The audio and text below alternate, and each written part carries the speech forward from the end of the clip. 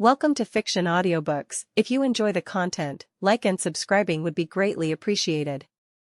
If you have any recommendations for novels, comment below. Please join my Patreon at https://www.patreon.com/fictionaudiobook.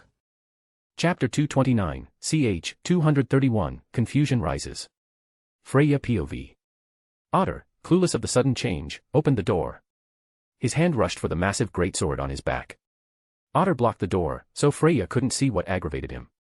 Otter. Freya stopped him and walked past him. The room had 3 people instead of 2, a silver-haired woman kneeling before Asahi. She turned her head, staring their way with her red eyes. The Valkyrie I met on the day of Monster Feria. How did she slip into the tower? Freya looked back, glaring at the hidden guard of the tower. The black-haired catman stepped out of the shadow and kneeled. Freya-sama, I. Say that later. Alan Fromel raised his head and stared at the woman who appeared out of nowhere. He clicked his tongue in frustration. Yes, Freya-sama. With him taken care of, Freya walked into the room. The maid stood and bowed. Sorry to intrude without notice. I needed to check up on my lord on my mistress's order. Your mistress? Who is she? Freya couldn't help her curiosity. She was a strong woman, Freya could just see it in her soul, a beautiful blue soul that radiated chill enough to freeze one's spine. Like the strongest Valkyrie of Odin's legion, Brynhildr.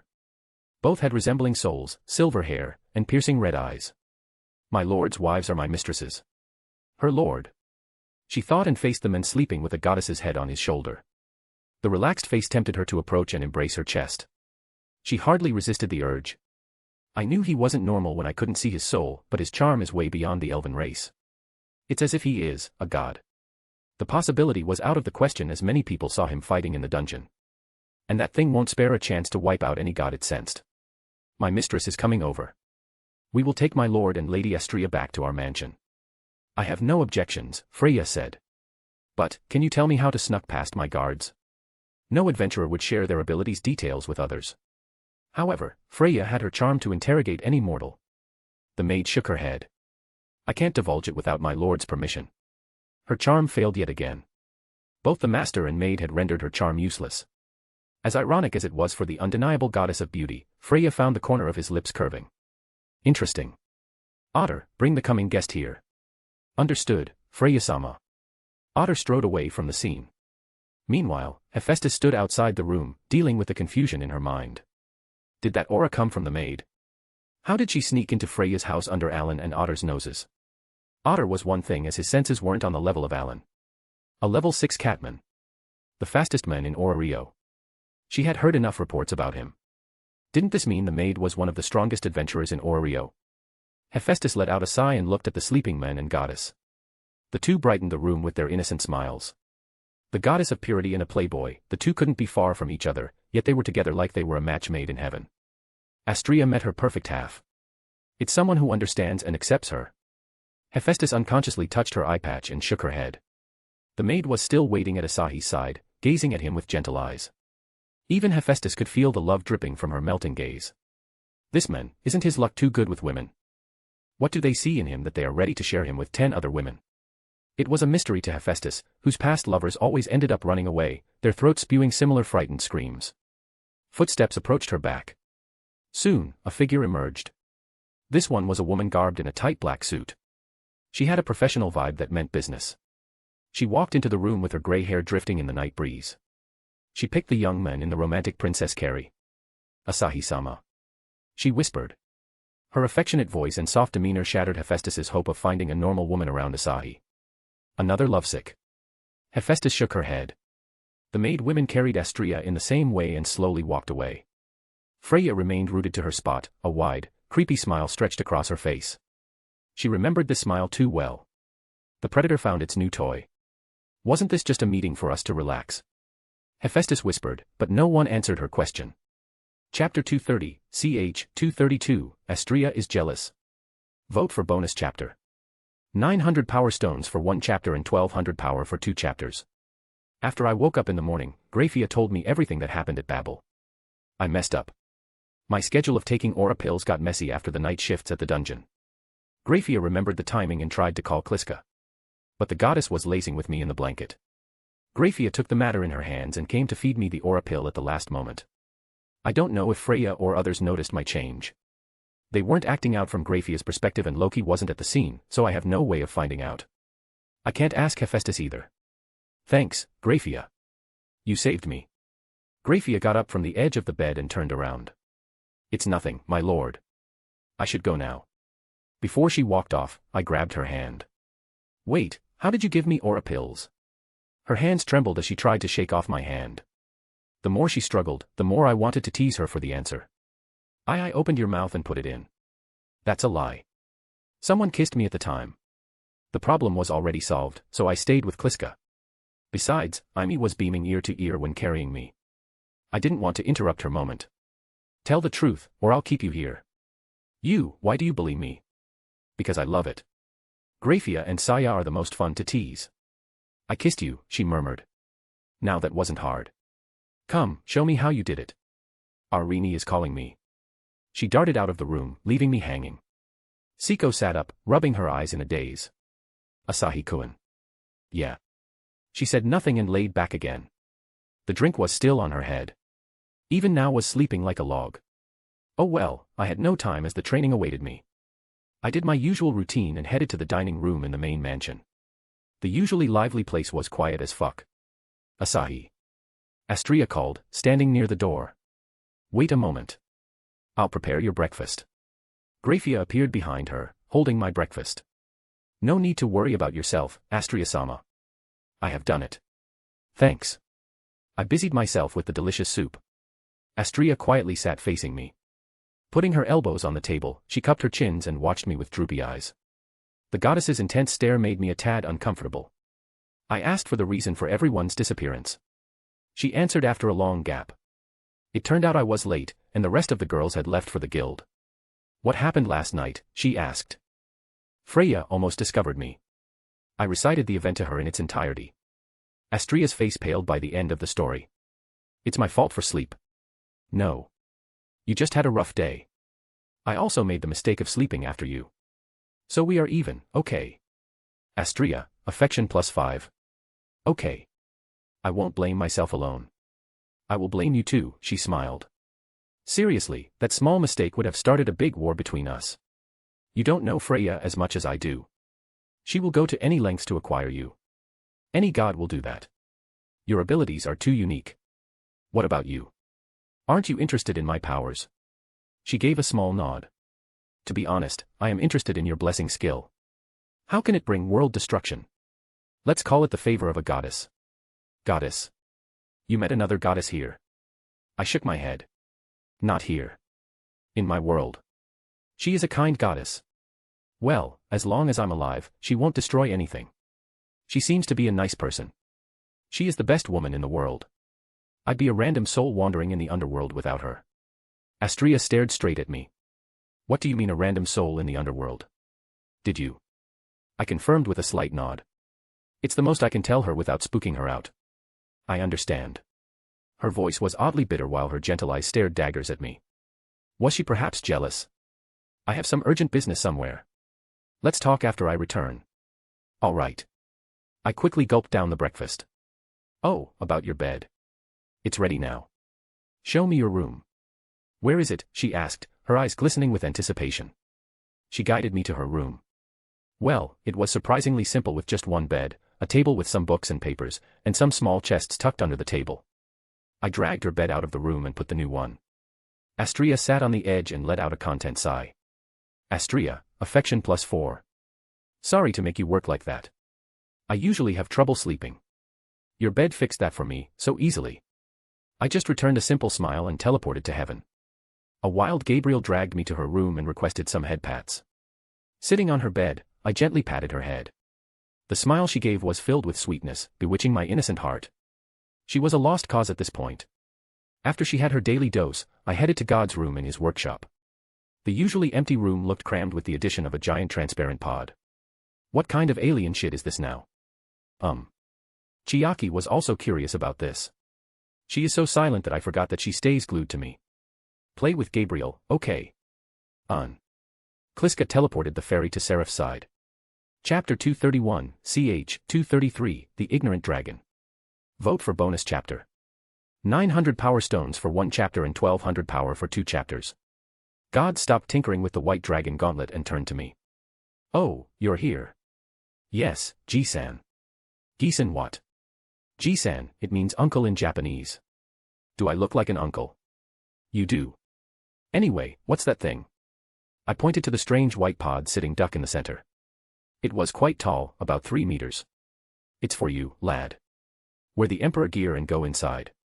This will help you meet Drake or Albion in your mindscape. You have to get one's consent to awaken this Emperor gear. It will also sync your souls. Sync our souls. Will they agree though? Both battle maniacs will probably ask for a duel or something. You won't trap me or something, right? I won't, he said with a deadpan face. Be quick. I have a buttload of things to do after. You know the shit is serious when God starts using the word but. Fine. Fine. Sheesh, don't be such a hard ass. I'll go in. I donned the gauntlet and approached the pod. God waved his hand and the chamber slid open like a convertible car's roof. Stand inside. Kliska, what's that? Ah, don't worry. It's an astral pod. A tool to force both souls to materialize in a spiritual plane. It's not harmful. Got it. I entered the astral pod and looked at God. He swung his hand to close the pod. Close your eyes and focus on the melody, God spoke through the telepathy. Melody. A gentle tune whispered in my ears. It had a strangely calming effect that eased the tensions in my body. As I closed my eyes and concentrated on its rhythm, everything went silent. I quickly came to my senses and opened my eyes wide. Trails of lava dripped down the charred black ceiling. I was on a stone platform surrounded by bubbling magma pools. A crimson dragon head peeked out, its 2 emerald eyes staring at me unblinking. I'm out of the white space. Where is this? Drake asked in a surprisingly soft voice and emerged out of the pool. She pressed her claws on the ground and sniffed me. Your smell is very odd. Who are you, boy? Well, I'm Asahi. Asahi, huh? You seem very calm for a small human. Have you ever heard of the Red Dragon Emperor? I smiled. The Red Dragon Emperor who died in the Great War. Those bunch of spineless cowards, she snorted, blowing a flame ball over my head. Hey, you almost burnt my hair. The entire world gathered to end 2 dragons. Even if they destroyed cities in their fights, their death was rather tragic. What are you doing here?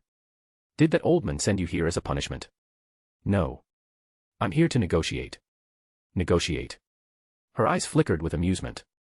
Negotiating with dead souls. That's a new low even for that old man. Geez. She truly hates my uncle. I admit he has done some questionable things in the past, but he was trying to redeem himself. Do you know Trihexa? Trihexa. Who's that? A being stronger than both heavenly dragons. It is on par with Great Red and Ouroboros dragon. She approached even closer, staring at me through sharp, narrowed eyes. On par with Great Red. You humans and your ignorance. You don't even know the extent of Great Red's powers. He can destroy anyone in his sleep. Even Ouroboros can't defeat him in the dimensional gap. Her words reeked of arrogance and pride. Although she was quite wise in the novel, giving Issei knowledge about things calmly. It could be the result of hundreds of years trapped in the Longinus. Your facts are wrong, Miss Dragon. Not only is Trihexa stronger than you two, but there are also more gods out there stronger than Great Red. Kliska for one. I don't believe you. I read the entire Trihexa arc and some of the tournament arcs. She was the ignorant one here, not me. I tried to convince her of the threat Trihexa posed, how it would end the world, not really. But she remained undeterred. Stubborn as hell. I gave up. You can't convince a dragon with words. No wonder they say dragons are thick-headed lizards. You. What did you call me? My bad. Should I call you a winged lizard? Brat, now you've done it, she roared and spread her wings, casting a shadow over the entire place. She stood up on her thick-scaled legs and released another shaking roar, the emerald jewel on her chest glowing faintly. Apologize now, or face my wrath. She was hot-headed on top of that. Her girly voice wasn't intimidating at the very least. Seeing the ceiling shattering over her head, a thought popped up in my head. Can I control this world? Yes, my love. Your Dreamwalker powers apply to this or any other spiritual realm. Burn. She opened her maws and spat a fiery vortex. I snapped my fingers with a smirk. Water. The ceiling split open and sprinkled water on the flames. Her dragon flames, known for burning gods to ashes, got extinguished by some water. Her eyes widened as she sat there in disbelief. She scratched the ceiling to find the source of water. What did you do? Wanna try again? You, stop provoking me. Tell me. Can you stop being so bossy? Asking a dragon to give up their pride, she snorted. Stop being so smug for that one trick. I will show you why people feared me. Her jewel glowed brighter and brighter, her aura doubling each second. Oh boy, she was serious about a fight. I can practically manipulate reality to my whims. Even without it, I was confident not to lose against her. I cracked my knuckles, looking up at her jaw-dropping, immense frame. Bring it on. Finally, someone who can force me to use everything at my disposal. Chapter 232, ch. 234, Her Conditions. Vote for bonus chapter. 900 power stones for 1 chapter and 1200 power for 2 chapters. Drake squinted at her prey, the tiny human grinning up at her as he cracked his knuckles. She had expected him to cower in fear, or get on his knees and beg for forgiveness. This wasn't the reaction she expected. Yet this stirred her anger even more. Did her reputation sink low that a human could act so audacious? She raised her claw and smashed it down on him. Her attack only crushed the stone platform as Asahi leaped into the air with fiery wings on his back. She felt like she had seen those scarlet flames before. Where was it? She couldn't wrap her head around it. What are you dazing out for? A whisper reached her ears as a hand caressed her snout. A little hard. She snapped back and tried to catch him. Asahi slipped away with his swift wings. She boosted her strength over and over. The sensation of indomitable strength surged through her body. With her boosted powers, she slashed at Asahi. He dodged by a hairbreadth. Her dragon eyes registered surprise at his speed. That was close. Asahi patted his chest with a sigh. I should stop holding back. Holding back. Holding back. Holding back. The words echoed in Drake's ears. This was the first time someone said that to her face. Even if fake, his words wounded her pride and filled her with rage. You, how dare you disrespect me like that? Her jewel released a blinding light as her emotions blinded her. Asahi could imagine the boost sound resounding in the jewel. He sweated as Drake trained her now crimson eyes on him. Crap. Did I provoke her too much? Penetrate. Asahi's instincts warned him. He darted back immediately until he was beyond the reach of Drake's claws. Her claws imbued with penetrate could ignore defense. A single hit might prove to be lethal on Asahi. The limited space in the cave served as an advantage to him. As long as he dodged her physical attacks, he would be fine. He reinforced his body with every possible magic. A translucent film enveloped his body. The change in his aura garnered Drake's attention, bringing some rationality to her furious eyes. You are not a human. The most a human had achieved was what? Ultimate class. His aura was beyond that, easily matching a god class. He truly held back before. I'm still human, you know, Asahi replied. Besides, what reason do I have to lie to a dead person? The words resonated with her. She already kicked the bucket, didn't she? Why would he weave lies and stories about a monster to trick her? Drake squinted her eyes. I believe you now. Tell me, what do you want from me? Asahi blinked his eyes, a bit suspicious at her attitude change.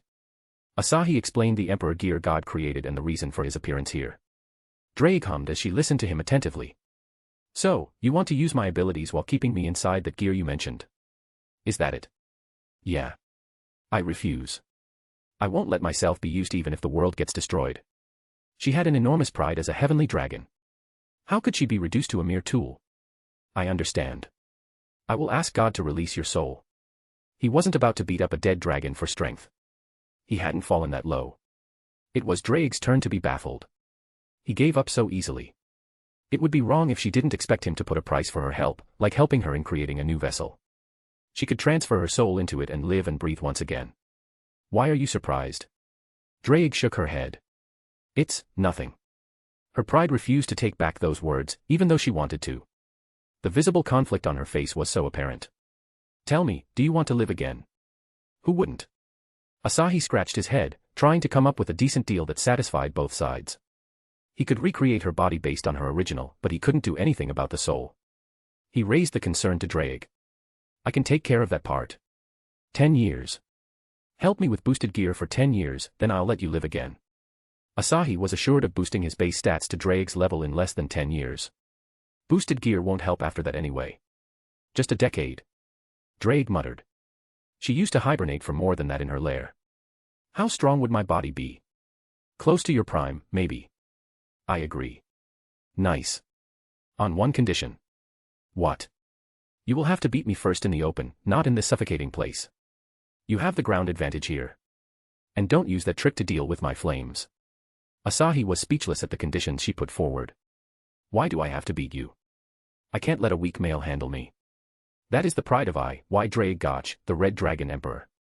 Asahi's lips formed a line. He could barely hold his own against the nerfed god slightly boosted by Seraph's powers. How could he beat a heavenly dragon head-on? A diva's full-powered attacks won't do much harm and Gi-Balg won't work on a soul. Even if it worked, he wasn't out to kill her. Damn it, he cursed under his breath. I'll still try, come at me. He wasn't going to give up just yet. Chapter 233, ch. 235, Maya's Return. Vote for bonus chapter. 900 power stones for 1 chapter and 1200 power for 2 chapters. Gods, you are worse than a cockroach. Draig cursed, looking down on the little old me sprawled on the stone platform which floated on the lava lake. This object surprisingly survived the havoc of our battle. Then you're a thick-skinned lizard. My attempts to defeat her ended in this. I dodged her attacks with some effort and counterattacked with everything. Yet, her sturdy scales sheathed in her dragon aura resisted my full-powered punches. She was smugly boasting her aura-enhanced defense, but slowly, the frustration of not being able to defeat me sent her into a frenzy. You are the strongest human I have ever met. Doesn't mean anything if I can't defeat you. Only Albion was able to give me this big of a fight. Every other god was terrified of my flames. So feel proud of it. Okay. I wonder where that old lizard's soul is. You have to ask God about that. Hey, lad. Time's up. Don't sleep too long, God's voice rumbled in the sky. That's my cue to leave. Draig snorted. Come again. I'll beat you to a pulp next time. We'll see that. The world faded into nothing. I opened my eyes back in the pod. Raising my hand to open the pod, I noticed the red lines on my gauntlet. I climbed out of the pod and showed it to God. That's new. The gear is evolving, or rather fusing with Draig's soul, he said, smiling ear to ear. You even charmed a dragon, nothing less from you, lad. Seducing that thick-headed dragon, he was asking for impossible, wasn't he? Now, time for our training. Come at me, old man. I'm gonna show you the wildest fighting style. All right, lad. Let's move to the training ground. After our usual training, I took Chiaki from Gabriel's room and returned to my room in Stardust Garden. It was mine in name only as all the girls shared it despite having a room for themselves. Strangely, the room was empty. Surprise. The cheerful voice almost made me jump. Maya appeared through Kliska's teleportation.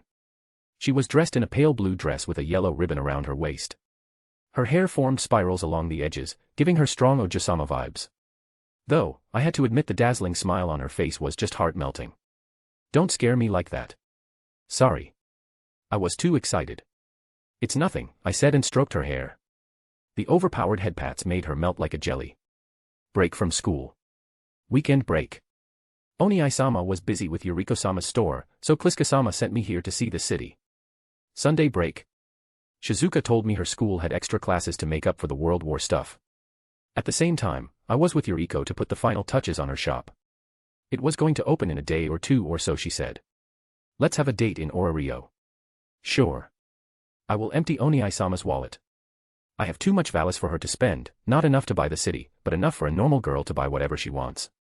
Well, being an Ojusama didn't put her in the normal category. Loud footsteps neared the room, belonging to none other than Elise. She raised her hand with a grin. Yo, Junior. Wanna grab some? Who is this new girl? Maya slipped away and bowed before Elise. I'm Maya Yatsuba. Pleased to make your acquaintance. Elise was at a loss of words at the polite greeting. She scratched the back of her head with a sheepish smile. Another sister? Just how many do you have? Where do they pop up from anyway? I'm Oni-sama's woman, Maya smugly declared. Also, Oni-sama only has one blood-related Oni-san. Who is she? She asked. I'm just curious. Nothing more, okay. Maya gently tugged at my sleeve. Is she at Sundara like Saya-ne-san? Yes, I whispered. Oni-sama, going on offense is the best way to deal with her. I know. I know. I'm not actively trying to seduce anyone here. Okay. Oi, what are you two whispering? Elise looked at us suspiciously. Is she enchanted by my perfect figure? Yes, Elise-sama. You're very beautiful. Isn't she, Oniai-sama? Yep. So many adventurers are jealous of me because Elise-sama is close to me. Why yes. People adore me too much, she fumbled with her words. Keikagaya is calling me. Goodbye. She scurried out of the room. Maya grinned. She is so easy to read. I know, right? Enough about her, Oniai-sama. You must spoil me and only me today. We rarely spent more than a few minutes every day. Sometimes during breakfast, or at night, her time with me had shrunk considerably. Her magic studies kept her quite busy and exhausted. Since she was free today, I gotta let her enjoy this day. Gladly. What do you want to do? Eat, Oniai-sama, she said with a light-hearted chuckle. Despite the mischievous glint in her eyes, her tone was quite serious. She winked innocently. I meant eating with Oniai-sama. I'm starving after working out. Geez, this little devil. She was more aware of these matters than the thousands of years old Astria. It was more than absurd. Okay. Let's grab something outside real quick. Yes. Asahi, are you free? Astria's voice arrived before she popped up at the door. She looked at Maya and tilted her head. Who is this cute girl? I'm Maya Yatsuba. You must be Astria-sama. Indeed. I am. Maya tried to bow but Astria stopped her. You don't need to do that. Asahi, let me know when you're free. I want to discuss something with you and Loki. Oniai-sama can go. I shushed her with a rub on her head. I was about to go out with Maya. Astria, can we talk with Loki later? I know it's rude but Maya usually doesn't have time to meet me. I wanted to show her around Orio. Loki would perhaps want to talk about last night. After that huge botch, I'm sure Loki was sweating in her room. Because when it came to making a mess, nobody was better than Freya herself. Ah, no problem. I'll send someone to tell Loki, Astria said with a smile. If you lack funds, do not hesitate to ask me. Thanks for the offer, but I don't lack money. Okay. Then see you later. Astria walked out of the room. I thought a goddess would be more overbearing, Maya said. Astria isn't like that. Well, most gods aren't. Still. Astria, the virgin Greek goddess of justice, innocence, and purity. Even she couldn't resist Oniai-sama's charm. Oniai-sama, aren't you too overpowered? Hold on a second. Astria is a virgin goddess. Kliska chuckled. Yes, my love. I'm sorry for not telling you. It was cute seeing you fuss over those little details. Can't be mad at her no matter what she does. Honestly, Astria being a virgin was so obvious. I only thought there were 3 virgin goddesses in Greek. To think there was another one in that FD up world. Oniai-sama. I pinched Maya's cheeks. I'm far from overpowered. I'm nowhere close to Kliska's level. Oniai-sama, can I join Familia and enter the dungeons? I want to support Oniai-sama too like others. Sure, you can. But I'll decide when you can visit the dungeon. Is that okay with you? I can't let her overexert herself. After all said and done, she was still 12. Asahi-kun, Maya-chan. Shirori returned, sounding upbeat as always. The others also followed her into the room. Now plopped on the bed and sighed. Shopping here is more tiring than I thought. Rika sat beside now and hugged my waist, rubbing her head against me. Let me recharge some energy. Siko shook her head at the two. You two are just making a fuss. We're not. I smiled at Aimi staring at me with a soft expression in her eyes. What did you guys buy? They carried no bags whatsoever, then the stuff would be in their rings. The woman makeup stuff you don't want to know, Rika replied. Don't worry about Rini-chan and Grafia-chan. They went to that side to help Shizuka. That's nothing new. Okay. I wanted to take Maya around the city, I said. Siko softly stroked Maya's hair. Please, do it. We were also going to have a small dive in the dungeon. I hadn't progressed after stepping into the 38th floor. Hope they don't go too far.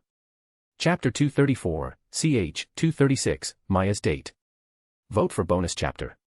900 power stones for 1 chapter and 1200 power for 2 chapters. As Maya came out of the mansion, the burning sun made her squint.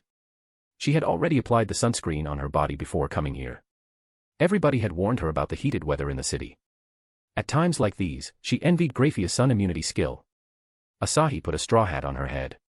There. Gotta save your skin from tan. Doesn't Oniai-sama like tan? She had seen how much he adored Rika and Lamy. She shook her head. 10 or not, he tried his best to give equal attention to his lovers. Maya peered at her front. The bustling streets were full of pedestrians and adventurers of various races chattering and exchanging smiles. Rio was every bit as vibrant as Maya imagined it to be. It was very different from the neat, cold streets where people just minded their own business. Maya quietly clutched Asahi's hand and intertwined her fingers with his big fingers. Her heart accelerated from the warmth. Let's grab some Jagamarukan. Jagamarukan, yeah. Shiori-san boasted about the snack being nice and spicy. Yep, that. Tell me if you like something on the way. Understood.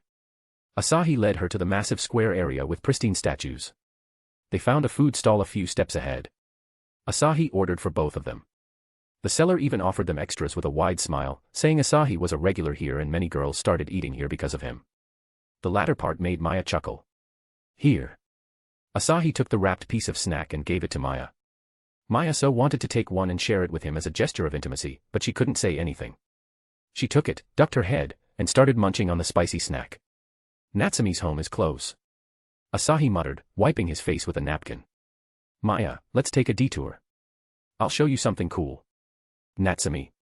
Rika casually mentioned the name once. Nobody revealed much detail about her, so Maya assumed the woman to be a female from Asahi's old world. Who is she? Maya's lips curved. She loved mysteries and solving them stuffed her chest. The destination was only 3 streets away. A giant mansion that could perhaps be a classic antique. The Beastkin guard opened the door, smiling as if they were familiar with Asahi.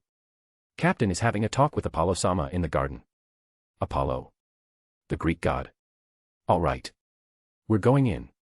Asahi led Maya inside. She glanced at the lush garden in admiration.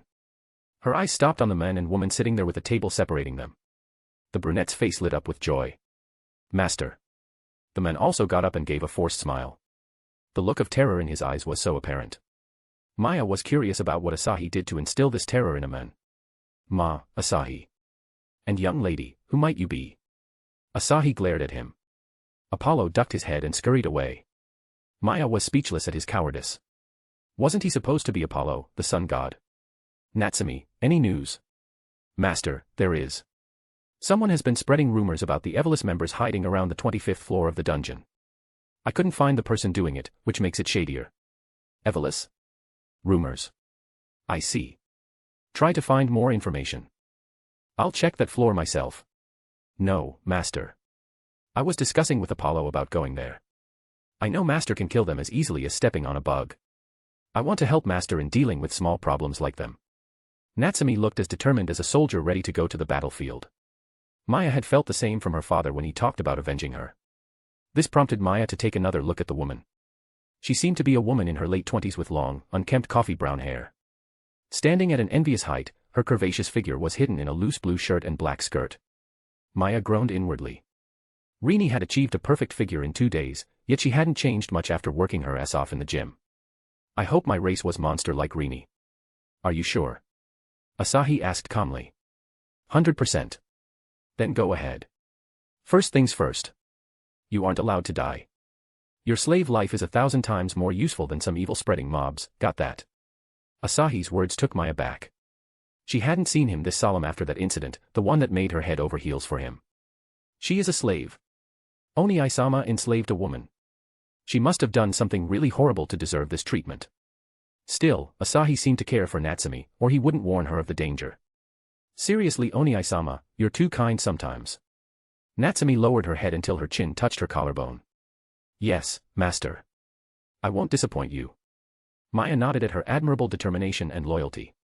Such servants were rare to encounter in her world. That's why the clans raised their own servants to make them utterly loyal to their cause. Asahi turned around to leave. Little sis, good luck on your date, Natsumi whispered.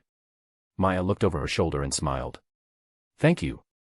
Maya inquired some details about Natsumi from Asahi. Walking on the streets, he revealed the incident that happened in his world. Maya couldn't have believed it if Asahi didn't say it. But she blindly trusted anything Asahi said. My love is right about people in love being blind. Kliska-sama, you should know how much I love him now. I can't help after he accepted me so easily. We're in the same boat, Maya-chan. You should attack him today. He won't be able to resist a loli's attack. I want to, you know. But my promise, it is holding me back. Screw promises. Everything is fair in love and war. Just sneak into bed tonight and slide his divine cock inside your hole. He will do the rest. Are you sure it'll work? Sheesh. Who am I? Marikawa household's first wife. You think I'll give you terrible advice? Never. I'll think about it. She had imagined multiple times how their first time would go. The scenario Kliska mentioned was one of them. She was a bit ashamed of thinking of forcing herself on Asahi. What's going on in your pretty little head? Nothing, Oni-sama. I am just happy to be here. Oh. The date continued. Chapter 235, ch. 237, Plans. After almost 200 chapters, I'm gonna take the next week off. I'm feeling some burnout from writing. Don't worry, the bonus chapter will be posted this week. The date turned out to be more fun than I expected. I bought some pairs of nice clothes for Maya, took her to a maid cafe, and the market near the Stardust Garden. I wanted to take her around the entire Ororio, but Maya kept urging me to return and finish my business with Astria. So I escorted Maya back to my room. So, had fun, or not? It's impossible to not have fun with Oni-sama around. School life is boring, you should join. Studies. Despite jumping a few grades, I hadn't finished my university course. Shirori, Saya, and Shirori hadn't finished high school. Rini and Aiko too. Lots of dropouts in the family. Nothing wrong with a normal life break after clearing the dungeon. The 200 floors might take quite the time. Speaking of which, the girls hadn't returned yet. They're gonna have all the fun alone. I connected to Rika through telepathy. Rika babe, what's going on over there? Wait, Chan. Not now. I can't afford to feel these tingles in a battle. The telepathy did make my chest a bit warm, not to the extent Rika described. Perhaps it was different for everyone. Call me after the battle, okay? Got it. I ended the connection and sat down for the moment. Maya slid to my side and rested her head on my lap. I stroked her hair while telling her about the study plan. Attending school with Oni-sama, I'm fully on board with the idea. High school and university are different though. Don't underestimate me, Oni-sama. As a magic prodigy, I can skip however many grades I want, she declared with a broad smile. The Ujo-sama was right about that. The education worked differently in her world than ours. Wait, going to some other world for school might not be bad. Maya's world schools are more centered on magic. It's not a bad thing, but their magic system was really about calculations and whatnot. I'd surely get bored after a month or so if there wasn't some MILF teacher to flaunt her ass. Experiencing other worlds might be a good trip for everyone. Astria didn't arrive after all this time. Maya's sluggish expression made her too cute to be disturbed. Should I call her with telepathy? Laimy's authority allowed me to contact a girl with over 50 affection points. Astria had 71, which was quite surprising. I closed my eyes and concentrated on contacting Astria. Astria. Who is it? It's me, Asahi. Ah, what are you doing in my head? It's not a good place to wander around. I'm in my room. Wait, I'm coming. Yes. Please, come for me. Okay. Shaking my head at her clueless personality, I ended the connection. Moments later, she arrived at the door. Is she sleeping? She whispered her question and perched on my side. Seems so. Ojo-sama became so comfortable that she fell asleep. Asahi, I was thinking of telling your secret to Hephaestus. She has always been my friend, supporting me before I descended to Ororio. She won't tell anyone. Go ahead. I don't mind. Someone like Hephaestus wouldn't sell anyone out. You trust me that much? I do. You haven't done anything against me so far to betray my trust. Astria, affection +3. Her affection is nearing the 100 points mark. Would she confess if that happened? Shall we go to Hephaestus's shop? Sue. My lord, should I bring them here instead? Graphia interjected, appearing in front of me out of nowhere. You don't need to walk that far with Astria-sama. Okay. I'll be back soon. And she disappeared. Graphia walked 4 steps ahead of everyone. Does she have some foresight skill? In another minute, the party of 3 arrived in the room. Graphia prepared a couch for the 2 guests before she nodded at me and walked away to do her chores. Hephaestus surveyed the surroundings with wide eyes. We came here in the blink of an eye. That maid has teleportation and storage skills. I nodded at her statement that couldn't be any more true. She is the best maid.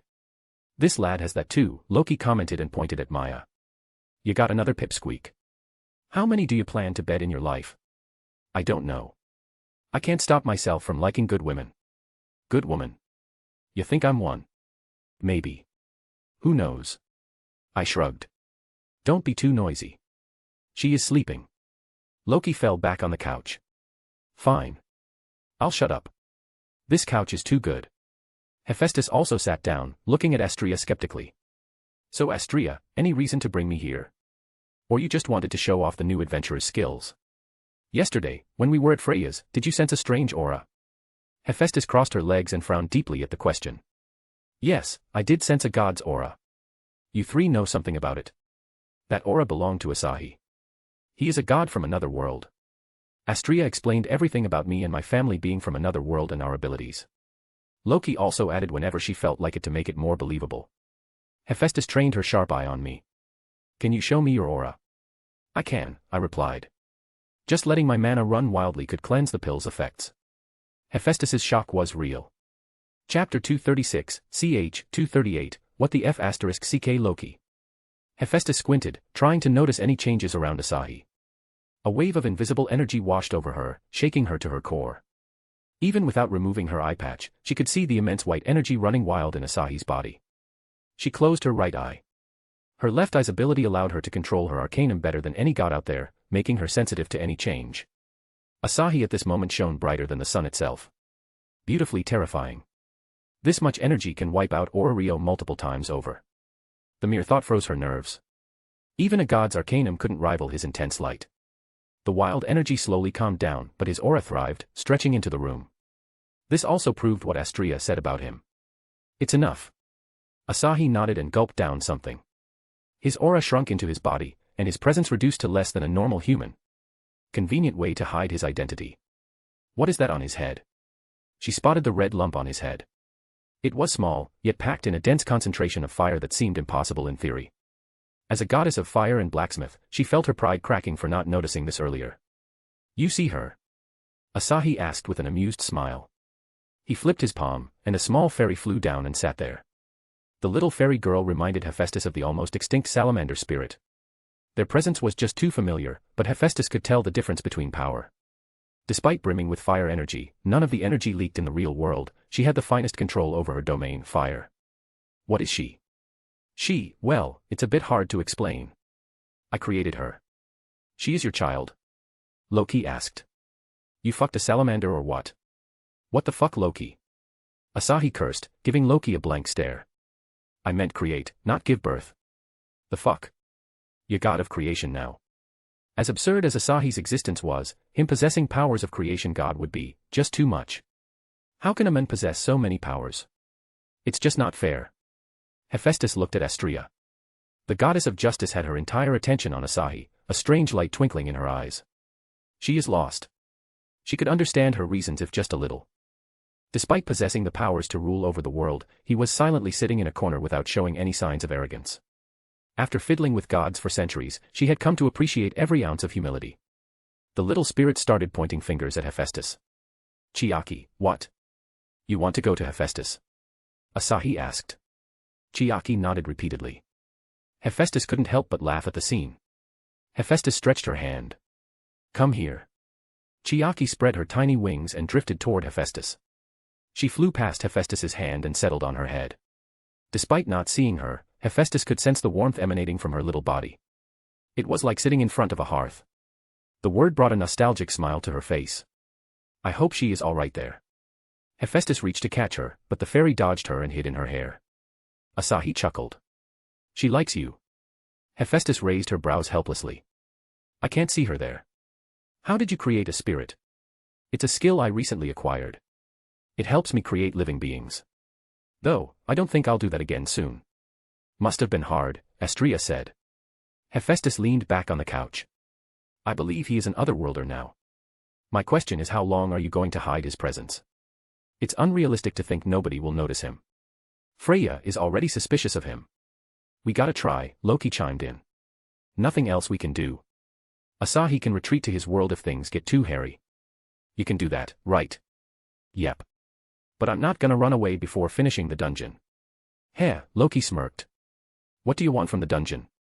Asahi returned a bright grin. Nothing. Just coming face to face with the final boss will be enough for me. I'll support you, Astrea said. Ending the dungeon's tyranny will be very helpful for everyone.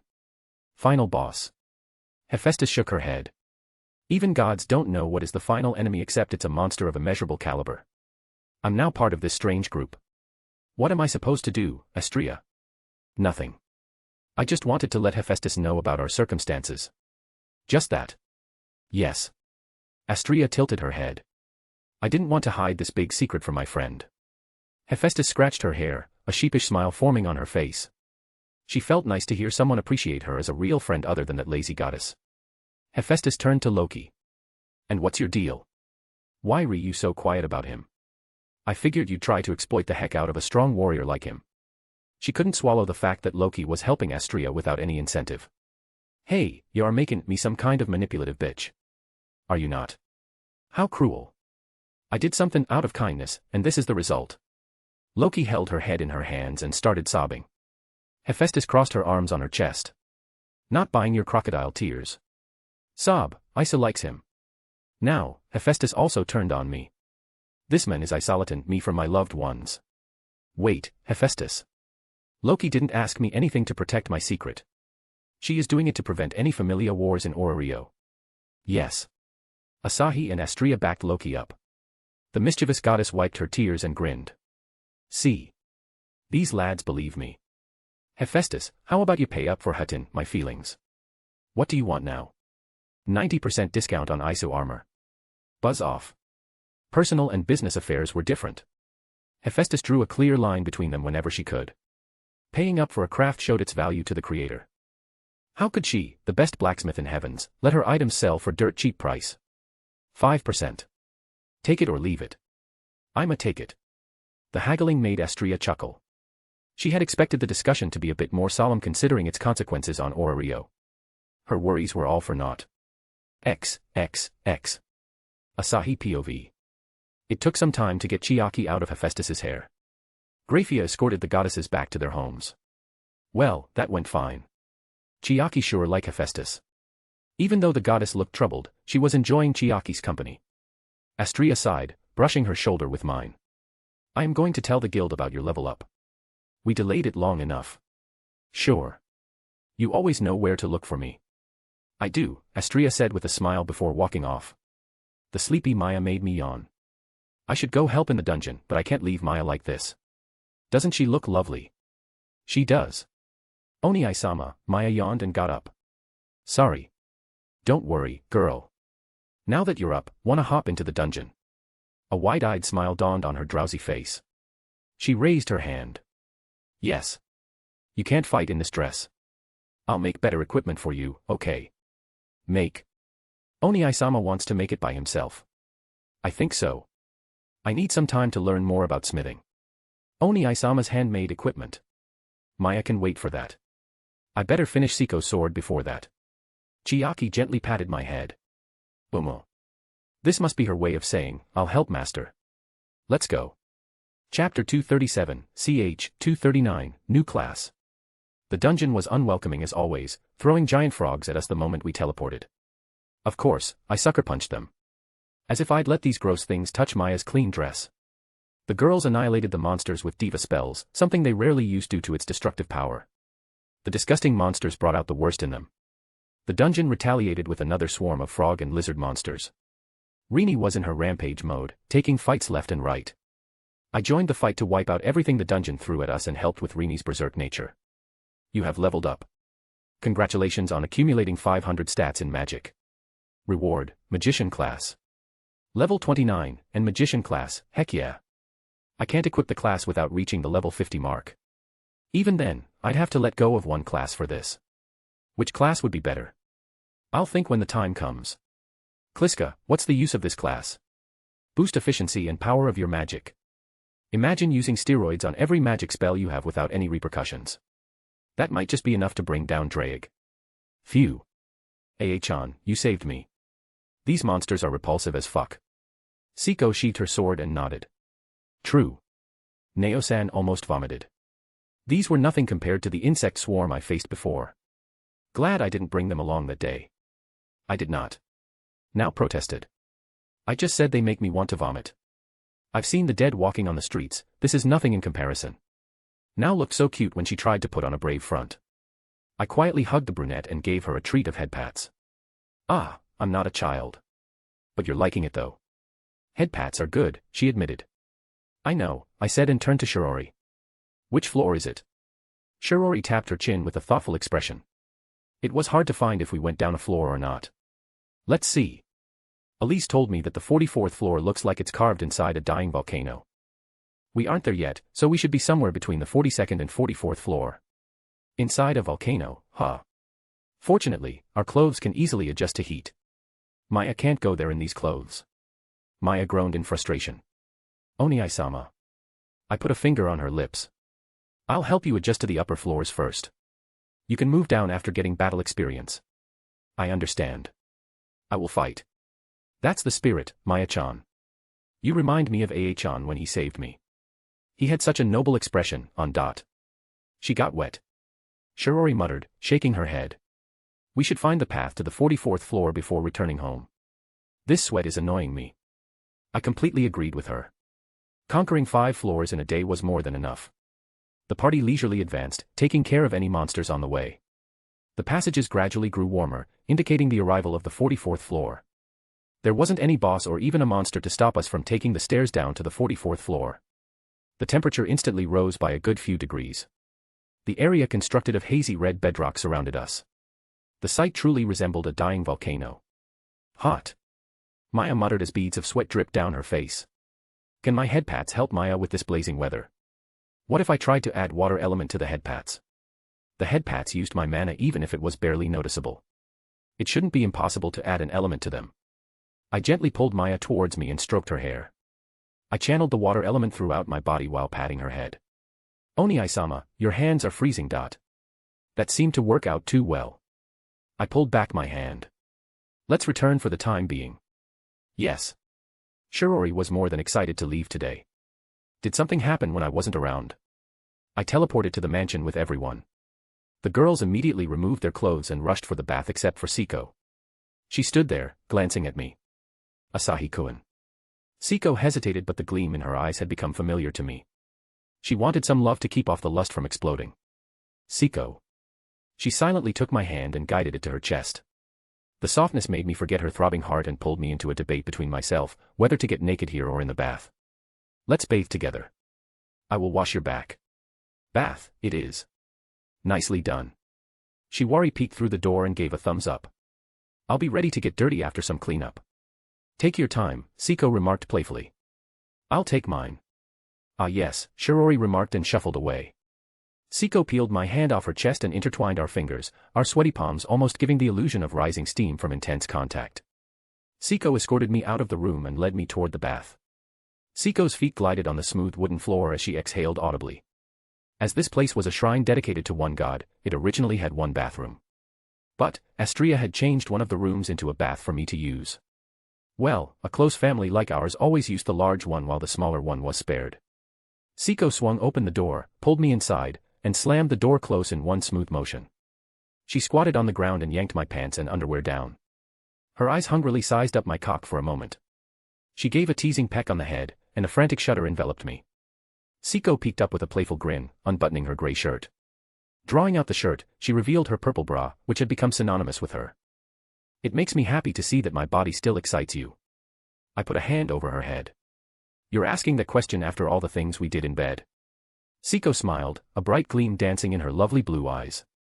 She tucked her hair behind her ear. Forgive me for that, or I will earn my forgiveness with this. Her exhales were enough to make me quiver. She wrapped her arms around my hips and took me deep into her throat on the first go. Fuck. A futile curse escaped my lips as Siko began blowing me in earnest. Her eager mouth salivated crazily and coated my cock. Her head moved back and forth in an unseen rhythm as she tried her very best to earn forgiveness. After training for months with Rika, the prodigy of Fellatio, Siko's skills were on a completely different level. Her enthusiasm brought me to a nerve-wracking orgasm, erupting into massive waves of cum into her mouth. She winced and shut her eyes, struggling to swallow the thick liquid down her throat. My knees gave away for an instant. I held myself together and marveled at the swordswoman sucking the leftover cum. She swiped her tongue over her cum-stained lips to clean up and gave a hot sigh. She was ready. No, more than ready for a ride. Asahi-kun, over there. She released her hands around me and stretched her arms, glancing at the small pool in the center of the squared room filled with clean water. I pulled her up to her feet and firmly gripped her buttocks. She slid her limbs around me and nuzzled her cheeks in my neck, taking a moment to rub my cock between her legs. Carrie. Inside the pool. Yeah. No need to clean up afterward. What about clothes? What clothes? She asked back. Our clothes already went to her ring, my cock nestled against her eager slit dripping with her nectar. That impatient, huh? Very. Very. Very impatient. I jumped into the shallow pool. The water swirled and rushed toward Siko before enveloping her body. Her control over her element was just amazing. Sorry. I wanted to wash the sweat, she chuckled and pushed the water back. I want to try something. Siko clapped twice, and the water gathered in a squared box. This curve. That and that, she muttered, swiping her hand left and right in deep concentration. Her ability to bounce between aroused to no end and focus state was unfathomable. Well, nothing less from a samurai. I settled against the edge and watched her creation step by step. It is, my eyes widened as water took a familiar shape. A bed. A bed made of pure fucking water. Chapter 238, ch. 240, Siko's bed, R18. Siko grinned in satisfaction. The bed of her dreams was lying behind her, ready to be rocked hard by what was to come. A syrupy trail dripped down her slit, onto the meaty cock between her legs, it twitched and pulsated in excitement. Without moving a single finger, Asahi made her crave everything of his. Do me. The single shred of dignity held back those practical begging. She had done so much with him, getting spanked in the naughty dresses given by Shirori, wearing collars, calling him husband, everything happened when Shirori pushed her back, or in the heat of Diva's lust. She hadn't used Asmodeus's spells to that level today. After all, the display was just a fake to lure Asahi from others. Yo, Imuto. How you holding up there? Shiori's teasing voice chimed in her ears. Missing me already? No. I went down on him, now I'm embracing him. Good work, Shirori said with a chuckle. We convinced Maya. Really? She didn't think Maya would agree so quickly to hide something from Asahi. Yep. It's for her Oni-Isama's birthday. She adores him, like too much to ignore our plan. I still can't decide on my gift. Talk later. Focus on Asahi-kun now. Yee. A nice bed if you ask me, Asahi mused with a smile and advanced to the water bed. He sat Siko down. She bounced on the water bed before a wave of cold comfort enveloped her jiggly buttocks. The experience was beyond good. Any bed, even Kliska's bed, couldn't overcome this deep-rooted soft nature of water. This is incredible. A smile rose on Siko's lips. Being praised by him, even if a little, made her fuzzy. She felt her chest jutting out a bit more than usual. All right, enough sidetracking. Shall we? Siko's head bobbed up and down, approving Asahi's suggestion. Asahi gently pushed her shoulder and hovered over her. Her legs spread on their own, and the hips raised ever so slightly. When Asahi grabbed his cock and pressed it against her, she shivered in sheer anticipation. Oh. Her mouth opened with a tiny whimper. Asahi entered her as her wet insides welcomed him with an eager splash of nectar. Asahi gripped her waist and pulled her, thrusting his cock into what felt like her womb. The bed waved about to their erotic movements. Siko loved his gentle side, but she also loved whenever he treated her roughly. Both sides tugged at her deepest heartstrings, coating her heart in honey. This thing's solid, Asahi said, feeling more and more amazed at Siko's creation. I thought it'd burst. The praise pulled Siko's mind from the ocean of pleasure. Thank you. Asahi squinted as he leaned down and kissed Siko. She entwined her arms around his neck, keeping her eyes matched with him. The heartfelt affection in his dreamy golden eyes captivated her heart every time. She desperately and passionately sucked on his lips as he filled her with his warmth, painting every part of her body with his musky scent. MHHH. Siko shuddered as the tidal wave of arousal swept her, sweeping her consciousness toward a blank white canvas. Her legs clamped around him as her muscles clenched. Her insides wrapped around Asahi, giving Asahi no way out. Asahi grunted and unhesitatingly shot his seed inside her. Siko felt her body melting and becoming one with the bed. Asahi gave a soft smile and slid his fingertips on her cheeks. Geez, you want to get pregnant or what? Pregnant? Siko muttered as her eyes opened wide. Having a child wouldn't be bad, really. Otosama will be surprised to see 2 healthy babies when we return. But, am I ready? Siko shook her head. She wasn't just his wife. She had also sworn to be his sword. She wasn't ready as long as Asahi required her battle prowess. Shirori should get the chance first for being the older one. Her offspring will be a perverted one. Oi, why bring me into it? Shiori's retort came, and Siko chuckled. I'm not a pervert. I'm a cultured girl. Yes, I agree. Besides, our man is more perverted. I can feel his perversion growing inside me. Siko pushed Asahi's chest. Asahi sat up, giving her space to clamber back. She knew 1 or 2 ejaculations weren't enough to extinguish his lust. Even the strongest goddess struggled with the prospect, so Siko got on all fours, her fingers digging into the waterbed. It's softer than Shizuka Ne-sama's boobs. Her boobs were the softest thing Siko ever touched other than the bed Kliska made for them. Asahi merely stared at her back, a hint of admiration flickering in his eyes. The unparalleled attention caused Siko's thighs to tremble against one another. Husband. Siko blushed furiously. What are you dazing out for? The fauna marks are weird. It wasn't the first time he saw these markings. He never observed her back this closely. Siko was ready to remove them if he disliked it. He was her priority. Nothing. You're just too beautiful. These marks really suit you. Siko sighed and nuzzled her cheeks with the comfy bed. Asahi's fingers crept over her and molested her butt. He lovingly slapped her bottom before pinching the flesh with an intensity that was bound to leave a red mark. He ended his teasing and put his cock inside her to start yet another round of lovemaking. Chapter 239, ch. 241, The Girl's Dilemma. While Siko and Asahi enjoyed each other's company, Shizuka scratched her head in the bath. Shiori, Rika, Maya, Nao, Grafia, Rini, Aimi, even Saya. Asahi's entire harem except for Yuriko and Lamy was present here in Orario. Rika, what to do?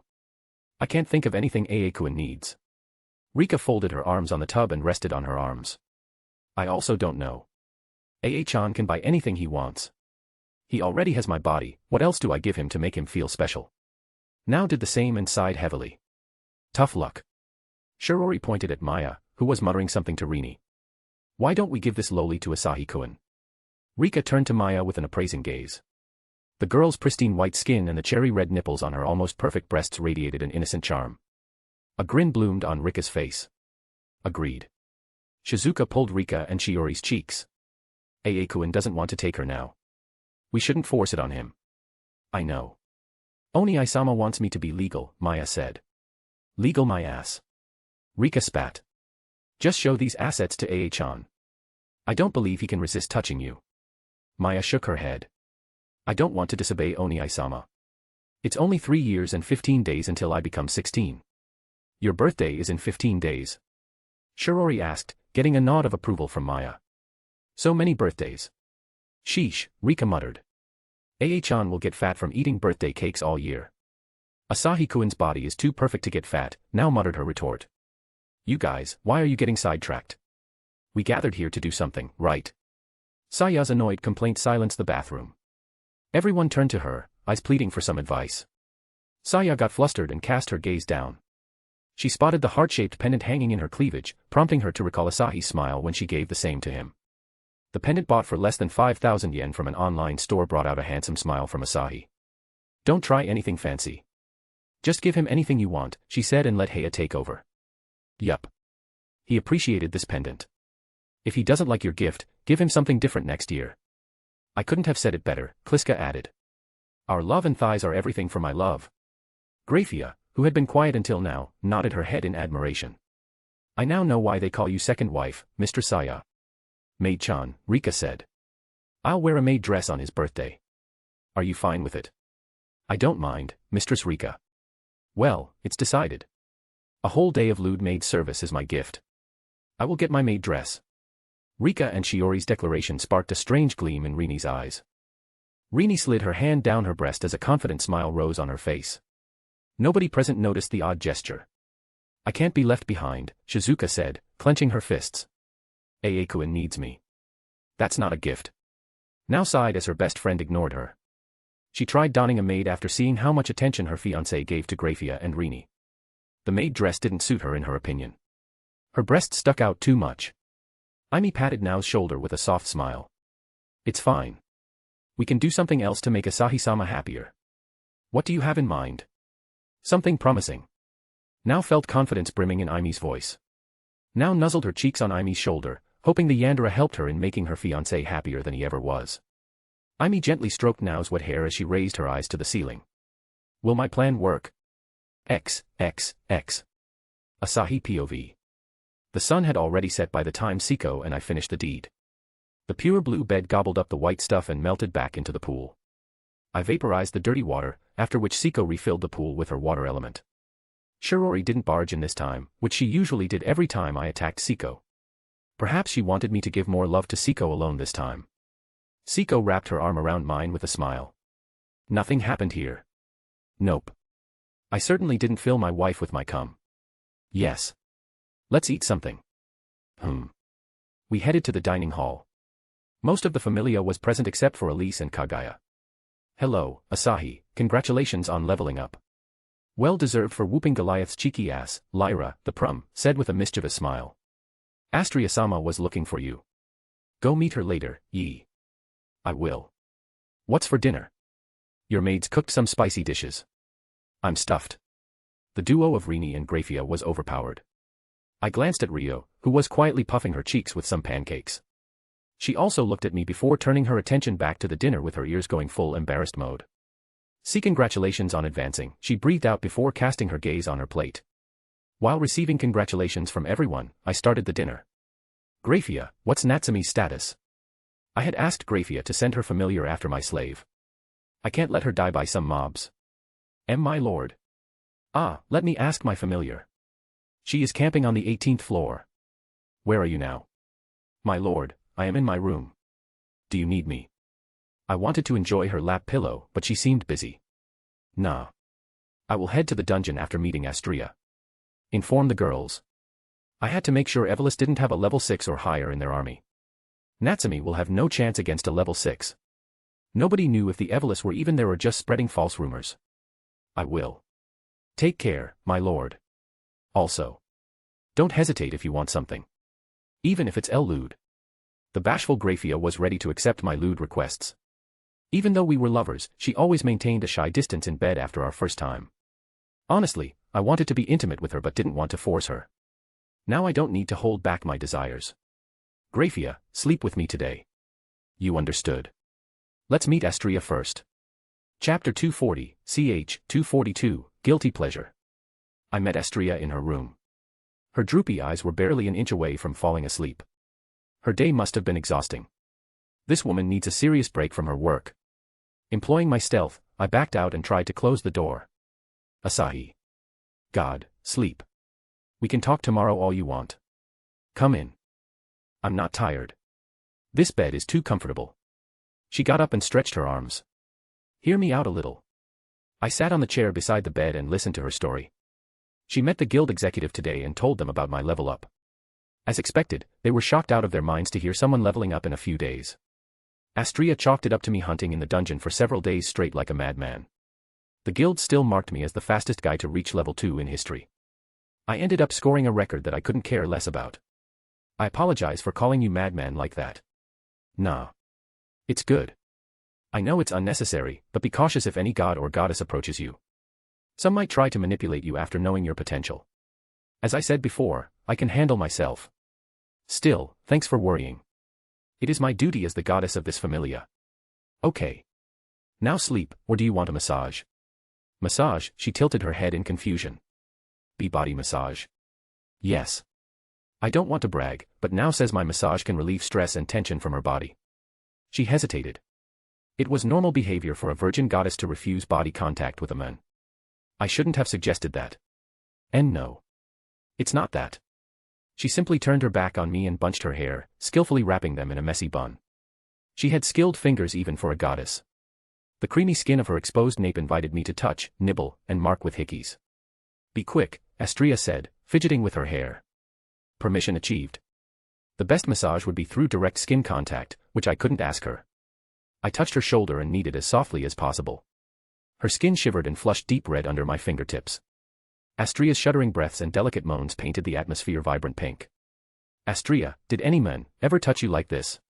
She gently shook her head. So I'm first. With a shaky exhalation, Astria nodded and slumped her shoulders. I don't mind you touching me. I fought hard to keep my hands from going down her curves and grabbing her stiff bottom pressing down on the bed.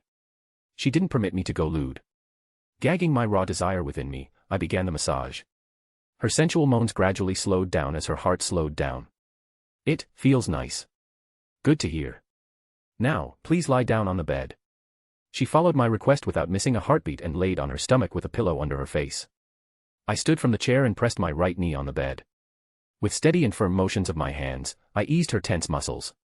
I noticed all too late that Astria had fallen asleep midway, leaving me sitting with an awkward smile.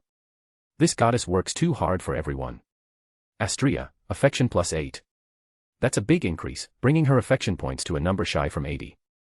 I untied her hair lest she made a giant mess of her hair in sleep. Her tight dress wasn't ideal for sleeping, but I couldn't just remove her clothes without her permission. Wait. I draped a light blanket over her and sent her dress into the ring. I placed her dress on the bed and stroked her cheeks. A simple but innocent smile appeared on her face. Good night. I opened the door, only to face Elise. She looked past me and widened her eyes. What did you do to Astria-sama? Oh, this naughty girl thought I assaulted Astria. Anyone might have thought the same if a playboy like me walked out of a room with a girl sleeping almost naked on the bed with a satisfied smile. I grinned and caressed her cheeks playfully. What do you think I did? Crimson enveloped her cheeks. She slapped my hand and grabbed my collar. Why you lecher, why Astria-sama when you have so many wives? I touched her softer than cotton skin, while she moaned, muttering my name in a sweet voice. Elisa's face turned brighter and brighter as her hot breath flowed out of her mouth. After all, I couldn't. I traced a finger up her cheeks and flicked her forehead. Massage her without touching her. Tears burst forth from her eyes. Despite holding back as much as I could, her forehead had a burning red mark. She rubbed it with teary eyes. That's my justice. You trust me so little, huh? Am I so low in your eyes? UNN. What? Seeing her panic and fluster might become a guilty pleasure. This idiot. Kagaya came out of the corner of the hall, chuckling as she did. Astria-sama was the one to call Asahi-kun. I saw him entering the room 10 minutes ago. Think with this little head of yours, Captain, can a healthy man with a harem finish his business in 10 minutes? Kagaya made a rational judgment on the matter. Even my foreplay lasted longer than 10 minutes. And we don't have any right to deny him if Astria-sama wants to have a relationship with him. So Captain can only suck it up and watch Astria and Asahi-kun sweating in a room, screaming each other's names passionately. Ah. No. I didn't, sorry, Asahi. Aye, Elise panicked, a little too much. I reached out to pat her head, but she shook her head and bolted away. I went overboard with teasing her. Kagaya stared at me and my hand with a mischievous smile. Gee, you scared her away. She isn't used to others using her own tactics to pressure her. I sighed. I'll apologize to her later. Don't. She also made the wrong judgment based on her feelings. Do you like Astria-sama? Her question prompted a nod from me. I had no reason to hide it from Kagaya anyway. She seemed like one of those schoolgirls who used a girl's secret to ship them with their desired boy. Yes. Wow. So bold. Well, you would need such confidence if you want to create a harem in the first place. I can be bolder if, I trailed and reached for her lovely cheeks. She giggled elegantly as she pushed my hand. You'd need more than just manliness to conquer my heart. She winked her eyes and walked past me, chuckling louder. It was just a playful attempt to tease her. I ended up being teased by her. My love got rejected. Sad. Oni-san. Rini's voice stopped me from teleporting. She rushed to my side with her boobs bouncing, wrestling to break free from her maid dress. Take me to the dungeon. Her senses might be useful in digging out the rats hidden on the 27th floor. No problem. Chapter 241, ch. 243, Man-Made Labyrinth. This is the last chapter of this month. See ya all on 2nd of next month. A yellow magic lamp flickered, casting a shadow over the eerie sculptures depicting beasts in the halls. A cat beastman leaned sluggishly on a wooden chair, swinging his chair back and forth. Another man cleaned the blood dripping down the cat beastman's head and wrapped bandages with shaking heads. See Captain Jura. Jura turned a blind eye to his subordinate's timid call. The memory of a talking golden-winged siren kept playing in his mind. Its fluent words were like any human on the street. How could a monster speak a human's language? While he was utterly flabbergasted, someone knocked him out with a blunt weapon.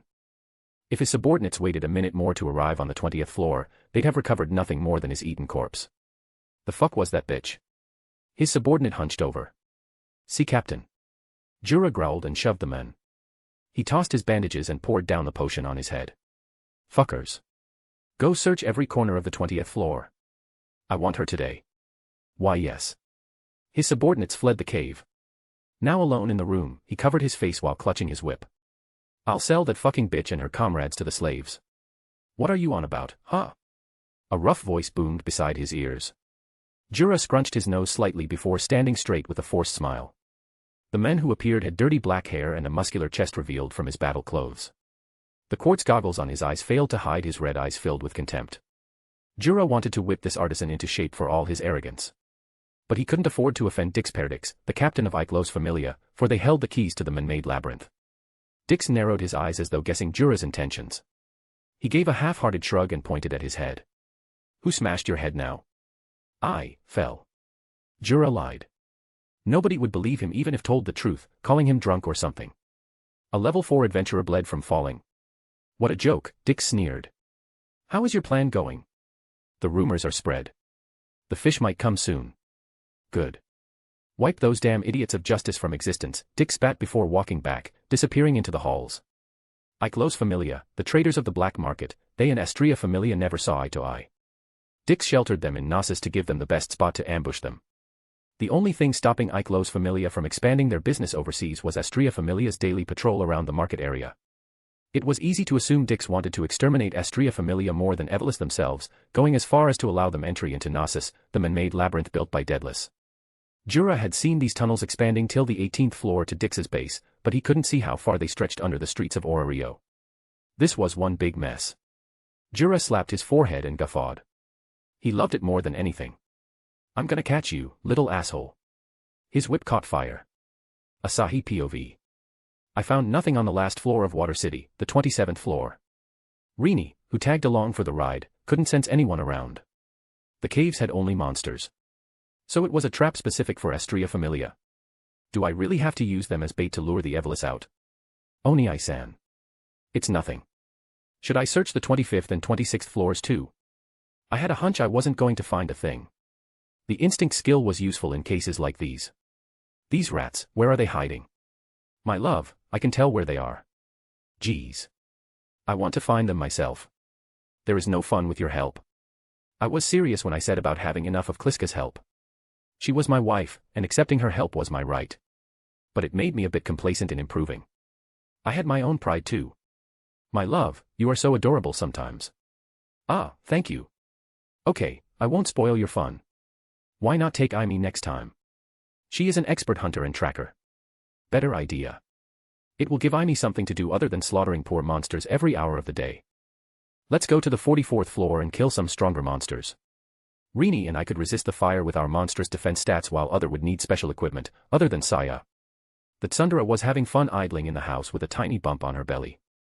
I couldn't wait to see what becomes of our child. Yes. Rini agreed. Kliska sent us through the void. The floor filled with sweltering heat appeared. The crimson cracks stretching everywhere glowed deeply, as if a splash of burning lava would leap out any second. Distorted rocks laid in our path, seemingly giving no signs of being odd. But my senses picked up the mana inside the rocks. The life sense skill only bolstered the fact. A monster hiding in plain sight. A similar monster popped up in the Water City. Oni-san, you sense it? Let's smash.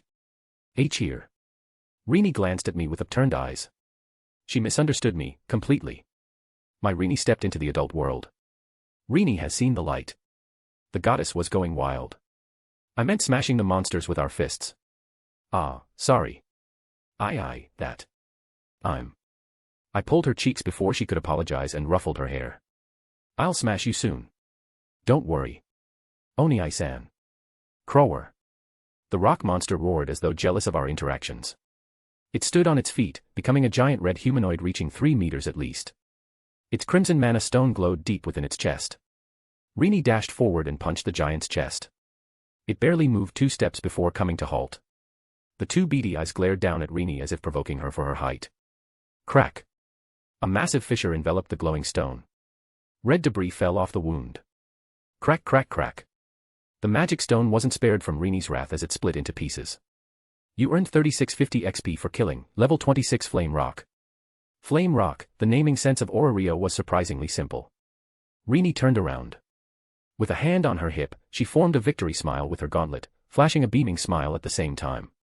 The anime influenced her a little too much.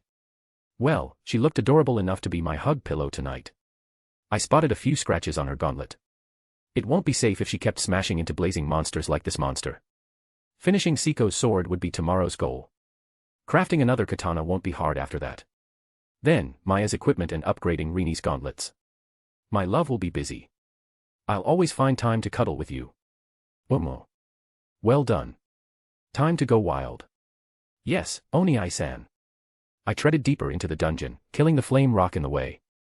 The corridors were simple and not messy unlike the earlier floors.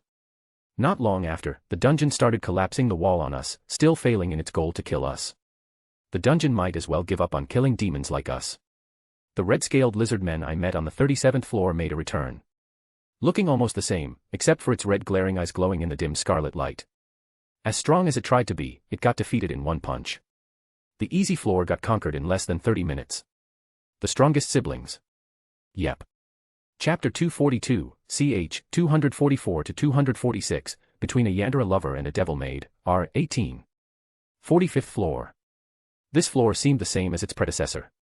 A red passage with a decent amount of flame rock lying in wait. The golems possessed less intelligence than a toddler. This was enough for the day. Grafia must be waiting for me in the bed. Speaking of the maid, I should ask Natsumi to halt her search for now. It'll yield absolutely nothing.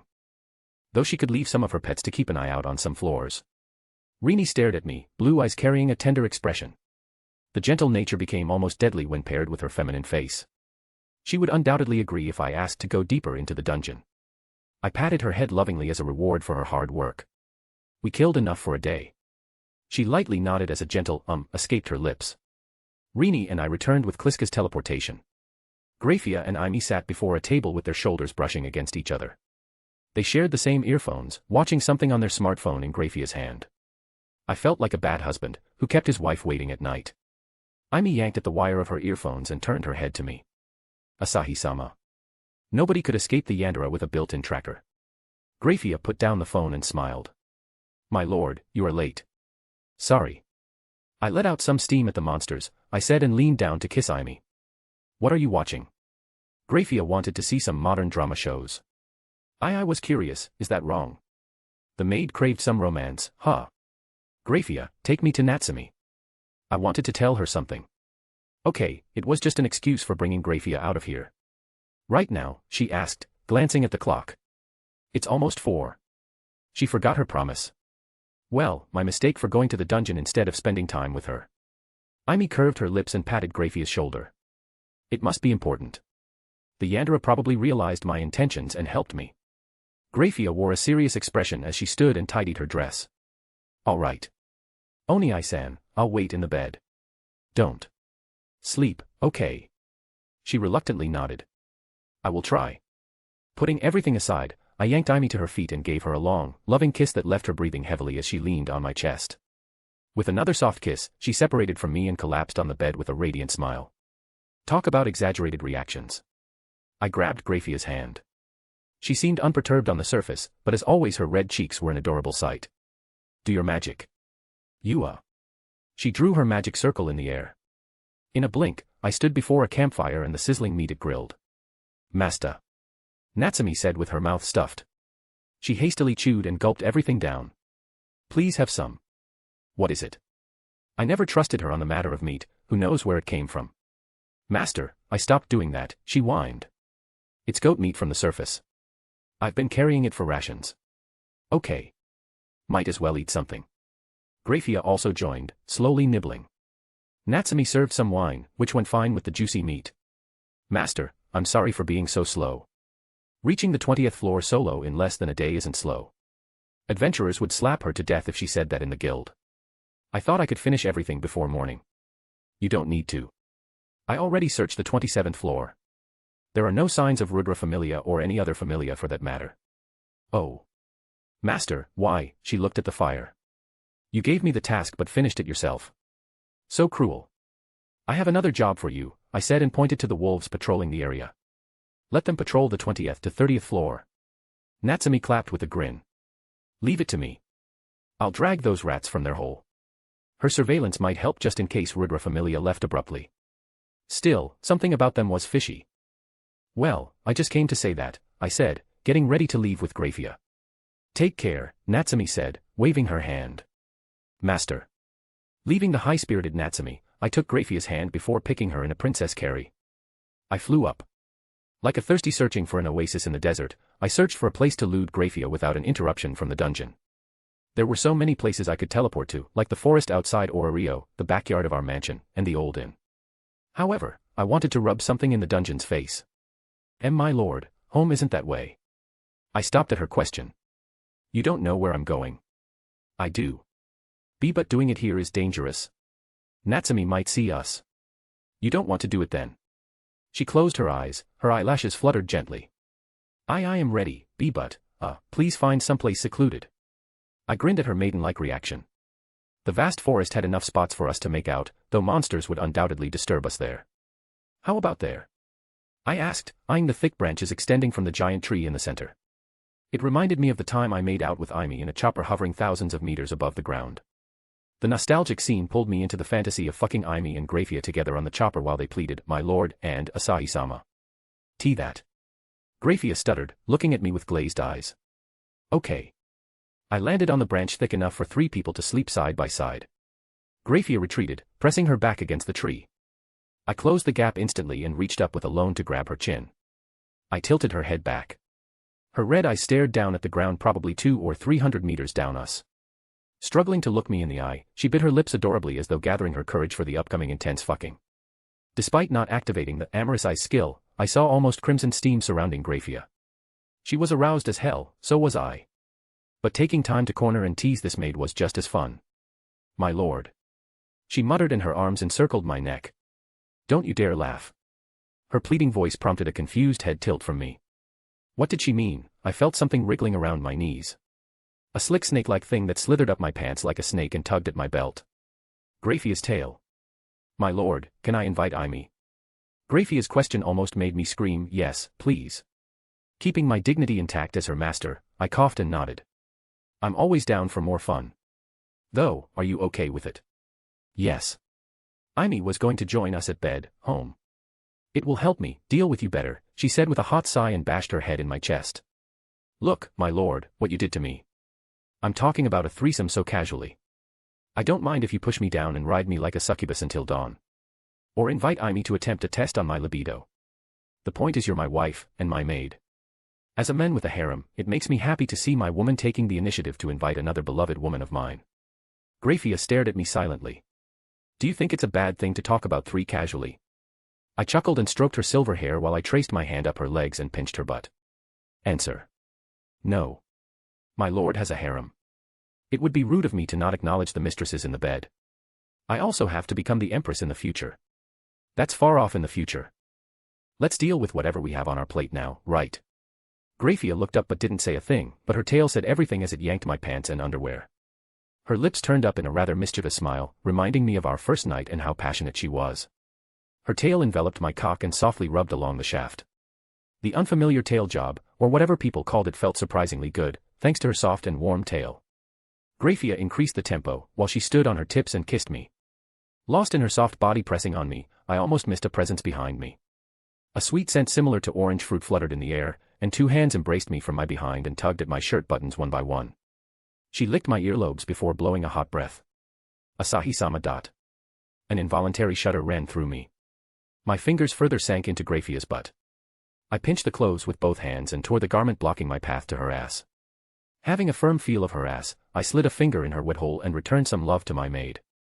Graphia abruptly stopped the kiss and stared up at me, panting with her saliva-lathered tongue lolling out of her mouth. I swear I saw red eyes take on the heart shape for a moment. Perhaps an illusion. I couldn't get to confirm since Aimi started being Aimi, mischievous and lovable Yandere. She took off my shirt and licked my neck, trailing her slimy tongue down to my shoulder. She kissed gently before sucking hard. Being on the receiving side of hickeys felt nice too. Sandwiched between 2 of the most seductive bodies turned up the deadliness by 1,000%. The tail job brought me to a near eruption. Ugh, I'm close. My close-eyed grunt seemed to motivate Graphia as her pumps became rougher, somehow maintaining a gentle force wrapping me. The cylinder of my limit exploded into embers, and a white canvas filled my vision. Somehow, a wet mouth surrounded my cock. I cared for none and let the spunk loose, splattering ropes of cum in her mouth. I gently moved Graphia to my left side and glanced down at my cock. Aimi looked up and opened her mouth, showing tons of the white gooey mess. She didn't take a second to move from my back to my crotch. Aimee, you did well. Aimee closed her mouth with a smile and swallowed everything down. She wetted her lips and gave another one of those wide, full of radiant smiles. I could vividly imagine dog ears and tail wagging at Mach 3. My heart skipped another beat at her cuteness. I gently rubbed her head while Graphia took back her tail and watched us with a soft smile. That was pretty unexpected, Graphia. But it was good. Graphia acknowledged my praise with a shy nod and a tiny blush on her fair cheeks. I spun Graphia, so her back faced my front, and sat down on the branch with Graphia sitting on top of me. The branch was softer than the ground and smooth, so our naked butts were safe. Graphia threw an inquiring glance, provoking a grin from me. I stored her white-made top in the ring and took my time to slowly and surely unbutton Graphia's dress, bringing out the hefty and bouncy pair of breasts, then her delicious thighs snuggled in the tight panties. Aimee, you know the deal. Aimee crawled toward us and hooked her thumb around the bands of Graphia's pantsuit. A wavering look flickered in Graphia's ears, contrary to her ragged gasps. I freed Graphia's braids and repeated Astria's bun. My dexterity and intense focus gave me enough time to test and finish within a few seconds. It's fine, I whispered and rubbed my chin on her head. It'll be fun, I promise. Graphia permitted with a nod. I traced the soft flesh of her milky legs and gripped Graphia's knees, spreading her for Aimee. The Yandere gave a soft smile and dove into the most intimate place of Graphia, exploring the maid's sensitive spots with her tongue. Since Graphia mustered the courage for a threesome, I should make it memorable and pleasurable that leaves her craving for more. As much as I wanted to go down on Graphia myself and map every nook and cranny with my tongue, letting Aimee do it will deepen their bond. It should, right? Oh. Graphia mumbled as her breathing shot up in arousal. Her tail slithered around and wrapped my waist. I flicked her left breast before cupping and squeezing the marshmallow into lovely shapes. Burying my face in her neck, I probed her earlobes with my tongue, while swiftly launching another teasing attack on the love button above Graphia's slit, which Aimee occasionally pressed with her nose. My lord. Aimee, no. Be gentle. The maid closed her eyes from the intense pleasure wreaking havoc through her body, her cries echoing where nobody except us could hear her.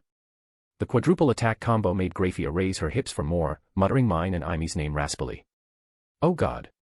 Graphia's entire body shook. She clamped her shivering legs around Aimee's head. She forced me back a bit and tightened her tail around me, enough to leave deep marks if not for my defense. Jolts of shaking pleasure enveloped her body, and she splashed Aimee's face with her love juice. Her body practically turned jelly on me. A panting mess covered in sweat. Anyone could tell how far she had drowned in lust at this point. Loved it. Graphia nodded between gasps. An unconscious and true reaction. My lord, does it hurt? She asked and touched my hard cock between her legs. Let me help. Aimee's hands twitched. She barely stopped herself from jumping at my raw cock and rubbing her cheeks on it. Perhaps her favorite thing to do in bed was covering herself in my scent. Sure. Graphia turned over and hugged my chest, not bothering to hide her coy look and her fluttering wings. An intoxicating scent wafted from her.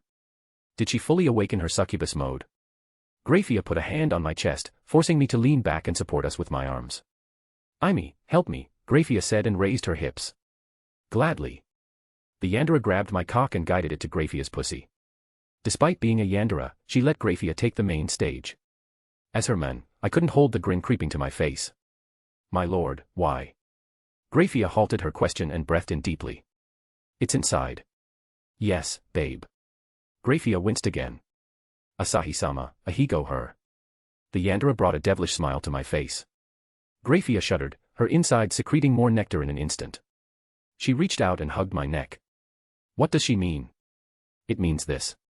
I prepared to show her the true meaning of ahigo. My lord. I am a bad maid. Where did this come from? What?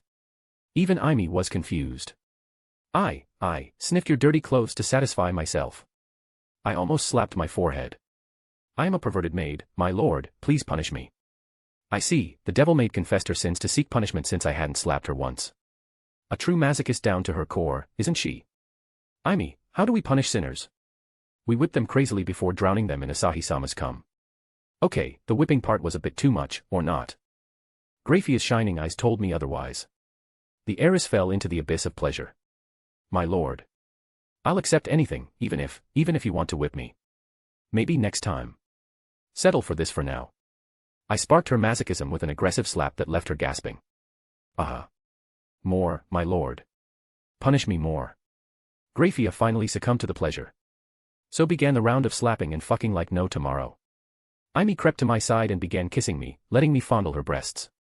Graphia climaxed a few times before I unloaded and finished inside her. Graphia almost fainted in my arms. I peeked at the crimson finger marks on her lovely ass. Feeling content, Graphia sluggishly nodded and slipped to my side. She hugged my side and closed her eyes with a downright sweet smile. Asahi-sama, can I? The Yandere was dying to have her turn. Prompted by my nod, she straddled me. The leather collar around her neck looked adorable as usual. Her eyes dripped with visible lust. Mine might the same. She touched my face before swooping down to steal a kiss. We wasted no time in getting down to business. Her familiar warmth wrapped around me, squeezing me inside her. I made minor adjustments to hit her weak spots. You could say I was more familiar with her body than she was. Aimee was already trembling, heated moans slipping through her lips joined with mine. Stopping the kiss, Aimee showered my face in kisses before dropping to lick my neck like a puppy who reunited with its owner after a long time. The Yandere always managed to make me smile giddily with her super enthusiastic side reserved for me. Asahi-sama, put on the barrier, Aimee moaned. Barrier? The holy barrier. I could stop the transmission of life through the fluids, but I almost forgot about doing it in the heat of the moment, so we still used the barrier.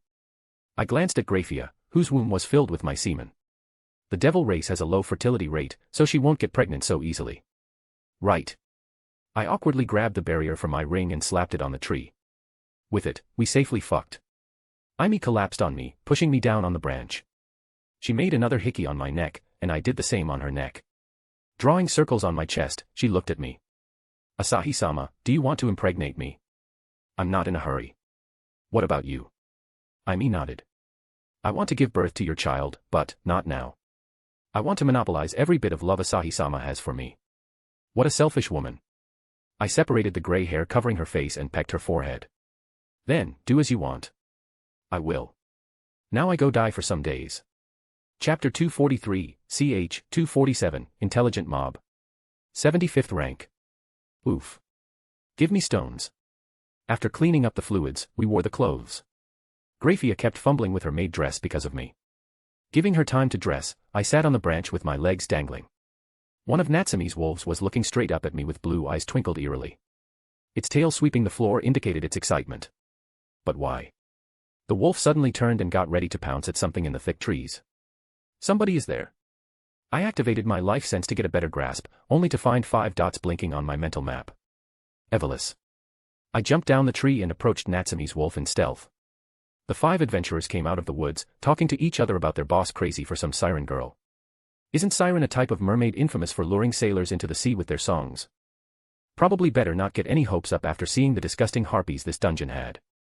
Oi, anyone saw this wolf before? Looks rare. Grab him for our boss. The mobs discussed taking Natsume's wolf. My slave will whoop their asses, or unleash her goblin horde at them. The latter was something I refused to imagine. They seemed like adventurers from Monster Tamer's Familia like Ganesha Familia. I undid my stealth and rubbed the wolfie's head. It perched on the ground as the 2 sharp ears drooped on its head. Head pats even worked on animals. Where did he come from? How do I know? I know him. He is the new guy in Astrea Familia. Goddess of chastity, my cock. Slut opened her legs for this gigolo. These guys asked for death by insulting Astrea. Can this kid even satisfy her and the dozen beauties he has? Mob D cracked his knuckles with a cruel grin. He won't be able to if we smash his balls. I narrowed my eyes on the gang. The last guy, who was silent until now, cowered. B-boys, this is the 20th floor. A level 1 like him can't come down here without his familia, and he also has a stealth skill. I don't want any part of this. Let's return to the boss. Wow. A mob with common sense. Unfortunately, the rest didn't look like they were about to spare me. It's just one guy. Let's crush him and run back to our base. No one will know what happened here. Yeah. He will cry to his familia about us if we let him go. We are screwed if we don't kill him. Boss will kill us.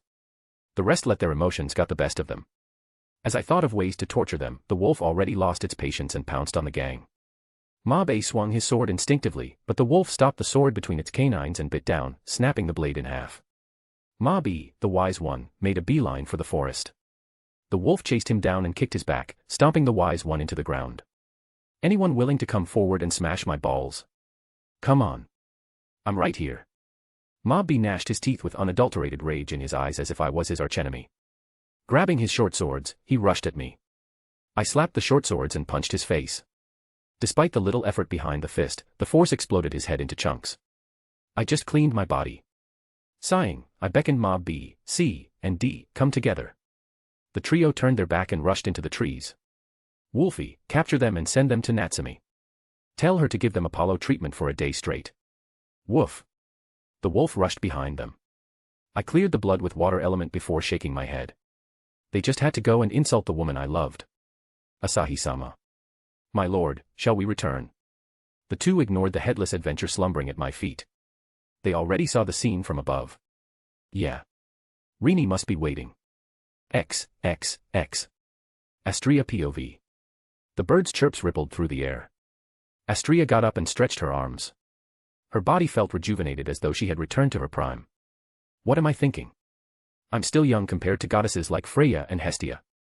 She shuddered from the cold wind and looked down. Her mouth hung open. Where are my clothes? She recalled the last thing she did before sleeping.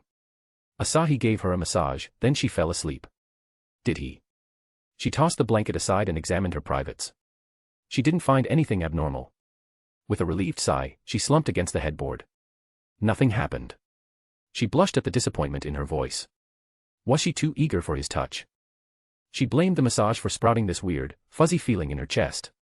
Her gaze fell on the white dress folded neatly on the bedside. He is a bit mischievous, but he won't touch a sleeping woman. I shouldn't have doubted his honor. Looking down again, she felt her cheeks heat up in shame. He saw me in my undergarments. Asahi undressed her without her permission. Her mistake was becoming too cozy and falling into slumber during the massage. 1 for 1, this set them even. Honestly, she just didn't want to admit this event before anyone to create misunderstandings between Asahi and his lovers. Astria-sama, are you awake? Elise's call followed up with a knock on the door. Yes. Elise barged into the room. Her eyes wandered on Astria's almost naked figure. Did Asahi and you did it last night? Astria was about to tilt her head but the meaning of it appeared. Sex.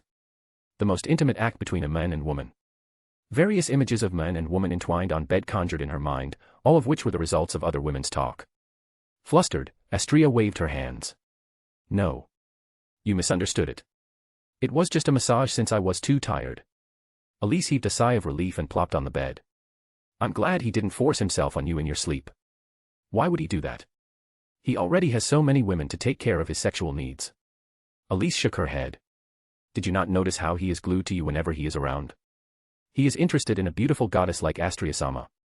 And don't forget he joined this familia for Astria-sama. That's not. Astria paused, thinking of something to refute Elise's words. However, she couldn't.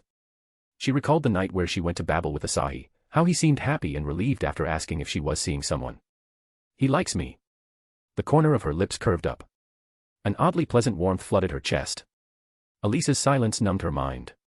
What was she doing? Feeling giddy for being adored by Asahi without thinking of Elise, who had occupied her heart as her favorite child.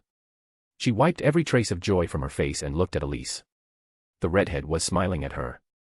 A genuine smile that captivated Astria for a good moment. Astria chuckled awkwardly. There is nothing like that. You are seeing too much. Asahi is all over you. Ask anyone in Familia if you don't believe me. Elise sighed. Astria-sama. Astria-sama, are you still in bed? Asahi said, knocking on the door. Astria decided to put aside the awkward conversation. Please, come in. Asahi opened the door before closing it instantly. Astria-sama, please wear something. See clothes, Astria yelped as her tongue slipped under her teeth. Covering her mouth with both hands, she swung left and right with tears brimming in her eyes. It hurts. Elise watched her goddess with wide eyes. I never saw Astria-sama acting this cute, she is cuter than the perfect me. Chapter 244, ch. 248, Invitation. I heard Astria's yelp and swung open the door. Covering her mouth, Astria glared at me with teary eyes. This cute airhead, almost naked side of Astria made me freeze. Chiaki covered my right with her tiny fingers. Not now, Asahi. Elise yelled and pushed me out of the room. That was awkward. I just came to tell Astria about last night, that I only undressed her for her comfort. I grabbed the fairy on my head. The little thing tilted her head with a sweet smile. We're gonna forge today. You ready? She rapidly nodded and hugged my finger with her entire body. "Why, you can come in," Elise announced. I let the fairy crawl back to my head, which had become her second home. I entered the room. Astria was wrapped in the blanket I left for her. With red cheeks, she looked like a patient rather than a goddess. Why are you here?" "Yeah, what brought you here so early in the morning?" "Nothing. Just wanted to talk to Astria, Sama." The two women shared a glance, conveying some kind of message unknown to me. Astria blushed a little while a wide grin floated on Elise's face. "Yeah, I forgot I had to shop with Leon. Goodbye." The redhead ran away as if she was escaping from me. "What happened here?" "Asahi," Astria called me out to my distraction. "You can tell me now." "Oh, about last night. I thought I should tell." I stated everything about the massage, which brought a rare blush to the goddess's face. "This woman gets cuter every day. Please update my status later. I killed some monsters yesterday." "I will. How far did you reach?" 45th. She already knew most of the things about us. Might as well tell her about this. Okay. She wasn't shocked. Looks like the EX rank stats numbed her to any surprise coming from me. Later. I had to go to God, or Gabriel will pout at me for neglecting her. Is this what having a mistress feels like? Shaking my head, I returned to my room and teleported to God. The old man was still having fun with the gauntlet and stuff. "Brat, you look different today. A little more determined. What's on your mind?" "Finishing my wife's sword." "Oh ho ho, I see. Go ahead and use the forge room. Take some metal from the warehouse if you need. No need to tell me, Ji-chan. Everything here will belong to me one day." "Stop spitting facts," he said. "And drop by tomorrow afternoon. I will take you somewhere." "Where?" "You have to agree first." This persistent god. I was a bit curious about this place. "All right. It better be entertaining." "I promise it will be more than just entertaining." His broad grin gave me a bad premonition. Not the dangerous kind, but a different kind of bad feeling.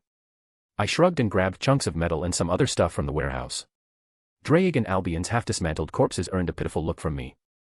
I guess I should train with the lonely dragon. Siko's katana only needed final touches. I sharpened the edge for a solid 30 minutes before polishing the blade until it shone. Chiaki fidgeted around my head, waiting for her return. I crafted the handle from wood, which was from a tree in heaven and imbued with God's mana. I used Siko's current sword shape and finished it with a pattern to improve the grip. I tossed the copper-like metal ingot on the forge. Chiaki. Chiaki thrust her hands and rained down bluish-white fire from her hands. The copper completely melted into a puddle. "That's too much. Just heat enough to soften it. I'll do the rest." Chiaki nodded and poured her flames on another copper ingot. I stopped her before she melted this. "Good job." After rubbing her head with one finger, I shaped the copper into a round hilt. Leaving it to cool, I made 2 holes in the blades for the hilt. After joining the hilt and handle, I fastened them to the sword. Siko's sword was done. "Congratulations." Gabriel barged into the room with Sandalphon, a cheerful smile stuck on her face. Sandalphon picked up the sword and dragged her thumb along the edge. Smiling, she performed a quick draw slash in the air. "Actually excellent for your first try in smithing." "Really?" "Yeah." Gabriel nudged me. "Who will use this?" "My wife." "Oh." Gabriel nodded absent-mindedly. "You won't play with me today?" This woman loved to play games while her figure loved to play with my heart. Sandalphon quickly put down the sword. It's good. I'm sure your wife will like it." Their demeanor changed when I brought up the word wife. These pure seraphs probably imagined something weird, perhaps lewd. "Lady Gabriel, we shouldn't disturb him." Gabriel reluctantly nodded with an unnatural smile. "I understand." What in the world is going through Gabriel's head? This was the most down I've ever seen her. She must be really depressed from playing games alone. "Gabriel, wait for me in your room." Gabriel's eyes opened wide. Without hiding her surprise, she gave me her signature bright, and a little bit childish smile. "I will." Sandalphon waved her hands as she led Gabriel out. The seraphs left as soon as they came. Chiaki helped me create another katana. As the katanas were for twins, I didn't need to change much. "Should I change the hilt and blade's color?" "You should," God said, still outside the forge. "Give it a personal touch for your women's favorite color." Shirori loved black color, while Siko adored blue. "Fret not, kid. I got some colors in the warehouse. Feel free to use them." As expected of a creative god, even his colors weren't normal. They could be easily removed by pouring a special liquid. With God's flexible colors, I ended up dyeing Shiori's blade black with a crimson hilt and Seiko's blade blue with a violet hilt. I made a sheath for the katana before heading to console the depressed Gabriel. Apparently, Sandalphon had gone somewhere on official business, so Gabriel and I were alone like usual. Well, she alone was enough to shake the world with her pure excitement. I accompanied her until lunchtime before entering the Drake's world to have a small spar. Finally, I returned to Orario and buried my face in Nao's lap. I missed this. Really? Yup. Lap pillows are the best. Chapter 245, ch. 249, Another Dungeon. Falna updated. Status is updating to reflect the changes. Strength plus 10, Constitution plus 9, Defense plus 9, Dexterity plus 9, Magic plus 11. Done. I got up at Astria's call and took the paper from her. Asahi Morikawa. Level 2. Strength, SS. Endurance, S. Dexterity, S. Agility, A. Magic, SSS. I could level up, but getting EX stats satisfied my gamer soul more. You're growing too fast, Astria said with a sigh. Though it makes me a bit happy to see your progress. You don't even need anyone's protection. It's others I should be worried about. She finally realized the truth. I'm not here to harm anyone, I said, activating the innocent charm mode. I know, she nodded while swinging her feet off the bed. She looked a lot nervous, probably because of my shirtless appearance. It made me want to tease her a bit and see her reactions. What if I confessed to her right here? Would she accept? Her positivity level is above 87, it should be a yes unless she doesn't like men and sees you as her best buddy. Don't shatter my hopes, you lewd goddess. I had enough trauma with friendzone already. It happened so many times because widows didn't want a serious relationship with a young man like me. I am sorry. It's okay. About last night, I brought up and slid closer to her. Astria tensed up and slowly turned to me. A tiny blush crept on her cheeks. What about it? I just wanted to ask, Astria, do you like me as a man? I dropped the question on her like a bomb. She just stared at me with hollow eyes as if her mind was somewhere else, still processing the question. Someone slammed open the door. Master. It was none other than Natsumi, arriving at the worst possible time. Astria rushed to Natsumi and grabbed Natsumi's hands. Did something happen to Apollo Familia? This goddess refused to answer my question. I gave a blank stare to Natsumi. She better have a reason to interrupt me or she'll have her first official punishment. Master, I found them. Rudra Familia. How? Where? The adventurers you captured on the 20th floor. After some punishments from. Natsumi paused and grinned. You know who? One of the men confessed he was from Rudra Familia. They are holing up inside another dungeon. I almost slaughtered the guys we were searching for. Wait, there is another dungeon. Not exactly, Master. It's a man-made dungeon that connects to the dungeon on many floors. So a shortcut. It made sense as not every high-ranked adventurer had the time to go through dozen floors to meet challenging monsters. Even if they could one-shot mobs, the sheer amount consumed time. Perhaps. He said the dungeon only goes until the 17th floor. That's terrible, Astria said before sitting on the bed beside me. How long did it take to create something like that? Who has such time? I don't know. There is something else I want to tell you, Natsumi said, glancing at Astria as if signaling me to send her away. You can say it here. There is no harm in letting Astria know about this something. She would be indignant if I didn't tell her. Master, it's not about Rudra, it's about a monster. Well, that changed the priorities. Astria got up, realizing Natsumi's weird gestures towards her before walking toward the door. I have to share this with Loki and Hephaestus. I pulled her back with my telekinesis, which took a decent bit of effort. Telekinesis ranked up to D. I forced her down on my side and lightly stroked the back of her head. You aren't going anywhere until Natsumi tells everything. Natsumi nodded. The adventurer said they were searching for a siren who could talk like humans. A sharp glint appeared in Astria's eyes. A talking monster. You believe his words? I don't know, Natsumi replied with a shrug. I'm just a foreigner here. Foreigner? You're from Asahi's world, aren't you? Yup. Master brought me here. I should have guessed it. Asahi, I never heard of any monster like that. Neither did I said and scratched my head. It doesn't matter. I'll decide what to do when I find one. My instincts told me I missed something. Natsumi can't hide anything, so there could be something else I don't know about. Well, I'll stumble into them one way or another. Astria nodded firmly. Monsters are monsters. I'll have Elise arrange an expedition for this dungeon. I can take care of them myself. It's an hour of work at most. I know you can, but you should let Elise do this one. She had been crazy for wiping the Evelis for good. Ryu too. Everyone wants them gone forever. For revenge, huh? Fine. As long as they bring me and my wives with them. I'd be grateful if you protect them in the dungeon. She smiled and looked away. Give me some time. My eyes blinked rapidly in surprise. Sure. I'm not pressuring you into anything. It'd be very weird if a goddess of purity let go of everything and threw herself at my feet.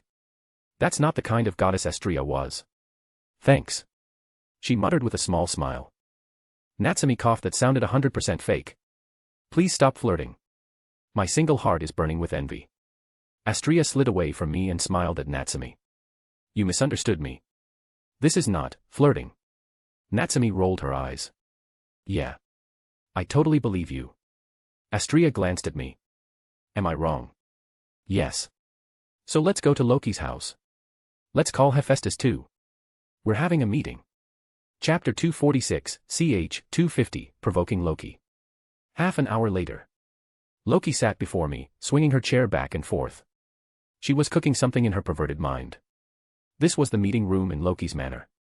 Hephaestus tilted her head upward, trying to look at the mischievous fairy messing with her hair. She gave up with a sigh and tapped the table between us.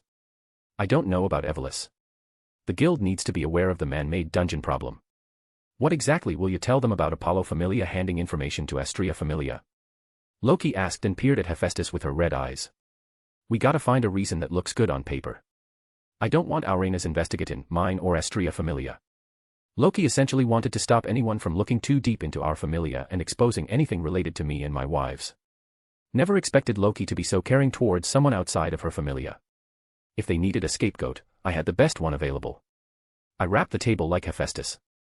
I can ask Apollo to come forward with this information. He'll take the honor of finding this dungeon. Well, also torturing the adventurers. Does getting boned by orcs and goblins count as torture? Apollo. Your Captain Chick can convince a short-sighted fool like him. You need not ask, my lady. Apollo shall do whatever I ask him to do, I said with a bright grin. He has no choice. Damn good one, brat. What do you have on him to force him like that? He is my slave, duh. He'll do anything even if I don't threaten him with the goblins and orcs. He owes me a huge one. Loki nodded with a grin of her own. Let's throw him on Aurena's radar, and we're good to go. Astria gave a gentle nudge on my arm. Your two are pure evil. This isn't evil. What they want to do is evil. I mean, they literally used Evelis as their name. Hephaestus leaned on her chair and folded her arms under her chest. The posture adjustment emphasized her boobs a little too much. Her shirt buttons looked like they were about to pop off any second because she clasped her shirt till the top. Geez, I could easily measure her F-cup with no effort. Hephaestus noticed my gaze and shrugged. Nothing special here. Another woman clueless of her own charm. I meet a lot of them, don't I? Astria tilted her head cluelessly. What happened? Loki propped her chin on her palm. Ah. To be so pure and young. That's all for today, I think, I said. Wait, Astria intervened. Asahi, should we tell them about that? She looked at me with her pure, innocent eyes. It's so rare for a woman to use the innocent eyes trick on me. What is it? Come on. Spit it out. The goddesses got curious about that. So I leaned forward, the goddesses did the same, their ears perked to know more. Astria also followed the goddesses for some reason. About what? Silence filled the room. Astria released a heavy sigh and proceeded to tell the goddesses about this new abomination of the dungeon. As expected, the two were skeptical of this report. That's why I didn't bring it up before. I just wanted to share this. I'm also a bit dubious about this, Astria shared her thoughts. The door opened slowly.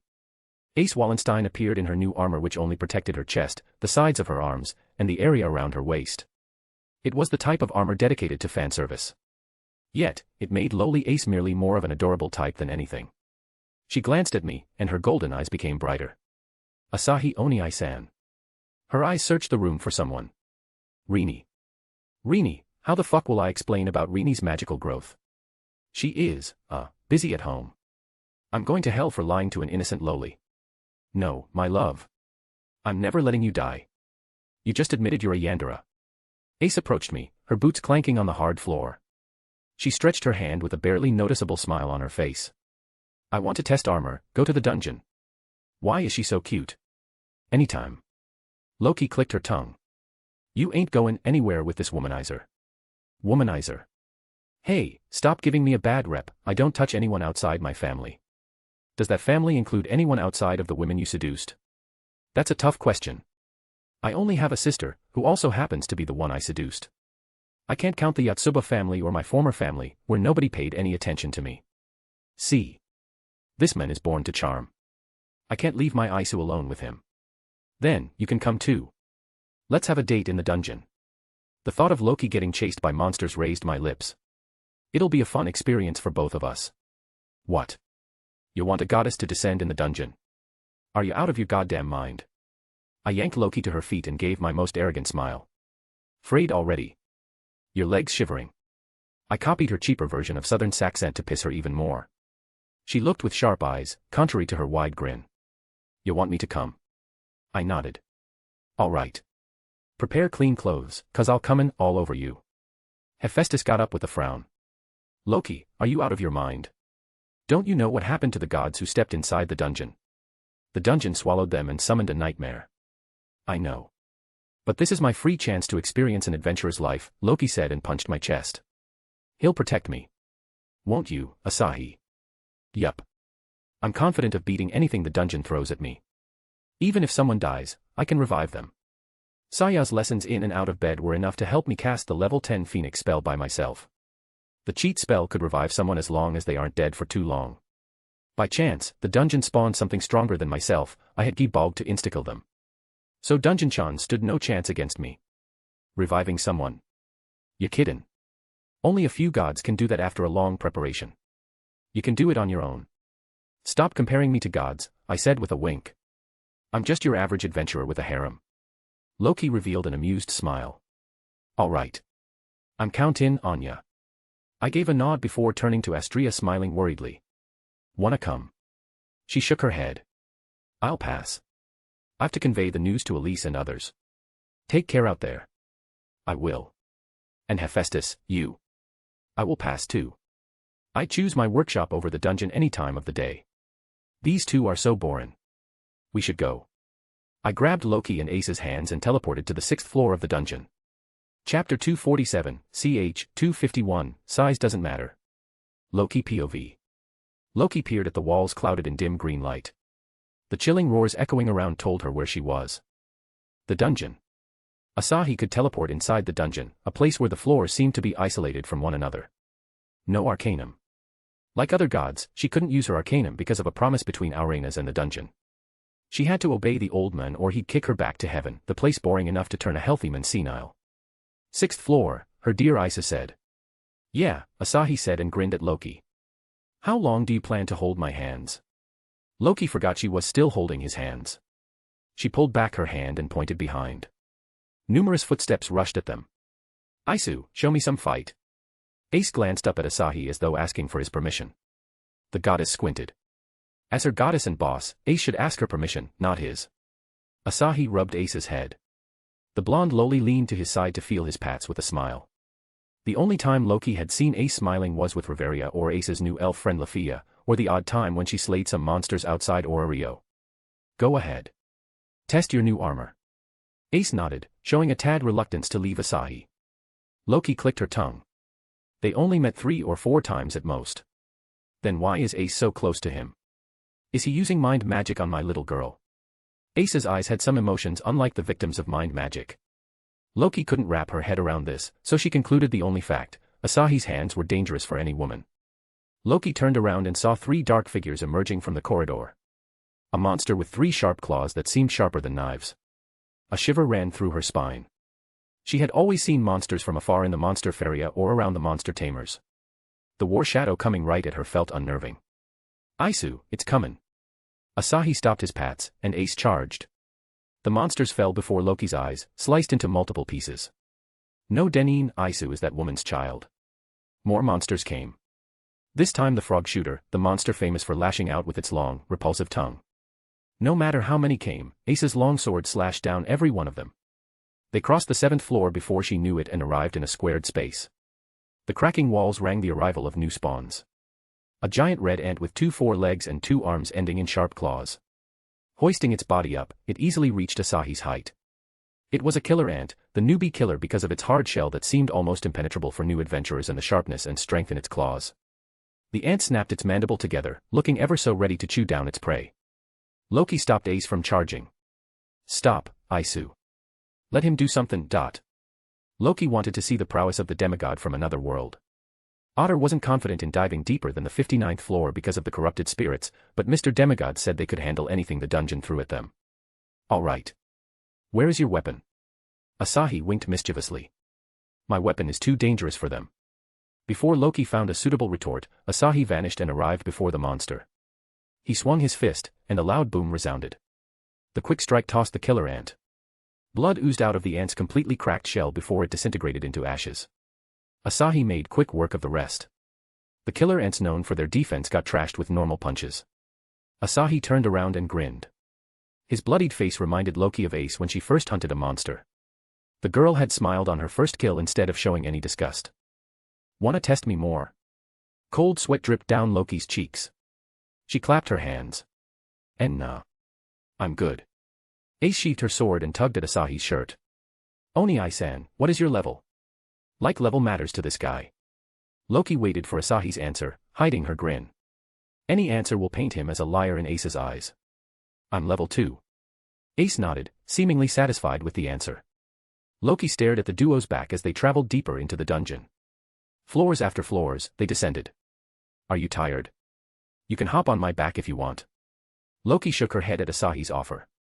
Frolicking around Orario every day had built up her decent physical strength. She glanced down. Unlike most goddesses, she didn't have to deal with back pain for carrying extra weight on their chest. As though reading her delusional thoughts, Asahi smirked. Size doesn't matter. Why?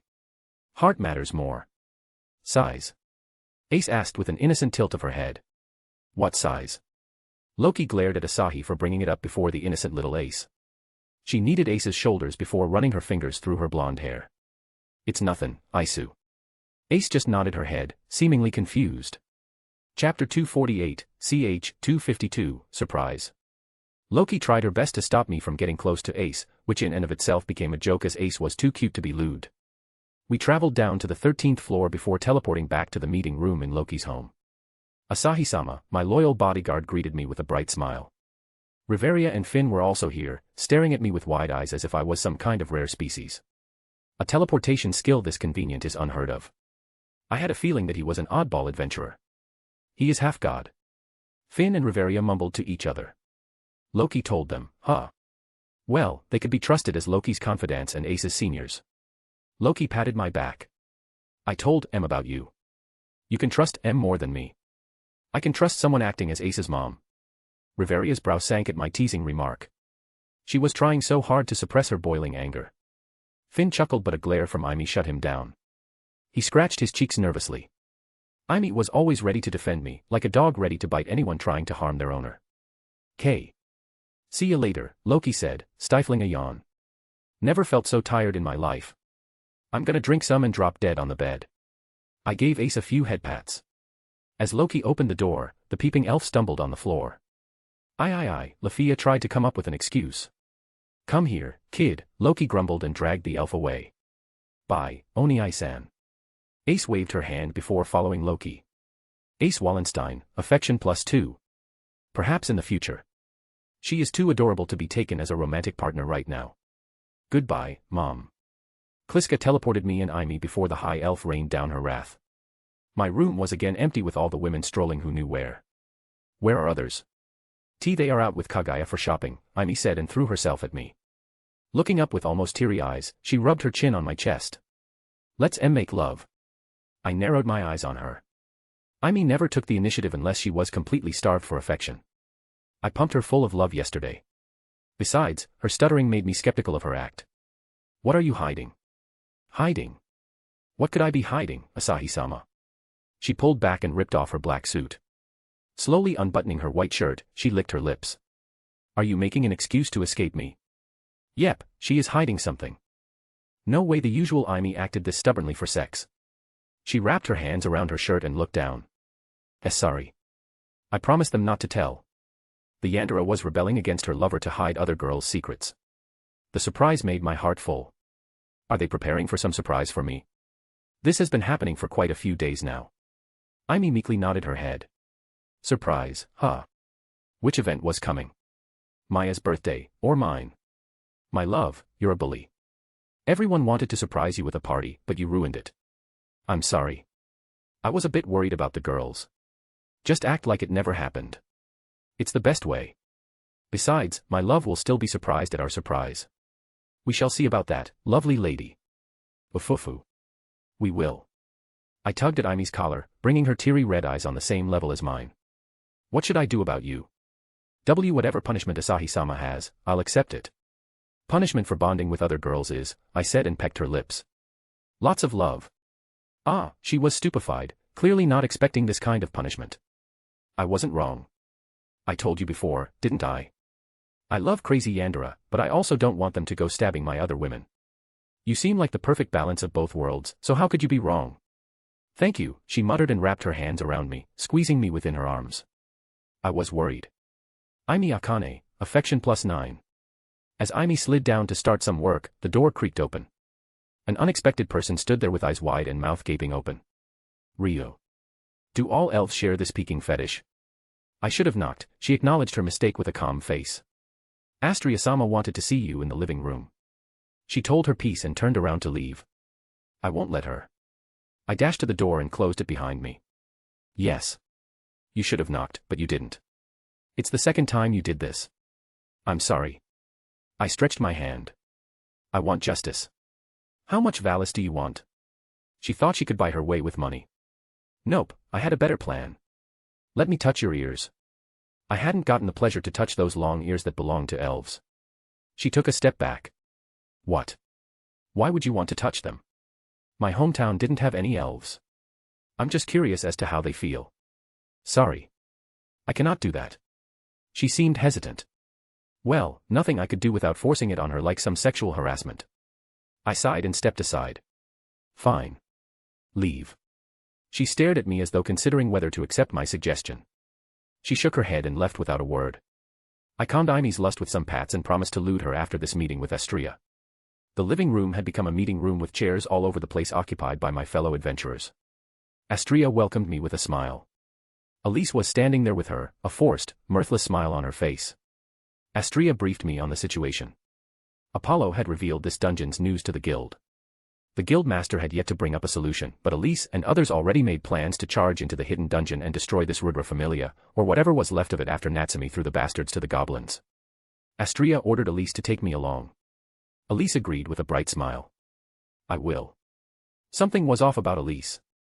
She acted oddly today. Let's hope I'm overthinking things here. Chapter 249, ch. 253, Ray is missing. Royman Mardeal. The guild's head was an outcast among the elves. Residing at the top of the guild headquarters, the man's duties consisted of paperwork and following the orders of his superior. Elves looked down on him for his massive gut, which was barely contained in his impressive suit. Serving the guild for a century was tough, so his mind had turned to other pleasures. He found them in debauchery and food. Royman got up from his elegant chair and walked out of the room. Each step down the stairs made him sweat, but he kept going, cursing the guild employees on his way. Descending to the ground floor, he opened the door to the area forbidden for any guild staff other than himself. He descended another pair of staircases and opened another lock. A narrow corridor with hieroglyphs carved everywhere appeared before him. A figure shrouded in pitch-black robes stood before him. Did you finish the investigation? A voice, neither female nor male, came out of the figure's mouth. The lantern held in its hand couldn't shed a light on its face. Royman bobbed his head. Yes, FL-sama. Come. Master is waiting. Fels turned around and shuffled into the narrow corridor. Soon, they came to a dead end. Fels touched the wall with his gloves. The completely black gloves had intricate symbols carved on them. The wall glowed before the wall slid up, giving a look into the dark chamber with 4 torches standing upon a pedestal. The dancing flames cast light on the giant stone-like altar on the pedestal and the imposing figure sitting on it. Room of prayer. The deity of heaven, Aurenas, always prayed here to stop the monsters from pouring out of their home. Royman couldn't look into Aurenas's piercing silver eyes and lowered his head. My lord, Apollo-sama's captain got the news from an adventurer of Rudra Familia. He told us he can guide us to the hidden dungeon if we guarantee his safety. What is your opinion? It is a cover-up. Apollo-sama will never hand this precious information to the guild without any compensation. I think Apollo-sama is acting upon someone else's order. Raymond had observed these deities for well over 100 years. Apollo wasn't the do-gooder type. The sun god had been known to do anything that brought pleasure and entertainment. Arenas hummed. We are on the same page. Who is this captain? I couldn't find anything about this monster tamer, Natsumi Aizawa. She has a very vague history outside of Orario. She claims she was already level 4 before entering Orario. Nothing about her background is convincing. Who else knows about this hidden dungeon? Apollo-sama relayed the information to Astria-sama as the incident involved Evelis. Astria and Apollo, did anything strange happen on the surface? Royman nodded. There is a new star adventurer from the Far East. He rose to level 2 in less than a week of joining Astria-sama's familia. Certainly an achievement. Is he perhaps related to the Eastern Princess in Astria Familia? I do not think so, my lord. This man arrived with 7 women. All are in a relationship with him. There are rumors that Apollo-sama's captain Natsumi is seeing him in secret, and another strange rumor has been flying recently. Strange rumors? What kind? Royman scratched his cheeks. My sources say that Astria-sama has also fallen into his hands.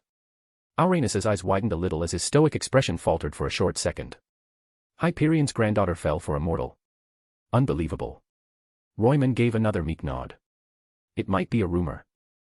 But Astria-sama accepting a single male in her familia gives credibility. Royman cut his words short, deciding not to disrespect the goddess. Astria was the granddaughter of Auranius's brother, Hyperion. Questioning her nature before Auranius was beyond his class. Fells, guide Royman out. Yes, master. Royman was escorted out. Daedalus, you madman, Auranius muttered, recalling the young prodigy responsible for building the dungeon on the surface, Daedalus Street. Fells's investigation for the second dungeon in Daedalus Street led to an underground maze far more complex than Daedalus Street. Level 2 in less than 7 days, will he rise or? We never know, master. Fells's voice echoed through the dark chamber.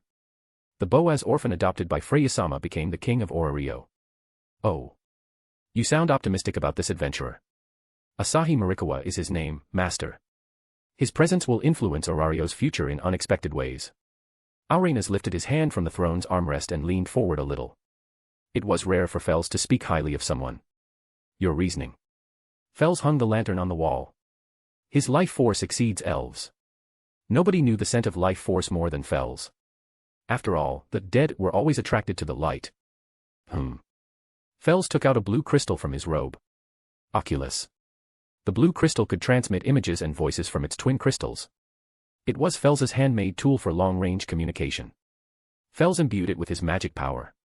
The crystal cast a holographic image of a red-scaled lizardman. He wore a full set of armor. A scimitar and a long sword hung on a belt around his waist. LYD, what happened?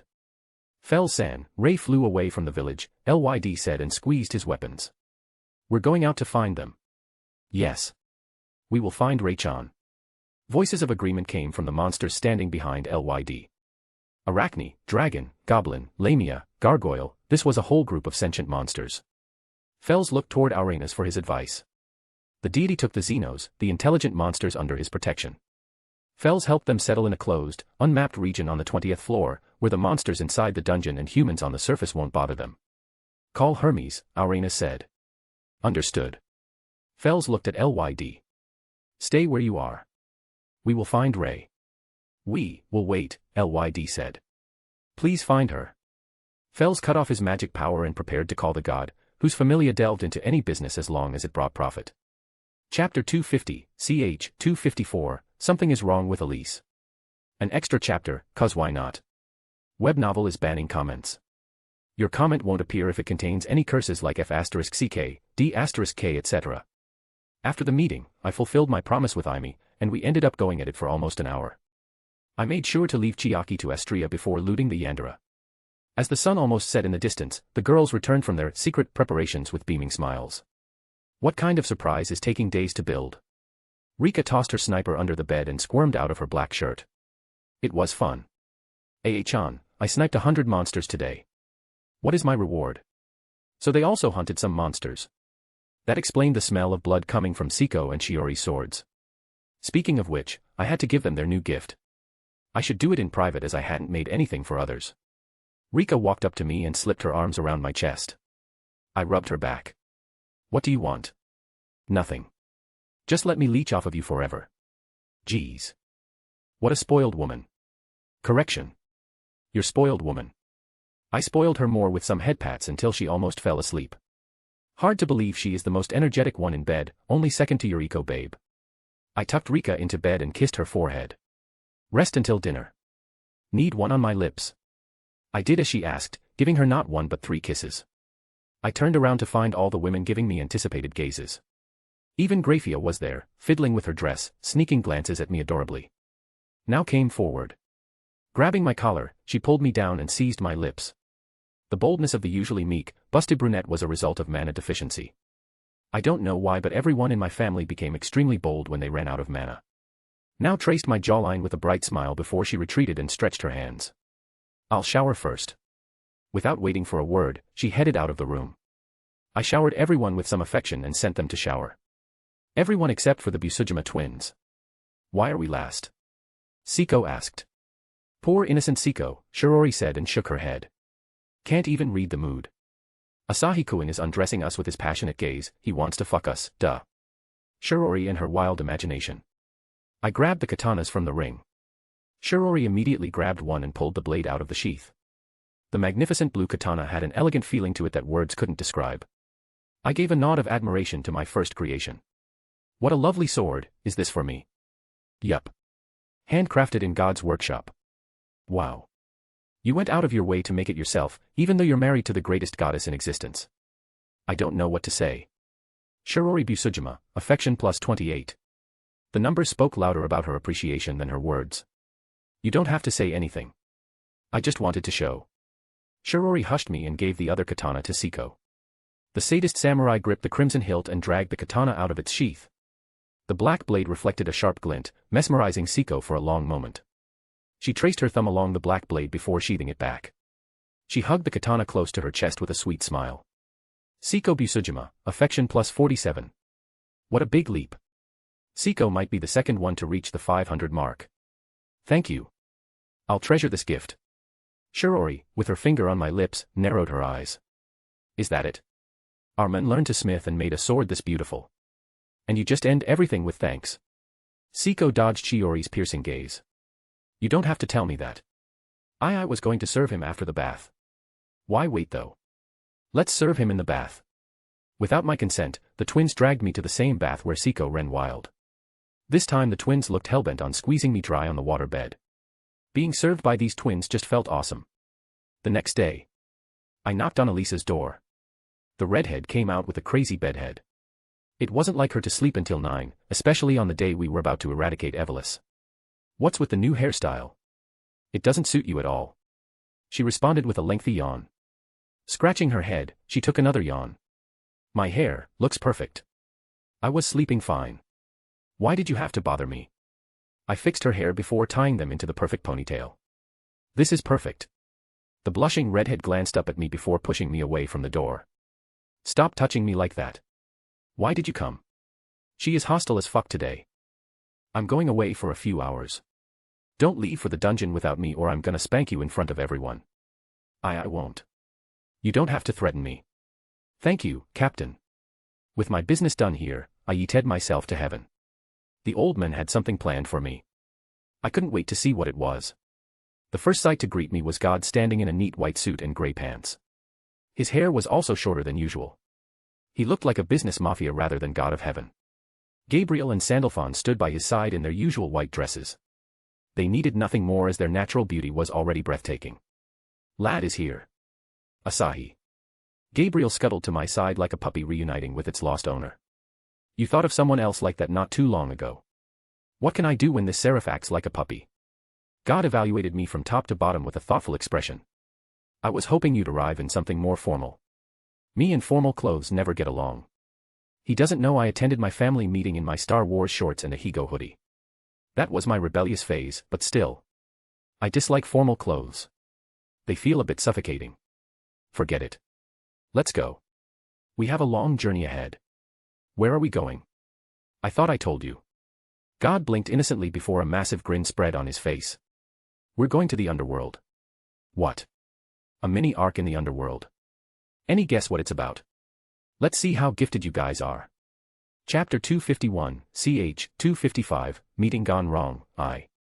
Despite having the power to create magic circles, God shoved Asahi in a white train, which he claimed could travel between different dimensions. The 4 people could easily fit in one compartment, leaving the rest empty. It's a legal meeting. We must follow the procedure, God said and strode toward the engine. The devils also used a similar procedure whenever reincarnated devils entered the underworld for the first time. But it was in the 21st century. Asahi couldn't comprehend how God invented the train before the humans. Gabriel and Sandalphon sat opposite to Asahi, talked to Chiaki, or rather mumbled to themselves as the fairy still couldn't talk. The train moved without a single squeak. God returned and joined Asahi. Is this a political talk? Asahi asked. It is. I couldn't attend it without my successor. Asahi nodded, wishing Graphia was there with him. She was the future empress of the underworld. Her relationship with the future Lord of Heaven triggered the Devil Kings. Asahi couldn't care less about them as the Devil Kings were all fated to die by him or someone else. I can still teleport her, my love, Kliska said. Ah. You're the best. Tell her to dress up nicely for our debut. I will. Father's successor? Lord. Gabriel and Sandalphon couldn't contain their shock. God had never told them anything about Asahi. Then again, they lacked the courage to question God, their creator. God peered out of the train. I'm not suited or strong enough to lead now. Asahi will be the leader of heaven in the future. Gabriel glared at Asahi with her cheeks puffed. Why did you hide? Asahi shrugged. I didn't want to step between a father and daughter. Sandalphon raised her hand. How should I address you in the future? No need to be formal. We're friends, Asahi said with a wink. Aren't we? Sandalphon's eyes glittered with unbridled joy. Although Asahi was a human, she had more fun talking to him than any other angel. He was strong on top of that. She still couldn't muster the courage to ask him for training. Becoming stronger would immensely contribute to heaven, her home. God shook his head. He hadn't thought of both Sandalphon and Gabriel taking an interest in Asahi. Well, he could always let them both marry him. The more ties he had in heaven, the less likely he'd leave when some crisis befell on heaven. You two are responsible for escorting Asahi and his safety. This will bring them closer, and keep any devil or fallen angel women away. Asahi having Lucifuge clan's heiress was enough. Asahi gave God a blank stare. Do you think I need protection? He had Gibalg. The spear of sure death could kill the long-living devils with ease. Currently, Asahi had no way of testing whether Gibalg will work on the pinnacle of the devil race, Super Devil. He could never trust how an anime world's logic worked. Rizavim Levon Lucifer, the future grandfather of Vala Lucifer, was also one of them. I shall guard him with everything. Me too. Sandalphon was in super serious mode while Gabriel had a goofy grin as she poked at poor Chiaki. The train stopped and everyone went out. The platform was shrouded in a faint mist. A black-haired man stood there, with his devil wings on display. His eyes carried unconcealed hostility toward the seraphs. He scanned their figures without bothering to hide the lust. Showing two stark emotions was perhaps the talent of the devil race, Asahi mused, remembering Graphia's fluctuations between shy maiden and seductive during sex. Guide us, God ordered. The devil sneered and turned around. Follow me. The trip was going to be problematic. My lord, you called for me. Graphia appeared in her usual maid outfit. Asahi frowned. Didn't Kliska tell you to dress up? I wanted to show father that I am Asahi's maid. She hoped this could stop Lucifuge clan from looking for any trouble with Asahi. Of course, she'd support Asahi if a fight broke out. Still, a conflict between her family and her future husband will break her heart. Fine, Asahi sighed and grabbed her hand. Let's go. Gabriel trailed Graphia's back with her gaze. Sandalphon had told her about Graphia's relationship with Asahi. Gabriel couldn't help but think how lucky Graphia was for having someone who could give warm head pats at request. She pursed her lips in a pout. Asahi was always stingy with his head pats when it came to her. Lady Gabriel. Sandalphon gently nudged Gabriel's arm. We must follow them. I know.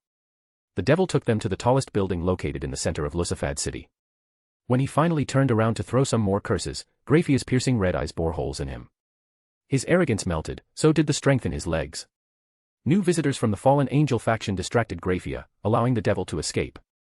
Gabriel, my dear sister. We meet again.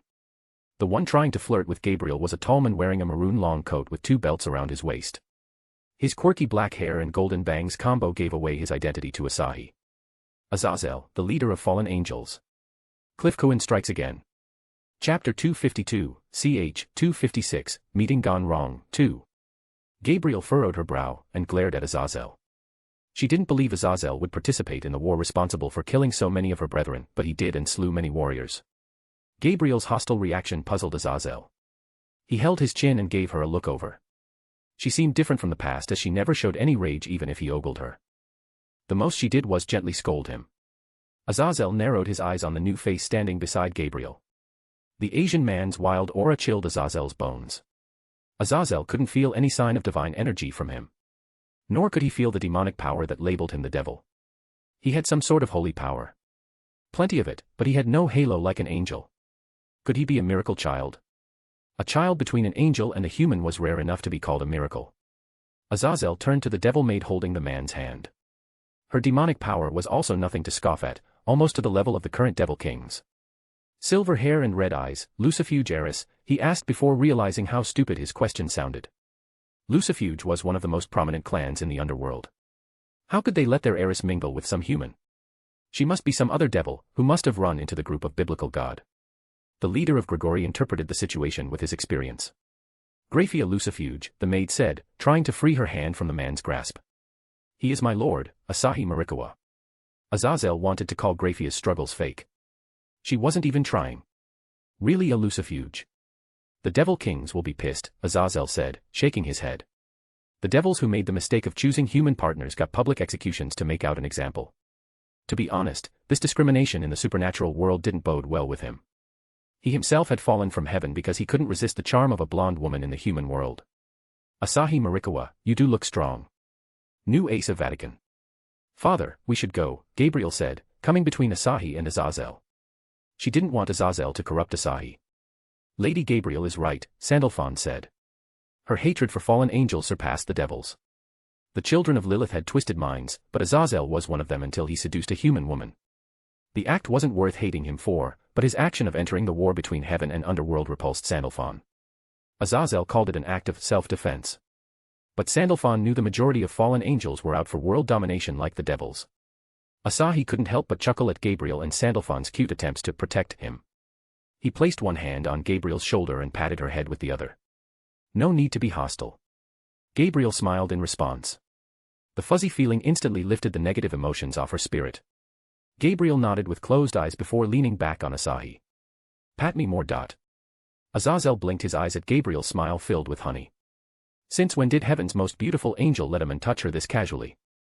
He turned to God with an inquisitive look. Oi, what the hell is this? God gave a half-hearted shrug. Gabriel likes him. Isn't he a human? He is anything but human, son, God answered and shook his head. Why are we talking out here? Let's go inside. Could it be Michael or some other seraph popped a child with a human? Azazel pondered, misunderstanding the interactions between Asahi and Gabriel as those of aunt and nephew. Let's go. I'll give more later, Asahi said and fixed Gabriel's slightly messy hair. Promise me first. I promise. Geez. You're too spoiled. Hee hee.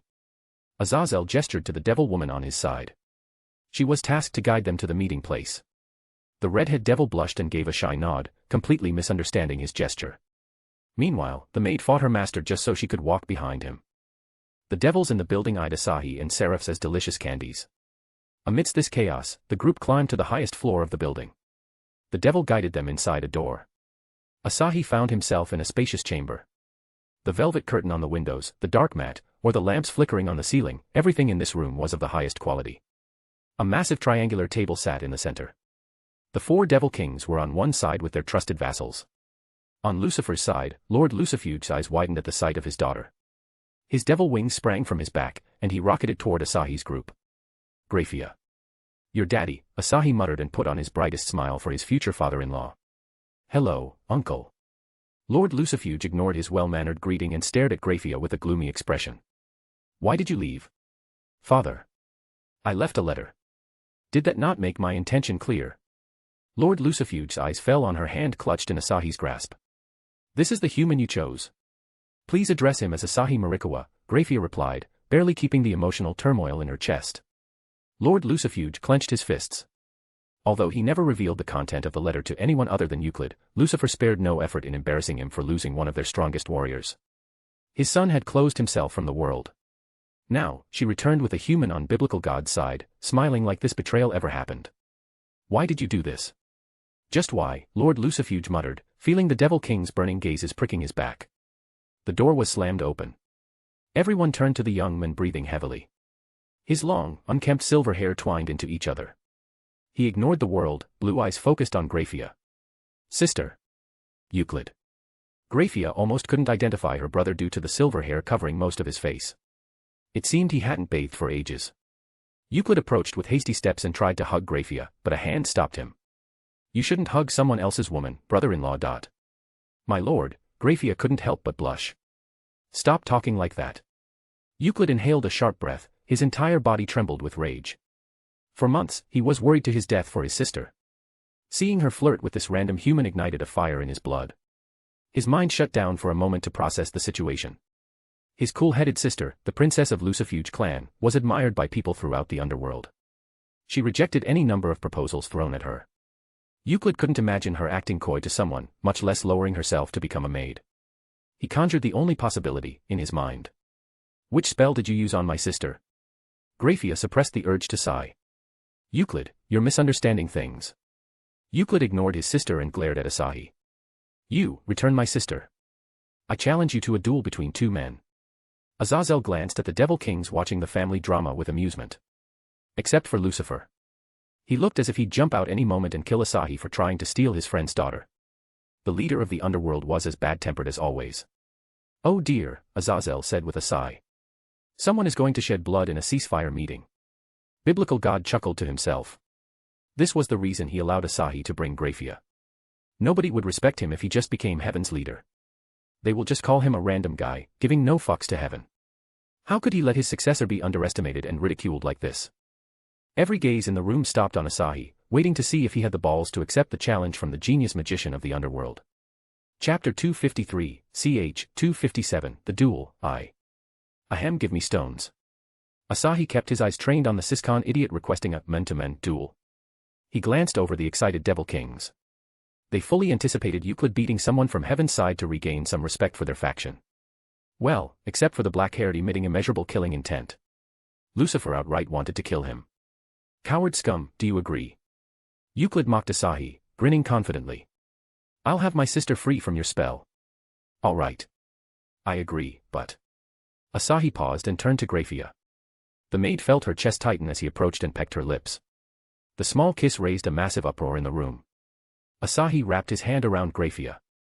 She had no choice but to settle in his embrace, giving her more than enough room to hide her blushing face. Graphia is my woman. Why do I have to duel you for her? Euclid, it's enough. We don't have to do this, Graphia spoke, only to receive another kiss on her head. Asahi pinched her butt. She buried her face in his chest and stifled the sensual moan creeping up her chest. The rounds of spanking had turned her but a little too sensitive. Now, Asahi's ordinary touch made her soul shiver with pleasure. Let me deal with your idiotic brother. I promise not to kill him. Hearing Asahi casually talking about dealing with him, Euclid swore to cut off Asahi's arm touching his sister's private place. She had lost all the dignity and calmness he admired her for. Sister, don't worry. I'll save you from him. Save my ass. Tell me. What do I have to gain from this fight? Euclid snorted. Everyone knows my sister will never choose a weak partner. Refusing the challenge will prove that you used vile spells to control my sister. Lord Lucifuge, do you disagree? Lord Lucifuge found himself between a rock and a hard place. He knew Euclid's feelings for Graphia for a long time, but couldn't find it in him to have this awkward conversation. Euclid sought his mother in Graphia, yet, harbored more than passionate feelings for her. Right now, he was in the wrong for questioning Graphia's men. This fight needed to happen for the Devil King's amusement. Lord Lucifuge buried his pride, or whatever was left of it after Lucifer's insults, and shook his head. Graphia, ask Asahi Marikawa to accept, or we will have to separate you two by force. Aren't you all bullying me here? Asahi said with a smirk. Fine. Whatever. You want a fight, I'll give you a damn fight. But on one condition. Euclid chuckled, suppressing the wide smile threatening to show up. He had to act like a gentleman in front of his sister. Speak up. I want to fight that guy if I win, Asahi pointed to the black-haired devil still glaring through narrowed eyes. Yes, you. You want a piece of me, no. This wasn't Orario where he had to hide his power to level up peacefully. This was the underworld, the realm he chose to conquer. He had no problem bringing out his full power to crush someone. How could he rule if he chickened out from a fight? Defeating Lucifer will make him a threat worth wasting their brain power for. It'd be more fun to conquer a world when the bad guys use their brains to oppose him. How dare you insult the king? This war shouldn't be stopped. These angels deserve to be trampled under our boots. Yes. The vassals of Devil King spoke up one after another, fueling the fire between the factions. They wanted nothing more than this war to continue, so the pillars could go extinct, leaving them with their wealth. Lucifer raised a brow at Asahi's confident smile. Did the man know he challenged the original Devil King? Every devil in the underworld spawned from his wife, Lilith's womb, and he was one to impregnate her. They all came to life to fulfill his ambition of dominating the world. He was their progenitor. The only devil who deserved the seat of king. How could he show his face to anyone after rejecting a challenge from a random and biblical god brought with him? Only the old man's power terrified him, nothing else entered his eyes. Agreed. You shall defeat Euclid Lucifuge before facing me. Good, Asahi said and stroked Graphia's hair. She squirmed a little every time he touched her back. Come at me, kid. I promise I won't kill you for your retarded behavior. Taunting me while using my sister as a shield shows the kind of man you are. Huh? Using my wife as a shield? Dude, she just smells so nice. It's hard to separate from her. Graphia bit his chest. Stop saying weird things. I said the truth. You're too cuddly. Euclid clenched his fists. The veins on his forehead bulged, almost exploding. He faced Lucifer. Lord Lucifer, can I have the honor of defeating this evil human in the Colosseum? Euclid didn't just want to defeat Asahi. He wanted a whole crowd to witness the punishment and humiliation Asahi will suffer for tainting his sister. You may, Lucifer agreed. The Colosseum was mostly used for show battles between the 72 pillars. He looked at biblical God. Do you agree with this contest? God smiled. Why not? It's rare to see such pure entertainment these days. Gabriel's eyes remained glued to Graphia receiving endless headpats in Asahi's embrace. She was still lost on why Asahi joined his lips with Graphia and why was Graphia's face so red. Was Asahi's wife ill? The innocent seraph's mind wandered deep towards the acts that could cause an angel to fall. Sandalphon, on the other hand, couldn't hear a thing. Her throbbing heart almost turned her deaf. Asahi's challenge to the Devil King Lucifer was daring. Extremely arrogant, but he had the power to back it up. Instead of worrying, she held her breath for the upcoming fight. Asahi beat her when he hadn't trained with God. She couldn't tell how much this man had grown after the daily training with her father. He could easily beat the hypocrite devil close to ultimate class, and might be able to take down the Devil King Lucifer. I want to fight him again. She joined her hands together and wished. The halo on her head glowed as though expressing her sincere desire. You guys are, Azazel pointed at the Devil Kings. Full of air. Don't you see Asahi is innocent? That maid isn't under any spell. Shut up, Governor Azazel, Lilith snorted, her black eyes glaring at him. It's a conflict inside the Lucifuge clan. It would be better if you stay away. Azazel glanced at biblical God, who had a calm smile. The old man didn't look a bit worried about Asahi challenging Lucifer. Azazel was assured of Asahi's victory over the young devil, but fighting against Lucifer was another ballgame. Despite his utter arrogant behavior, Lucifer possessed the power to rule the underworld. He couldn't say the same about Asahi without witnessing his fight. What did I come to, he muttered. It was a ceasefire meeting for God's sake. Don't curse me in my presence, biblical God said. The duel shall start in 2 hours, Lilith said, smirking as she toyed with her pitch-black hair. It was the perfect opportunity to show the underworld that the Devil King still reigned supreme after losing most forces in the Great War. Asahi. Graphia whispered and looked up. She had no doubts over Asahi's victory, but the aftermath of the battle frightened her. No matter the result, her clan was going to be ostracized because of her. Asahi smiled. Do you regret our relationship now? How could I? I'm worried about my father. He will be punished whether you win or lose. Nobody will touch my father-in-law. I promise. Out of all of his women, only Graphia and Maya had fathers. Saya's cunt father wasn't counted. He refused to let anyone harm them. Maybe I should declare war after beating the crap out of Lucifer. An evil smirk rose on his face. He wasn't going to kill Lucifer. Lucifer was the embodiment of pride. What if some random human crushed that very pride? It was far more satisfying to let him live humiliated than straight up killing him. Besides, he had no desire to become emperor so soon, so he'll let Lucifer enjoy the position. Graphia shuddered, not from fear, but from the wet sensation between her legs. This overprotective side of Asahi tickled Graphia's heart. She felt loved more than she ever did in her family. Asahi sniffed the air before narrowing his eyes on the maid. She once again buried her face in his chest. Shall we do something fun for the next 2 hours? Oh, okay. Chapter 254, ch. 258, The Duel, 2. The news of the fight between a human from Heaven faction and the young master of the Lucifuge clan spread across the underworld like wildfire. The news sparked a new life in Lucifad City. Devils rushed from other cities to the capital. Among them were 2 friends from different clans. A young man in his early 20s with shoulder-length crimson hair. His bright blue eyes traveled across the devils scrambling into the giant coliseum. They made a scene out of a duel. What do you think led to this? Surzex, a dispute between devils and angels is quite normal. The one to answer Surzex was an attractive young man of the same age. His slick green hair attracted the same attention as his friend Surzex Gremory. I can't believe their stupidity. The pillars are almost extinct. The population is less than a quarter of what it was before. When will the kings learn from their mistakes? Ajuka, should we not do something? Keep your voice low, Ajuka said. Being hot-headed won't help. He could understand his friend's frustrations. They refined their respective clans' powers enough to stand up to the Devil Kings or even defeat them. Succeeding in politics required a balance of influence and power. They had almost no influence if someone removed their family names. And besides, aren't you here for the Lucifuge girl? Ajuka's distraction worked splendidly. Surzex scratched his cheeks.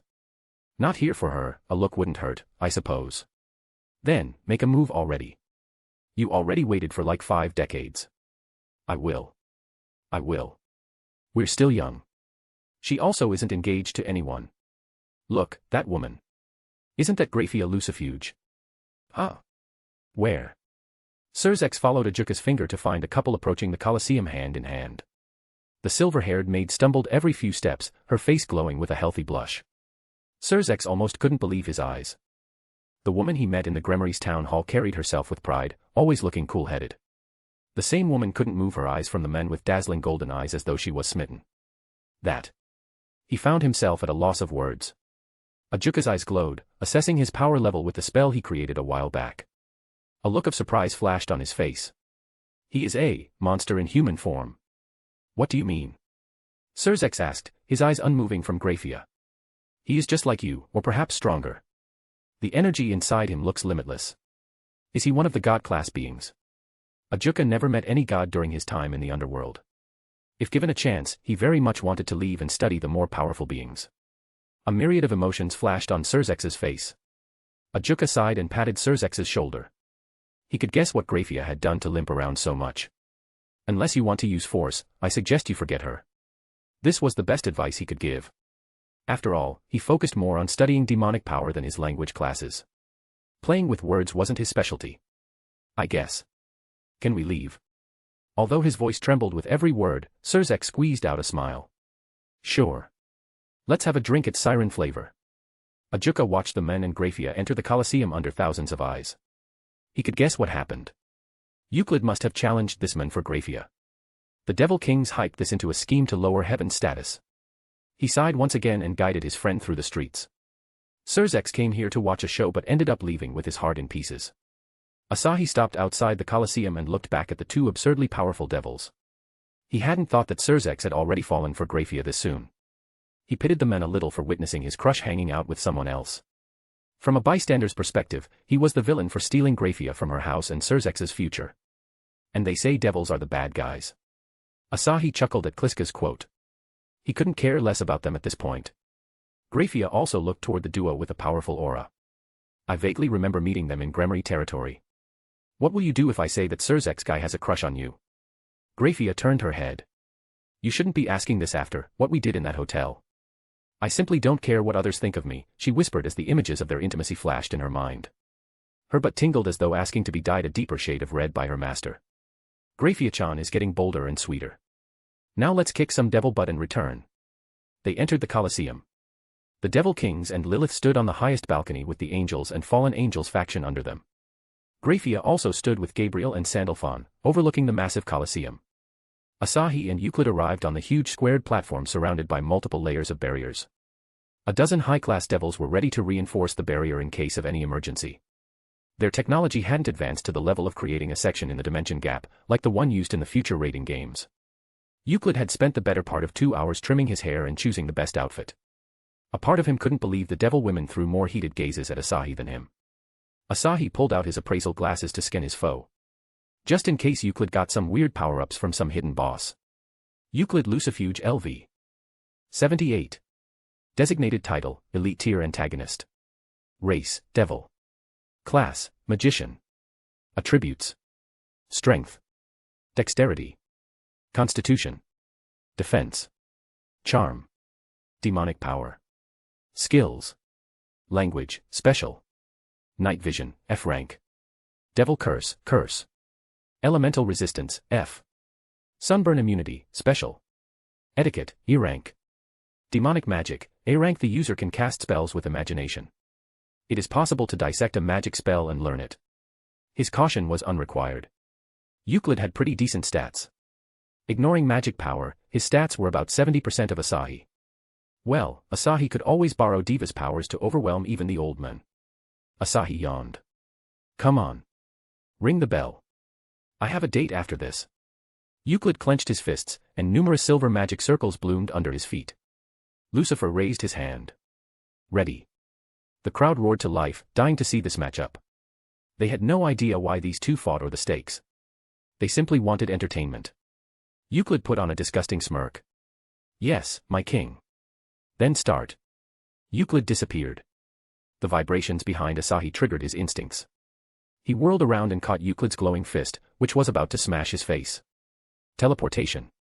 Asahi asked, putting pressure on Euclid's hand. Euclid tried to pull back, but the force got stronger and stronger. Asahi's grin also widened. Euclid felt his bones creaking under the pressure. He's overpowering me with brute strength.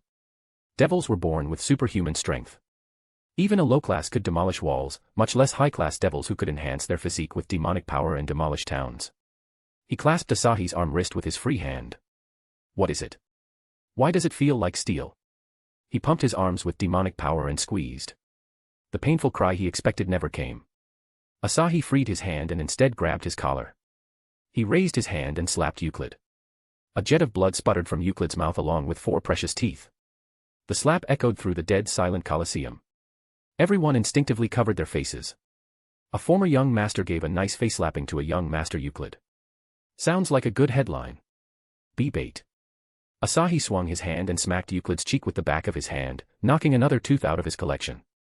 This is for troubling your sister. Slap. This is for ogling my woman. Slap. For thinking I brainwashed my lovely maid. Slap. For wasting my time. One slap after another, Euclid's face juggled left and right in a rhythm. The crowd hissed with each slap. Azazel predicted Euclid would get his ass kicked by Asahi. However, a devil close to ultimate class receiving a beating like this, weren't ultimate class supposed to destroy towns on their own. It put Asahi on the same level as the Satans. This display of strength and arrogance from Asahi silenced the usually chatty governor. He now understood why biblical God flaunted this man as no human. No human ever possessed this degree of power. What is his race? Sir Azazel. The devil woman wiped the beads of sweat off his forehead. Meet me after this meeting. With a bright smile, the devil snuggled to his side. Azazel gently rubbed her ass. Devil or not, this supple butt was worth spanking. Biblical God floated a massive smile on his face. Slapping the bad guys into submission, this was the flair he wanted from his successor. Stop. Lucifer roared on top of his lungs. Cliff Kuin knocks on your door. Chapter 255, ch. 259, The Duel, 3. Asahi stopped his merciless beating and shook the blood off his hand. Euclid's handsome face swelled up like a red balloon. His cowering eyes pleaded Lord Lucifuge for help. Lord Lucifuge shifted his attention to Lucifer. The black-haired devil's face distorted as the surge of his demonic power enveloped him in a black aura. Don't be rash, Lilith said and patted his back. Lucifer slapped her hand away. Asahi tossed Euclid and turned to Lucifer. He analyzed his foe with his glasses. Lucifer LV, 145. Designated title, Fabled Villain. Race, Devil King. Class, Devil King. Attributes. Strength. Dexterity. Constitution. Defense. Charm. Demonic power. Skills. Language, special. Night vision, D rank. Devil curse, curse. Elemental resistance, E. Sunburn immunity, special. Demonic magic, B rank. Sin of pride, unique. The user gains bonus attack power and defense according to their pride. His stats were off the roof, as expected of the king of the underworld. To think the great Lucifer's demonic magic skill was lower than Euclid. Asahi expected him to have some super crazy abilities like his son Rise of him could nullify sacred gears. I'll need to use some spells. His dream of beating Lucifer without Diva's powers won't come to fruition. Well, if he had to use Diva's powers, he might as well make it flashy, so these arrogant devils never underestimate someone again. Go, my husband. Kliska's cheer made him smile. He beckoned Lucifer. Let's do it, Devil King Sama. Surely you won't bow out of your promise. Silent gazes fell on the Devil King Lucifer. He stood up from his seat, his black eyes peering down at Asahi. If death is what you desire, I shall give you. He hopped off the balcony and landed on the square platform with his devil wings. He thrust his hand and prepared a burst of demonic power to finish his opponent. Asahi enchanted his body with ride lightning. Brilliant sparks erupted as lightning surrounded him, quivering through each muscle. Blazing wings for flight. Demonic strength for plus 50 strength and dexterity. And lastly, Valiant Flash, Beletha's level 1 spell to improve his attack speed by 150%. A pair of holy fire spread on his back. Streaks of lightning flowed through him, and a demonic black aura flickered around him. Asahi's mysterious visage enchanted and terrified everyone. Lucifer's hands froze in the air. But for a different reason. Phoenix's fire. He couldn't believe his eyes. The arrogant human was a Phoenix clan's descendant. Lord Lucifer, you are mistaken. Those are not our flames, Lord Phoenix clarified from the crowd. Lucifer enhanced his aura. Cracks stretched on the floor, and numerous holes appeared. Asahi felt the torrent of demonic power flooding the area. Perish, human. Lucifer announced as a black beam came forth and punctured through Asahi's chest. Lucifer smirked. Weakling. Asahi's afterimage vanished with a spark. A hand touched Lucifer's shoulder, numbing his mind. He burst forward with his wings and quickly turned. Asahi was there, with a bright smile. Slow. Asahi's words struck Lucifer's mind, diminishing the aura around him. Asahi pounced forward. The distance between them disappeared in an instant. In another moment, Asahi's fist was already in Lucifer's face. The Devil King couldn't block in time. Boom. A powerful wave traveled through Lucifer. Before he knew it, his back smashed into the magic barriers. The crowd only saw Asahi disappearing and Lucifer flying into the invisible barrier. In their heightened state of tension, they directed their gazes to Asahi, the man who just blew the Devil King with a punch. Unlike the panicking crowd, Lucifer found the world spinning. The holy properties of Phoenix fire burned a chunk of his face while the freakish power behind the punch shook his brain. For the first time, someone other than his archenemy, biblical God, managed to wound him. This son of a whore. Lucifer firmly locked his eyes on Asahi and gritted his teeth. His demonic power already stitched the wound. Lucifer charged 2 black orbs and hurled them at Asahi. Storm Fort, Baal's level 3 spell. Violent gusts surrounded Asahi. The orbs with compressed demonic power chipped away at the wind barrier. The mini tornado swallowed the demonic power. Lucifer had to admit the variety in his foe's arsenal. Could his magic power keep up with the demands? Humans were known for their low magic power reserves, but Lucifer couldn't classify this terrifying man as human. Not after he sent him flying with a punch. Asahi remained in his position. Is this all great Lucifer can do? Get him. Lilith cheered for her husband. Show him your true power. Asahi grinned. Don't be a pussy before your wife. His expression crumbled when Gabriel asked Sandalphon about pussy. Fuck. I forgot my innocent Gabriel is here. I shouldn't be too vicious before her. Let's finish this. Asahi brought his weapon to provoke Beelzebub of the underworld. King of Flies. The imposing figure of Baal materialized behind him. His majestic golden aura sent a powerful shiver down Lord Beelzebub's spine. It's been a while, my king. Good to see, old man. How's your host? Baal crossed his arms on his chest. Albeit a bit perverted, she is a good kid. My king, do you want to unleash my strongest spell on this devil? Yup. Suck his magic power dry. Asahi let his mana run wild and poured everything into Baal. It was his first time casting a level 10 spell. The enormous mana shut down everyone in the Colosseum. They forgot to breathe as though something was stuck in their chest. An ominous black dyed Baal as he revealed his true nature. The demon king of hell dispersed into fragments filled with magic power. The countless black fragments gave birth to an equal amount of massive black flies. The swarm of giant flies buzzed, raising a clamor in the Colosseum. Even the devil kings took a step back from the flies. Beelzebub forgot to notice the wet puddle underneath his legs. Lucifer formulated numerous magic circles and fired black beams at the flies. The swarm was just too much. One after another, the flies clung to his body. Lucifer was buried beneath the mass of black flies. Lucifer. Lilith flew down the balcony and sent bursts of magic power at Lucifer. She also could do nothing in the face of insurmountable odds. Dear God, what kind of abomination is he? Azazel couldn't contain his curiosity and asked. Believe it or not, he is my successor. What about Michael? He wasn't up to the task. Asahi fulfills the role better than him. Are you planning on taking over the world, old man? Biblical God revealed a mysterious smile. The same one he showed when he brought down the terrifying calamities on the land. Maybe. Azazel sighed and looked down on the great Lucifer now freed from the swarm of flies. He was unconscious, his clothes torn at multiple places. No demonic power could be felt from him. Lilith cried as she called out to her husband. The fallen angel governor couldn't help but pity the devil king for crossing paths with the wrong men. Despite summoning such a massive spell, there was no fluctuation in Asahi's aura. Completely stable if nothing else.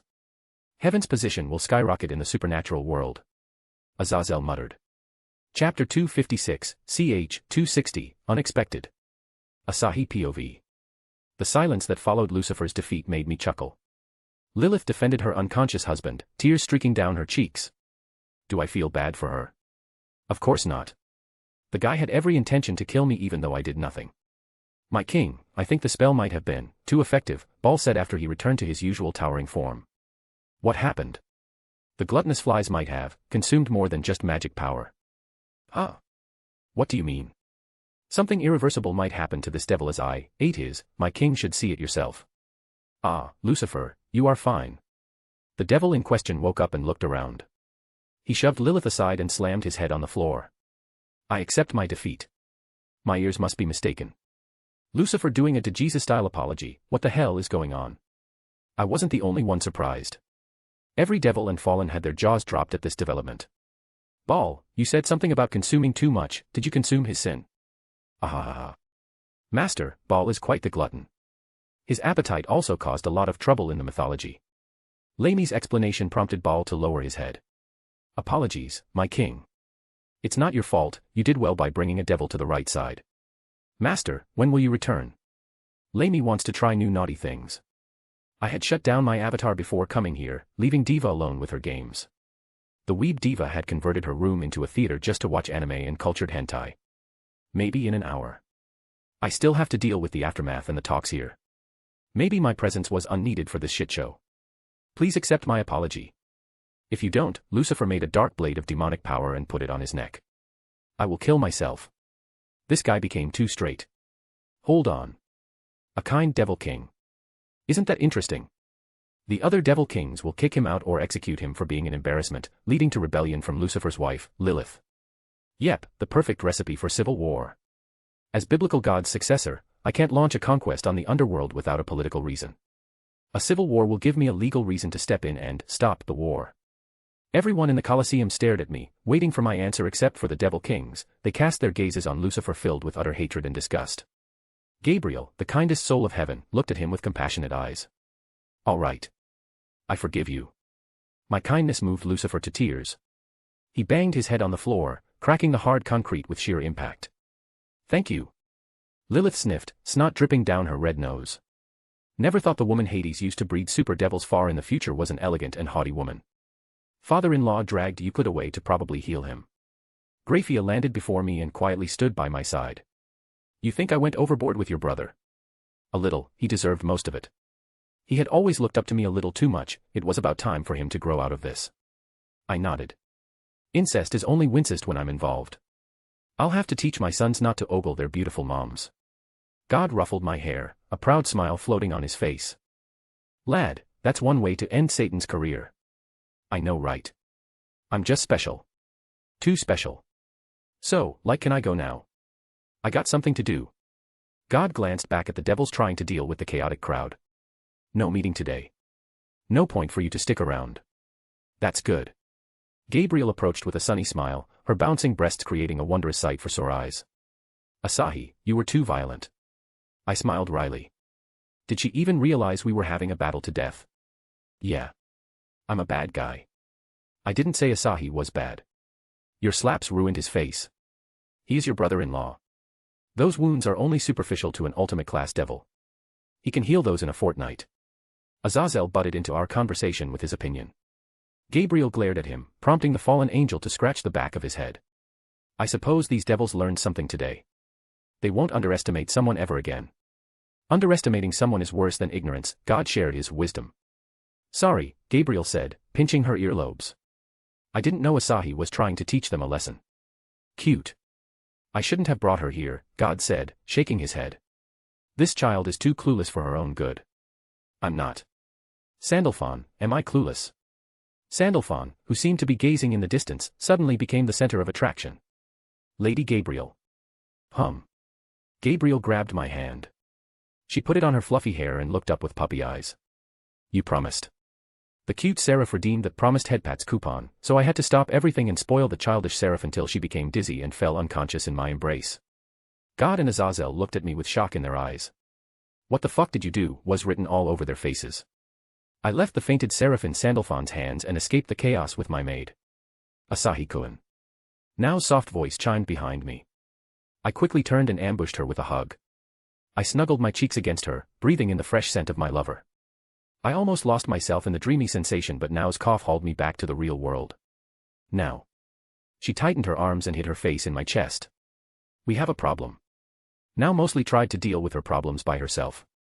Perhaps it stemmed from being a lot older than me, or her training as a teacher gave her this dutiful. The problem might be a big one. Go on. Elise left with the party. I see. She truly rebelled. So the redhead chose spanking over freedom. Chapter 257, ch. 261, Frustrations. Earlier in the day. Elise closed the door on Asahi's face and returned to her messy bed. Her face was as calm as opposed to her fists clenched until they were crimson red.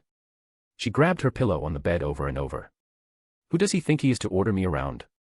He was strong, far stronger than anyone. But it didn't give him the right to call the shots here. She wanted to say that to Asahi, but her thoughts froze when he showed worries on his stupidly handsome face. Every word of retort got stuck in her throat as though she experienced a mind-down state. It wasn't fair. Why am I so agitated? Do I really like that playboy? What reason do I have for liking him? His kindness. His strong sense of responsibility. His nonchalant way of handling the greatest disasters. His attractive face and body. Or the way he teased her that night, creating a coil of emotions each conflicting with the other. Her brain scattered in every direction to find the answer, only to stumble in a loop. What did it even mean to like someone? She loosened up with a sigh and rubbed her thumb on the pillow with marks of her tears. She hadn't shed a tear since the day she buried her father in the graveyard. He was a jovial man, working his best to sell goods to the villages and towns outside Ororio. That year, the bandits were rampant, killing and looting the merchants en route to other towns. The bandits had ambushed his goods outside the city and slew him and his guard friend. Elise visited the guild for help, but they refused to deal as they were short on hand. She couldn't let her father's death be in vain, so she decided to sell whatever she could and use the money to hire some adventurers to arrest those bandits. The 7-year-old Elise looked up to the adventurers for their strength. They ventured into the deep dungeon to slew scary monsters. She never thought those adventurers would return on a stretcher with white clothes over their bodies. The new case brought her Astria knocking on her door. Elise dutifully revealed everything she knew about the quest she gave to the adventurers. I will give you justice. Astria fulfilled her promise. Elise couldn't believe how fluently Astria and her familia dealt with the bandit problem. Astria had revealed plans to send Elise to an orphanage, but she changed her mind later. Your resolve is beautiful. Would you like to join my familia? She wouldn't have friends like Kagaya and Ryu if she didn't nod her head that day. Fresh out of the bath, Elise stood before the mirror in just her black stockings. Her supple curves glistened with the starshine of water running rivulets around the side of her lovely, juicy breasts and the subtle lines on her belly. Capped by pink, rosy nipples, her breasts weren't big enough to become a hindrance in the dungeon, or small enough to not even form a cleavage. Just the perfect size for the perfect her. Elise clapped her cheeks. I can't mope around today. It's time to put this Evelys matter under the bed. Bed. Elise brooded over how soft Asahi and Astria's bed was compared to hers. The thought led her to recall her talk with her goddess, where she almost cornered her goddess, only to get blown by her statement. He is all over me. The mere thought sent a warmth fluttering down her belly. She once again examined herself in the mirror, comparing her body to Astria. Astria-sama is more attractive.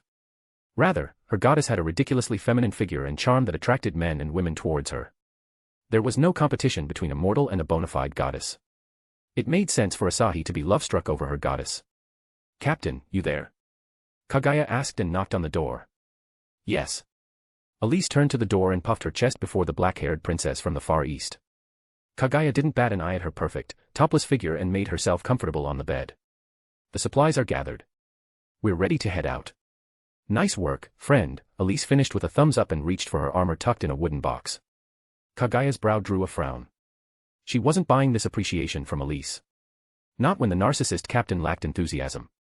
Elise was most thrilled to put an end to Evelyn's reign, even though their friend was unfortunate enough to not make it. Kaguya couldn't see a hint of that excitement in Elise's voice and gestures. Elise had the same aura around her yesterday. Usually, Kaguya would have clenched her friend's shoulder and forced her to spit everything. Right now, the priority is the eradication of Evelyn's hiding in the second dungeon. She had a hunch this was related to the night Asahi walked out of Astria's room. Elise's blushing before resembled her mother stuttering before her father. Well, unlike Elise, Kaguya's mother was stuck dreaming for her father inside her chamber, waiting for the day her old man pulls his head out of his mistress's skirt. The fate of a typical mistress in the Far East. There we go. All done. Elise finished putting on her armor and gave a broad smile. Now we wait for Asahi. Wait. Did he go somewhere on expedition day? I'm going for a few hours. Don't leave for the dungeon without me or I'm gonna spank you in front of everyone. Asahi's teasing face surfaced in Elise's head, saying the humiliating words once again. Her smile twitched at the corners. Why yeah. That little guy has too much courage. Kaguya almost chuckled at how lively Elise became at the mere mention of Asahi's name. Elise recklessly charged in a fight with Althea, the level 7 from Hera Familia. Seeing the same woman stuttering was a thought-provoking moment for Kaguya. Let's wait for Asahi-kun. We might need his strength if Evelyn summoned another nightmare. Elise silently turned to her mirror and balled her scarlet hair in her fists. After a long staring contest with her twin inside the mirror, she freed her hair and just brushed them. No ponytails today. No. Can you manage them in a fight? Kaguya had trained to keep her grace. The Gajuno family's fighting style was all about killing with elegance and beauty as the shadow warriors of Amaterasu. Anything crude will shame their goddess. Of course. There is nothing impossible for me. Kaguya shook her head. There was no need to worry over this narcissist friend. Love or not, she was going to be fine. So they waited. Chapter 258, ch. 262, A Selfish Wish. Several minutes later, Asahi's harem joined them after some minutes to deliver the news about Asahi facing some trouble in his work. How long? Elise asked. Where did he go? I don't know, Siko said, the guilt of lying forcing her to look away from Elise's eyes. Please, wait. Yeah, now added with a soft smile. We're sorry. Kaguya easily saw through their lies, but she chose to keep her mouth shut. Elise folded her arms on her cold breastplate. This is an urgent mission, doesn't he understand? What if someone leaked our mission, and they escaped? What will we do? Rika narrowed her eyes.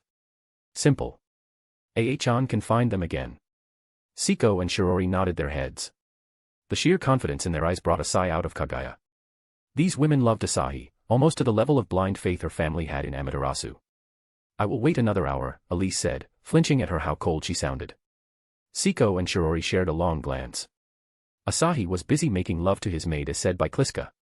Asahi arriving here in 1 hour sounded close to impossible due to the 2 hours wait and the battle which might last several minutes. What do we do? Siko asked through their inmate telepathy. Elise looks pissed today. Did she hear Asahi-kun's confession to Astria-sama? It could be the reason. Shirori pursed her lips. Tsunderas are annoying. I'm glad Saya wasn't a full-blown tsundere. Elise might lead the party alone. We'll go with her if that happens. We cannot let the ambush succeed at any cost. Don't worry, Imuto. I'll judge the evil scum with my hubby's new katana.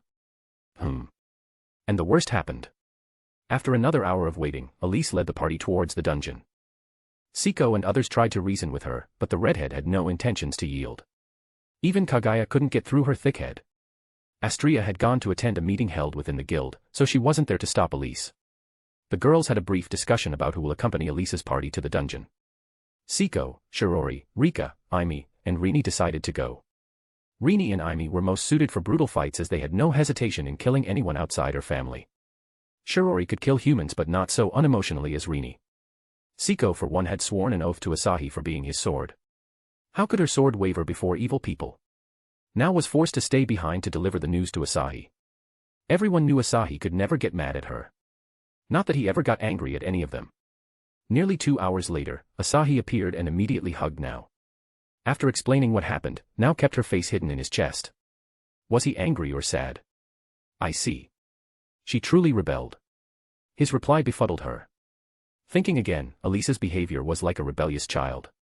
He gently stroked her back. It's not your fault. I should have paid more attention to that Sundara. Should we go? No matter how comfy she felt in his arms, pursuing Elise had to be done before she fell into some trap. Of course. Kliska teleported them to the dungeon. Fucking little shits. Curses reverberated through the dim cave, coming from the captain of Rudra Familia, Jura. Frustration was apparent on the cat beastman's face as he pranced around the cave. He sat down and ran a hand through his hair. His subordinates hadn't returned from a simple search mission. The sound of the door opening came from a distance. Dix, the captain of Iklos Familia, soon appeared and scanned the room with his red eyes. It's been unusually quiet around here. How is progress? The Inferno stones are ready to go on the 27th floor. Good. They are coming down as we speak. Fuck. Jura cursed again in his mind. He'd need several hands to ignite the Inferno stones. Dix noticed Jura's pale face under the flickering torch and narrowed his eyes. Is something the matter? My subordinates are missing. Jura slowly revealed the truth, clenching his fists. Dix's eyes widened behind the hazy quartz goggles. He grabbed Jura's throat forcefully. You didn't think of informing us. Even as a level 4 adventurer, Jura couldn't resist the hand strangling him. Sorry. Hearing the apology, Dix put Jura down and shoved him back to his chair. Tell me everything. Leave one word, and I'll kill you. Jura nodded his head and conveyed everything including the appearance of Siren capable of speaking. Dix took in the matter of a talking monster rather calmly. Incompetent bastard. Why did Ikalo-sama even think of telling you goons about this place? Dix spat. Valletta is going to be mad. Jura felt the air getting colder and colder. The woman whose tongue lashed harder than his whip. Her one-of-a-kind barrier was the biggest weapon in the Evelys arsenal. She was also the biggest bitch Jura ever met. Maybe monsters ate them. If they get caught they won't reveal anything, Jura said in a low voice. I swear. He lied despite knowing his subordinates had high chances of ratting him out for all the pain and punishment he gave them. What a fucking bastard. You think she'll leave you to feed your men to monsters? Jura slowly shook his head. That woman was going to bite his head for losing manpower that could have helped in expanding this dungeon. Dix gave a glance over Jura, his red eyes flashing a sharp glint. Stand guard with your monsters behind the adamantite walls. Jura's pupils stretched as he realized the cruel meaning behind Dix's words. He was going to be used as fodder to buy time. Valletta is out talking to a new sponsor. It's all on you now. Dix flashed a bright smile. The adamantite walls will block their path for a day at the very least. Giving some hope to Jura, Dix turned around and shuffled out of the narrow hallway. Sharp breaths rang in the dim room. A lone figure folded her knees and buried her face in her golden wings, the only warmth left in the cold bedrock surrounding her. I should have listened. The Siren Ray, classified as Xenos by Arenas and Fells, whispered in a room where Minotaurs hadn't shown up. She had spent 15 years in the village, waiting for a day she could spread her wings and soar into the vast sky filled with light. Not the twinkles birthed by the dungeon walls, but genuine, breathing light of the sun. For this sole wish, she escaped the village and climbed the floors. The weak monsters scurried from her sound waves. Everything was easy until she ran into a human with hair as pale as the sky. The human sprouted beautiful wings from her boots and chased Ray throughout the floor while calling for her to stop. Strangely, Ray wasn't attacked, not even once. This went against the words of her fellow Xenos who told her about how cruelly the humans treated them. She believed her family more than anyone, that only meant the human had different motives. To catch her alive without harm. Ray only escaped because of her ability to maneuver her wings in narrow places. While she escaped, the human was stuck fending off a frenzied horde of Minotaurs. Tap tap tap, footsteps scrambled far away. Ray held her breath, hushing any noise that could alert anyone. All she wanted was to reach the surface and drift into the sky. She hoped to fulfill her selfish wish without harming anyone. Chapter 259, ch. 263, Bullying. Asahi found himself on the 10th floor with the mist blocking his vision. Elise and the party clashed with the horde of imps and orcs. Elise plunged her burning sword into the orc's stomach. Go to hell. Flames exploded with her shout. Orc spewed fire with his eyes and mouth. Elise pulled back the sword and lunged at another orc, doing the same thing again. Agaris Alvacinth. Elise's enchantment magic charred the insides of the thick-skinned orcs. Asahi's harem noticed his arrival and stopped holding back their strength. Rika amped up her sniper shots, exploding heads like watermelons. Rini roared and tore the imp standing in her way. Siko, Shirori, and Aimi slashed faster than the adventurers could process. Master. Natsumi waved her hand at Asahi, only to get ignored as Asahi busied himself in treating Rini's rampant emotions. Natsumi's bright smile crumbled, but her hand kept fluttering to grab Asahi's attention. The prisoner by her side gave her a look filled with pity. The traitor of the Rudra familia bore the name Ren. Meanwhile, on the battlefield, the girls dealt with the chaos in less than a minute. Asahi heard a sweet chime in his head. You have leveled up. Hell yeah. Level 30 now. Good job, girls. Guiding Wind now muttered and steered the mist into a corner. Nicely done, Grafia praised now with a smile. The disappearance of the mist startled the adventurers. Rio, who was the closest to Asahi, sensed the change in the wind. She knew now's capability of casting quick spells, but pushing the dungeon mist was on an entirely different scope. Why am I wasting time on normalizing these irregulars? They were never normal. She glanced at the men in the center of this irregularity. The hint of smile on his face sent her back to the time he proposed to touch her elven ears. After accidentally peeking on him, she felt like she should pay him with something.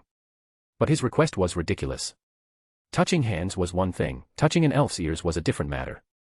Although she escaped her race, she couldn't escape the superiority complex in her blood. Elise and Kagaya pointed it out many times, but she just couldn't get along with the thought of a man touching her. Unless he is my lover. Ryu shook her head twice. Why was she thinking of the men her friend liked? It was because he was the only man bold enough to talk to her. Elise stopped feeding magic power to her enchantment and sheathed her rapier. Turning around, she found Asahi approaching with a teasing smile on his face. This demon. How did he get here so fast? Elise, babe. He just called me babe. Her fingers on the sword hilt shook. She was more than just thrilled to be addressed as babe by Asahi. With a little blush adorning her cheeks, she glared at the men. Don't call your captain like that. Ready for your punishment. His next words sent a shiver down her spine. She wanted to bring out the sword and fight him. But the notion died when she recalled how he thrashed the Goliath as though the giant was a toddler. Stay away. Now. You can't go back to our promise. What promise? Asahi reached out with his hand and touched her chin. The promise we made in the morning. If you leave without me, I'll spank you before everyone. Am I going to be harassed before her familia? Tears gathered at the corner of her eyes. She turned to her last hope. Kagaya, help. Kagaya merely smiled. She had been observing the different expressions on Ryu and Elise. A single man had changed their familia from the inside. First their captain and goddess, now the adorable elf. Kagaya couldn't help chuckle at their misery. As someone who had seen the despair and sorrow in the dungeon, Kagaya only desired the safety of her friends, an ample amount of booze at night, and a decent bed to sleep on. She had long embraced the life of an adventurer. No longer was she a princess clinging to her parents for guidance. Nope. You deserve it. Kagaya gave a no-mercy rejection to Elise. As the princess of one of the 8 clans in the Far East, the idea of multiple women sharing a man had been ingrained in her head since her childhood. If these two can laugh and smile with this charming playboy, then so be it. Elise kept stumbling until her back was against the wall. In the now clear mist, Elise saw her fellow adventurers giggling and guffawing. Pa. A violent sound echoed through the floor. Siko and Grafia unconsciously clenched their butts. Rika rubbed her butt with a frown. He never hits me like this. Shirori shook her head.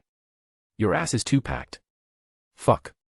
Meanwhile, Elise felt a numb feeling spreading through her bottom, followed by a strange itchy sensation. She glared at Asahi as she rubbed her butt. It's enough. Ding. Your relationship with Elise level changed to Bully Jr. Chapter 260, ch. 264, Magic Item. Ding. Your relationship with Elise level changed to Bully Jr. What a change. Asahi gave a look over at the girl caressing her butt with both hands. The hint of tears in her eyes made her rather adorable. This relationship might turn him into a sadist. All right. Any more spanking would make her cry, which Asahi wanted to avoid.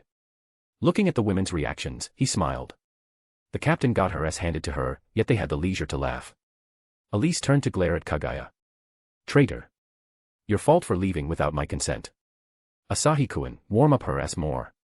That sounds so wrong, Asahi said. Kagaya smirked. Who cares about wrong or right? It's fun to see our pure captain scattering like a bird-brained idiot. Elise hung her head and sniffed back the tears. Why is everyone bullying me? Are they jealous of my perfection? Kagaya closed in the distance and blew on her ears. Say, Captain. You're enjoying the attention he is giving to you. Tell me if I'm wrong. Elise swallowed her words and furiously shook her head. Stop being delusional. What kind of maniac will enjoy spanks on their b-butt? It's just what you believe, Kagaya whispered and trailed a finger down her back covered in a single shirt. Kagaya's mischievous finger wriggled its way to Elise's black shorts. Seeing Elise wince and wriggle around with a hot blush on her face heightened Kagaya's curiosity.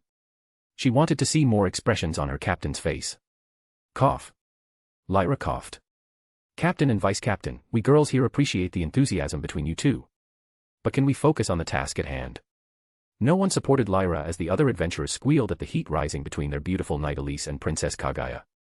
Siko and others ignored the bunch and dragged Elise towards Asahi before they all went down the dungeon. Ryu and Lyra followed behind with other adventurers. Nobody stopped for the brunette standing stiff with her hand raised. Her pets rubbed her legs as though consoling her. Poor woman. Natsumi slowly turned to Ren, who betrayed his colleagues for his safety. Any normal man in his situation will accept the easy way out from the giant goblin's dick. I can summon goblins. Ren felt chills from Natsumi's words. He hung his head, cowering a little. Sorry. Follow me. Natsumi walked ahead, not noticing the men looking at her back with a malicious smile.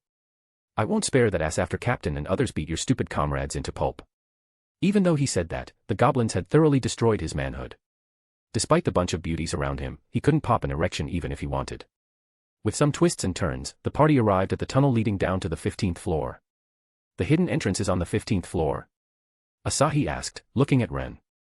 Ren nodded and whipped out the secret shared by Evelis. This will lead us. Asahi tugged at the object with his telekinesis. Ren merely watched as the object in his hands flew toward Asahi. A round silver ornament made from mithril. A red orb was embedded in its center like an eye. A simple D had been inscribed on the ornament's surface. The magic item of Deadless, Ren said. Deadless. Natsumi raised her voice. You mean the creator of Deadless Street? Yeah. One of Evelis' members is the descendant of Deadless, the creator of Babel Tower. That's kinda awesome, Natsumi said with glittering eyes. He was like a crazy asshole, but his work was admired by thousands. Asahi patted Natsumi's shoulder. Care to share your knowledge? Natsumi puffed her chest, a wide smile on her face. Of course, Master. I read about him in the Library of Apollo. Asahi revealed a soft smile. Reading books was unbecoming of someone carrying the Endgame Antagonist title. Natsumi went on to explain the tale of Deadless. The artisan whose creations were admired by God and Goddess. The praises drove him to finish Babel, the Tower of Gods. Soon, he stopped creating magnificent articles and pleased himself in the dungeon. With Falna, he strengthened his body. The prodigy became insane in people's eyes and almost vanished from the pages of history.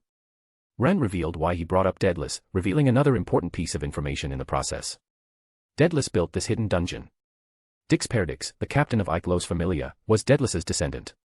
He had been the one to continue the legacy by expanding the hidden dungeon.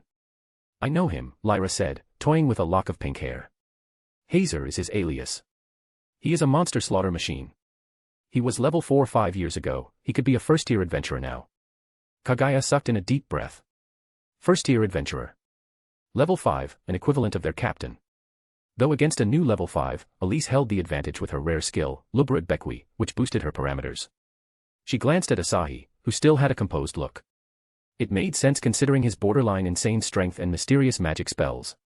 He is a reliable pillar of our familia. Can he beat Otter, the king? She was a tad curious. Unfortunately, the two had no rivalry or sorts for a dream match to occur. Asahi realized why Natsumi showed interest in the man named Deadless. They were both crazies, albeit with different motivations. One wanted to craft a masterpiece rivaling the living dungeon while the other had every intention to end the world. Well, until she got her ass kicked and the cops threw her in the prison to rot to death. Kliska, how much time has passed in my zombie world? Let's see. My love has been here for over a month now. About 4 to 5 hours, I'll say. I thought I have been living here for months. Saya's baby will take a lot of time. We never know if the baby matures early. After all, it's the offspring of a fire mage and high human. I hope it comes soon. I see. My love wants to drink her milk. I'm just curious how hers taste. Besides, imaging Saya blushing when breastfeeding her child makes me aroused.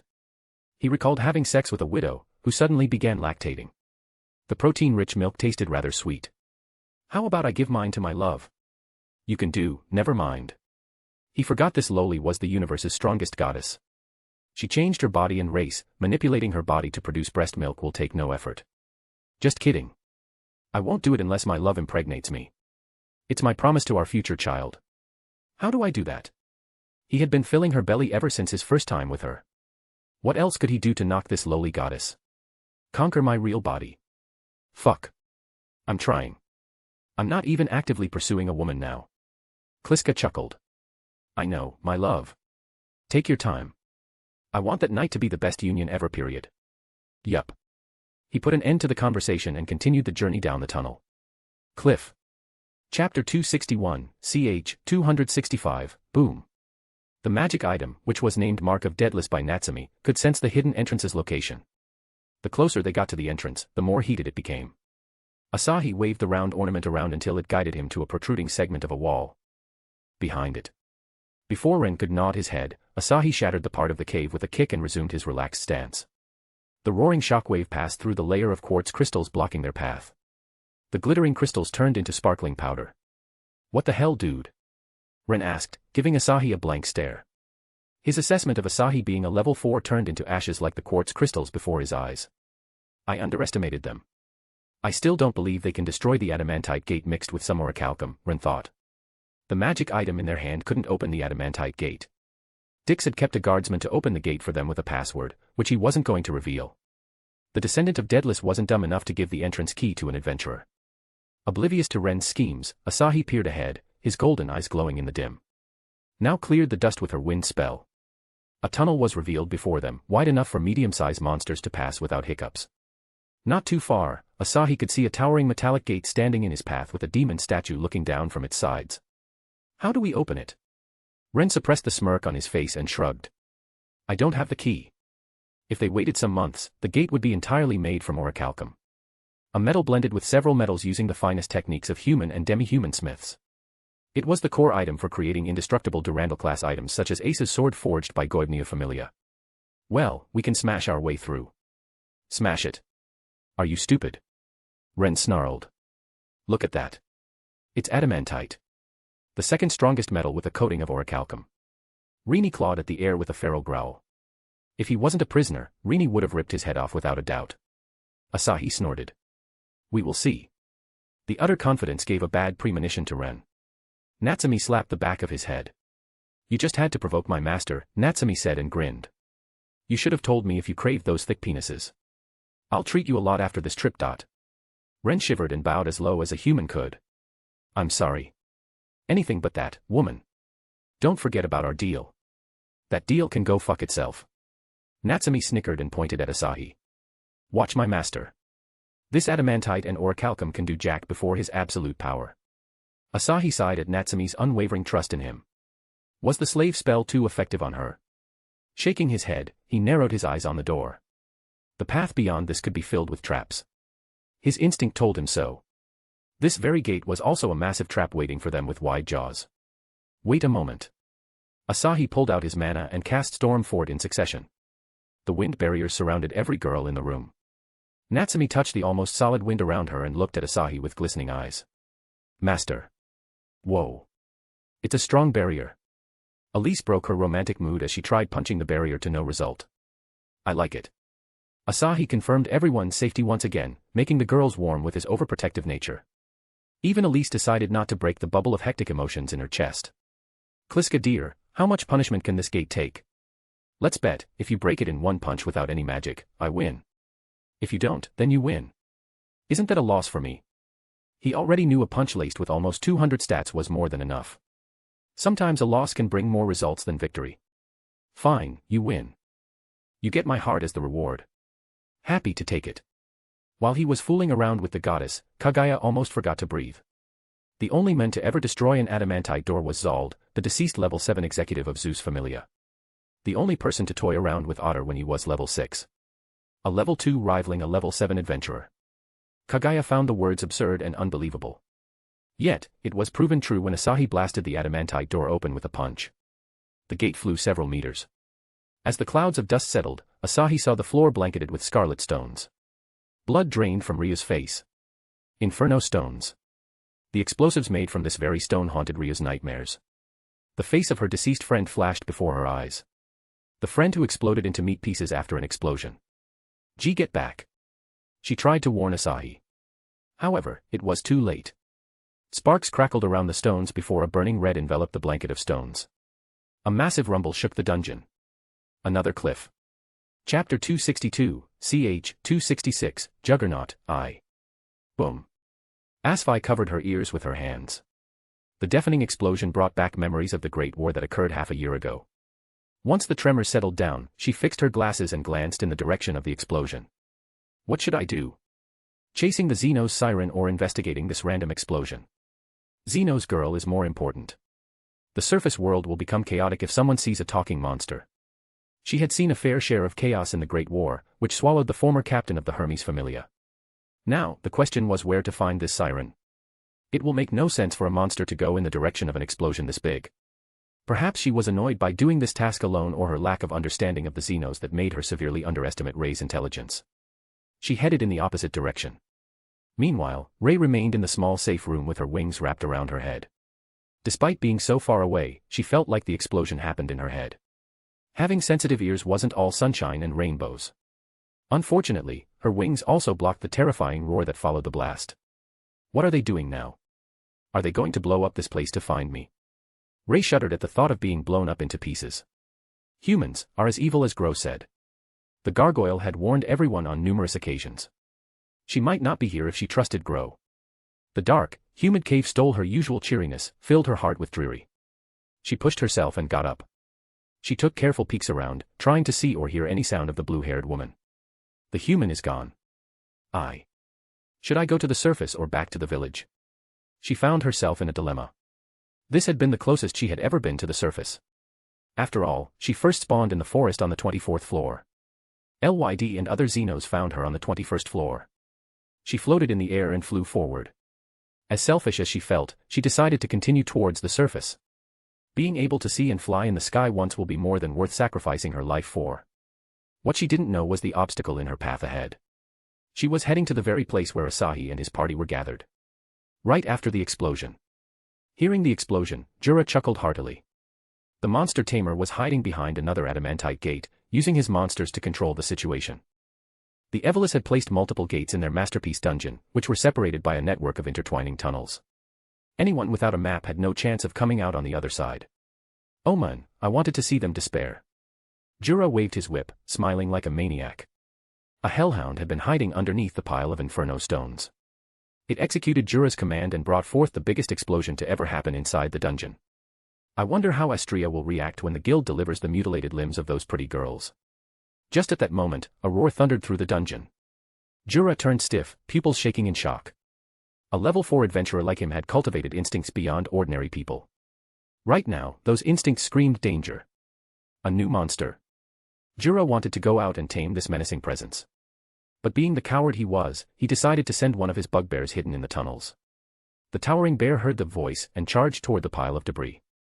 A shadow flashed over the bear's head, chasing it through the passage. Asahi frowned after hearing the roar. Juggernaut, huh? The guardian that spawned to stop the destruction of the dungeon. A juggernaut from the 15th floor wasn't enough to raise his attention. He glanced behind, confirming everyone's safety. The wind barrier bore the impact and cut down the debris as well. Ryu kept looking in the space blankly, seemingly the most shaken out of everyone. Asahi waited for Elise or someone else to step up and comfort the elf, but no one did. His fellow adventurers pulled out their weapons and looked to their front. Oh come on, Asahi said and approached Ryu. His footsteps snapped Ryu out of her stupor. The wind barrier startled her. Her gaze drifted to the adventurers, and she sighed in relief. The illusion she saw wasn't real. Before she expressed her heartfelt gratitude, Asahi pulled her in his embrace and rubbed the back of her head.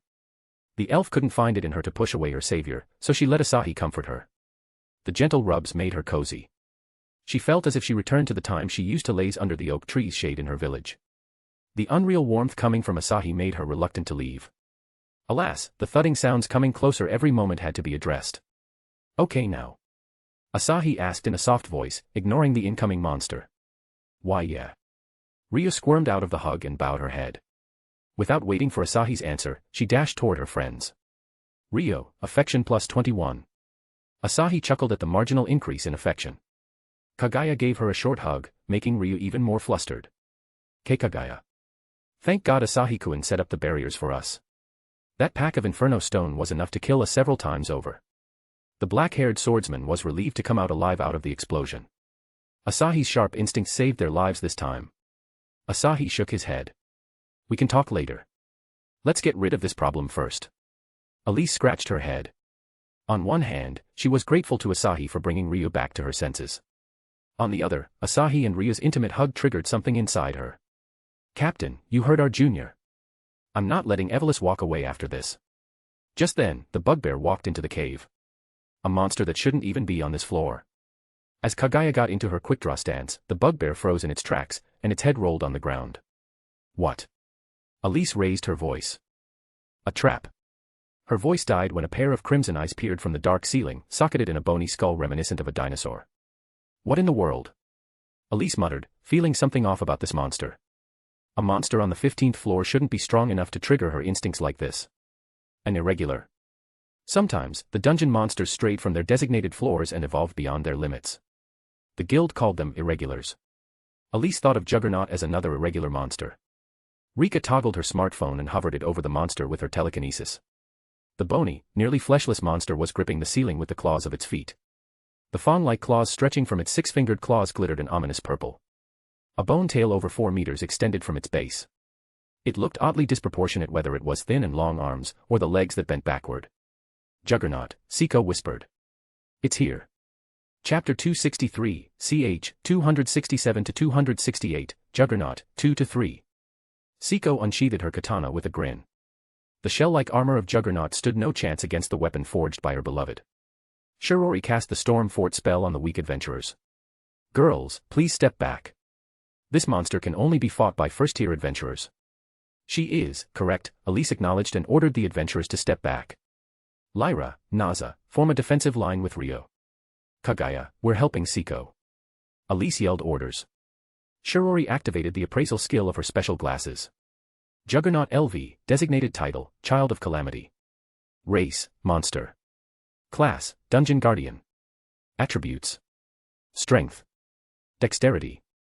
Constitution. Defense. Charm. Mana power. Skills.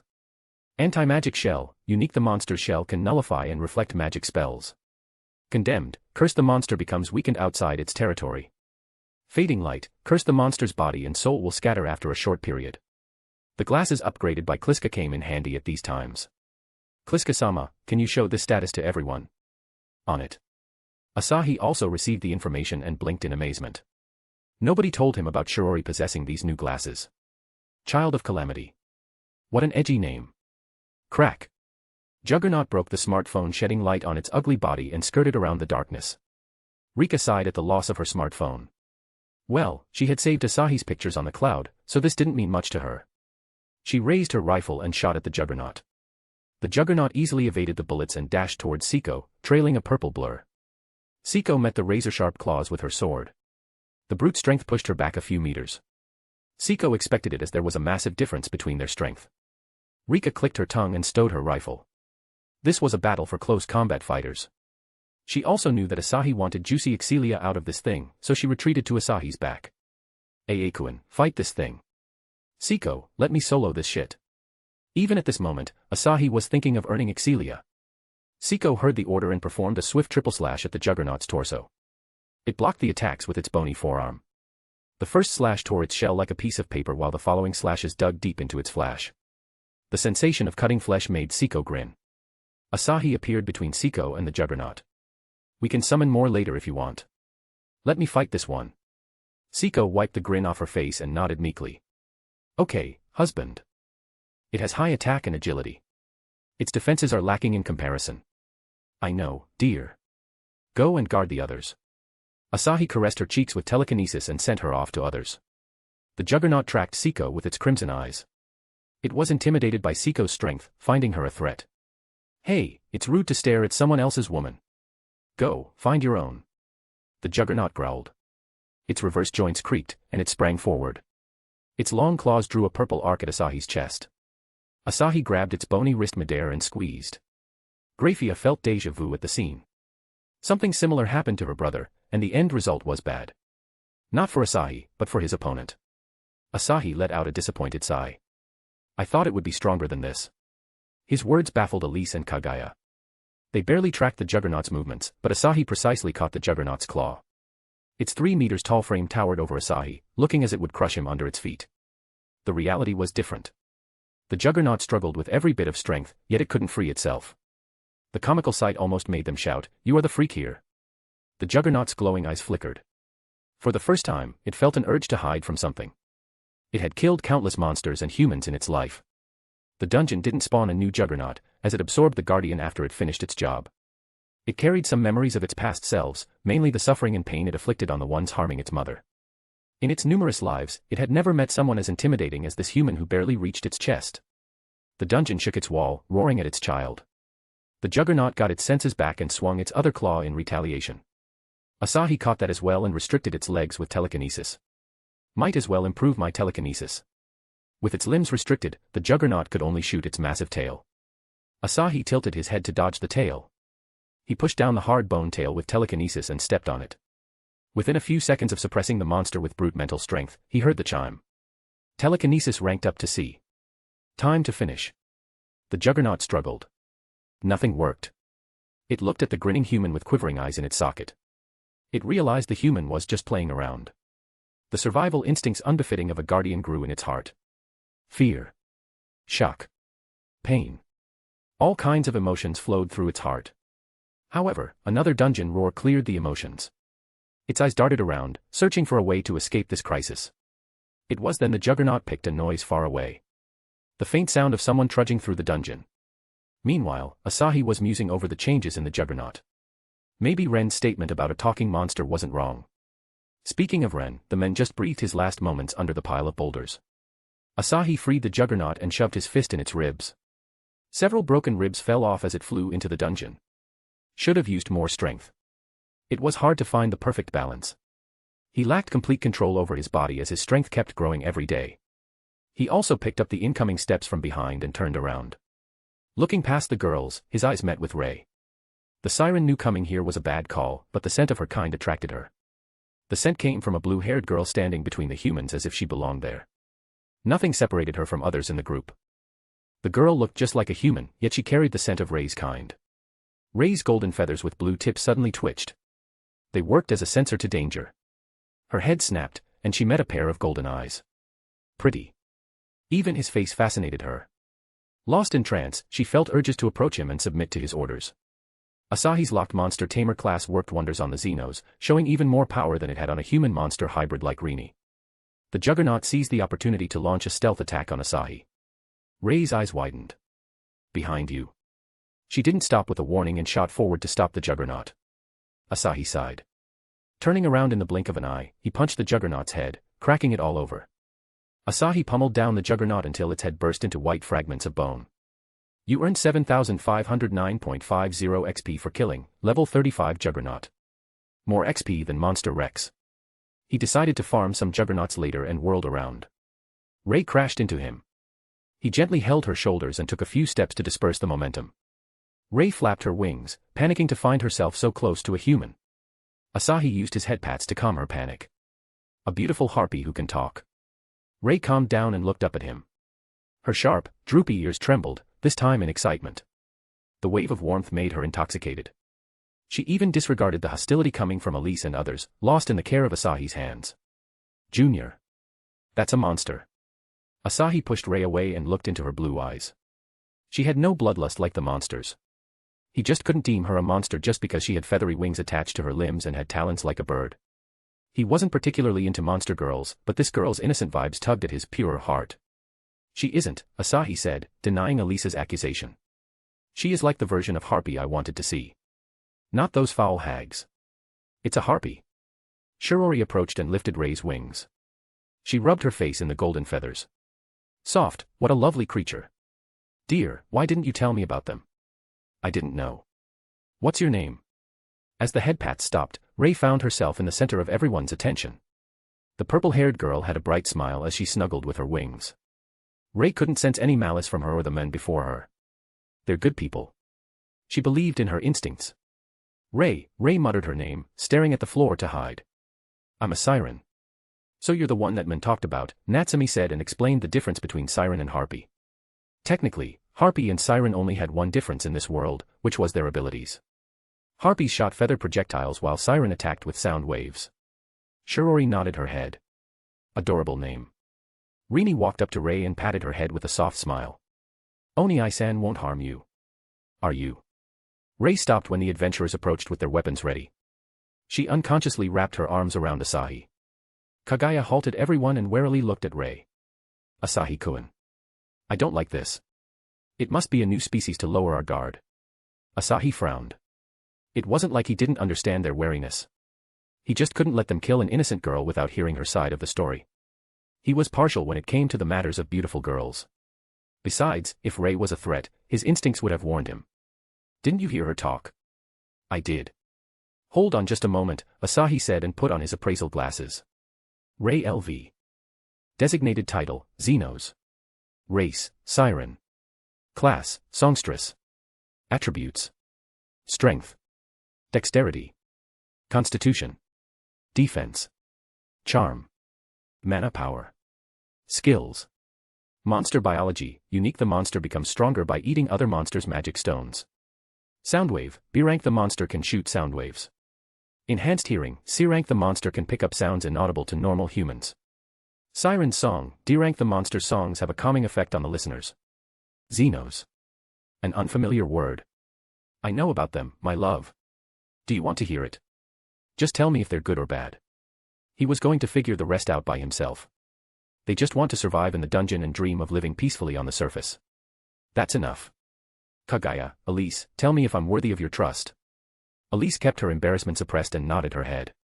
She wouldn't have beaten the monster without losing an arm or two. Even then, some of them would have died. On top of that, he saved them from the explosion. How could she not trust him? Kaguya smiled. You just saved our lives. I'm not an ungrateful bitch who will betray her savior. Am I wrong, girls? The adventurers blushed and denied it together. Putting their trust in Asahi was the right choice. Then, let me deal with Ray. He patted Ray's back. Ray, what do you want now? You can leave or come with us to the surface. Ray was overwhelmed to the point her voice won't come out. Seeing the surface world was her only dream ever since she spawned. But when given the choice, she couldn't help but remember her warm family. We won't force you, Rini said in a soft, comforting voice. Ray was like her past self when she first met her Oni-san. She had struggled to accept the change in everyone's behavior. How nice they were. She believed Ray was going through something similar. Surface. I want to go. All right. Asahi agreed. He'd learn more about Ray after dealing with the pieces of shit hiding in the caves. Ding. Ray, affection plus 19. It's totally not wrong to pick up girls in the dungeon. No cliff today. Be grateful, humph. Chapter 264, ch. 269, Deadless Street. It's dead, how is it dead? Jura questioned himself as the dying roar of bugbear echoed in his mind. Nothing on the 15th floor should have killed a bugbear. The bear was more ferocious than a hellhound, packing more punch than the newbie killer minotaurs. Either they survived or someone else is here. He disregarded the possibility of the new monster attacking him tamed bugbear. Monsters had no reason to go against each other. His heart just wouldn't rest, thumping harder and harder in his chest. The dark cave felt suffocating. I need to go. He trusted his instincts and prepared to flee the dungeon. An earth-shaking rumble forced him back on the chair. This one was far closer than the last explosion. Adamantite gate is down, again. His eyes opened wide as he realized his mistake. Who broke the last one? A shiver wrapped him. He hadn't seen the one who broke the first adamantite gate strengthened with orichalcum. It couldn't be anyone under level 6. Possibly a level 7. They sent the fucking Boaz. He shook his head. Otter had more concerning matters than dealing with a small evil cult. Another rumble echoed. Then another, then another. Jura called out to all of his tamed monsters. 2 hellhounds, a giant boar with sharp tusks, and a troll. The tamer skill allowed Jura to tame monsters after beating them into submission. Even the gentle people of the Ganesha familia employed the same method. Numerous footsteps drew near. Jura grabbed the lamp and rushed through the corridors. He knew his chances in a straight fight were 0. A door blocked his path. He flashed the heated magic item at the door. Open, bastard. The adamantite door remained quiet. Jura slammed the magic item into the door. He heard the pained cry of his monsters. He kept slamming the door with his sweaty hands. Come on. Please. Only one person here. Jura gulped and looked back. Asahi only found a man lurking in these caves, baffling him a little. The others escaped. Elisa's heart sank. I told you we should hurry. Asahi patted her back, smiling at them and desperately knocking on the door. And I told you not to worry. We can get some info out of this guy. Fine. It's your responsibility now. Yes, my gullible captain. Jura turned around, giving a glimpse at his twisted face. Whores of Astria Familia. Asahi deadpanned. Oi, you don't get to call them whores. Elise here is virgin. Who is a virgin? Are you not? She silently looked toward Jura and her eyes opened a little wide. Jura Hammer. Captain of the Rudra Familia. A level 4 monster tamer. Even she remembered this infamous man. There were rumors of him torturing monsters for his pleasure. Yeah, bitch. Jura snorted, eyes darting between the people surrounding him. He saw the golden-haired siren standing with a purple-haired girl. His mouth hung open. Why you? You are the siren who spoke to me.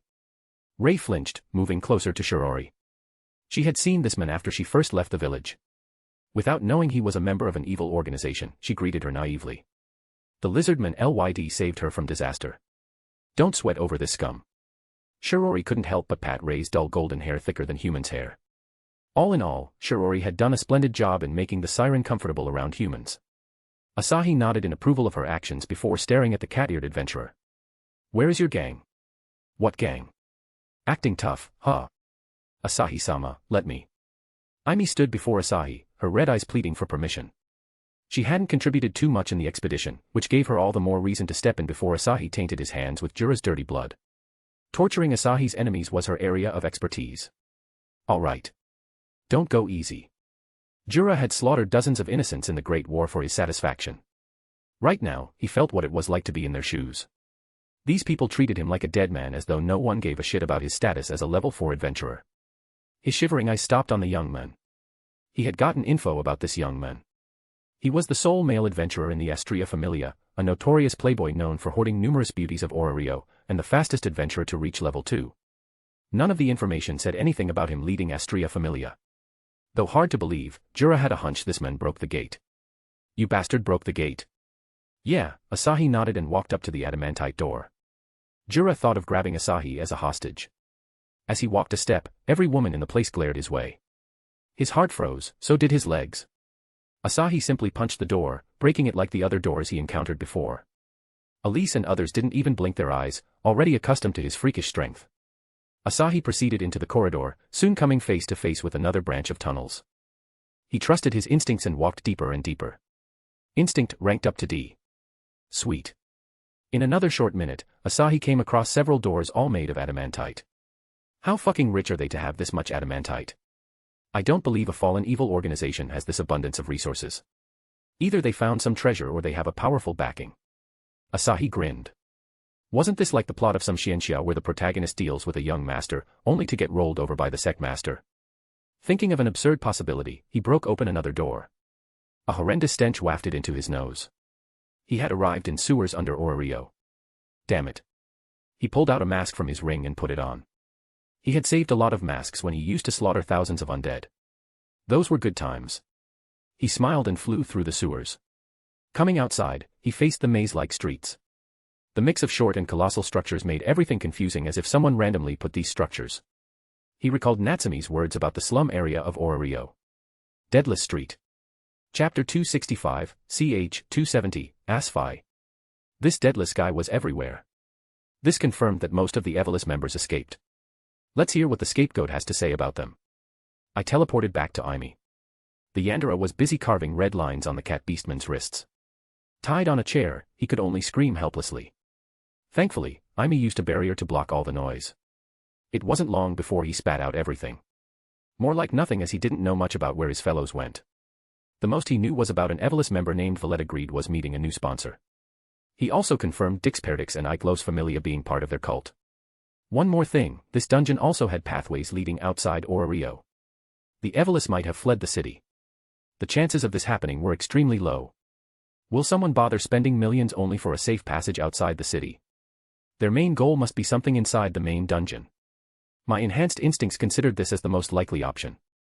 We still had a chance at catching this Valletta woman and this sponsor red-handed. As per Dix's words, Valletta was in a meeting with this new sponsor. Only 2 or 3 hours had passed since. For that we need to investigate every rich god and goddess in Orario. It's the aftermath I'm more worried about.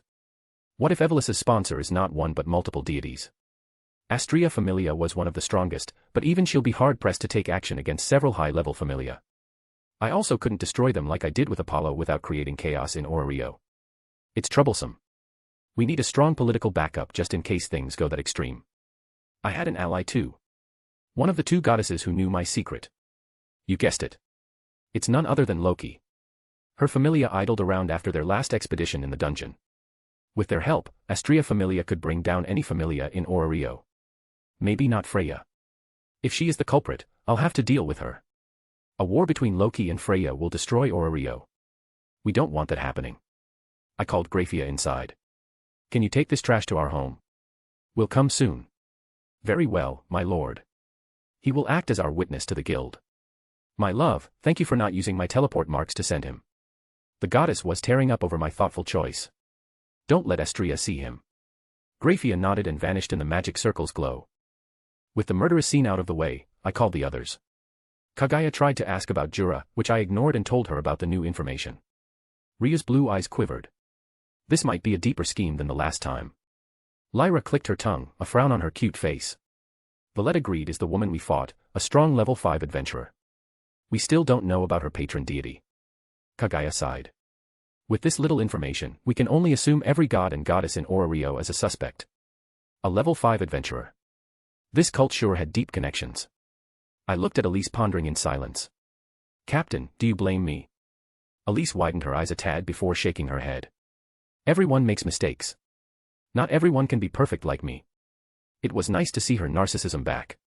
Knowing how imperfect her temper could be, this narcissism made her strangely cute. The single spank brought back her energetic self. I walked up to Ray. Go with Rini. We'll discuss your circumstances after dealing with some stuff. She nodded solemnly as though realizing the gravity of the situation. I patted her head and touched the thick strands of hair forming a natural ponytail. The dull golden hair sprang back up, refusing to stay down. Her flabby ears twitched cutely. Monster girl or not, she was cute. I coughed and turned to others. Don't tell Astrea-sama about Ray. I'll talk to her myself. Taking their silence as an agreement, I smiled. It's time to return. Wait. Don't go. A female voice called out hastily. I spun around and frowned at the newcomer. A lady with fair skin and blue hair reminiscent of a beautiful sea. Her cyan eyes behind the thin glasses had a serious and sharp look. Who in the world? Wait, isn't that Asahi? The captain of Hermes Familia. What was she doing here? I felt Ray clinging to me, shaking in fear. I narrowed my eyes. Did Asahi hurt Ray? It could be a possibility as everyone in Orario treated monsters without any mercy. Asahi. I'm glad to see you. Asahi acknowledged Elisa's greeting with a smile before pointing at Ray. Do you know who she is? The question was directed at both me and Elise. I tilted my head. She is a Xenos. Surprise flashed in Asahi's eyes. She didn't expect me to know the term Xenos. Although Hermes entrusted me with this duty, will you send Ray to her village? So Hermes also knew about Xenos and their village. The cunning god had played a big role in Belle's journey. Even though I liked his character a little, anyone with Zeus on their friend list got a big cross on my radar. Can we talk in a few hours? As you can see, we're in the middle of something important. Hugging Xenos is an important matter, she muttered under her breath. Do you need help? Nope. Not gonna take any help from that guy. I'll go to Stardust Garden before dinner time. She declared and walked away from the place, dumping Ray's responsibility on me. Ray separated from me, her face twisted. I'm sorry. Why was she apologizing? I might spend too much listening to her if she started. As everyone in the room was a woman more or less acquainted with me, I requested Kliska's aid in returning to the meeting room of the mansion. Rini and Ray were sent to my room. The adventurers became baffled as their surroundings suddenly changed. Astria and Grafia discussed on the table, spreading mature energy in the air with just their presence. Astria blanked out, staring into the distance. Was she thinking about me?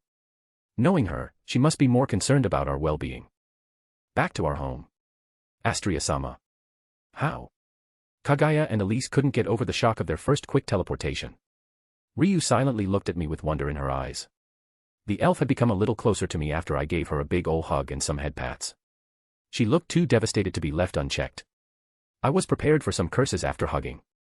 Surprisingly, she thanked me for my effort. The elf who rejected me for touching her ears was fine with an intimate hug. Time to lewd the elf. Well, yeah. I'm gonna slowly seduce her. Welcome back. Astria got up with a sweet smile. She gestured toward the seats in the room. You must be exhausted. Have a seat. Elise returned a bright smile, far from the one she had when we met in the morning. Astria-sama is unfazed. Such calm and composure. She isn't my idol for nothing. We got no time for rest. Lyra, can you compile a list of the wealthiest familia in Orario? Wealthiest familia, she said before a sly smile crept up on her face. I see what you're trying to do, Asahi. But can we achieve it on our own? Most deities won't allow us to enter their property. Don't you worry about that, girl. I got everything covered. Just make the list. I've got an errand to do. Every woman in my harem was strong enough to beat the strongest adventurer into pulp, Lamy and Shizuka being the exception. Plus they had stealth. Invading a deity's territory won't be a big hurdle. Errand? Elise asked in a blank voice. Don't even think about bailing on us this time. Yes, my lady, yes. I'm just gathering some allies for this plan. Not my lady. Call me captain as you do. I'd love to sit around and find new names for your perfect self. But I got things to do. See you later. Without requiring a word, Kliska sent me to Loki's room. As if tempted by some unknown force, someone opened the door. Whatcha doing here, brat? Tell me before I knock out your teeth with this thing. She flashed the booze in her hand. A fragile bottle like it will break before scratching my skin. It's not even night, and you're going to drink. What a nasty habit you have. She grinned. I earned this bottle after completing my shift. Say what do you want? Your help. Loki's mischievous smile vanished. She sat on the chair with a serious look on her face. What happened in the hidden dungeon? I briefed our trip to the dungeon. Chapter 266, CH 271, Deal. Loki frowned as her eyes cracked open. A serious glint flashed in those red pupils. She put her thumb in her mouth and chewed her nails like a maniac. I knew we had more traitors. She berated herself for believing Evelis had no allies left in Orario. I'm tired of their shit, she said and glared at Asahi. What do you want from me? Asahi grinned. A simple thing.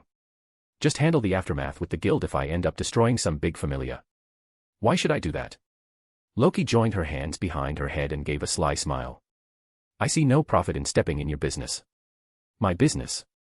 Asahi deadpanned. Your jokes aren't funny.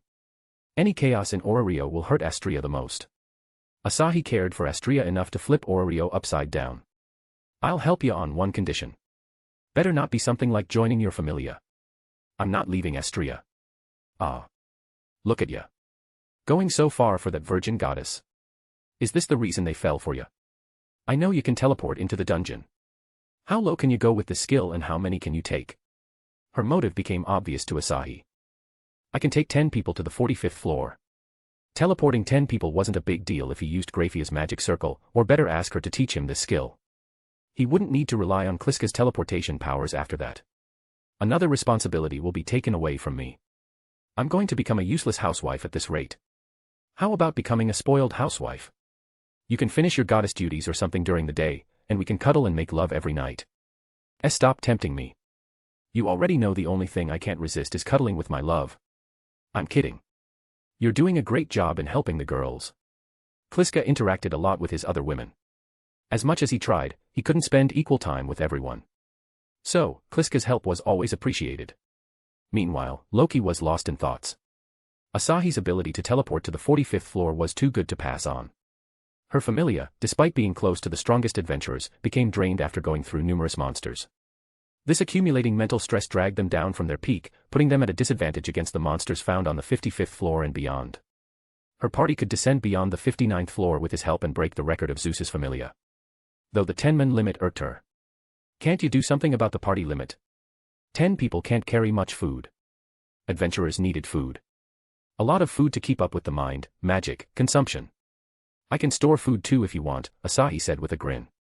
Are you sure about leaving Ace with me? Riveria will be there. Asahi's grin widened. What makes you think I can't seduce the high elf princess too? Unable to refute his question, Loki clicked her tongue. A man who made a virgin goddess fall for him, could he not seduce a virgin elf princess? Riveria won't fall for a brat, she declared confidently. You shouldn't go for a flat-chested woman like her. You already got some decent elves in your familia. Asahi eyed her chest. Even flat chests have their appeal. Oh, really? Loki rolled her eyes. You'll carry my familia to the 45th floor. Asahi revealed 3 fingers. 3 times is the limit. You gotta pay after that. 5. 3. 5. Asahi refused to yield. Loki was speechless to find someone shameless of her own caliber. 4. She threw her final offer. All right. Only 'cause I like your curves. I also have one condition. Let me and my women kill the monsters. Your adventurers can relax. What a weird condition. Loki nodded regardless of how she felt about it. Other than Ace, all the adventurers in her familia felt no particular pleasure in slaying monsters. See you later, Loki. Asahi returned to the mansion. Lyra hurriedly handed him the list. I added some popular names outside Orario. Ganesha, Freya, Loki, Demeter, Ishtar, Ares, Dien Sect, Mayak, Goibnu, Hephaestus, Hermes, Iklos, Thanatos. One particular name stood out for Asahi. Ishtar, the queen of pleasure quarters, the red light district of Orario. In the anime, he had seen her ambition to overtake Freya and how far she was willing to go to fulfill them. Could she be the one? He had a strong feeling about this. His instincts provoked a grin on his face. Oh well. It's easy to search her place. He took a pen from his ring and crossed Demeter and Loki. Demeter was too wholesome to be part of Evelys. On their first meeting, he couldn't sense any sort of malice from her. Then he crossed Iklos as they were confirmed to be part of Evelys, then Hephaestus. The goddess of Smith had too much pride to collude with low-life scums. Mayak too was a decent guy. Hermes and Ganesha didn't have any reason to cooperate with Evelys. That left him with Freya, Ishtar, Dien Sect, Goibnu, Thanatos, and Ares. Who is Ares? He hadn't heard of this god of war staying in Orario. The head of Rakia, a nation-type familia located in the western part of the continent. Kaguya glanced at Ryo. They are a bunch of warmongers who used Kratzo's magic swords to burn elven forests. Ryo shook her head. I don't hate them. They already got punished by spirits, so they can't make any more magic swords. I forgot how overpowered magic swords are in this world. Graphia, Rakia is on you. Her speed in flying was only second to Asahi. Kaguya sighed. Rakia is too far to travel in a day. I also don't think they will conspire with Evelys. No harm in making sure. You must guide me. Graphia grabbed Lyra. I'll return soon, my lord. Chapter 267, ch. 272, Kliska's advice. After Graphia took her leave, Asahi distributed roles to his women. Aimi and now, Thanatos. Busujima twins, Goibnu. Rika and Chiaki, Dien Sect. Rika had too much experience in this line of work, so she was fine with the fairy as a supporter. The girls headed out immediately. I'll check up on Ishtar and Freya. Kaguya smirked. Going for the goddess of beauties. Elise stood from her seat. Hey, Junior. Where is our role in this? Nope. Their stealth skill is above you. The free-to-play adventurers couldn't compete with filthy pay-to-winners. Elise clenched his shoulders with a serious gaze. Then give me something else to do. How about I send you back to the hidden dungeon? We haven't explored it deeply. I'm down. Take me along. Kaguya and Ryu volunteered as well. Asahi looked at Natsumi sticking out of the adventurers like a sore thumb. Master. Help Elise. Natsumi nodded her head. Obeying his orders had become a second instinct to her. Kliska teleported the entire Astria familia to the second dungeon. Asahi. Asahi barely had the chance to think before Astria threw her arms around him, wrapping him in a tight hug. Astria, affection +3. Thank you for helping my children. Eyes moist and glistening, Astrea expressed her gratitude in a soft voice. When he was negotiating with Loki, Elise had told the entire story to her goddess. Never did Astrea think Evelys would use a massive explosion on her familia. When that didn't succeed, they summoned an irregular monster close to a level 6 adventurer in might. Seeing the tiny bump in affection points, he smiled. She was at 99, 1 point from becoming his woman. He accepted her gratitude at face value, closing in his arms around her delicate body. Astrea flinched a little at the strange warm sensation covering her body. I have to go. Asahi couldn't dally too long. Astrea's hands reluctantly unwrapped. She never knew hugging someone could be this comfortable and intoxicating. Asahi gently held her shoulders. Astrea's heartbeat soared. She could only watch as his lips crept closer and closer. He was going to steal her first kiss. A wave of anxiety turned her rigid. She closed her eyes and waited, only to feel a gentle touch on her forehead.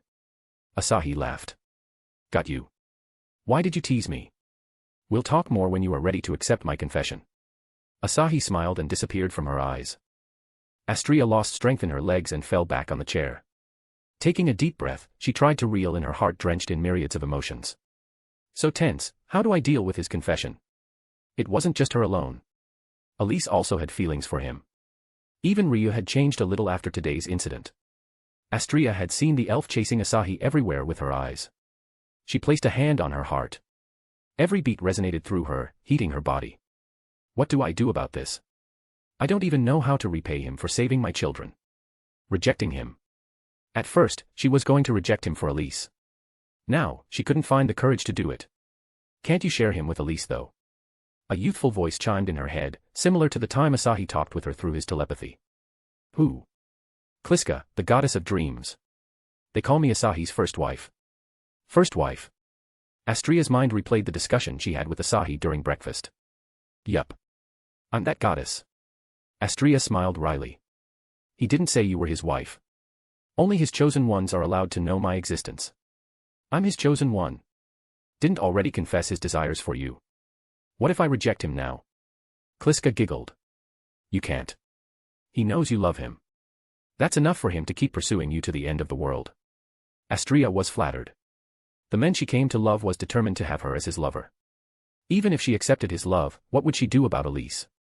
Would she be able to get her happiness or just remain as a friend of Asahi? Am I overthinking things? Totally. Just let Elise become his mistress. Shouldn't you stop others from getting close to your husband? Every goddess Astrea met had a massive ego, with Hera being a prime example. She did everything possible to keep her perverted husband under control. Her crazy attempts only led to Zeus running away. I don't care about monopolizing him as long as my love is happy. The goddess of a different world is indeed different.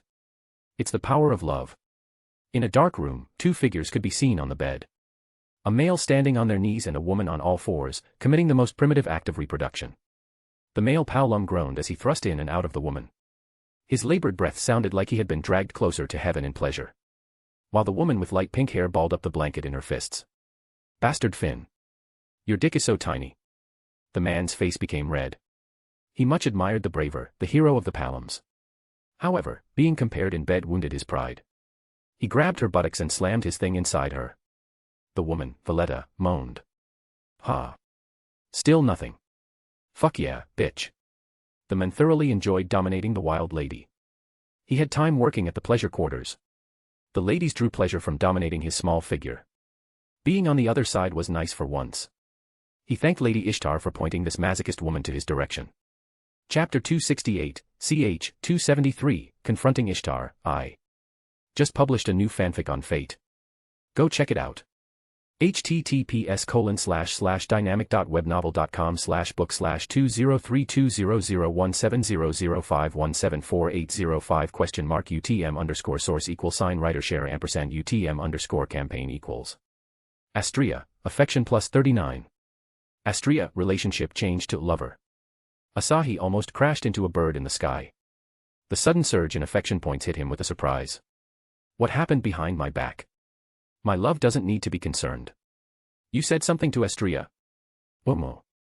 A secret talk between women. He sighed and continued his sneaky flight towards the tower in the pleasure quarters. Freya's chances of being with Evelys were far lower than Ishtar. The district looked quite tame during the day as compared to the alluring pink lights in the night. Asahi landed on the tower balcony and activated his life sense skill. Only 2 people on this floor. He casually strolled towards them. Sitting in her palace room, Ishtar spun the magic item marked with D. The key to open the second dungeon, Gnosis. With this, she was a sponsor of the Evolus cult. Providing Valis was her only task. In exchange they promised the demise of Freya Familia forces. Her lips cracked a fierce grin.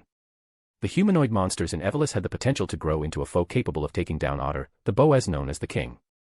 None of her adventurers could even scratch him, much less taking him down. Her captain, the only level 5 adventurer in her familia, had a rather different complex. A frog who thinks she is more beautiful than me. She snorted and tossed the key on the table. She picked up her thin smoking pipe and breathed in the oriental flavor. Asahi, who just entered the room, watched her with a blank stare.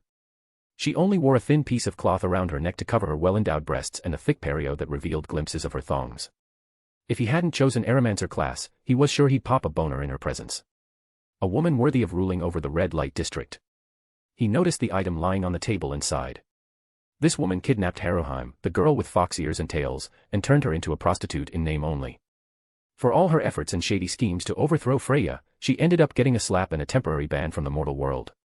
That girl was kinda cute. How old will she be in this timeline? 10 and some odd months. She is way too young, my love. I'll need to save her after dealing with this mess. Ishtar was the one to buy her from a slave merchant. Now with Ishtar dead, in his eyes, someone had to save the lowly from falling into the life of a prostitute or much worse a sex slave. I should search the place after Astrea deals with Ishtar. Haruheim could already be here for all I know. He wasn't going to send this goddess back to heaven. He will leave the pleasure to Astrea and Loki. Time to get some info about Evolus's location. Asahi isolated the sounds with a barrier undid his stealth. The goddess was still lost somewhere, her eyes wandering toward the ceiling. Hello, Ishtar. Ishtar dropped the pipe. The sudden voice almost made her gasp. She found a man standing before her. Healthy tanned skin, golden eyes, and a tall, muscular frame hidden in a normal shirt and pants. His grin made her breathless for a vastly different reason. Her handsome attendant Tammuz couldn't hold a candle to his charm and natural wild aura. The fact that he appeared here without anyone noticing him spoke of his skills. Ishtar warily eyed the young man. Who are you? Asahi summoned his couch and sat before her. He picked up the magic item of Deadless. Who I am isn't important, Ishtar. Just answer my questions and you'll be spared the pain of having an orgy with goblins. Where is Valletta? Ishtar's amethyst eyes trembled. Keeping her composure, Ishtar narrowed her eyes on the intruder. Be mine. An overwhelming scent wafted into the room, sneaking into Asahi's nostrils. Ishtar grinned, waiting for the young man to fall into an entranced state. She placed her leg on the table. Lick. Asahi's brows drew an annoyed frown. He forced the leg off the table with his telekinesis. Don't put your legs in the same place as food. It's disgusting. As he said that, he recalled Graphia's scent. The devil-made scent had more power than a goddess of beauty. Even Lamie's scent had more than enough power to instantly arouse him. Ishtar's mouth hung open. Her seduction failing miserably came as a complete shock to Ishtar. Her peerless beauty, her seductive scent, and her alluring eyes, any one of them could turn thousands of men into slaves. Yet, they seemed to have no value in the young man's eyes. This wasn't the outcome she ever predicted. Who are you?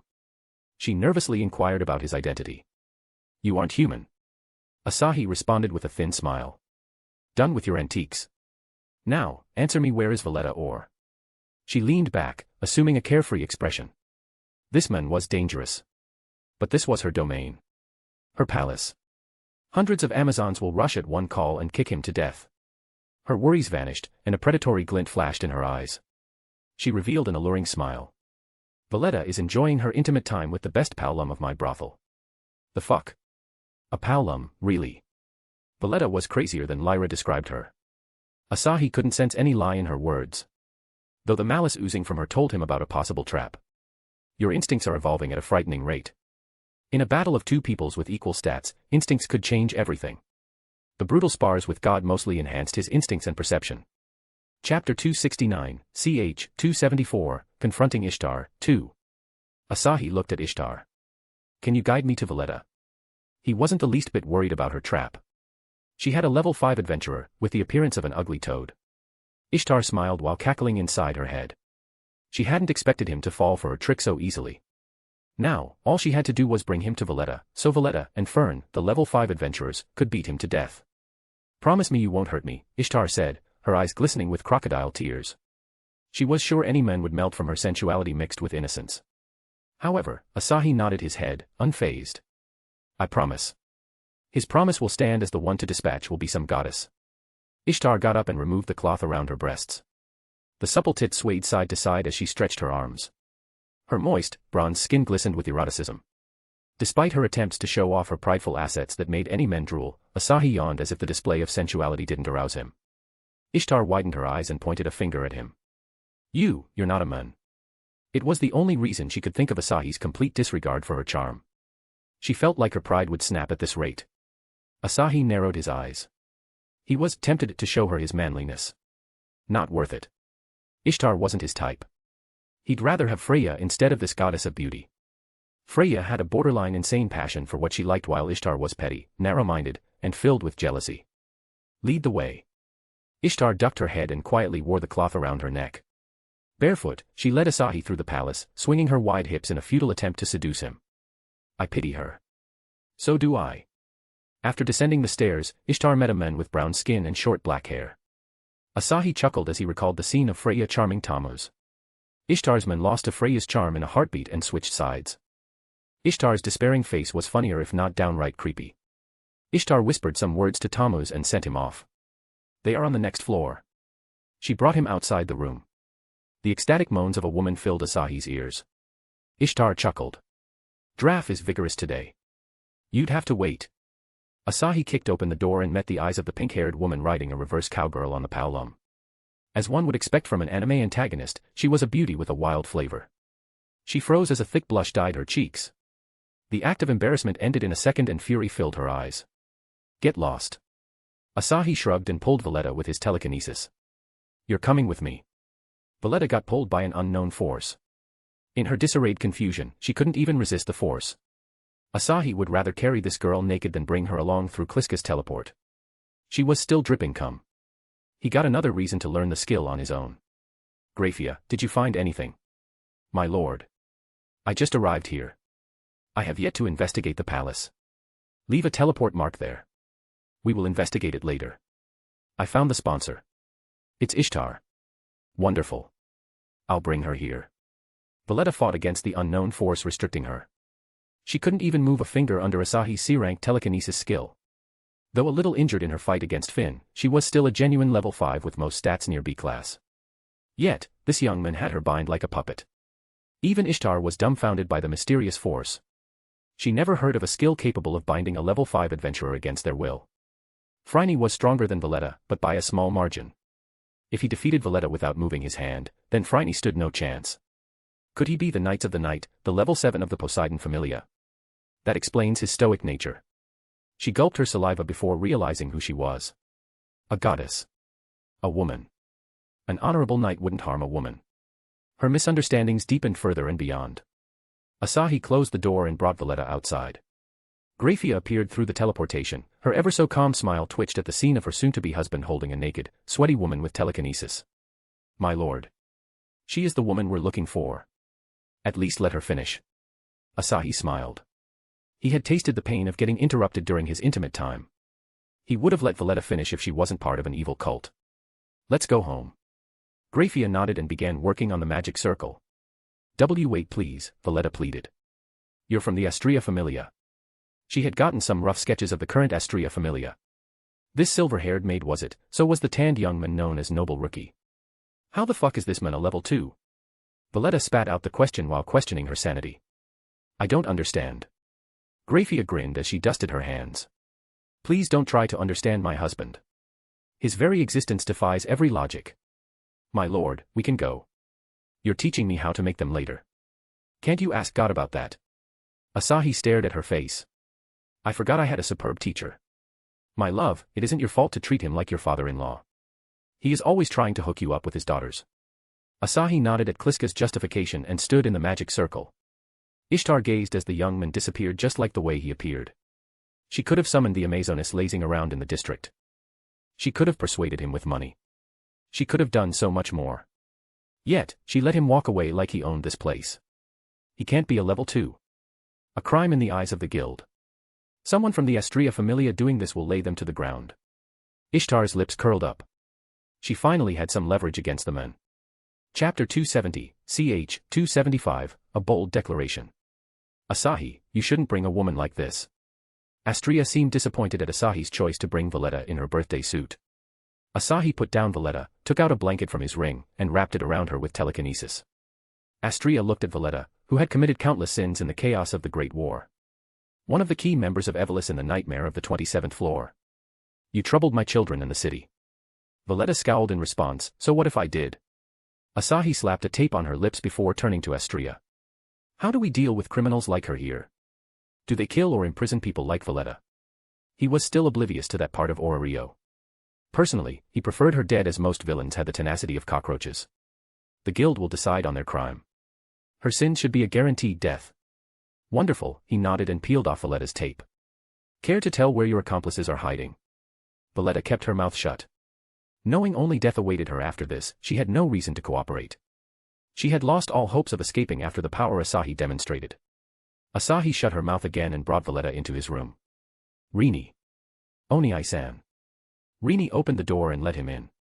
Asahi made Valletta sit on a chair and patted Rini's head.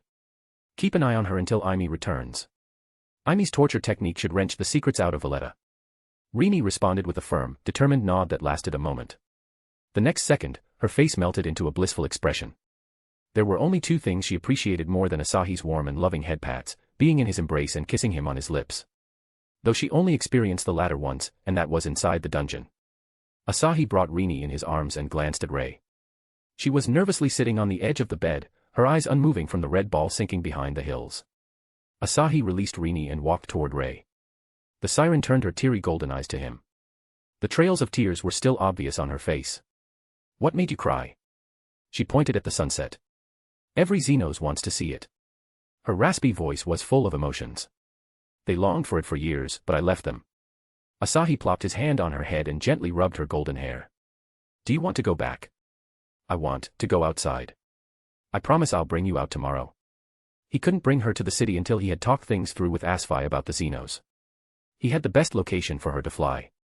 The Cielo Forest, the place he first used to travel in and out of this world. Rei felt the seriousness in his promise and smiled. Her wings-like arms folded as if she was hugging her own body. She thought of many words to thank Asahi, but she felt they were too little, almost insulting to his kindness. In the end, she just pouted as Asahi pulled back his hand and kissed Rini's forehead. He left the two on their own and returned to Astria. Another one falls to the head pats. I'm equally addicted to giving head pats. It's a good way to show your affection. He looked to Astria, who was contemplating something with a frown. She took a long sigh before opening her eyes. Where did you find Valletta? Ishtar's tower. She always did wicked deeds in her district, but we couldn't find enough proof. Still, I didn't imagine she would fall so low to sponsor Evelys. Too much jealousy can be ugly. Astria recalled the unending feud between the goddesses of beauty. True. What will be her punishment? Astria clenched her fists, a powerful determination dwelling in her eyes. She will be sent to heaven for joining hands with Evelys. I'll make sure the people get the justice they deserve. It was the first time Asahi saw her in her goddess of justice mode. Her solemn expression made her a different person from the gentle, kind-hearted goddess. He wrapped an arm around her shoulder and pulled her closer. And I'll help wherever I can. I know, she whispered, taking a long breath to calm her drumming heart, something that happened whenever Asahi was near her. While she was losing her mind over a hug, Asahi didn't seem a bit nervous. She once again realized how often he did these intimate acts with his lovers. How could a simple hug faze him? She felt a bit glad that Asahi had experience in this territory. She couldn't imagine her relationship ever progressing if they both blushed just from touching each other. Elise and others are late, she said in an attempt to take her mind off this intimacy. Did they find something? I'll see what they found. She unwillingly separated from his warmth. Okay. Asahi saw her less than pleased expression and laughed. We haven't even become lovers, and you don't want to leave my side. Geez, what a spoiled woman. Caught red-handed and off guard by the remark, Astria blushed and feebly hit his shoulder. Stop teasing me and go. Alrighty. He brushed her cheeks for a moment before teleporting to Elisa's location. Her party was frolicking around the lush plants and flowers. Surprisingly, only a part of the room had wildlife. The rest was stone hallways carved with various beasts. Asahi walked up to Ryo, who was attentively watching a crimson flower. He squatted behind her and touched the pretty flower. Why would someone grow this here? Growing plants in this part of the dungeon made no sense whatsoever unless someone had a special love for them. I don't know, Ryu answered, unsurprised at his sudden appearance. We're trying to find the answer. He nodded and patted her back. Tell me if you find something. The elf flustered over his casual touch, a blush reaching up to her ears. Asahi chuckled and made his way to Elise and Kaguya discussing something. Kaguya grinned. How sweet of you to come here for us. Junior, did you find the sponsor? Asahi gathered everyone and told them about Ishtar and Valletta, and Astria's verdict on Ishtar. Elise and Kaguya shared a concerned look. Most male adventurers use pleasure quarters to satisfy their lust. They will surely be pissed at first. I'm sure merchants will buy the brothels from the guild. Kaguya deduced the future of the red light district in a few moments. It's better than leaving a goddess aligned with Evelys run amok. Elise nodded her head before giving a smile to Asahi. I'm surprised you came back unscathed from Ishtar's lair. What would you do if she charmed me? What would she do if Ishtar snatched Asahi from her and never let them meet again? Elise clenched her fists as her magic power swirled into bright flames. I'll smash her tower and take you back. Her fierce declaration rumbled through the dungeon. Chapter 271, ch. 276, A New Suspect. Captain is so bold. She really loves Asahi. Looks like it. Elise's declaration sparked a flame in the girls' hearts. They fervently discussed the budding romance between Elise and me. I didn't expect her to have this heroic side. Elise reddened from my teasing grin. Stop saying that. I only love him as my fellow adventurer. People don't love their fellow adventurers. Kaguya's remark earned a glare from Elise. It didn't seem like Elise was going to acknowledge her feelings. As perfect as she believed herself to be, her heart was still that of a teenage tsundere girl. I just had this urge to hug her, just to see her blushing like a maiden. I got plenty of time with her feelings. Enough teasing. Did you find anything else here? Nope. The Evelys wiped everything clean. Then, let's return. Wait, master. Natsumi hurried, her wolves tailing her. Don't leave me. I forgot about this slave of mine. She had done so much this time. A little reward for her would be good. I teleported everyone back to Astria. Elise and Kaguya briefed their findings to Astria. We must report everything to the guild and our allied goddesses, Astria said. Hephaestus, Loki, and Astria. My existence created some spicy alliances in Orario. Especially Loki and Astria, both were on the opposite end of the spectrum as one ruled over justice and righteousness and the other prided herself for her trickery. We'll go there after dinner. Everyone must be tired. Go, rest. The women rejoiced and launched themselves toward the bath, leaving Elise, Kaguya, Ryo, and Lyra behind. Whether it was Earth or this world, no one liked to stay dirty. Well, they had nothing else to do until they found the location of other Evelys members, who could be hiding anywhere outside Orario. Still, Evelys was finished without the second dungeon to help them re-enter Orario. The matter of Ishtar and Xenos will be handled by me, the goddesses, and the guild. I hope Asahi shows up for the meeting on time. She will be the key in explaining more about Xenos' race. I asked Graphia to call Loki and Hephaestus to be free in 1 hour. Having Loki and Hephaestus here would be better. Asahi-sama, wait. Aime's abrupt shout stopped me. Aime and now appeared through Kliska's teleportation. Thanatos Familia isn't anywhere in Orario. Their base looks like it had been abandoned for months. Thanatos was the god of death in Greek as far as I remembered. Could his familia be a part of Evelys? Thanatos-sama looks like the men to do shitty things, Kaguya cursed him politely. Don't you agree, Lyra? Lyra nodded her head seriously. 100%. His gloomy aura is too much to handle. Thanatos seemed to have quite a reputation. Aime looked like she was about to go and destroy everything in search of this god. I stroked her cheeks. We'll look into him tomorrow. Let's call the others to the bath. I asked the Busujima twins, and they didn't find anything shady after searching through the Goibna familia. Rika also had no luck with the Dien sect familia. That left Ishtar as a confirmed sponsor and Thanatos as a suspect. Elise finished her talk with Astria and prepared to head to the bath with Kaguya and others. I grabbed her hand with a grin. Wanna join my group in the bath? She yanked back her hand, blushing like a mad tsundere. No one will see my perfect body before marriage. I never knew Captain was so pure. Pure and perfect, she added and dragged Ryu out of the room. Kaguya giggled at me before following them. Astria stared at me. You enjoy teasing others too much. My lord won't change this habit. Astria and Graphia looked at each other, eyes gleaming with sympathy. The devil maid and the goddess had bonded nicely after suffering the same playful treatment from me. It's kinda fun, I said in my defense. Graphia, you hate it. I didn't say I hate it, just do it moderately. Teasing Graphia a little more, I waited for the girls. After they arrived, Astria went off to her room, and we headed to the bath. Natsumi snuck into the bath with a towel wrapped around her body. The thin towel hid nothing. Not her nipples or the hints of brown pubic hair. She curled her dark brown hair around her fingers, giving shy glances. Just this once, master. The black cat tattoo on her forearm caught my eye. In middle age, black cats were perceived as shape-shifting witches. Is that just a coincidence? I was a little curious about her past. Just a tiny bit. All right. That's her reward for today. On one of the towering walls of Rio, Hermes admired the stars twinkling in the sky shrouded in bluish darkness. The feather in his hat swayed with the cold wind. A sword princess with no fear, a mighty Boaz with steel will, a high elf princess mage, a Paolum who set out to save his race, and a dwarf warrior who used to mine silver stones. He softly recounted the rising legends of Rio. Each one had limitless potential only held back by their own will. And now there is the noble rookie.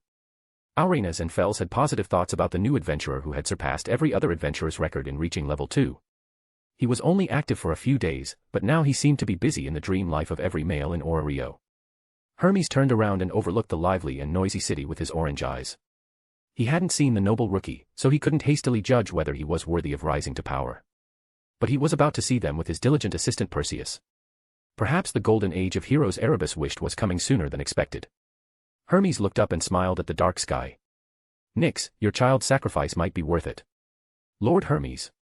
Asaphi's shout pierced through the silence. Hermes chuckled. Speaking of the devil.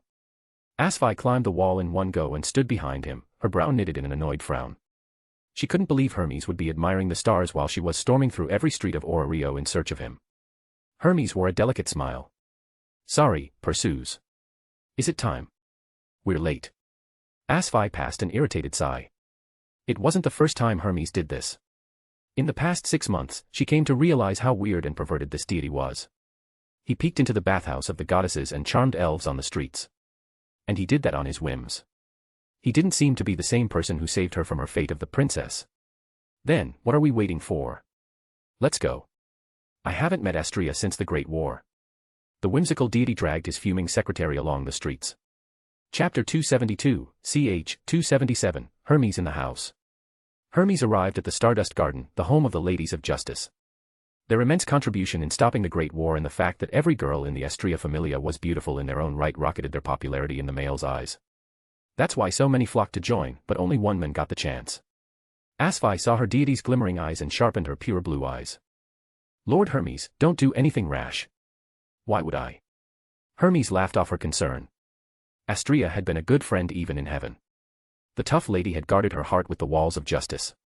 Coming this far, he failed to hide his curiosity for the men who managed to sneak into the Familia.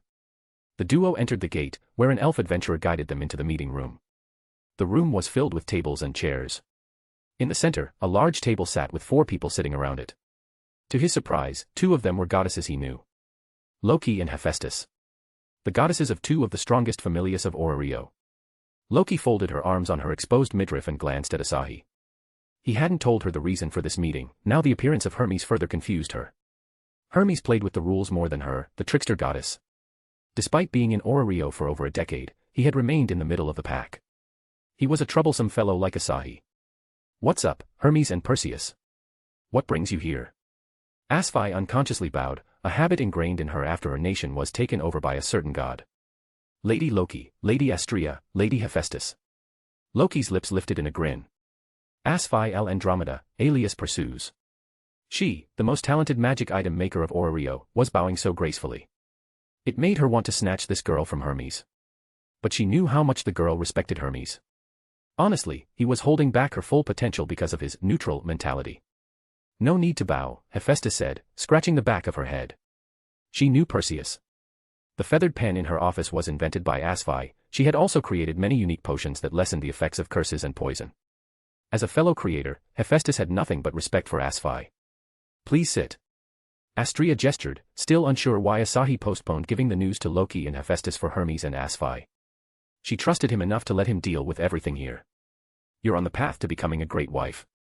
Astria didn't have any reply to the statement made by the first wife. Hermes grabbed the seat with a smile before narrowing his eyes on the only other man in the room.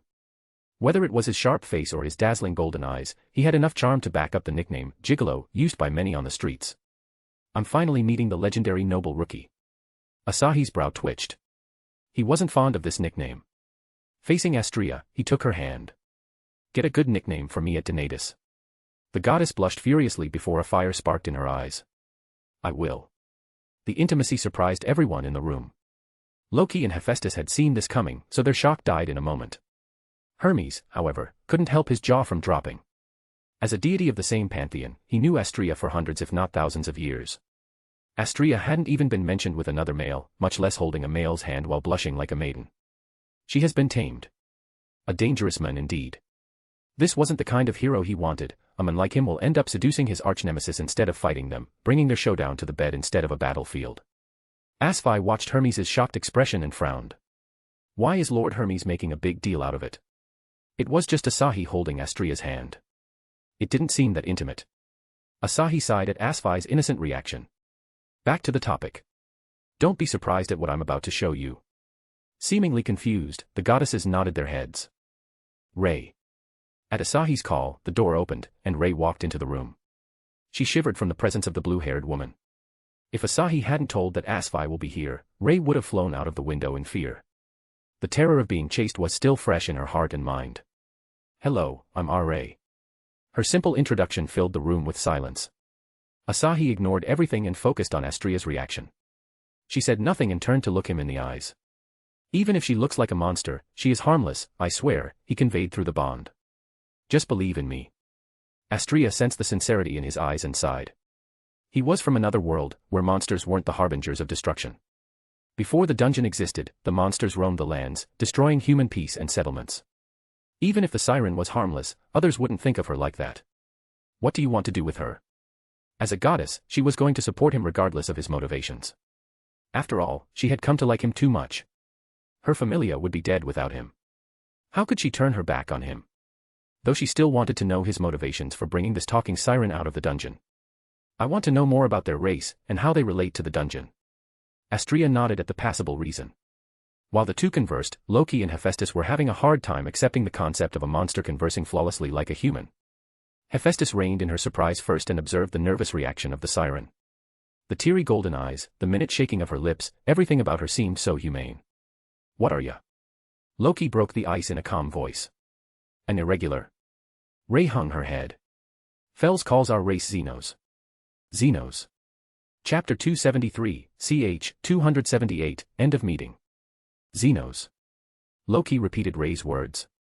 What is Xenos? Monsters with human-like intelligence. Auranas is more suited to answer more questions about them, Hermes said with a soft smile. He and Fels have known them for years. Loki's eyes snapped open. Auranas is involved. He gave me the quest of fetching this young lady, Hermes said, glancing at the siren. Loki faced Asahi silently. The involvement of Auranas changed everything. The overlord of the guild rarely became interested in anything. There must be something special in Xenos to earn Auranas' protection. Why did you tell us? And why are you protecting Rei? Asahi, who was questioned point-blank about his motives, shrugged. I didn't want to hide big news like this from my allies. If you two don't want to be entangled in this, then please say it. Protecting Rei is my selfish wish. He didn't need any support to uncover this mystery of the Xenos. If push comes to shove, he'll just reveal his strength. Loki found his annoyed expression rather cute. He didn't seem to have any ulterior motive in calling them here. A grin surfaced on her face, the same grin responsible for earning her the nickname, Tomboy Goddess from her familia. I can't back out from the dungeon's matters. She might get to know more about the dungeon's goal behind creating monsters. After Zeus and Hera's exile from Orario, Loki had chosen to build a familia strong enough to finish the last great quest, exterminating the black dragon slumbering at the ends of the world. She was going to rub it in Hera's face. After all, the goddess spared no chance in shaming her lack of boobs. A small problem like this won't scare her off. What about ya, Fei? Hephaestus glanced at Asahi. She had joined this alliance for Astrea's sake and to know more about Asahi. He was capable of creating a life, did that make him a god? I don't know. Guess, I'll ride along. Wonderful, Astrea said with a smile. Hephaestus's support, even in words, meant the world to her. Hermes leaned forward and propped his hands on the table. Astrea, Asahi here found your familia in a hidden passage in the dungeon. What was it? Oh, yeah. I completely forgot to ask that. How was your investigation? Astria nodded at Loki's question before explaining what happened without revealing anything about Asahi. She changed the story of Asahi destroying the gates to the captured member of the Iklos Familia carrying a spare key. Then she revealed details of Ishtar sponsoring the Evolus, only giving vague details on Asahi's stealth skill. I'm glad they came out alive from that. It'd be a shame to lose the symbol of justice in Rio, Hermes thought. He was skeptical of how they survived such a massive explosion. His eyes stopped on Asahi, wondering how many skills this young man from the Far East had. Hephaestus sighed in relief. Ishtar is getting carried away, nothing unusual. Don't be reckless, Loki said, peering at Asahi. Let your goddess deal with it. She had seen what he did to Apollo. The sun god had lost all his splendor, left as a mere slave on Asahi's whims. Would his ability work on Ishtar too? Although she was curious, she didn't want to take any chances of Ishtar seducing him. Intrigued by her growing worries for Asahi, she tapped the floor with her feet. I know, Asahi said with a half-shrug. I got no business with her. Loki nodded. I'm gonna have to meet Auranas about Xenos tomorrow to discuss some stuff. Astria, will you come with me? Loki wanted Astria for her distant relationship with Auranas and left Hephaestus as she wasn't suited for political talks. Sure. Astria saw no reason to decline to meet Auranas. It had been years since she saw his dignified face. Asahi looked at Hermes. Can I ask you a question? Go ahead. Hermes smiled at how casually he was being addressed. Everyone in Rio attached pointless honorifics to names. Whether it was a question or an answer, he was willing to humor the young man for Astria. Who is Fels? Asahi felt like he knew Fels from somewhere. He had known Auranas from some spoilers on Season 3. He had a harder time remembering male names than female names. Auranas' eyes and ears outside the guild. A mysterious being wearing robes. Oh, it's the skeleton guy. Indeed. Hermes took another glance at the siren. So can I take Rei now? It was my quest to send her back to her village. Rei felt uncomfortable under the indifferent eyes scanning her. She quietly walked toward Asahi and stood behind him. There was a healthy amount of respect in her golden eyes as she looked at Asahi. Hermes was puzzled. What had Asahi done to become this close to the Xenos in less than a day? Asahi, you think they met before today? The deity received an odd smile from his follower. Fel-sama did say that the last time Rei left the village was years ago. Asahi only arrived at Rio an odd month ago. He couldn't possibly meet Rei. Hermes scratched his head. Does he have a special skill? The more he stared, the more uncomfortable Rei became. In the end, she shrunk behind Asahi, hiding herself from Hermes. Asahi revealed a faint smile. She isn't going anywhere. I'll take her back when she feels like it. A simple denial. Hermes' quest won't be fulfilled without delivering Rei, and he will be killed by Auranas if anyone in Rio sees a monster with human-like intelligence. Hermes quietly looked at Astria for help.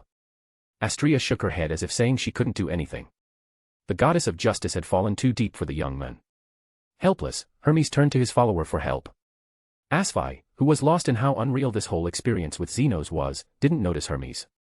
Loki could see through his tricks, so he wasn't about to play with words here. With a sigh, Hermes leaned back into the chair. I'll have to be happy with what I got. He got to know about Ishtar, Evolus, and the second dungeon. All without paying a single cent. On top of that, he saw what kind of man noble Rookie was. A young man with incredible charisma. Perhaps a little reckless for sneaking into the Ishtar Familia, but he made it out alive with the evidence. On top of that, he had immeasurable potential as he was the fastest person to reach level 2. His harem also couldn't be denied, as every one of them was said to powerful women. The chances of him being a bad person were so small as the goddess of justice chose him as her partner. Seriously. He doesn't look like the type to become a hero. None of the current heroes strive for a noble goal except for Finn. Maybe he made a mistake in comparing adventurers to the heroes who fought monsters throughout the ancient age. One worked for profit and the other for pure desire to help others. I like adventurers more. Zeus, of course, had denied his vision. Zeus always bragged about true heroes rising in the new age. But so far Hermes had seen none after Zeus's exile, or rather the old man had planned everything to escape the clutches of his beloved wife Hera. Zeus's figure running in the distance still made him laugh. Perhaps it was time to pay the old man a visit, and see what that naive kid was up to. Chapter 274, ch. 279, Helen. On the highest floor of Babel, Freya swished with her silver hair. Her silver eyes took in the city covered in brilliant lights flickering from the magic stone lamps. Helen. My lady. A girl standing beside her straightened her back. Gray hair was cut in a way that it covered the right side of her face as though she wanted to hide something. Her black eye quivered as she replied to her goddess. Any words from Alan? Nothing. My lady. Freya released a disappointed sigh. The Catman had been tasked to collect some information from the Far East. A job like this would usually be given to low-level familia members, but Alan was punished for his carelessness during the meeting with other goddesses. He can't find information on one person. Useless. I'll make Otter train him for a week. The goddess pouted as she thought of another punishment. Alan hated being weak. However, in front of Otter's mountain frame, he felt anything but strong. Helen clenched her jaw behind her goddess's back. That man will pay for this. The image of the golden-eyed young man rose to her mind, and her face twisted in rage. The diagrams of maritime nations and the terrestrial locations outside Ororio covered every open space on the wall. In addition, unique items excavated from historical ruins were concealed behind a shelf, and exotic plants from deserts lined up on tables. Behind one of these tables, a blue-haired woman could be seen, writing something with her signature silver feather quill. Failure. This was the first cross on her rather flawless career. She couldn't even blame the innocent-looking siren for this failure. Everything happened because she wasn't competent enough to deal with the situation. Her emotional struggle was put on hold by the creaking wooden door. Hermes popped his head inside with a bright smile. Perseus, I'll be gone for a week or two.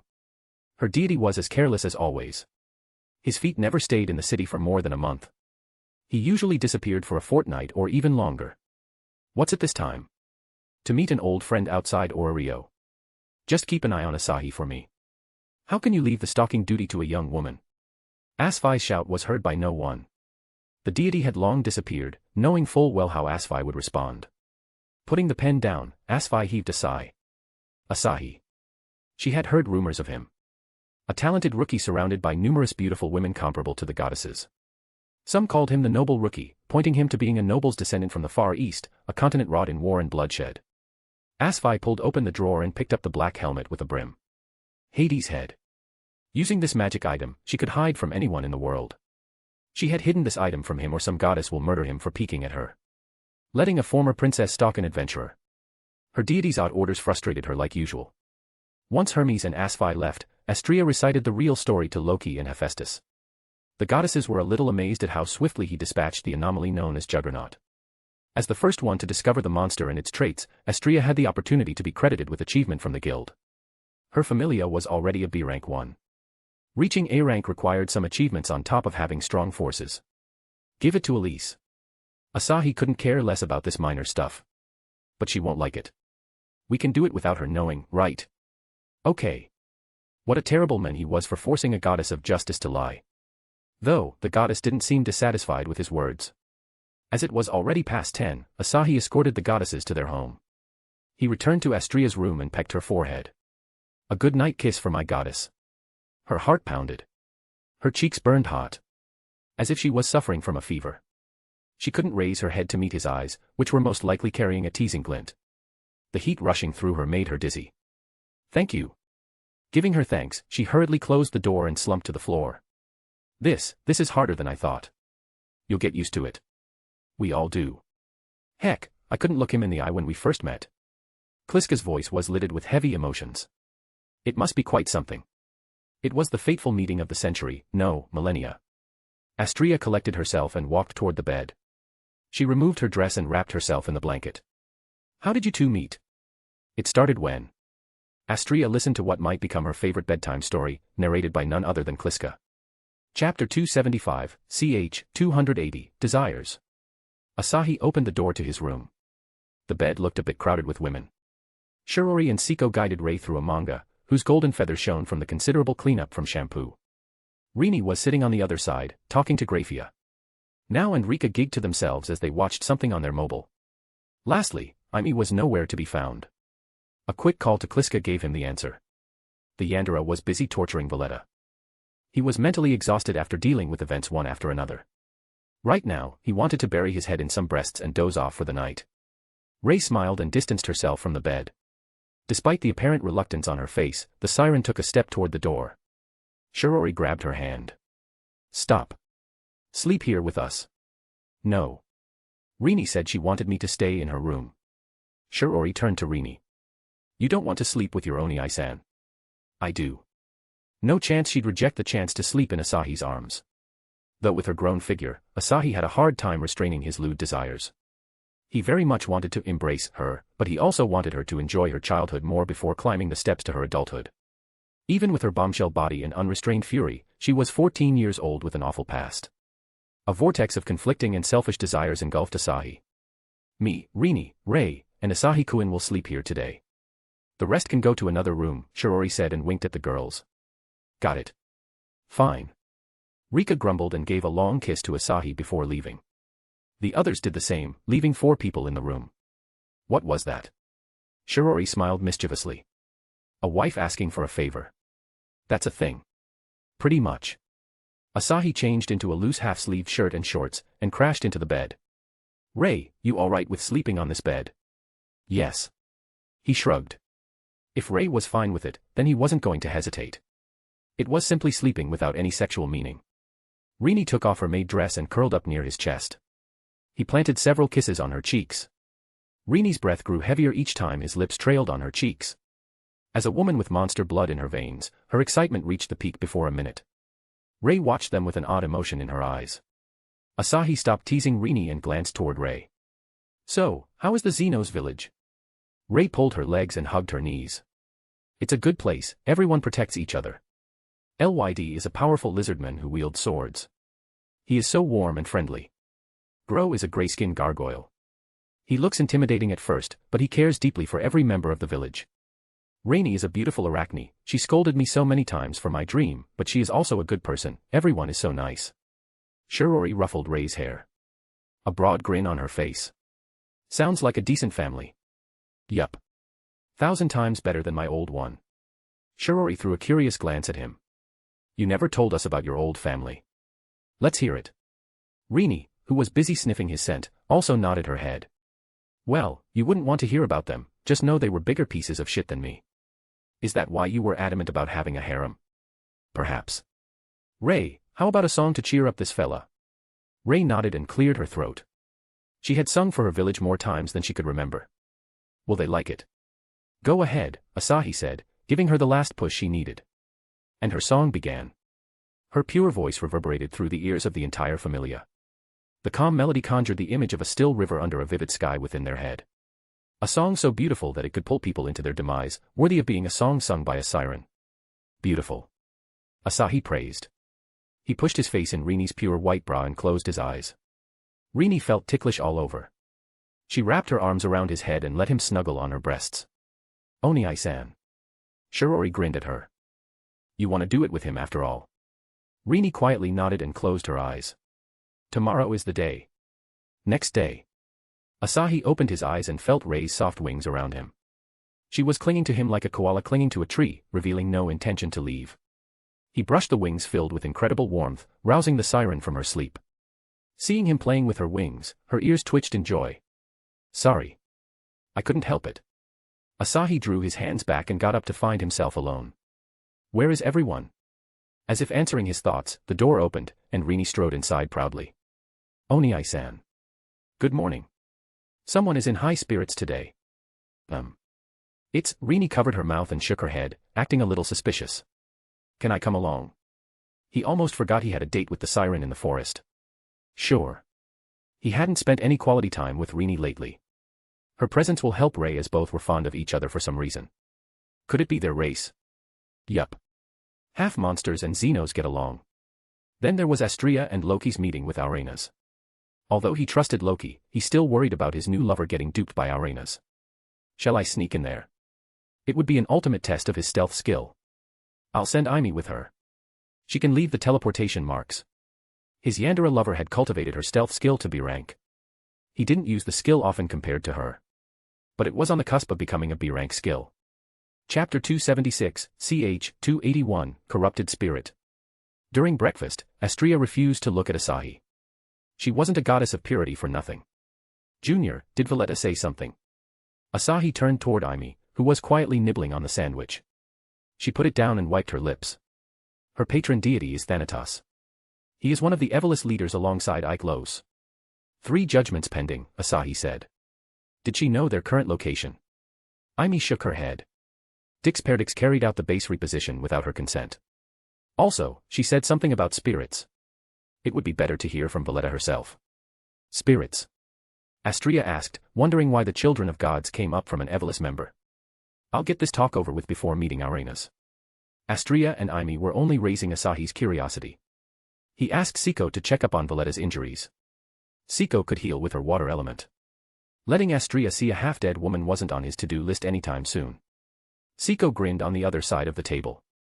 I healed her last night. It was easier to break her like this. A sadist and Yandere teamed up on one person.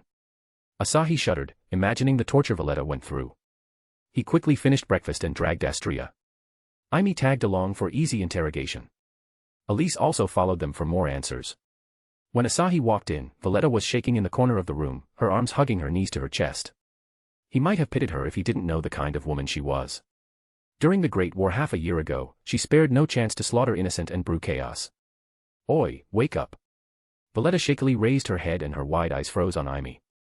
The Yandere walked toward Valletta and yanked her to her feet. Sit there. Valletta obediently sat down. Now, answer Asahi-sama's questions. Astria was amazed by the sheer dominance Aimi asserted on Valletta.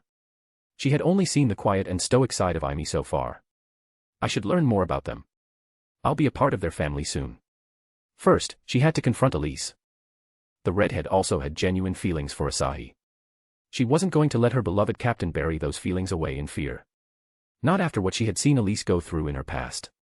First of all, what was Evelyn's plan for hiding in the dungeon? Valletta looked up and her trembling lips parted. Securing a route for the corrupted spirit. They were slated to destroy Orario. Corrupted spirit? Asahi barely knew a thing about spirits, so he turned to Astria. She told him whatever she knew, still a lot more than the current libraries of Orario. Spirits were the weapons prepared by the gods to help humanity before they descended and bestowed the blessing of fauna. Spirits bestowed divine protection upon the humans, giving them a chance against the monsters. Why corrupted? Astria questioned. What corrupted them? The ancient spirits had guided heroes in the dungeon over 1,000 years ago. Could Valletta be talking about them? I don't know about that. She is a beautiful woman stuck in a giant plant body. Stronger than any monster I ever met, he said a monster consumed a spirit's blood and flesh, and she came out as the result. That, wouldn't it mean they are over 1,000 years old?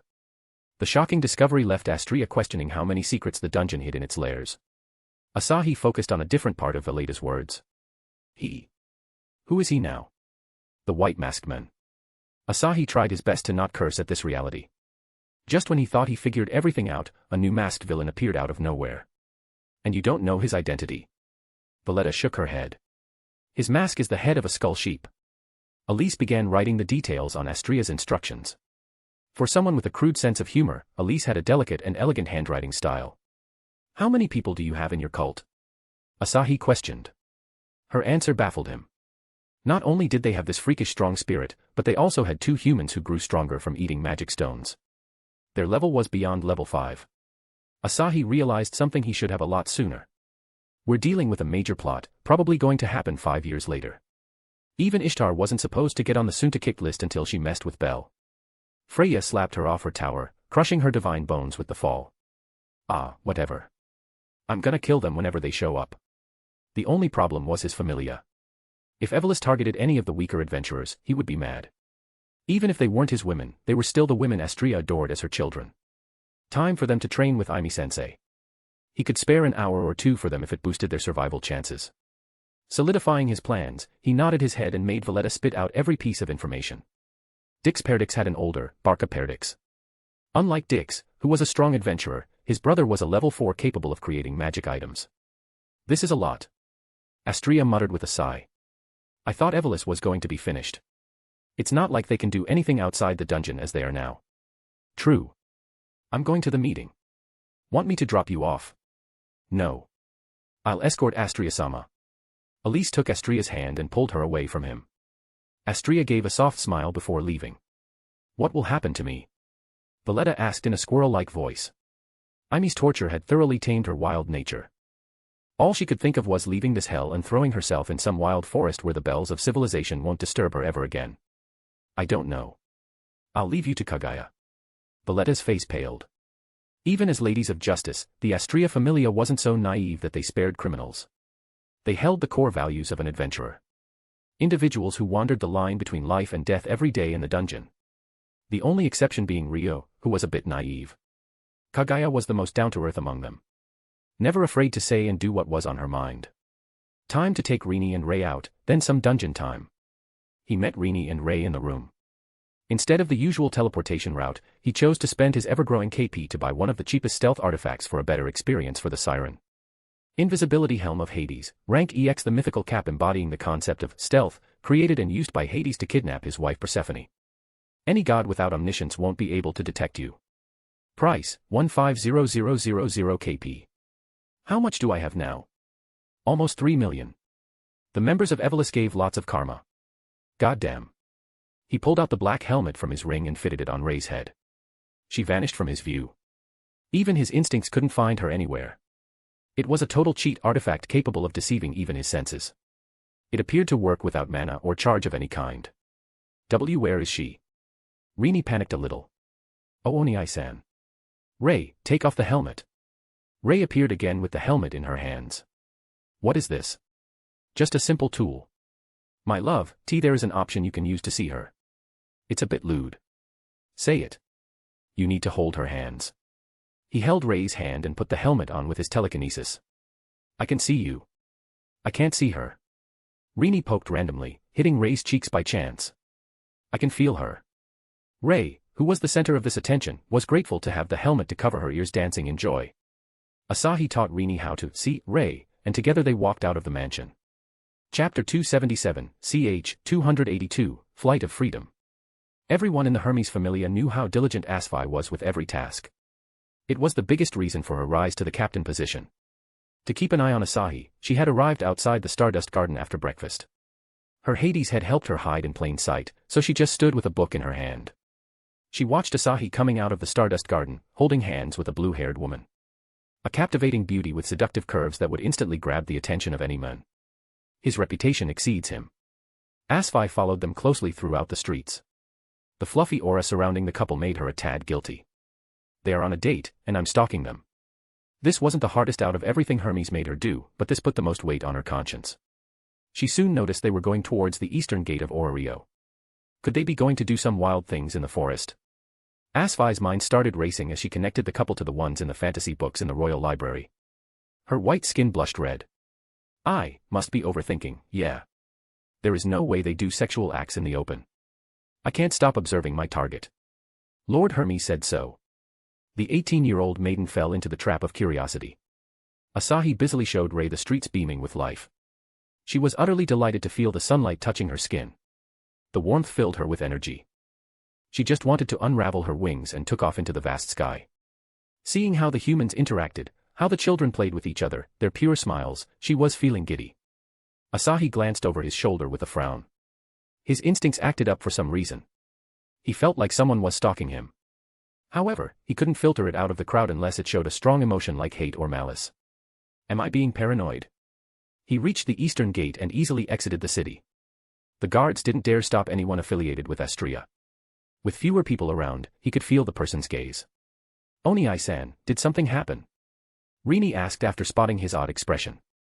Nothing. He waved off her concern and accelerated toward the forest. Once he crossed the first layers of trees, he stopped and turned around. He let go of the girl's hands and focused his senses toward this person. He faintly made out a figure shrouded in a camouflage. Instinct's skill ranked up to B. An unexpected level up was enough to tear through the figure's camouflage. Asahi Andromeda, stalking a couple in the daylight doesn't suit a princess. Asahi froze on her spot as if she was struck by lightning. Her greatest invention was seen through. Was he really a level 2? She pushed back the thought and speculated ways to get out of this predicament. She could don her shoes and escape, but her royal pride engulfed the escape choice.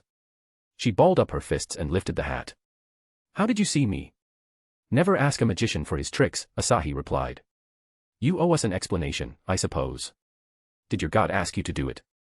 He questioned despite knowing the answer. Asahi shook her head. Lord Hermes is out of the city at the moment. The way her eyes averted, Asahi realized she was lying. Asahi didn't know much about her other than her level and her serious nature. The anime didn't go deep into her character. After the things we revealed to you, this is how you repay us, he shook his head in disappointment. I expected more from Perseus.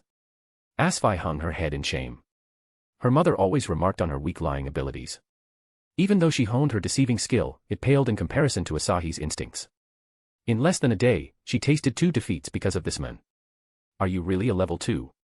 I can show my status if you can read the hieroglyphs. Seeing an adventurer's status was prohibited. Even the guild couldn't force someone to reveal their skills.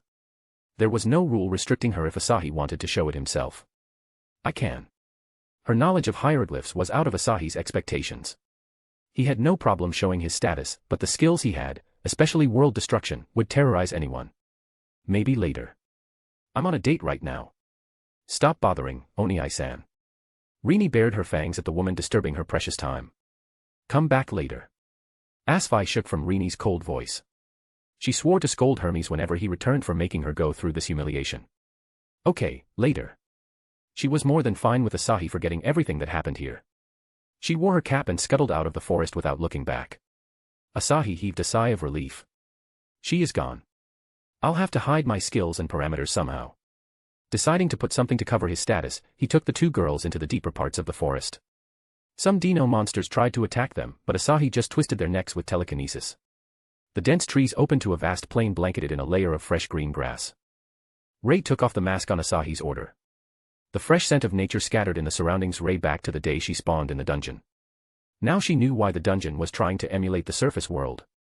So beautiful. Yet, the forest made by the dungeon was worlds apart from the genuine thing. Can I fly? Go on. No need to ask me. It was an instinctive action on Ray's part. Unfolding her golden wings, she took off. Drifting with the wind, she lost herself. Oni-san. I wanna fly. Asahi turned to the girl pouting a little. He chuckled and wrapped his arms around her waist. Hold on to me. The phoenix wings flared on his back. With Rini clinging to his neck, he chased Ray through the skies. Ray came to a sudden halt and looked back. Seeing Asahi approach, a smile blossomed on her face. I forgot he had wings. After enjoying the freedom flight for 20 or some minutes, Ray landed on the ground and stretched her wings. Flying in the dungeon was a mediocre experience at best compared to this. Asahi also landed beside her. Rini stood on her toes and fixed his messy hair. I haven't had a haircut since forever. Thinking of getting a haircut, he patted Rini's head. He stroked Ray's hair while he was at it. Ray glanced up. Ah, why are you so kind to me? This question was tugging at her consciousness throughout the day. She did nothing to deserve this treatment from Asahi or anyone else on the surface world, yet he was protecting her, holding her close to him as if she was a part of his pack. Asahi chuckled at her reasonable question. Saving beautiful damsels is my part-time job. Beautiful, she muttered, looking down at her figure. She saw nothing special about herself compared to Rini. Yup, beautiful. Asahi ruffled her hair once more and teleported to the mansion. Did Asahi show his feelings to mate with me? Ray's mind wandered as she stood in the room with Rini. Chapter 278, ch. 283, Arenas.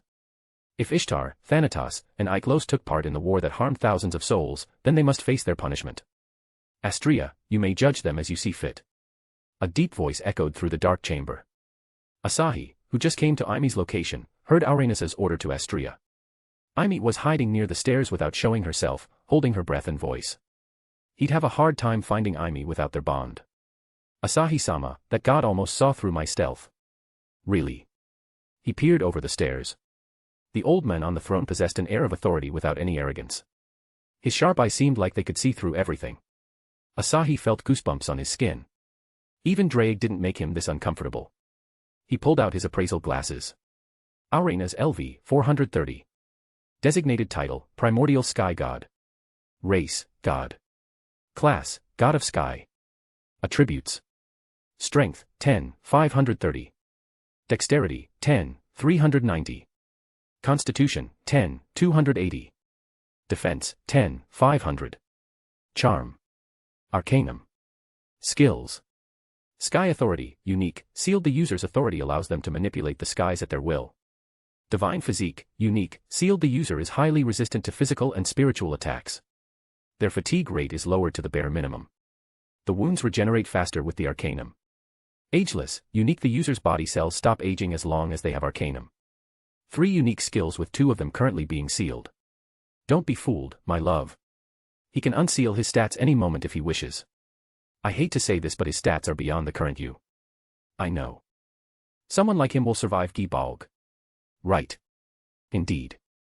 Gi Balg's curse will be fatal but not enough to one-shot him. Another reason to take the dungeon seriously. I will. Astria's determined voice grabbed his attention. Hey, stop giving her all the power. I also came here, didn't I? Let me send that goddess of beauty to her home. I never liked her. Asahi chuckled at Loki's antics. She was hungry for power as always. Arenas looked at Loki. Cooperate with Astria. What about our rewards? You don't think Astria and I busted manpower and time for nothing? Your familia has wealth beyond the guild's inventory. Your familia hunts monsters, so you don't lack materials. What can I give you, Loki? Loki's lips rose in a bright grin. I just want your words. Help me with a problem if I ever have one. It won't be too much, I promise. Yeah, and Fells have been secretly assisting the Xenos village, right? A brief moment of surprise overtook Arenas' stoicism. How did you know? Astria's adventurers ran into Ray. They're taking care of that girl in their mansion. Hermes told the rest of the tale. I see, yes, we have taken care of the Xenos for a decade now. You must have seen it with Ray.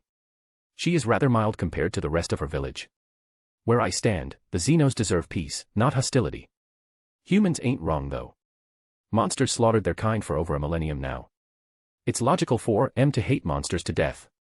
Arenas returned a short nod. Unless a hero shows up, their shared dream of living on the surface is impossible.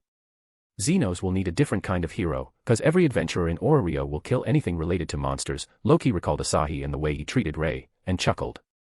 They might have one already. A different breed of hero. She wasn't going to support Asahi in this quest. Not that he'd need her help in becoming a hero. Asahi scratched the back of his helm. Rather than a hero, he much preferred to be an anti-hero. Was he going to meddle between humans and Xenos just so they could live peacefully? Of course, not. It was impossible to erase the hate accumulated over 1,000 years. It had become a human instinct just like how their senses evolved to feel a god's divinity. He'd rather spend time leveling up than being a political hero. Or I can just transport the Xenos to my world. It already has undead.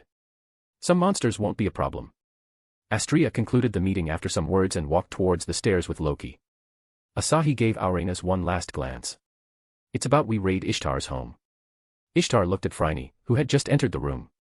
With beady eyes, long lips, and her mushroom-shaped black hair, her face looked more like a bullfrog than a human being. Paired with her scrawny arms and towering frame, she was an Amazoness most males would avoid. What do you want? Phryne asked, frowning at her goddess. She showed no respect whatsoever to her goddess. Ishtar held back the scowl and smiled. Some bold adventurers will be coming to close this place. I need your help. Usually, Ishtar would never ask for anyone's help, especially Phryne. However, the current circumstances were dire. The fraud adventurer could be coming here with the Astria Familia. She had this gut feeling. Having Phryne, her strongest adventurer, on her side was going to be a big help. Who dares? Phryne roared, releasing the pressure of a top-tier adventurer. Ishtar covered her grin with her hand. Phryne was one of the reasons for her profit falling year by year. The rumors of the giant Amazoness forcing herself on random customers were spreading wild.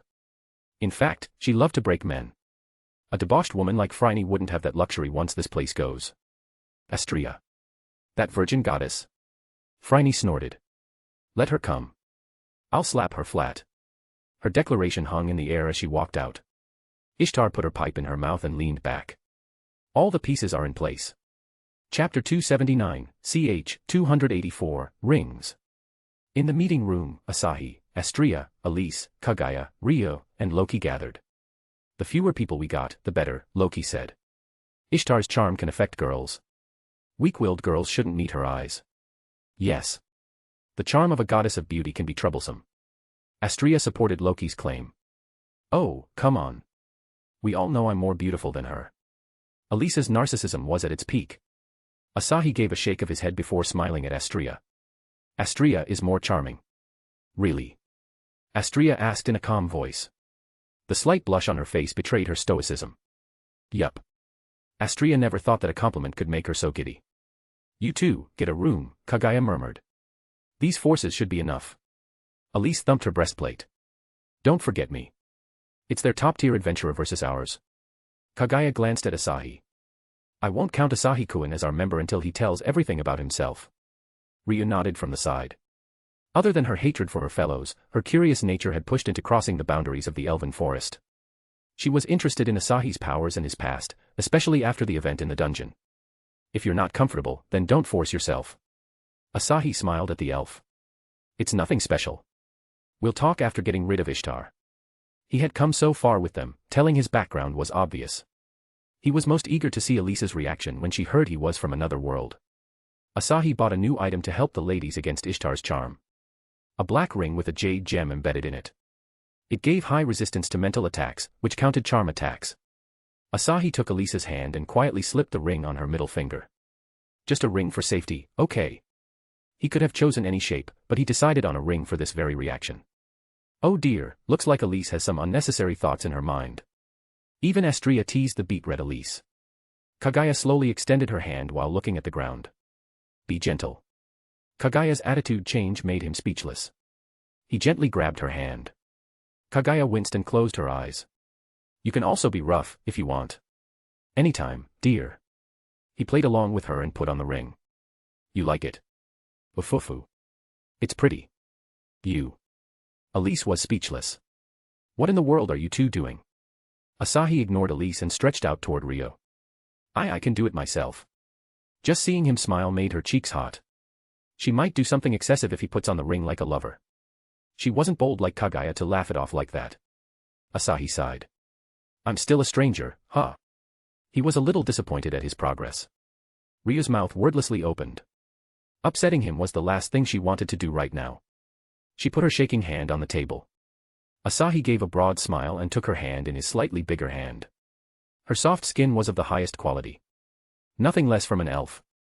Ryu watched as Asahi slid the black ring on her middle finger. She gulped her raw saliva. High elves used the branch of Yggdrasil to craft rings for their partners. It represented utmost faith and love. This means nothing. She shook her head again and again. It's not the time to be thinking about this. Ryu pulled back her hand and slapped her cheeks red. I'm ready for the battle. Let's go. A silence followed, broken by Loki's loud cackles. She was amused at the elf's reaction, which reminded her of Lafia and Asa's relationship. With a light-hearted atmosphere, the group departed. Asahi's women were busy prowling through the dungeon, so they couldn't accompany him. He happily let them as he was hungry for XP. Asahi arrived outside the Balit Babili, or better known as Mistress Ishtar's godly brothel. A pair of Amazonas guarded the tower. Seeing Asahi, they licked their lips. Want some fun, handsome? He is Min. The Amazonas stopped after sensing the divinity emanating from Loki and Astria. Elisa's eyes twitched in annoyance. She resisted the desire to pull out her sword.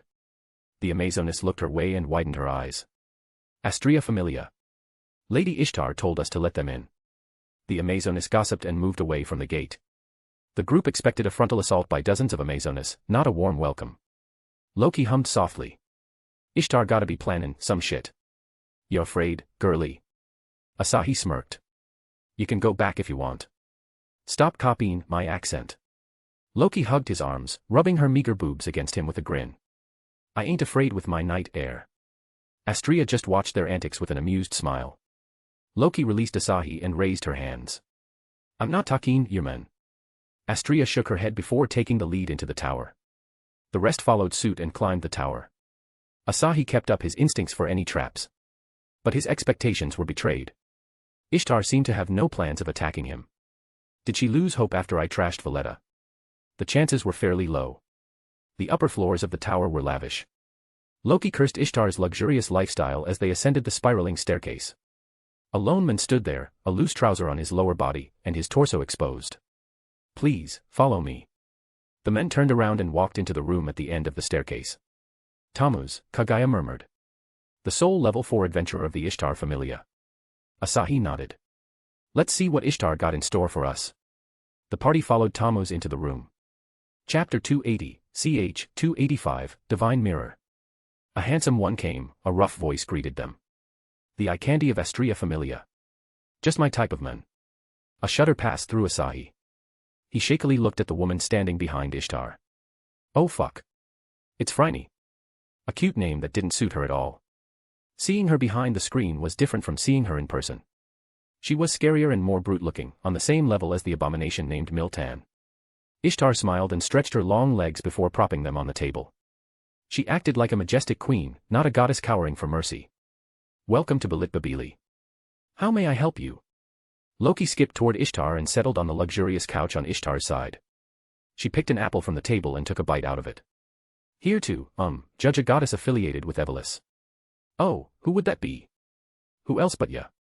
Loki rolled her eyes. Let us send you peacefully. Nobody is touching Ishtar, Phryne roared. Get your ass out of here if you want to live, leave this boy for me. Elise stepped in front of Asahi. Not a chance. You gotta find a different man to screw. Phryne narrowed her eyes. He's your man, huh? Elise's mind stopped for a moment. She glanced back at Asahi. And no. You got it all wrong. He is Astria-sama's lover. Congratulations, Ishtar said with a pleased smile. On finally getting a decent lover. Let's celebrate. Asahi patted Elise's shoulder before stepping toward Ishtar. Can you drop this act? It's getting annoying. Buying time like this is a joke to your divine pride. Pride. Ishtar stared at him, her eyes shining like a pair of amethyst gems. She had concentrated every bit of her divine charm. The wave of charm crashed into Asahi, doing nothing other than deepening his frown. Sorry. I already got a harem, he said, eyes full of pity. Ishtar blankly eyed Asahi and others. Asahi's rejection of her charm was quite expected, but the other women in the room didn't get affected by it. She had charmed Amazonas, the fiercest warriors of Telskira. All people of the human world, including monsters and even the gods, shouldn't have the power to escape the charm of the goddess of beauty. And yet, here 3 humans and 1 elf cancelled her overwhelming power like it was nothing. Absolute defeat. She felt her beauty dwindling. Her pride being crushed beneath their feet. Her body shook with sheer rage and humiliation. Nobody mocks me. Ishtar's voice exploded from her throat. Tammuz had never seen her goddess lose herself in anger like this. He rushed to his goddess's side. Lady Ishtar, please, don't lose your composure. Ishtar heard her man's voice and calmed down. Yes, she had a plan that didn't rely on using her charm. A plan to devastate Astria without any force. Phryne glanced down at Ishtar. This is a waste of time. Ishtar sneakily motioned at Tammuz, who in turn moved a few steps and tossed a silver ball through the open window. Phryne gripped the handle of her battle axe and walked toward Asahi. She built momentum with each step before propelling her massive frame in Elise's direction. Only the Scarlet Harnel was strong enough to warrant caution, so she was taking her down first. Hop! Raising a war cry, she slashed down. The silver blade of the axe almost tore the sound barrier. Elise was about to dodge the surprise attack, but Asahi's figure appeared before her, shielding her from the sight of the massive blob woman. Asahi stuck out his right arm. Phryne felt like her blade met a hard boulder instead of Elise's shoulder. What? Phryne's eyes stretched to their limits. Asahi had pinched the silver blade with his fingers. The momentum behind her was muffled with no effort. The boy she thought of as a greenhorn was scarier than other people. Asahi's eyes narrowed in a frown as he clenched his left fist. You don't sneak attack my people. With a soft declaration, he drove his fist into Phryne's toad face. The woman flew above Ishtar and wrecked the tower wall. The balcony saved her from falling. Well, her endurance was enough to survive a fall from 100 meters with a little scratch. Heh. Ishtar glanced away from Phryne and a small laugh escaped her lips. She flashed a charming smile. A smile that hid a sinister side. You did it. Ishtar's jubilant voice echoed throughout the chamber. A bad premonition enveloped Loki while Asahi relived the feeling from earlier this morning. Someone was watching them. This time with chaotic intentions. Thanks for showing your true strength, boy. To me, Anne. Ishtar pointed at the ceiling. Loki looked up and her body froze. Astria was the same. The goddesses felt the familiar sensation of being observed from the unknown. To my allied gods. Ishtar boasted a triumphant grin. She had done it. The gods infatuated with her had seen Asahi knocking out Phryne in one blow. This was the best use out of the divine mirror every deity could use with Arcanum. The only godly power allowed by Aurenas. Originally, a tool that allowed a god to observe their children's activities. However, she used it to expose Asahi to the group of gods dancing on her palm. This was her victory. Chapter 281, ch. 286, Defeat. Asahi connected the dots after Ishtar's triumphant words. His lips formed a flat line. He was so lost in the heat of battle that the gods got the chance to use the divine mirror to peek on him. I don't care if they expose me, this bitch is going down today. If his peaceful days were about to end, he wanted to make them go with a bang. You outplayed us, Loki admitted with an honest smile. Still, what can you do with this trick? Ishtar grinned. I can smash Astria's reputation into the ground. Their so-called justice will be worth shit if people don't believe in them. Or I can start a war if I told them Asahi possessed a yet undocumented rare skill that could bind a top-tier adventurer. Loki silently clicked her tongue. Both options hit the critical points. A faction of male adventurers was dissatisfied with Astria after she recruited one man. They criticized her dignity for pulling off a stunt like that. Her prestige will fall even further if they knew Astria lied about his level to the guild. The latter threat was even worse. If gods decide to check Asahi's status, his real level will be exposed, and wars will be waged over him. She had gotten Auranus's word to prevent that very future. Loki wanted to smack Ishtar's grinning face. Elise and Kaguya left the choice to their goddess. They would follow whichever path Astria chose, whether it was justice or love. Ishtar looked at Astria. What will it be? My freedom or your demise? Even if Astria wasn't well versed in politics like Loki, she comprehended the threat just fine. A pure, destructive emotion flowed in her heart.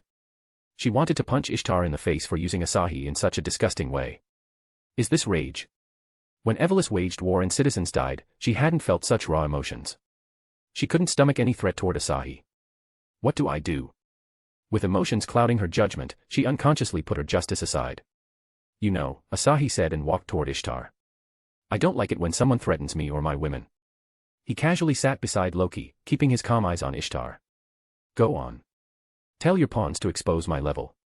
You think I give a damn? Loki blinked her eyes at his surprisingly calm display.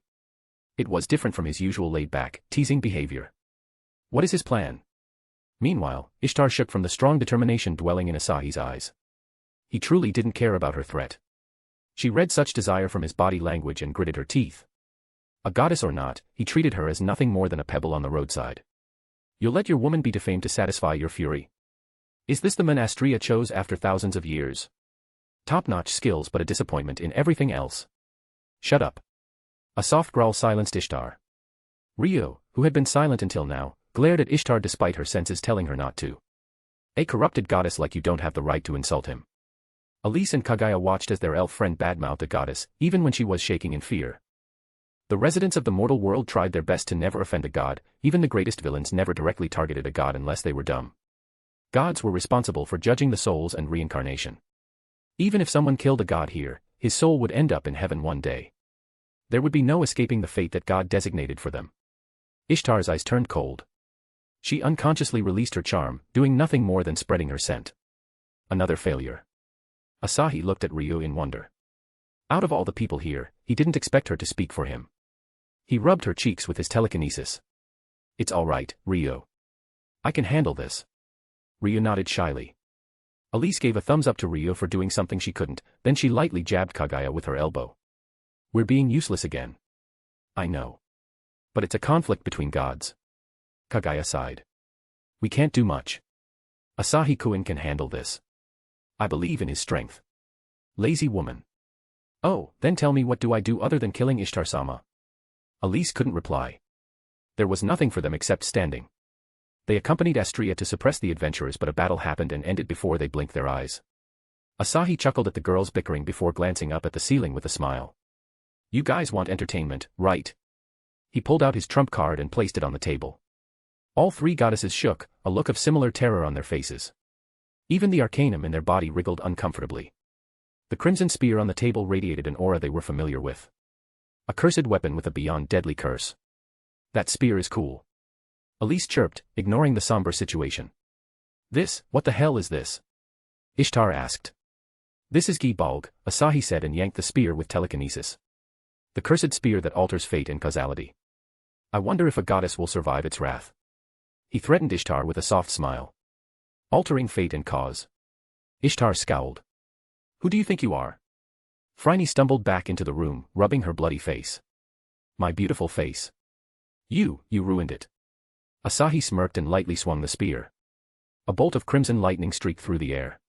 It bent and twisted numerous times before shooting through Phryne's chest. Her heart exploded, and blood flew out of her mouth. She slumped to the ground like a doll that lost its strings. Ishtar's pupils shrunk. Phryne died before moving a finger. Wanna see more? I can kill your lover too if I want. Asahi in her eyes was a reaper and his spear was a scythe that hung over her head, ready to decapitate her. What will it be? Your demise in peace or your demise with force? He looked up. The same for you all. Cross me, and I won't stop until I annihilate you and your familia. Ishtar could imagine the four deities cowering in their homes just like herself. A level 5, the cream of the crop of Orario, couldn't react to a weapon's speed and met her death. She doubted Otter could do anything to stop this young man and his cursed spear. Did Astria's reputation even matter when there was such a powerhouse supporting them? I lost. She was impulsive, she was manipulative, she was sinister in her methods. Above all, she was crazy to overtake Freya as the goddess of beauty. She was everything but wasn't an idiot. This time, she couldn't defeat her opponent. The branches of schemes in her mind were obstructed by the wall of absolute strength, the impact of which made her heart tremble. I'll pay for everything I did. Don't send me to heaven, she pleaded earnestly. I swear to become better. She was willing to beg as long as it meant staying in this world. Chapter 282, ch. 287, Judgment. Rio had seen a lot of deaths after coming to Orario. Yet, Phryne's death gave her cold feet. The Crimson Spear toppled the best armaments in Hephaestus's shop. It's not a weapon that was crafted by Hephaestus. Hephaestus always left her symbol on the weapon on a spot that could be seen easily. This weapon had no mark. If it was Hephaestus's creation, the three goddesses in the room wouldn't be so surprised. Just where did this come from? She couldn't wait to hear Asahi's story after dealing with this situation. Meanwhile, Asahi shared a glance with Loki. Which trick is she playing now? Both had the same thought. Ishtar had been so arrogant until now. What changed so suddenly? Asahi was baffled. Was she scared of him? He looked into her eyes. There was neither infuriation nor darkness in the amethyst pupils. Only fear. Please, Ishtar pleaded once again. You don't get off the hook for threatening us. Loki, do you want to do the honor? Not here. The aftermath will have destroy this tower. A golden pillar rises after a deity dies in the mortal world. The surge of energy disintegrated everything in its wake. All the people in the tower will die if they kill Ishtar here. Ishtar's face turned pale. She got up and leaped for the exit. Elise dashed behind to catch Ishtar, but Tammuz blocked her path. Leave my mistress alone. Asahi was about to make Ishtar fall on her face with his telekinesis, but Loki stopped him. Lemmy. Loki chased Ishtar, her scarlet ponytail wildly swishing behind her. She nimbly overtook Ishtar, grabbed her hands, and pinned her down. Gotcha. Loki licked her lips with a grin. Always wanted to push down a goddess of beauty. It ain't so bad, yeah. Ishtar clenched her jaw and struggled to break free. She was always the one to push everyone underneath her. Yet, here she was, under another goddess. It's not the time to be horny, Asahi shouted.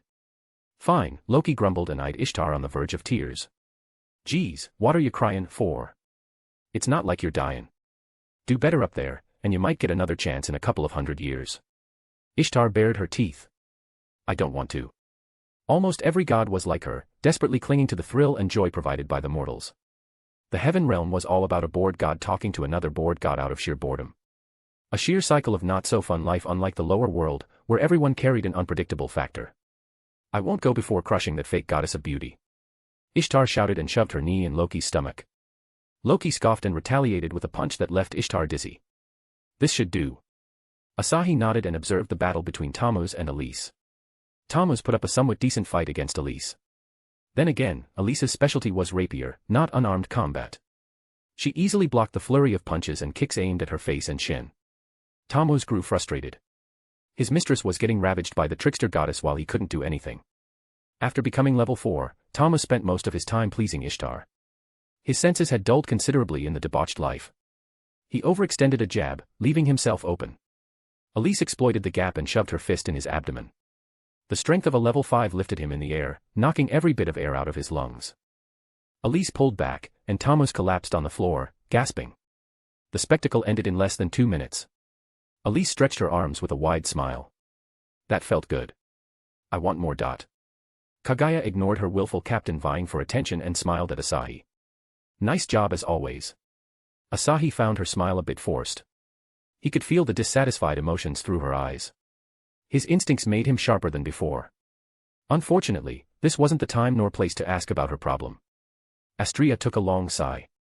Asahi. I'm sorry. What for? We'll talk later. Where did this wave of depression come from? Confused, Asahi escorted the prisoners down the tower.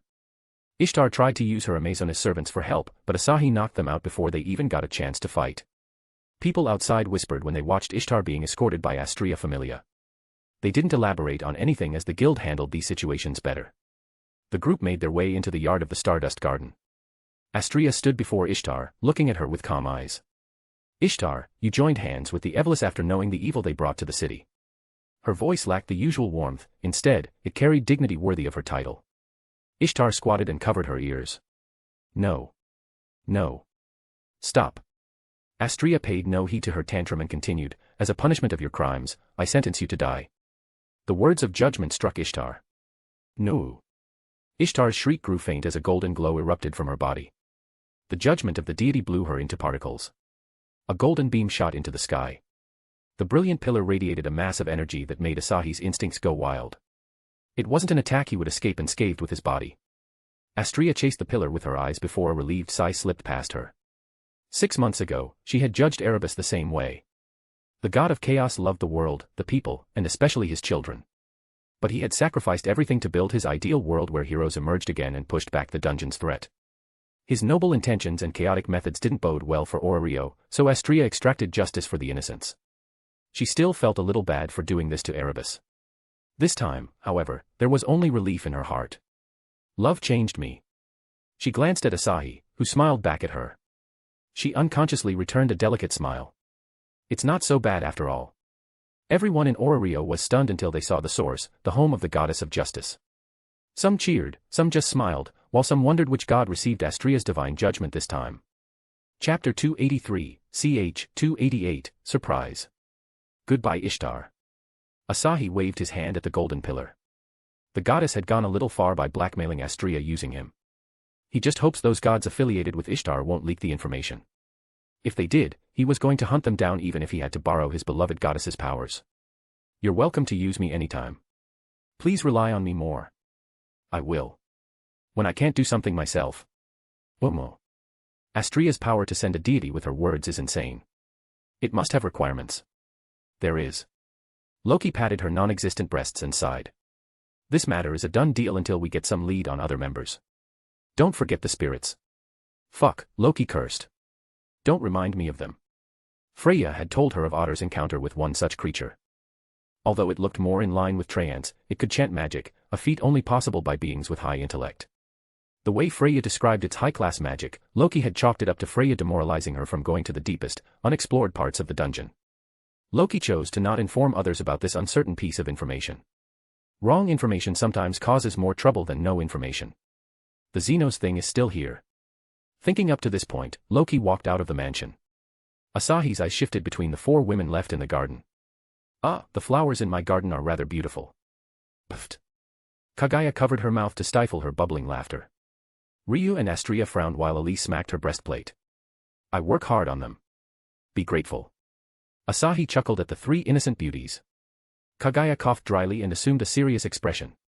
Astrea-sama, would you mind if I put a bounty on the Evelis members? I'll gladly fund it. A surprised look washed over Elise. Do we really need a bounty? Astrea patted Elise's head. It'll be fine. Yes, Kaguya. I agree with your decision. The sooner we take care of them, the better. I'll take Lyra with me. Kaguya scurried into the mansion. Elise grinned. I don't mind being spoiled like this every day by Astrea-sama. You wish. The exchange between Elise and Astrea made a certain elf recall the headpats she received after the explosion incident. The comfy feeling still lingered in the back of her head, and her heart ached to relive that feeling. Asahi walked up and stood beside Elise. Me too. He also liked girls patting him whenever he received a lap pillow. Astrea giggled and reached to his head with her left hand. Then, she patted him like a kid while smiling like a mother even when she barely reached his shoulder. Happy. Yup. Don't rob me of Astrea-sama's love. Elise inserted herself in the pink bubble between Asahi and Astrea. My purity will wither without Astrea-sama. It's my right to receive her affection as her lover. Elise's eyes widened at the truth. What? You two are lovers now. She knew it all along, but she pretended to be surprised. I can live alone. I don't need him. I'm perfect. Elise muttered again and again as though convincing herself. Astrea grew worried as she noticed the miserable look in Elise's eyes. She wasn't opposed to the idea of joining Asahi's big family. She wanted Elise to do the same if she had strong feelings for Asahi. There wasn't anything wrong with trying it out first. I didn't agree yet. Yet she says. Asahi gave a wide smirk to Elise. The moment is just around the corner. He just wanted to rile up her feelings. I have to address her feelings soon or she might do something terrible. She already made the mistake of rushing to the dungeon on impulse. The next time she might do something irrecoverable. Just imagining the confession scene made him chuckle. It was going to be a bit hard to convince Tsundere. Congratulations, Astria-sama, Elise said with a narrow-eyed smile and bobbed her head. Pat me more. Astria did as Elise requested, hoping it made the redhead better. Don't betray Astria-sama. Never. He'd rather die than betray his loved ones. After some sweet time, where the presence of Ryo was neglected, Asahi parted ways with them. He tossed Evelyn to the back of his head until Kagaya's bounty bore fruit. He opened the door to his room. Hey, a blushing Saya welcomed him on the other side with Shizuka. The bump on her belly was noticeable through her loosely fitting white dress. Aekuen.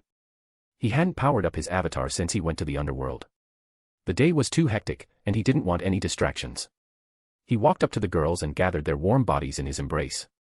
Shizuka's fruity scent truly made him at home, her blonde curls tickled him. What brings you two here? I was missing Aekuen.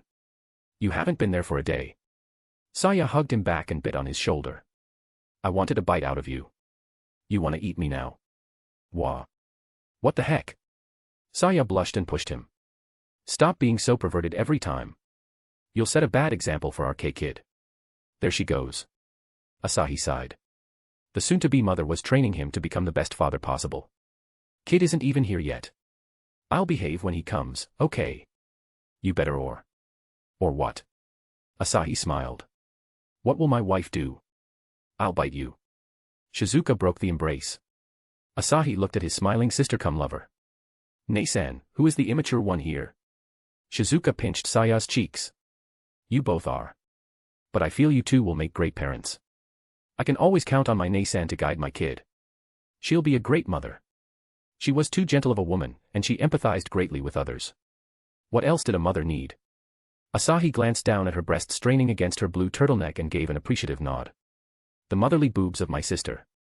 He muttered what seemed like a hentai title and reached out to his sister's back. The tight jeans stopped his hand from touching her, so he tossed it in his ring, and tried again. He didn't need her consent as his sister was always ready to mate with her brother. Aekuen. Crimson engulfed Shizuka's cheeks. She had hoped something like this would happen, and she wanted it to happen. She and Saya sneakily looked at each other. Saya's eyes alternated between the fiery orange and crimson as she nodded her head. The duo of Saya and Shizuka took one of his hands and guided him to the bed. While Saya took off her dress, Shizuka undressed Asahi. The siblings shared a blazing kiss that made Saya rush.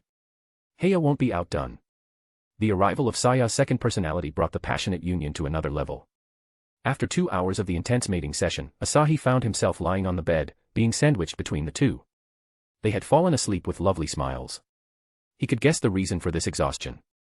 They either skipped sleep or woke up too early. So much time until we meet. He caressed the bump on Saya's belly with a smile. What should we name him? It's better to consult with Saya. I want you to name the child, you'll also be the kid's mother, right? She gave him a new life. Even if his first child wasn't with Kliska, he wanted to give her the chance. Saya wouldn't mind it as she and Kliska went along better than anyone ever expected. We all can share names then. They'll all be the mothers. Why are you afraid? I don't want to give them a silly name. I'm gonna come over to convince you. Oh no. Asahi closed his eyes and instantly arrived in the dream world. Instead of Kliska's room, he found himself in a wide hall. Happy 18th birthday. Chapter 284, ch. 289, Speechless. Happy 18th birthday. The unified shout of a dozen girls echoed through the hall. Damn, girls. Asahi turned around to see black and white frills everywhere, which only covered a bare minimum of flesh on the girls' bodies. The dazzling number of erotic maids almost sent him into heat. The girls who were supposed to be inside the dungeon were also here. Saya, Shizuka, Yuriko, Leimi, and Maya were here too. Maya carried herself with elegance not less than Graphia. Shizuka, Aimi, and Nao's outfit made him a little sad. Instead of wearing the maid dress, they stick to their usual tame dresses. Can't force them if they are uncomfortable in it. Still, this is my best birthday party ever. He thoroughly captured the brilliant moment in his eyes. Guess who? Someone covered his eyes, playing the old-school Guess Who prank. This voice is Saya. But Saya stood before him in a maid dress. Could it be Heya? Well done. She spun him around, giving him a full view of herself. Holy. He couldn't see any difference in them, other than their eyes, and well, her French-made dress was a cut above the rest. A little too erotic for a birthday party. Come here. She hugged him forcefully. Embracing you feels the same. What did you expect? Saya mumbled behind Asahi. Her alter ego shared the same sensation as her, so a hug would be the same whether inside or outside this place, which Kliska called her dream hub. Kliska did it? Asahi asked. She is too good to us. Asahi nodded and spun around with Saya in his arms. Shirori stepped forward and bowed gracefully as though trying to emphasize her D-cup boobs almost slipping out of her dress. Her purple ponytail fluttered around her head. Master Asahi, tell us your order. We'd do anything. This is my birthday gift. Asahi mused. What is your order? Master. Saya asked and clasped her hands on her lap. Shizuka gave a wry smile. Aekuen, sorry. I couldn't, wear the maid clothes. Even when others called her beautiful, she didn't like herself in the maid dress. She knew Asahi wouldn't like it if she forced herself to wear something uncomfortable. She much preferred being herself in front of Asahi instead of putting on a mask. It isn't a problem, Nei-san. You look beautiful no matter the clothes. Rika hugged Shizuka from behind and rubbed her cheeks against her. Chan is so right about it. This cinnamon roll looks good with anything. Rika bounced toward Asahi, showing off her maid dress at every chance. Hey, sorry for lying about the dungeon. We wanted it to be a surprise. Ha. Your apology isn't sincere enough, Asahi said with a wolfish grin. Come to my room after this. Yes, sir. Where is Kliska? Asahi couldn't find his lowly goddess, who loved cosplaying. Though her laziness got in the way sometimes. Looking for me, my love. Kliska's voice echoed around before she walked out of a translucent door. Like everyone else, she was wearing a maid dress. Happy birthday, my love. It's your first one with most of us here, so we wanted to make it special. It's plenty special, all right. A dream birthday party inside a dream. Shirori chuckled and nudged Maya. Girl, get the cake. Ah, understood, Maya said and dragged Saya outside the hall. Heya winked at Asahi before following the two. Yuriko watched Heia's back with a smile. I have 2 daughters now, and a grandchild in a few months. It feels a little unreal. It wasn't long before she was busy managing the Takagi business. Then another moment, she was entangled with her son-in-law.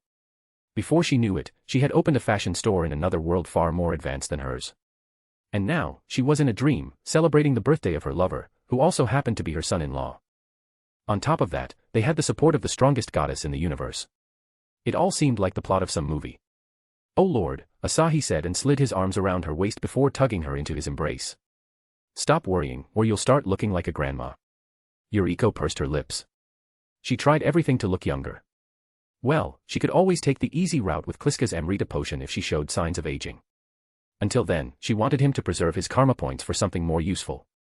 You'll be an 18-year-old grandpa. Wouldn't you, dear? Asahi bit the top of her ears. Blame your daughter for seducing me every day. What do you say about giving Saya another sister? Yuriko felt a surge of heat in her chest. Not now.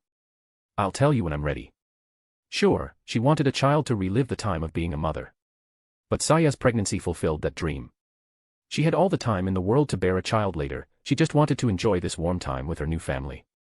Leimi poked Asahi's cheeks. Can Leimi get pregnant? Kliska snickered.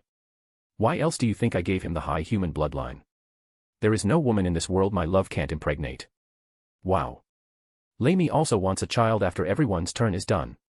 She had a lot more fun stuff to do before that. Sure. He had no problem with it. Leimi might be the laziest person around, but she became serious when it came to her family. Yay. Shirori grinned at the bold declaration of the first wife. These goddesses got one hell of a fetish. Siko shook her head. I'm starting to think Shirori isn't the most perverted woman in our family. I never was. Imoto, don't you want a baby like Saya? No, my sword will grow dull. She didn't know if she could cut down Asahi's enemies while being the best mother. Who says you can't be a swordswoman and an amazing mother? Then, you go first, Siko said with a teasing smile. Wani-chan. Shirori looked away and clicked her tongue. Siko had seen her bait from miles away, so her plan to get Siko first failed. The cake is here. Asahi's eyes went wide at the cake. The cake had a whopping 14 levels, each one a seemingly different flavor. Maya peeked her head from behind the cake. One for each bride and the base one is for Oni-sama. My love is the pillar of the family. It was my idea to put his favorite chocolate flavor on the bottom. Maya and Kliska left him speechless with their logic. So the party started. Chapter 285, ch. 290, Who is more selfish? R18. The mansion built by Kliska had lots of free room. Every room was designed after Asahi's room in the Stardust Garden. In one of those rooms, Asahi was sleeping with the women huddled on his bed. The messy bed was damp with their body fluids. The celebration had ended with all the maids serving him except for Rini and Maya. The two had gone to their room after the party concluded. Kliska, who was sleeping on his chest, opened her eyes and pecked his cheeks. My love, how was it? Usually, Saya took this place as she was on the smaller side compared to others. This was certainly a surprise. Then, what do you want as your birthday present? He hugged her closer to his chest. I already have everything I need. We still chose something for you. All right. Show me later. I'm sleepy. Why don't you go play some games with Rini and Maya? Asahi nodded and separated himself from the limbs latched onto every part of his body. He put his hands on his hips and appreciated his women lying in half-torn maid clothes. The sight of Graphia and cuddling was especially heartwarming. The devil maid had forced herself to spoil him on his birthday. He had given her a choice but she went along with others to serve him. He created a loose shirt and shorts with his Dreamwalker powers and wore them. He knocked on the room in front of him. Oni-sama. Maya opened the door. Her curly hair loose on her shoulders, disheveled. Her skirt was ruffled. It looked like she had just woken up, which was far from reality. Asahi narrowed his eyes. Maya hung her head and hurriedly tried to fix her hair. Sorry, Oni-sama. I was sleeping. Her breathing was a little too chaotic for a sleeping person. The erotic scent wafting from her fingers told him everything. She was masturbating while we were having sex. He felt a little guilty for putting Maya through this. Though, a part of him wanted to tease the Ojo-sama for her craving. He took her hand and pulled her to the bed. As he sat, Maya plopped on his lap. Her action had become natural as she had monopolized his lap ever since Rini transformed. Are you frustrated? Asahi whispered in her ears. Maya shuddered from the warm breath in her ears. She tilted her head, clueless to his question. Why, Oni-sama? I know what you were doing. He pulled her left hand to his mouth. He licked her slender fingers, making her blush deeply. She touched herself with the same fingers a minute ago. Naturally, her fingers carried her scent. You were touching yourself, weren't you? Her erotic actions were exposed. She knew Asahi didn't hate perverted girls like Shirori and Riki, yet her drumming heart only beat faster and faster in anxiety. Oh Oni-sama. I can understand. I told you to wait for years without considering your desires. You're wrong. Maya sprang to her feet, spun around, and tackled Asahi to the bed. Leaning over him with serious eyes, she opened her mouth. I was the selfish one. You had no responsibility after saving me from those animals, but you took me as your woman. You were always kind to me, even when you knew I could never hate you for any of your actions. Maya's voice became heated the more she spoke. Her throat tightened as she reimagined what her life would be without him. She would be broken, and her spirit would never be able to let go of that nightmare. Her father would be consumed in the flames of revenge and wage a war. Her sister would blame herself even if it wasn't her mistake. Her life would be a living hell. Thinking up to this, she couldn't hold back anymore and buried her face in his neck. I'm the selfish one, Oni-sama. I took advantage of your kindness, don't ever blame yourself. Asahi brushed her back while stroking her hair. He never knew she hid these grim feelings inside her. The incident in the Kunlunfang Institute had become a bad memory for her. I didn't save you for nothing. I also liked you when we first met. A sweet Ojo-sama, who put everything else aside from me. No way, I don't want this girl as my bride. Maya raised herself to look into his eyes. Really? Yup. So, that's why I'll. Asahi flashed a devilish smile. He grabbed her waist and flipped her over. With the Ojo-sama confused under him, he traced his thumb over her pink lips. Satisfy you here and now. Maya was startled from the hand creeping inside her skirt. Ah, ha. Oni-sama, Maya exhaled a hot breath, her face flushed red. You. She shut her mouth as the mischievous hand tickled her outer lips. Her chest rose and fell with every breath. Asahi lovingly teased her a bit more. She was wet before he arrived, and this was enough for a short stream of her juices to flow out. The pleasure sank in, and Maya let out a tiny moan. Asahi grinned and blocked her mouth with his lips for a moment. Others are sleeping. Can't wake them.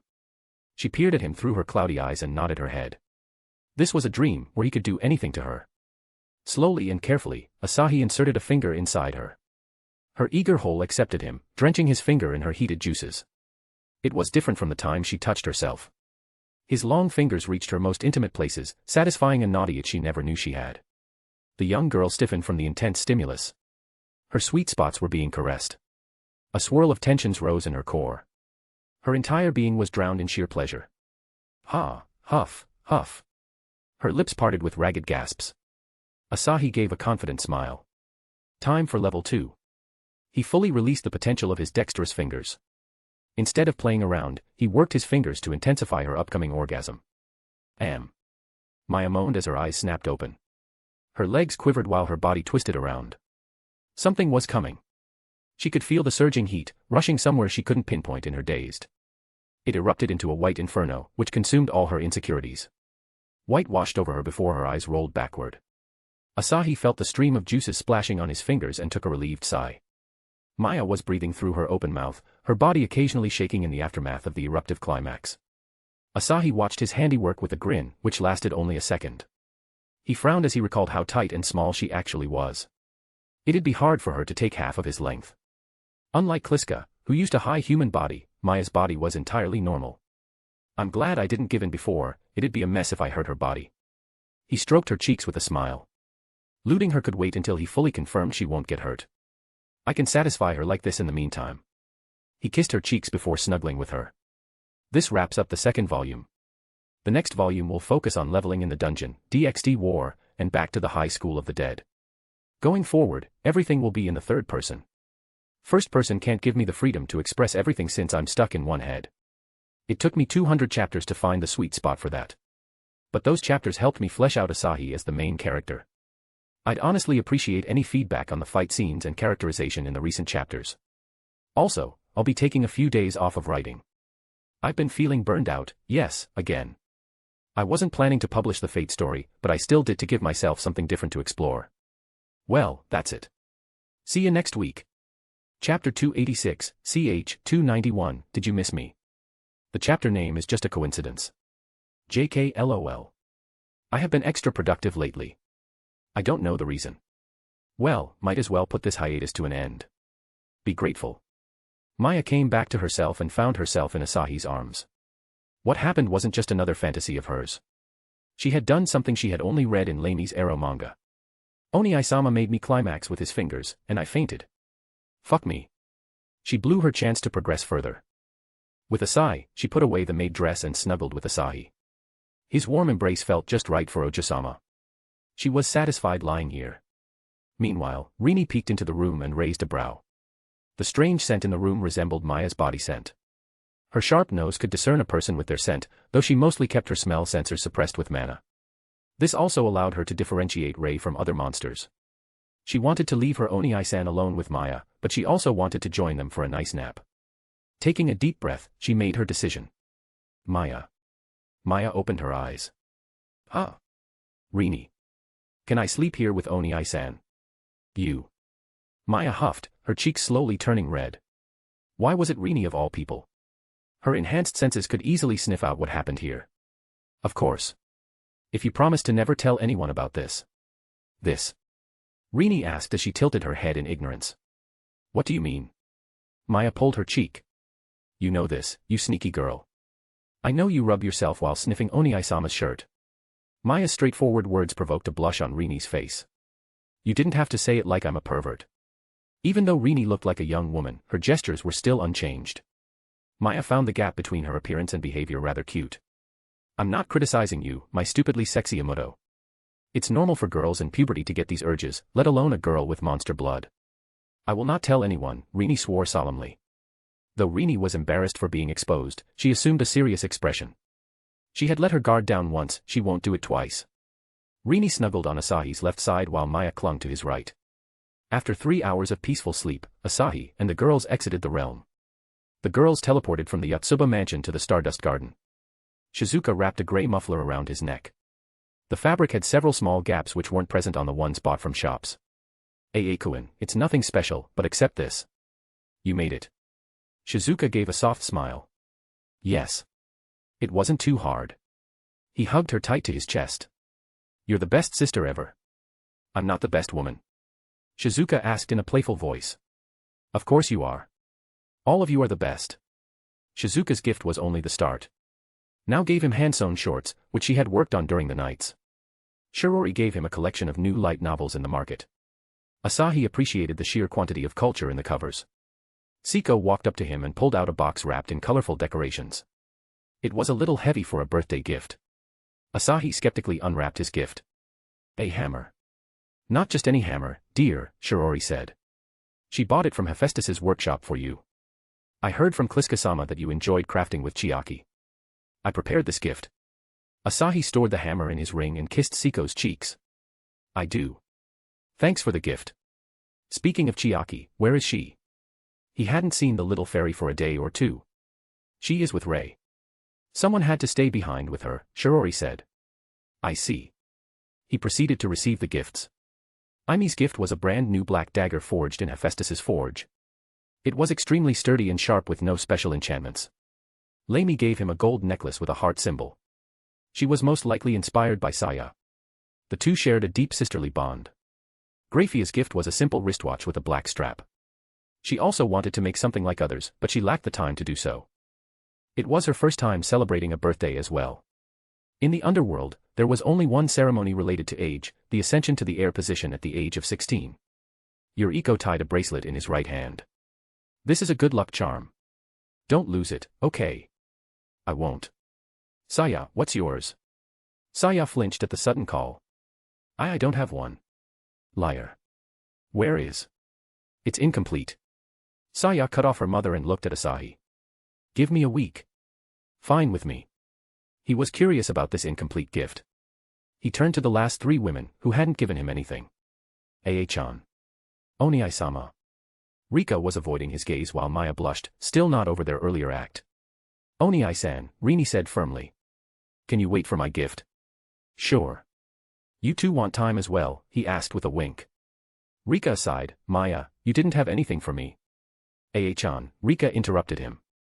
Rika walked up to him and shoved a card in his chest. Asahi checked her gift. It was Rika's 10-day slavery voucher.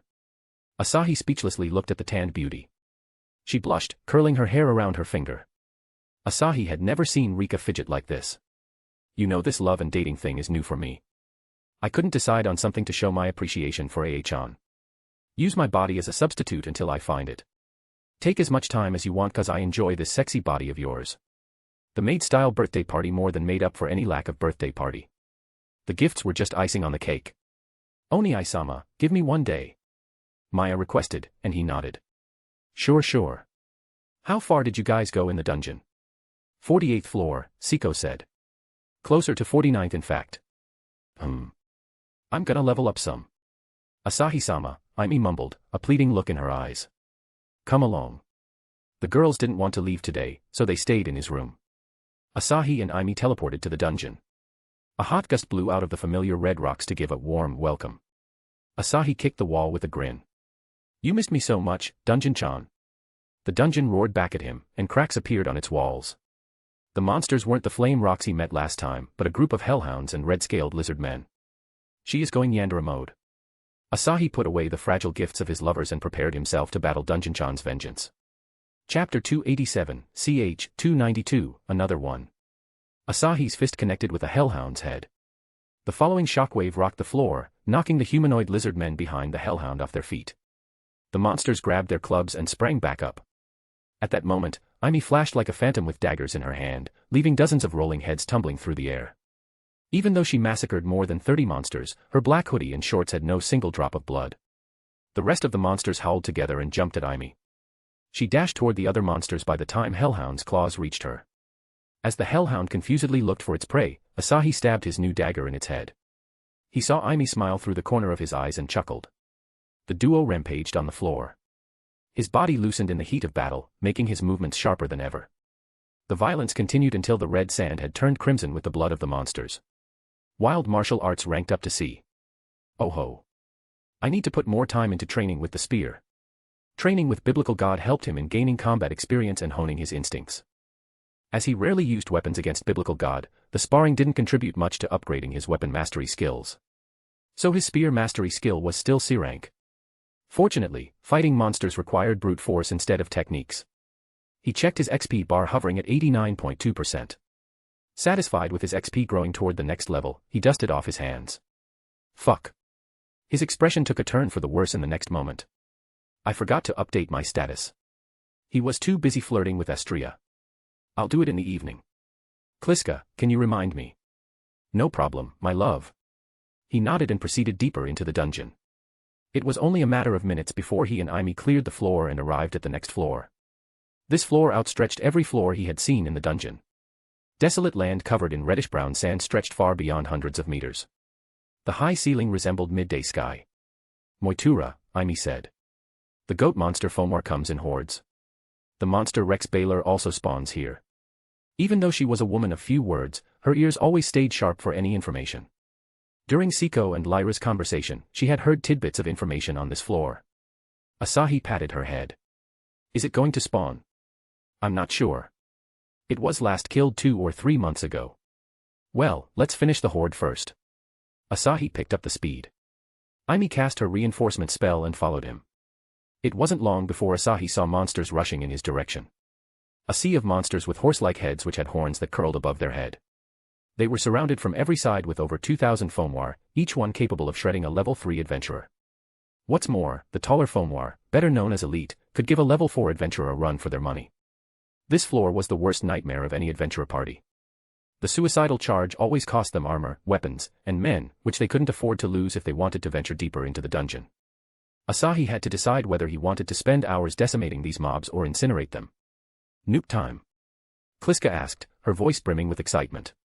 Asahi chuckled and whipped out the Gi Balg. He charged up the spear with his mana, igniting the crimson runes. He leaped in the air and drew back the spear. Gi Balg sucked his mana through his hands and torched a burning vortex at the spearhead. Oi, stop it. You'll blow up the whole floor. Only then did the spear stop charging.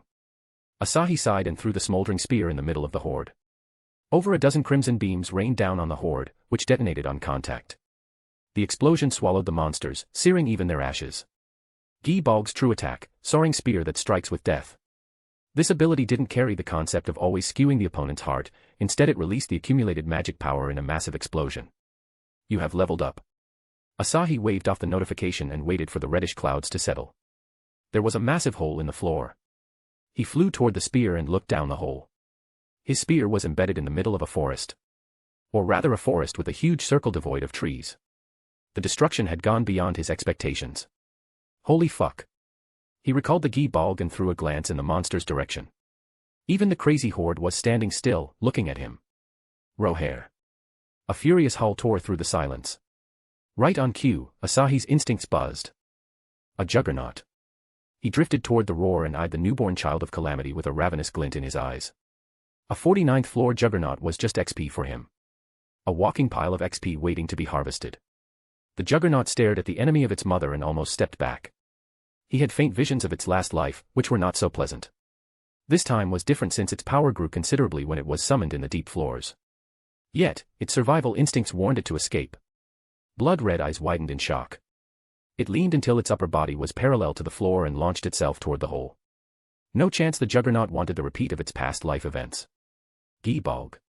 A whisper reached its ears, and dread enveloped its body. The juggernaut used its agile claws to maneuver through the trees. However, a crimson ray skewed its chest, and the barbs of the Gi Balg smashed its bones. Unlike other monsters, it wasn't born with any magic stone as its only duty was to exterminate the enemy and fade away. This weakness gave it a few more moments. It dug its claw in the soil and dragged itself away from its approaching death. Lame. Asahi shook his head and stomped on its beast head. Goodbye, Juggernaut-san. Hope you come again. You earned 39,711.32 XP for killing, level 75 Juggernaut. The XP was incomparable to the previous Juggernaut. He was already 10% to his next level. Poor guy. Chapter 288, CH 293, Sadist. Asahi returned to the previous floor. The Fomor horde had surrounded Aimi. Their bloodshot eyes enveloped Aimi in a sea of bloodlust. Asahi's attack wiped out over 500 monsters, yet the horde looked just as oppressive. Aimi calmly looked toward Asahi with her signature soft smile. Asahi-sama. She rushed in Asahi's direction, and Asahi did the same. The crimson rays of Gi-Bulb tore down the mobs. The Fomor died before touching him. Meanwhile, Aimi nimbly dodged the giant hands coming from every direction, swiping her daggers whenever she could. The overwhelming number put her on the edge. 1 second of miscalculation and she would be stomped to death. Slash, stab, and dodge. She repeated until she reunited with Asahi.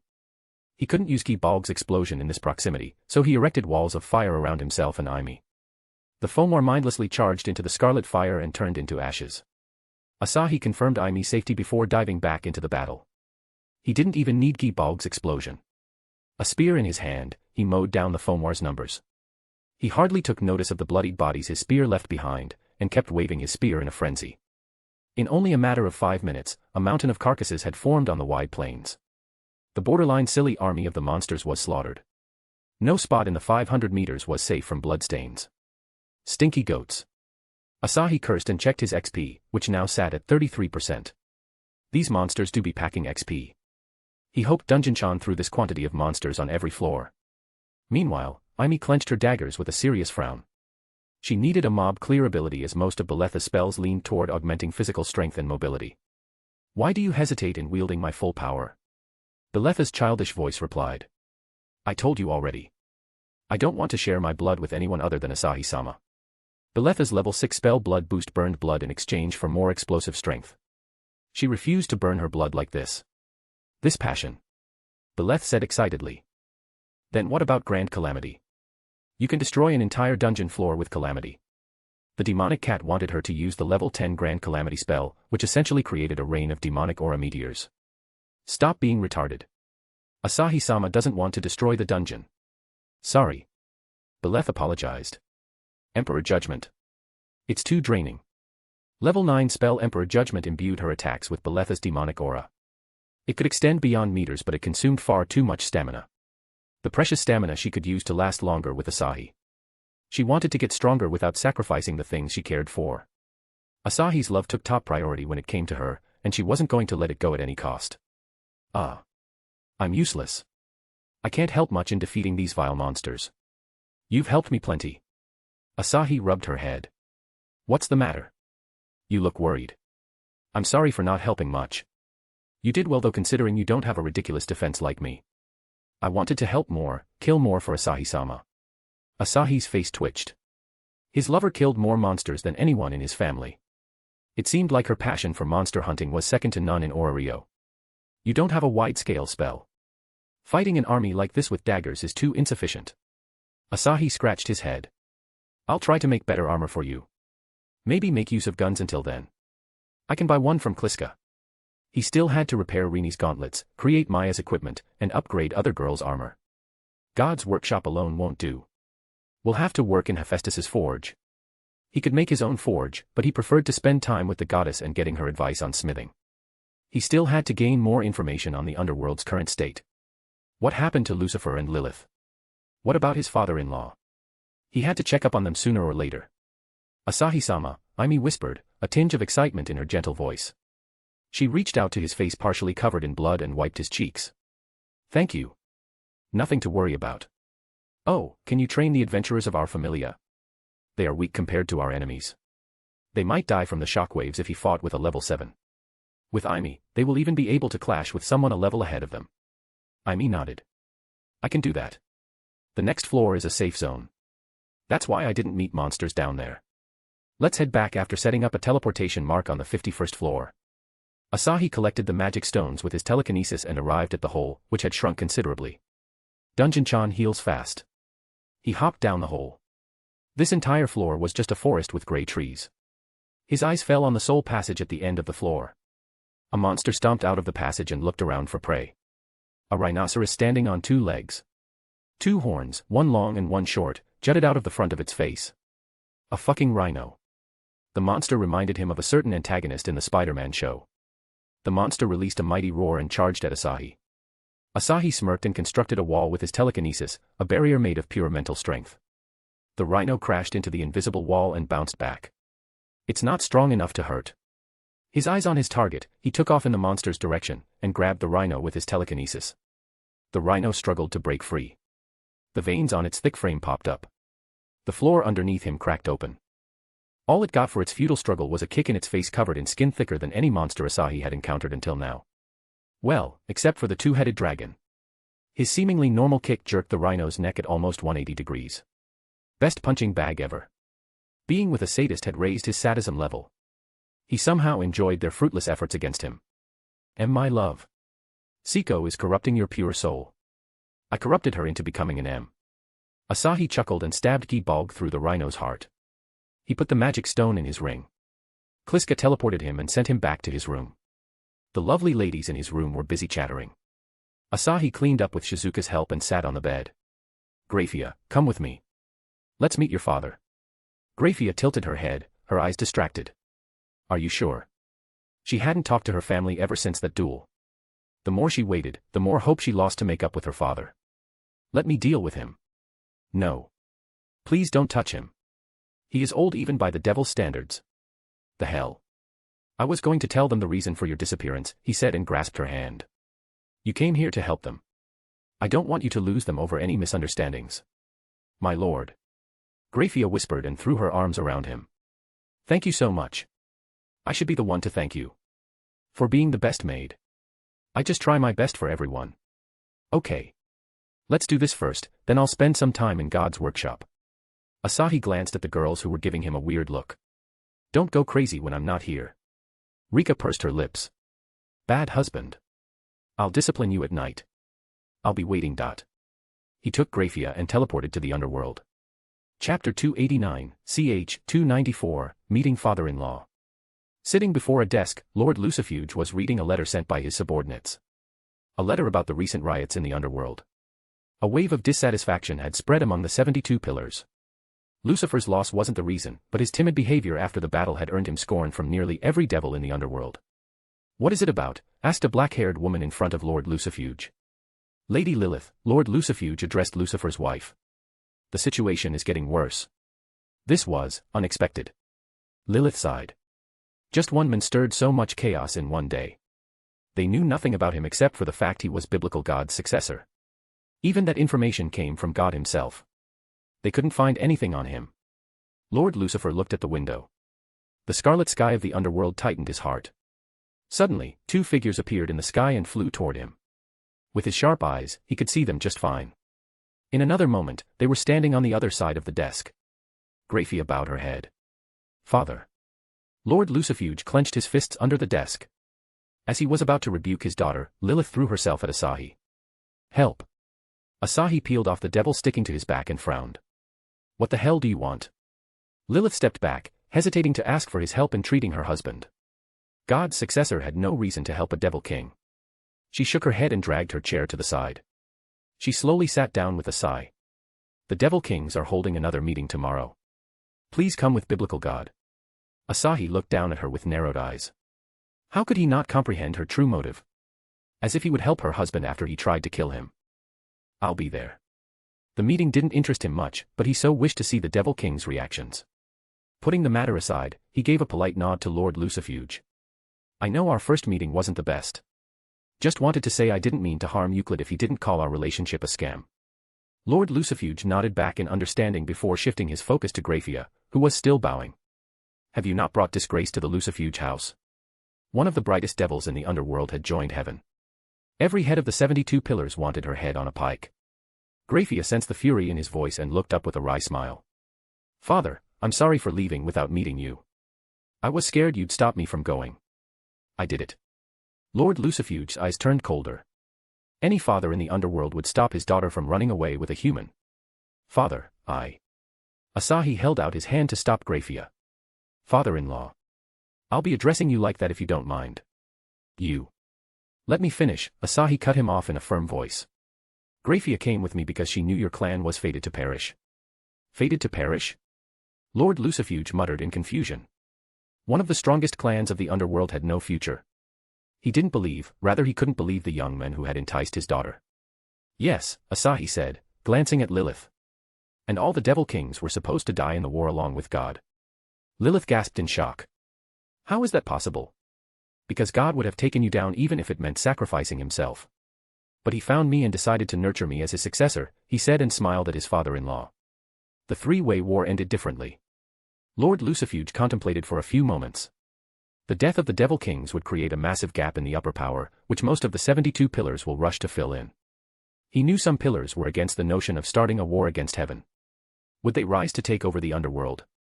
Even if they don't, the turbulence from other pillars would be enough to cause a civil war. Bingo. Not any normal civil war. One which would shake the power structure of the entire underworld. Asahi didn't dwell on it any further. As a political figure, Lord Lucifuge could understand it even without knowing the presence of super-strong devils like Surzex and Azuka. He is right, Graphia said. I wanted to become strong to help. Lord Lucifuge looked straight into Graphia's eyes. They held nothing but sincerity for him. Your mother was also like you, he said with a sigh.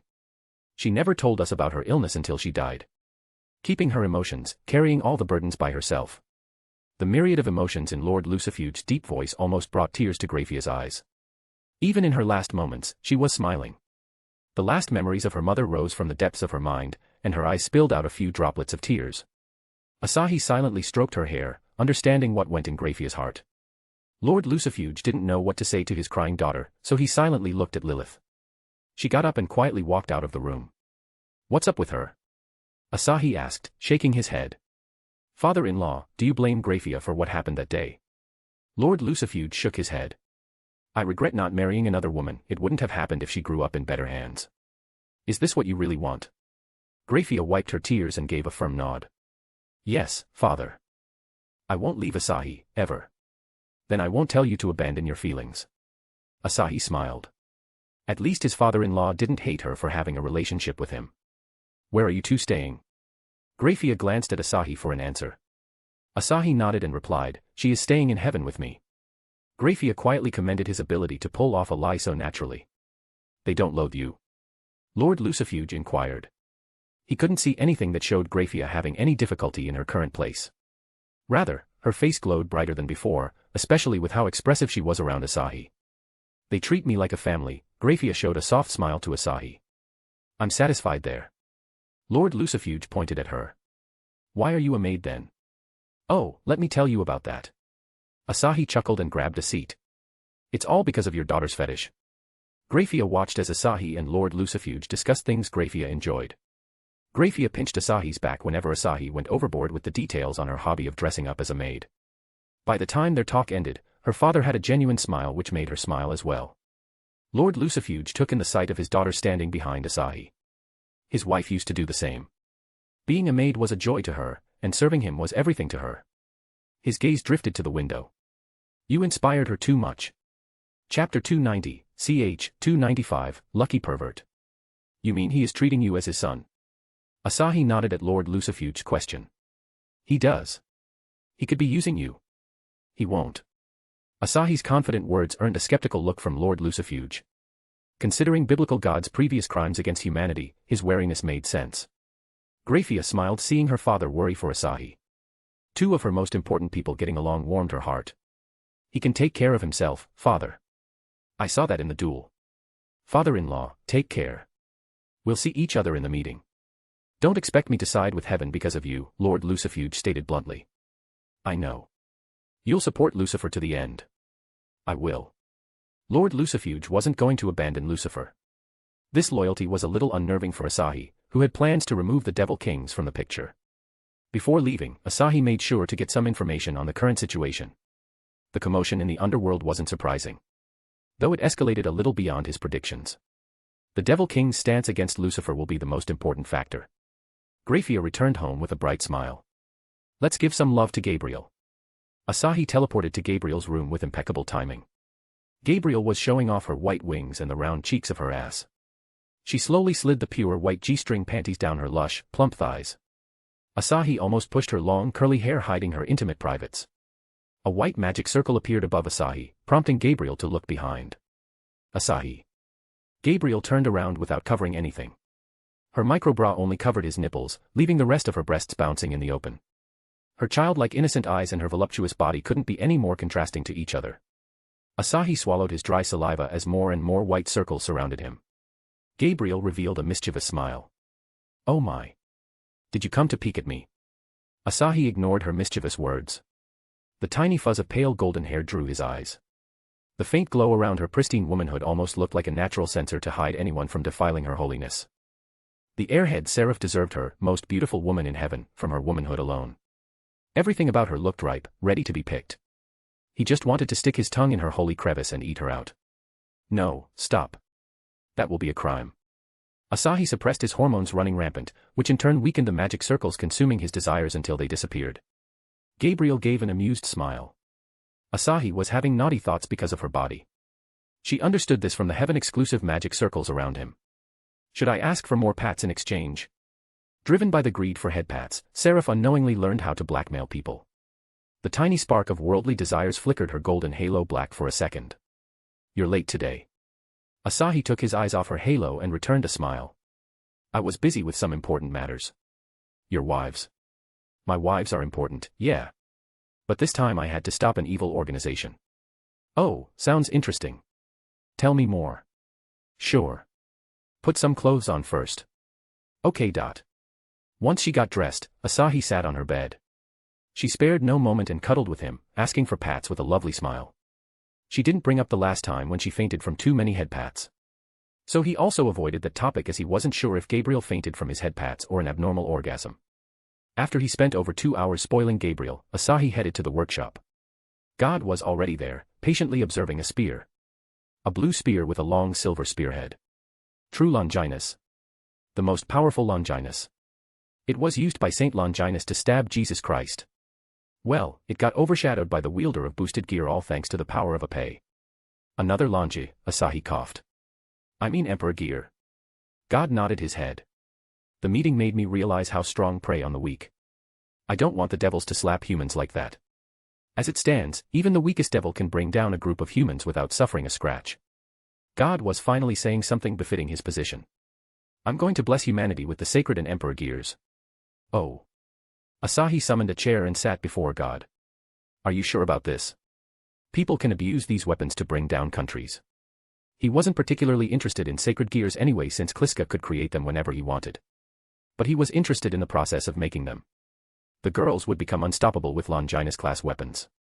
God replied with a shake of his head, I'll refine the system to only give the gears according to their character. If nothing goes wrong, the exorcists might be able to scout them out. Well, I see no problem with your plan as long as you keep the exorcists on the right path. God picked up the spear with a wry smile. That's harder than making these powerful weapons. Also, leave Draig's emperor gear for me. Already fond of her.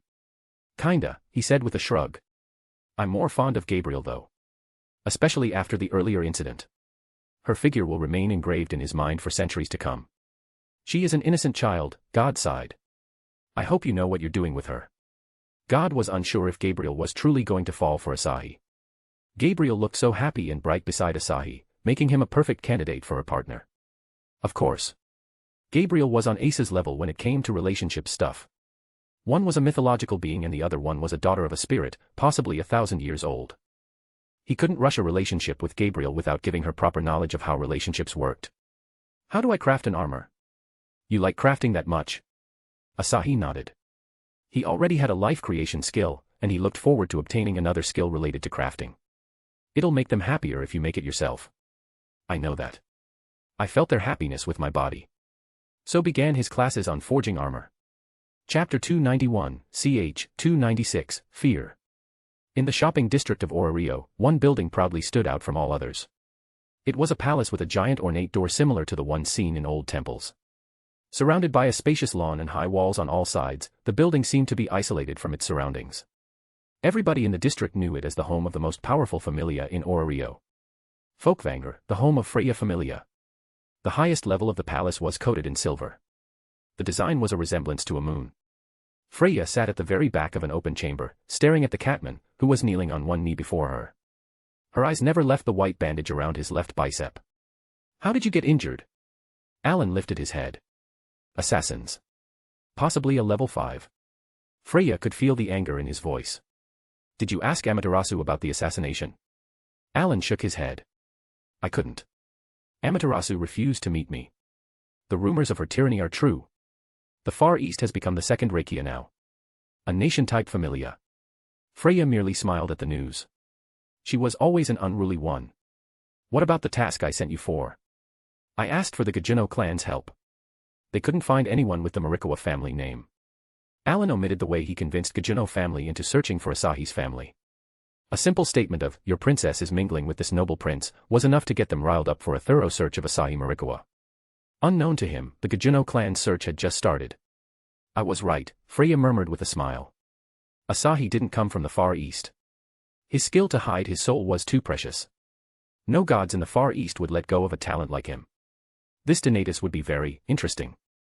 The prospect of a potential war between Ororio and the Far East had held her back until now. Now that she was assured nobody in the Far East supported him, she could make her move on Asahi. Her lips twisted into a wide smirk. She was going to tear down the cloak hiding his soul. The crafting lessons had been nothing major. God told him it was better to see it in person than learning it. Since it was already late evening in Ororio, he returned and headed straight to Astria's room. Knock, knock. Astria opened the door and let him inside. He started taking off his shirt, sending the goddess into a stupor. What are you doing? Astria didn't think her moment would come this soon. Her heart wasn't prepared for this. Unknown to her unease, Asahi said, "Huh? I'm here to get a status update." "Oh, that." She blushed at the lewd misunderstanding. "Lie down." "Unless," Asahi trailed off, and grinned. "You want to do that?" "Not why yet. It's too soon." "Well, take your time. I'm in no rush." Astria frowned at his nonchalant words. "I don't attract you in that way." Asahi chuckled. "Geez. I wouldn't have confessed if I wasn't attracted to you. I'm just being a gentleman here. Honestly, I want to push you down right now and grope this soft body of yours." "Oh, okay. You didn't need to say that." Astria giggled awkwardly hearing his true desires. "I apologize for misunderstanding your intentions." She really thought he came here to have sex. Asahi sighed at her rather stiff behavior. It was to be expected as it was her first attempt at a relationship. She might need some time to open up and become familiar with this whole love thing. Asahi sat down with his back facing her. She gently rubbed his back, a little surprised at how wide it looked. The back of a man carrying the expectations and dreams of several women. It needed to be wide enough to carry the expectations and dreams of his lovers. She shook her head and updated his status, bringing out a row of notifications for Asahi. Falna updated. Status is updating to reflect the changes. Strength +8, Constitution +5, Defense +5, Dexterity +5, Magic +4. Not bad. Asahi thought and looked over his shoulder. The goddess was silent, her eyes wide in shock. Astria. This. Astria quickly copied the status on a paper and gave it to him. Asahi Morikawa. Level 2. Strength, EX. Endurance, EX. Dexterity, EX. Agility, EX. Magic, EX. Every parameter was EX. It surprised Astria as well as gave her concerns for the future. She definitely couldn't let anyone see this at any cost. Even getting simple S-class stats was nearly impossible unless one's race had a natural affinity for it. Like a dwarf's strong body could turn into high endurance and strength while an elf's had high chances of obtaining high magic. "You're abnormal." It was all she could say about her lover. "That's not how you praise my efforts." Astria patted his back. "You did well, child." Asahi turned around and grabbed her hands. Astria dodged his sharp eyes, and her gaze fell on his bare chest. She had never focused too much on his body until today. They were close enough to feel each other's breath. "Can't look at your child now." Asahi provoked with a grin and slowly wrapped his arms around her. "You can hug me if you want." Her soft boobs were pressed against his chest. Astria could feel his scent, his hard, impeccable muscles. Her heart went hem from the sensuality of this situation. She carefully slid his arms around his bare skin and placed her head on his chest. "Why are you so warm?" His embrace was warmer than Hephaestus and Hestia. Asahi gently caressed her back. "You like it?" "Yeah." The two stayed in the position for several moments until Astria broke the silence. "I want you to level up." Asahi blinked at her rather confusing desire. "Any reason?" "The deities with Ishtar. I fear one of them might expose you. They will check your status first to confirm. I might get another EX class parameter tomorrow." He was going to spend more hours in the dungeon tomorrow. Getting an EX class parameter wasn't that hard from the powerful monsters he faced. "What do we do?" Astria asked, her voice sounding a little desperate, and her body trembling in his embrace. Asahi soothed her worries with head pats. "I'm not afraid." So, you shouldn't be. Don't forget we have Loki and Hephaestus on our side. In the worst-case scenario, I'll silence them with my strength. I'm worried for the innocent people. The number of fatalities in the last war was above 2,000. I don't want it to happen again. No wonder you get along with Graphia, Asahi whispered. You both hate innocents dying in war and stuff. Graphia also hates it. Astrea asked. Graphia never told much about herself, and she was curious to know more about the all-powerful maid. She is the princess of a devil clan. She thinks I'd be a better ruler and wants me to conquer her homeland. Wasn't your world filled with zombies? There are also devils. Graphia isn't from my world. Oh, makes sense now. Why did a princess become your maid? She had read stories of commoner girls and maids becoming princesses, but never the other way around. He told tidbits of Graphia's past and her mother being a maid. Astrea had already accepted to become one of his lovers. He'd have to tell her this sooner or later. After a few more sweet whispers, Astrea leveled him up. You learned a new skill, luck. The level up gave him a brand new skill. Chapter 292, ch. 297, Conference, I. We now have a wiki page, created by Andrew Reeder. Although it's barebones now, anyone with a fandom account can contribute. I'll also be adding things in my spare time. https://a-cliché-multiverse-story.fandom.com/wiki. Luck, unique, increases the user's luck in every scenario. The skill is granted due to the divine protection of a goddess. Divine protection. Asahi unconsciously looked over his shoulder. The only goddess, who could be responsible for this, was staring at his status intently. Hunter is a rare development ability, but luck. I haven't heard of it. Development abilities depended on the type of Excelia one obtained. Astrea couldn't comprehend how Excelia converted into luck. It manifested from your unconscious desire to protect me. Something like this has never happened before. Even if it did, the god never bothered to report this to others. Amazing. It was all she could utter at this point. Nope. You're more amazing for loving me to this extent. Astrea, affection +4. He earned 4 affection points with simple praise. Though their relationship was still stuck at lover. She is worried about Elisa's happiness. In other words, she wants me to conquer that Sundara first. Omo. Is something the matter? Astrea asked, noticing him in a daze. I was thinking of creating some weapons tomorrow or the day after. Tell me where Hephaestus's workshop is. I can take you there. All right. Asahi wore his shirt and kissed her goodnight. Waking up with 4 girls snuggling with him had become a norm for Asahi. As much as he wished to stay here and give them more love, he had a meeting to attend. Going to DxD World also meant he couldn't use his avatar. As Astrea and others in the Familia weren't familiar with Shizuka and the rest, Graphia brought their breakfast to the room. I'll introduce them after the meeting. Rei picked a bread with her wings and slowly nibbled on it. Cute. Rini had a huge hand in making her more comfortable around everyone. Monster girls helping each other. Rei glanced in his direction. Are you going somewhere? Yup. Let's go out after I settle my business. Rei nodded readily. Even though she loved to sit around and relish the soothing warmth of the house, going out was much more fun. Once they were done eating, Rini dragged Rei to her room. Chiaki flew from Rei's head and hugged his nose. You missed me. Chiaki nodded her tiny head adorably and took her seat on his head. I'll take it as a yes then. Asahi donned a shirt and trousers with Shizuka's muffler. He had to keep some dignity as the future emperor of the underworld. Aekuin looks dashing, Shizuka remarked and fixed his collar. Her motherly smile charmed him. She unhurriedly boosted herself and kissed his lips. Good luck. Neisan upgraded her housewife skills. Fufufu. I have to, or I'll become a background character. The girls around Aekuin are too dazzling. Blonde busty older sister who cares for everyone around her. You're the main heroine in my story. I was just joking, geez. I've long accepted my duty as Aekuin's lover. Nothing will stop me from doing that. Yes, yes. Yuriko peeled Shizuka from Asahi and hugged him. Dear, I'm going to the store. It's not good for a new store to close without notice. Go on. I'll try to be there when you return to Yotsuba Mansion. Rika, now, Shizuka. Come help me. Siko, you too. You'll attract every eye in the mall. Yuriko dragged the girls without their consent. Well, they had nothing to do either way. Saya embraced him from behind. Return fast, promise. The former tsundere knew how to act spoiled. Asahi showered Saya in kisses until she was looking at him with crimson eyes. Saya escaped. Heya snickered at her other self before she pointed at Maya, who was trying to sneak out of the room. Asahi stopped Maya and lifted her by her butt. Lowering his head, his lips touched hers. The soft, undemanding kiss stunned Maya. She couldn't stop herself from thinking back to the naughty time she spent with Asahi yesterday. Asahi drew back his lips and let her down. You can go now. Oni-sama, Maya whispered, licking her lips with moist eyes. Thank you.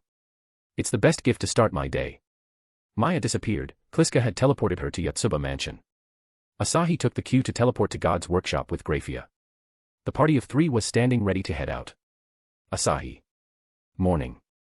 Chiaki, morning to you too. Gabriel greeted him and Chiaki in a high-spirited voice while Sandalphon welcomed him with a warm smile. Chiaki stood on Asahi's head and gave a nod to Gabriel. Grafia gave a brief bow in silence before she stood behind him with a calm expression. This muffler suits your tan skin, Sandalphon said. Thanks. Shall we go now? God nodded his head. Hop on. So, after a smooth 30-minute ride through the dimensional gap, Asahi found himself standing before the same building where the conflict started. Hey, kiddo. Up for the meeting. Asahi turned to the voice. Azazel was walking toward him with a burly man with black hair and a matching beard. Barakiel. The masochist fallen angel, and the father of Aquino. He was the prime example of a bad father and husband. Though he became close to Aquino in the later volumes of the light novel. Still, it didn't change the fact he let his wife die. Azazel extended his hand, showing his intention to befriend the men who kicked Lucifer's ass and the future ruler of heaven. Asahi accepted the handshake with a smile. What about you? Ready to welcome the new era, old man? Azazel blinked his eyes at Asahi's question. The end of the long war certainly gave him an end of an era feeling. It was one hell of a war, Azazel said with a long sigh, remembering the faces he lost in the exhausting battles. He chuckled to clear the gloomy feeling before his lips twisted into a perverted smile. I'm still young, kiddo. You can ask the devil woman behind me. Sir. The curvaceous redhead devil behind him reddened at Azazel's remark. This is the Azazel I know. Asahi thought as he pulled back his hand. While the current leader of Grigori and the future leader of heaven shared a friendly moment, Sandalphon couldn't pull her eyes away from Asahi's hand. Gabriel, on the other, pouted.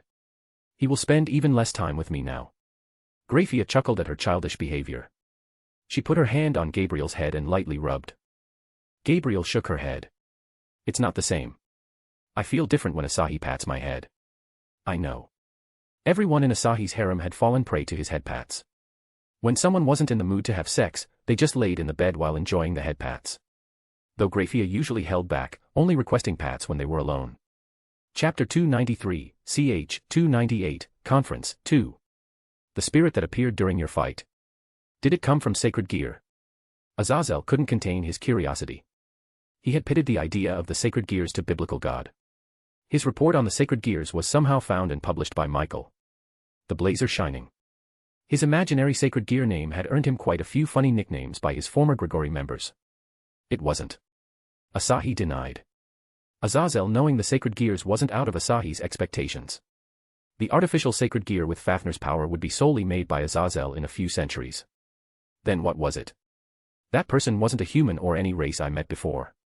Asahi glanced at biblical God. The old man hadn't asked anything about Baal and the other powers Asahi demonstrated in the duel.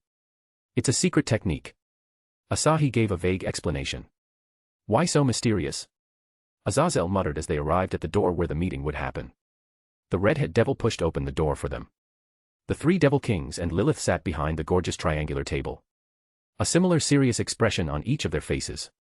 Lilith was sitting in the middle while one of the 5 seats was unoccupied. As expected, Lucifer wasn't allowed here. In his place, over a dozen devils were idling by the table set behind the devil kings. Some had youthful faces, some looked middle-aged, while some looked past their 50s. Despite their different outer appearance, they radiated a powerful aura about the same level as Grafia when she was first summoned. High-class devils. Most of them had glowing enmity in their eyes while some looked at him warily. These must be the lords of the Pillar clans. Noble bastards. They'll be the first one to get a kick out of my empire. Ignoring all of them, he smiled at Lord Lucifuge. Hello, father-in-law. Father, Grafia said only one word before returning to her calm self. Azazel and Barakiel walked inside and grabbed a seat while the devil lady stood behind Azazel with a meek expression. She wouldn't have a head on her shoulder if it weren't for Azazel's protection. Asahi also didn't dally around and entered the room. God grabbed his shoulder and pointed at the middle chair, which respectfully belonged to the faction leaders. That's yours. Already. God briefly nodded and pushed him. You have full authority to take any action for heaven. Experience the power for one day. Asahi just shrugged and sat. The seat belonged to him in the future anyway. Gabriel stuck out her tongue at the devils, showing clear hostility, and sat on Asahi's left. Sandalphon smiled wryly as she joined Gabriel on her left seat. Asahi gently patted Gabriel's head and rapped on the chair to his right. Graphia. He tried to give a seat to Graphia. Being the dutiful maid she was, she shook her head to deny his offer. Graphia, he repeated in a firm voice. We had a discussion before, right? The future. Graphia's eyes twitched for a second. She did promise to support him as his empress, so sitting on his side made more sense. Her reluctance clearly showed her passion as a maid. Before Asahi asserted in a firmer tone, which had high chances of arousing Graphia's submissive feelings, Graphia nodded her head. She assumed a calm expression and silently settled on his right. She squinted at the devils behind the Devil Kings and released her aura. An invisible cold feeling swept over everyone in the room. The nobles, who were high-class devils at best, felt their legs shivering. We're to discuss, she said with a delicate smile and pulled back her aura. The Devil Kings flinched in their seats. Graphia's aura was on par, perhaps stronger than a normal Satan-class devil. The current 4 Devil Kings and Lilith weren't your normal Satan-class devils. Thousands of years had pushed them to the boundaries of the so-called Satan class. However, they couldn't go beyond, as though they had hit a wall of sorts. The woman with striking violet hair squinted at Graphia. Another contender for my title. The strongest female devil in the underworld. Leviathan had kept the title for as long as she remembered, but Graphia's presence posed a serious threat. After the serious beatdown of Lucifer, none of the Devil Kings underestimated Asahi and his companion. Asahi stopped himself from rewarding his maid with head pats. He knew how much attention Graphia paid to her image, something she might have gotten as a result of high upbringing.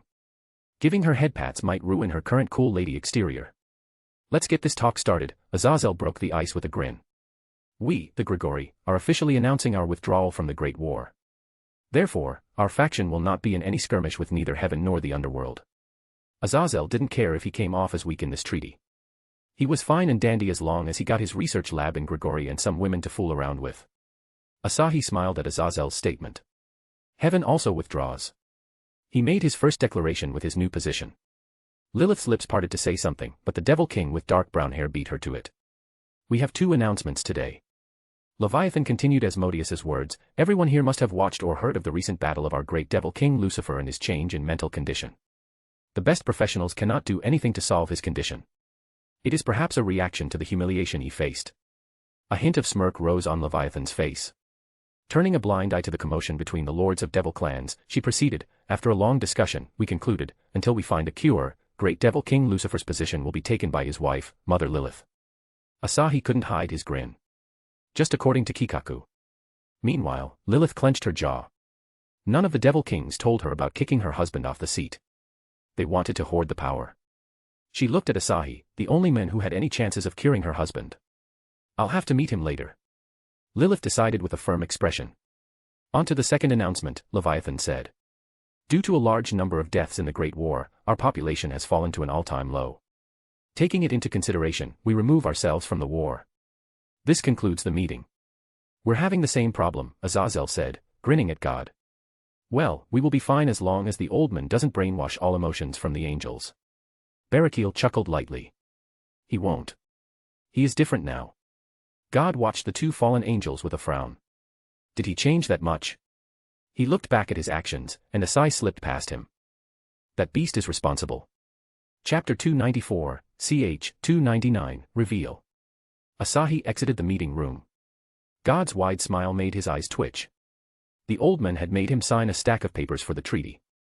It was a perk that came with the seat of leader, aka ruler of heaven. Brat, you'll get used to it, God said with a serious expression, though his squinting eyes gave his amusement away. Father, don't bully, Gabriel covered her mouth. She unruffled her wings and waved them, messing everyone's hairstyle in one go. You heard nothing. Asahi blinked his eyes. Gabriel almost rebelled against God to protect him. Were his head pats turning her into a Yandere for him? An angel Yandere. He couldn't deny the idea stimulated his gentleman soul. God was even more shocked at the situation. Gabriel usually kept her voice soft and her overly bubbly conduct in check. It was the first time Gabriel talked to him with such intensity. Gabriel stiffly walked with the group, making Graphia chuckle. Azazel shook his head. Love changes everything it touches. Lust, a different form of love, dyed his wings black. Well, even in heaven, his halo flickered black and white every time he fantasized about Gabriel or other angels. From the day he was born, he was unsuited for the seraph job. Couldn't agree more. Asahi, the abuser of power of love, acknowledged with a smile. Sandalphon frowned. Ah. What does that mean? Azazel looked at Asahi with a grin. Gabriel aside, why haven't you corrupted her? Corrupted. Sandalphon glared at Azazel.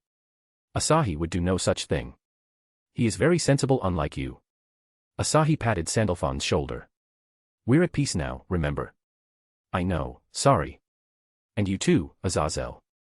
Stop talking like that. My relationship with Gabriel and Sandalphon is as pure as it gets. His shameless words left Azazel speechless. Azazel had seen with his own eyes how Asahi's hands had brought Gabriel to climax. God snickered at Azazel's speechless face. You might beat him in crafting, but he is more talented when it comes to words. More like he has a thick skin like you, Azazel said. I can't deny that. Asahi spent some quality time with Gabriel. She had an insurmountable lust for pats. Shirori, who enjoyed head pats more than anyone, didn't come close to Gabriel. He left a stack of new manga for the Seraph and returned to the Stardust Garden. Saya was lazing on the bed, reading manga with Lamy. The diva quickly noticed him and revealed a bright smile. Master. He took off his heavy outfit and slipped into trusty shorts. Lamy crept into his embrace and rubbed her cheeks on his chest. Master, have you decided on the child's name? Asahi shook his head. Not yet. He still hadn't found one for biblical god who could become his father-in-law. How about G-Spot-san? Let's slap him with Adam. That would be ironic. I'm just joking. I know my love doesn't want anything disrespectful for him. He is worthy of my respect. He couldn't care less about the disaster God brought on mankind. For him, biblical God was a teacher figure who never said no to any of his requests. Lamy tugged at his shirt. Lamy will help Master in choosing. Saya and Heya will endlessly fight for different names. Oh, Asahi looked at Saya.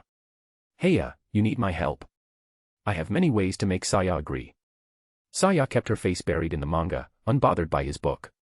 Giving me the cold shoulder, eh? Master should ravage her until she forgets this haughtiness, Lamy said with a sinister smile. After I do some stuff. Asahi left the two and headed to his goddess lover's room. The door was open as Elise and Rio were there, talking to Astria. Elise raised a brow at Asahi. She slipped her hand around Rio's shoulder. We gotta give these lovebirds some privacy. Let's go to our place. Rio nodded and gave Asahi a tiny smile. Seer nags me to come every day. Ha. Isn't it just to make you spend more? Or could it be? Elise trailed as her eyes widened. You made friends with her. I think yeah. Elise and Rio were about to walk out when Asahi grabbed Elise's hand. Captain, didn't you want to hear my backstory? You're willing to tell us? He nodded. He couldn't conquer Elise without earning her full trust. I'm going to get Kagaya and others. Rio quietly sat on the edge of the bed beside Astria. Asahi waited until the whole familia filled the room. Whispering words to each other, they all kept glancing at Asahi. Most of them had the same speculation about his strength, that he was an adventurer from a powerful familia like Zeus or Hera. While others thought of him as a noble because of his conduct and strength. Astria's soft gaze drifted toward her children, brimming with curiosity. She couldn't help but feel proud of Asahi for trusting her children with his big secret. Well, I'll just say it, Asahi said with a sigh. I'm from another world. His words poured cold water on the girls' heated fantasies. Say what? Another world? Elise asked. Stop pulling our leg. On the other hand, Kagaya silently assessed Asahi's expression. He didn't seem to be lying. She found everything absurd yet believable after the things he had done in the past month. In the meantime, Rio stared at Asahi, her sky-blue eyes unblinking. I'll just show it instead. Asahi clapped his hands, and the surroundings changed. Dull sky enveloped them from all sides. Elise looked down and gasped. It had skyscrapers that rivaled Babel Tower, unique structures that seemed that matched the complexity of Deadless Street, and a mysterious air that took her breath away. The aerial view of an advanced city pushed them to the point of disbelief. We're floating? Kagaya asked, noticing the drifting clouds under her feet.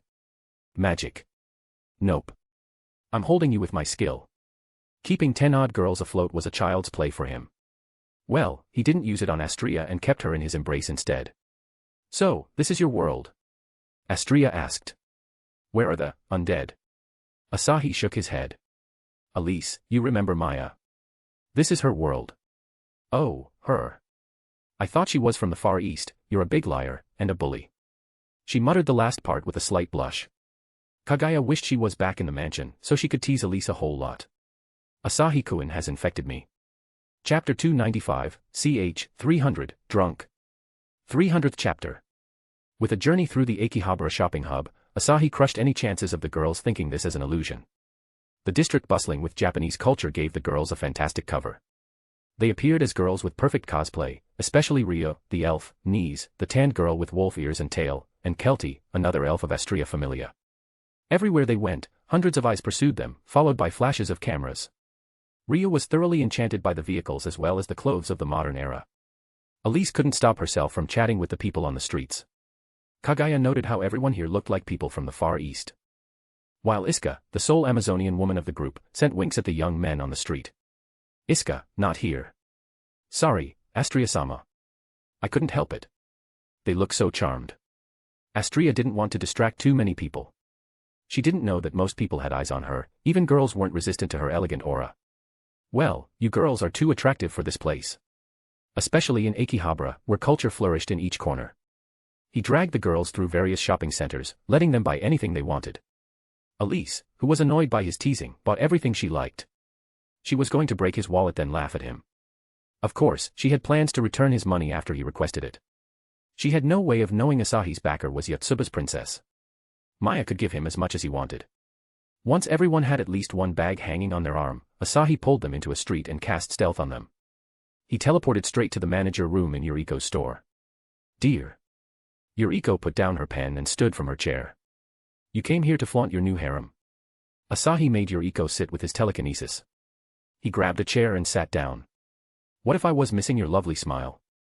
Yuriko smirked and leaned forward to show off her cleavage. Then we have another room here. Shizuka-chan can serve them until we sow some seeds for a healthy future. Astria felt tense all of a sudden. It was easy to guess the plum-haired beautiful lady's relationship with Asahi. This is Astria, my new lover, Asahi said and pointed at Yuriko.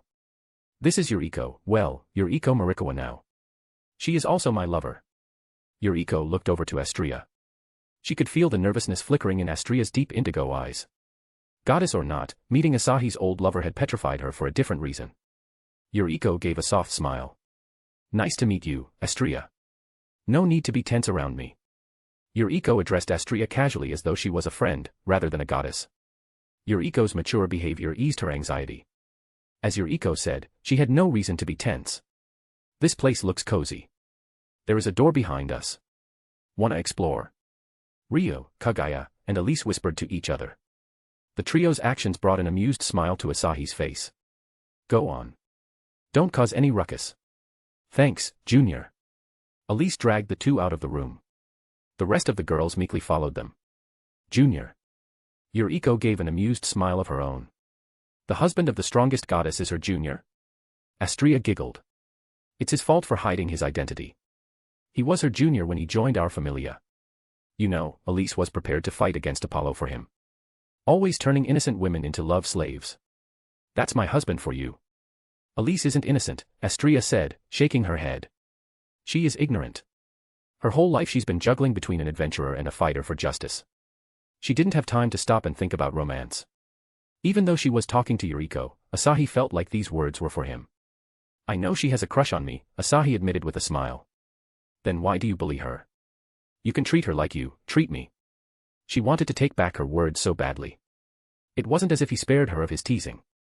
Shizuka entered the room and immediately wrapped her arms around his neck, resting her hefty tits on his head. Aekuen. Is this Astria? I am. I'm Aekuen's Wani-chan, Shizuka. It's my pleasure to be in the presence of a goddess. Wani-chan. Then why do I act like this, you ask? Shizuka smiled mischievously and flipped Asahi's chair. She climbed on his lap and joined her lips with his. Astria gawked at Shizuka's daring personality while Asahi wasn't least surprised. He could taste the alcohol directly from her mouth. Astria watched the passionate kiss between siblings in a daze. Asahi grabbed Shizuka's shoulders and pushed her. She wiped the saliva with her sleeve and grinned. She released irresistible pheromones when she was drunk, as though the alcohol flipped some kind of switch inside her. If it weren't for the time, he would have dragged her somewhere and lewd her for hours. Your sister is also in your harem? Asahi stroked Shizuka's cheeks with a soft smile. Yes. I love her. She is my sweet Nei-san. Astria just released a sigh. As a goddess, she had seen her fair share of incestuous relationships. Gods in heaven used to have orgies for the sake of entertainment until Arenas forged a path to the human world. I'm hungry. I can sate Aekuin's hunger with my body. Come eat me in my bedroom. Yuriko, why did she drink? Ah, dear. Yotsuba delivered an expensive wine for your birthday. She just took a tiny gulp. Her tolerance is weak as hell. I'm not weak, Shizuka pouted and pulled her sleeves. She started flexing the non-existent muscles on her biceps. I'm as strong as Aekuin. Astria couldn't stop herself from chuckling. This family was weirder than she expected. Asahi and Yuriko chuckled alongside her. Astria looks relaxed now. Nei-san's luck skill came in handy. She had gravity-defying boobs and a skill that could turn any disaster into a fortunate event. A cheat existence with a sluggish demeanor and gentle heart. His sister was a unique existence. Chapter 296, Chapter 301-302, Life Vein. Asahi tucked Shizuka in bed in her room in Yotsuba Mansion. He informed the lowly maid group to keep an eye on her. He returned to the store to find the girls from another world had gathered a massive crowd outside the store with their swordplay. Siko and Rika watched the situation escalate from the side. Chan, guess how much we'll earn today? Enough to buy a house. Siko muttered as she gave a soft smile, her gaze still on a father and daughter laughing together. We'll return home soon. Rika patted Asahi's shoulder. What's gotten into you all of a sudden? Don't you miss the stinky zombies? Asahi asked with a smirk. Oh hell no. That world has nothing for me. Except for my old comrades. I'll still go back to my father-in-law and ask for Siko and Shiori's hand in marriage. He also missed Yoko's warm smile. Thank you. Hubby. Rika pulled Siko's cheek. Girl, you grew up. How? Siko asked. Before, you would have stopped him from doing anything for your sake alone. Siko glanced at him, and he nodded. She once used to be so conscious of herself and the scars on her back. Neither she nor Asahi realized its disappearance after Siko received the fauna. I'm proud of you. Don't say it like I'm a little girl, Siko retorted as a slight red tinged her cheeks. Asahi stroked her cheeks with one hand. You're being cute again. Not now. Siko shook her head. I'll join at night. That's my girl. Asahi threw a glance at Elise, who was stealing glances at him between her talk with Ryo. This tsundere. He sighed and called the group. The girls stopped the performance before they entered the store and gathered a circle around him. The people outside were confused at his appearance, and even more when the girls obediently waited for his words. Yuriko stepped outside and bowed to everyone. Thank you for joining today's special cosplay event. We'll resume our services after a short break. Yuriko-san, who is that man? Yuriko looked toward the blonde girl who had her hand raised as if she was in a class. The girl was a regular customer of the store, yet she hadn't seen Asahi once due to him spending most of his time in Yotsuba Mansion whenever he used his avatar. He is my husband, and naturally the true owner of this store. Hey. Yuriko chuckled at the stupendous reactions of the crowd. Do I not look like I'm married? No, that's not. I thought Yuriko-san was divorced. Yuriko completed her sentence with a grin. Many people said that to her before due to her strong front. No. I didn't mean that, the girl hung her head. Don't worry.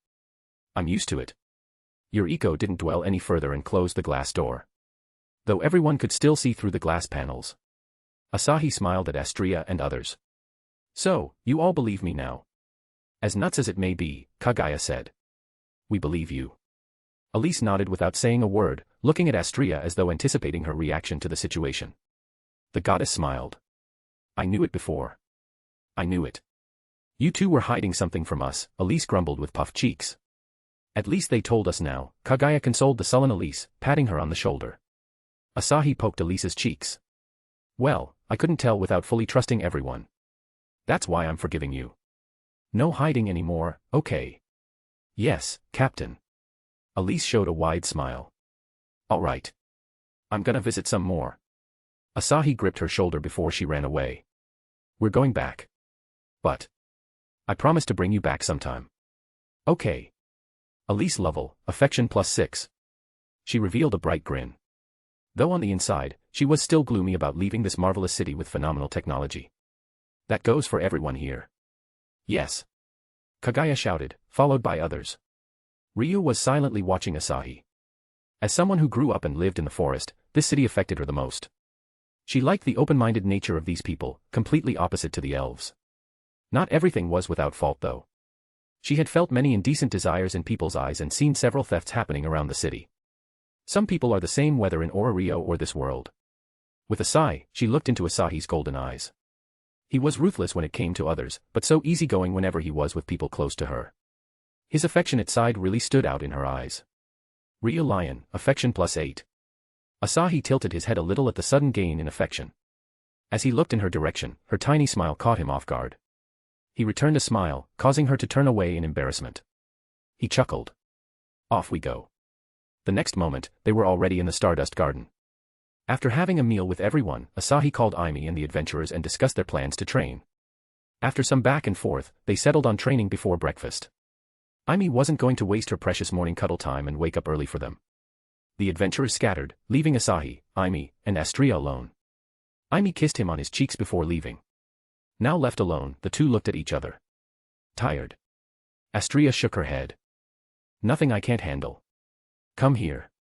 He pulled her into his arms and let her rest her face on his chest before he started patting her head. Slowly, but steadily, he soaked her in his warmth and eliminated all her exhaustion. The magic of head pats left Astria wondering about his mysterious powers. Though she knew it came from Kliska, which was yet another surprise as the goddess of dreams hadn't shown any pride or superiority for a being of her stature. Let's go to Hephaestus's place after this. No problem. She said and relaxed. About Hephaestus, what do you think of her eyes? Is she setting me up with Hephaestus? Asahi wondered in confusion. Her eyes are beautiful. He always had a thing for Yandere and their signature blood-red eyes. Really? You're not lying. Nope. Red eyes raise my heartbeat. Astria remembered Graphia and Aimi's red eyes and nodded. She hides her right eye because of a scar. A scar on her divine soul she was born with. I couldn't heal her with my arcanum. Divine soul. The injury isn't physical. Yeah. It'd be hard. His life element mainly healed physical injuries. Wrong, my love. Everything in this universe has a life vein. Even souls. It's only the matter of finding it. Life vein. Is it like the lines Mystic Eyes of Death perception shows in Fate? Similar but different.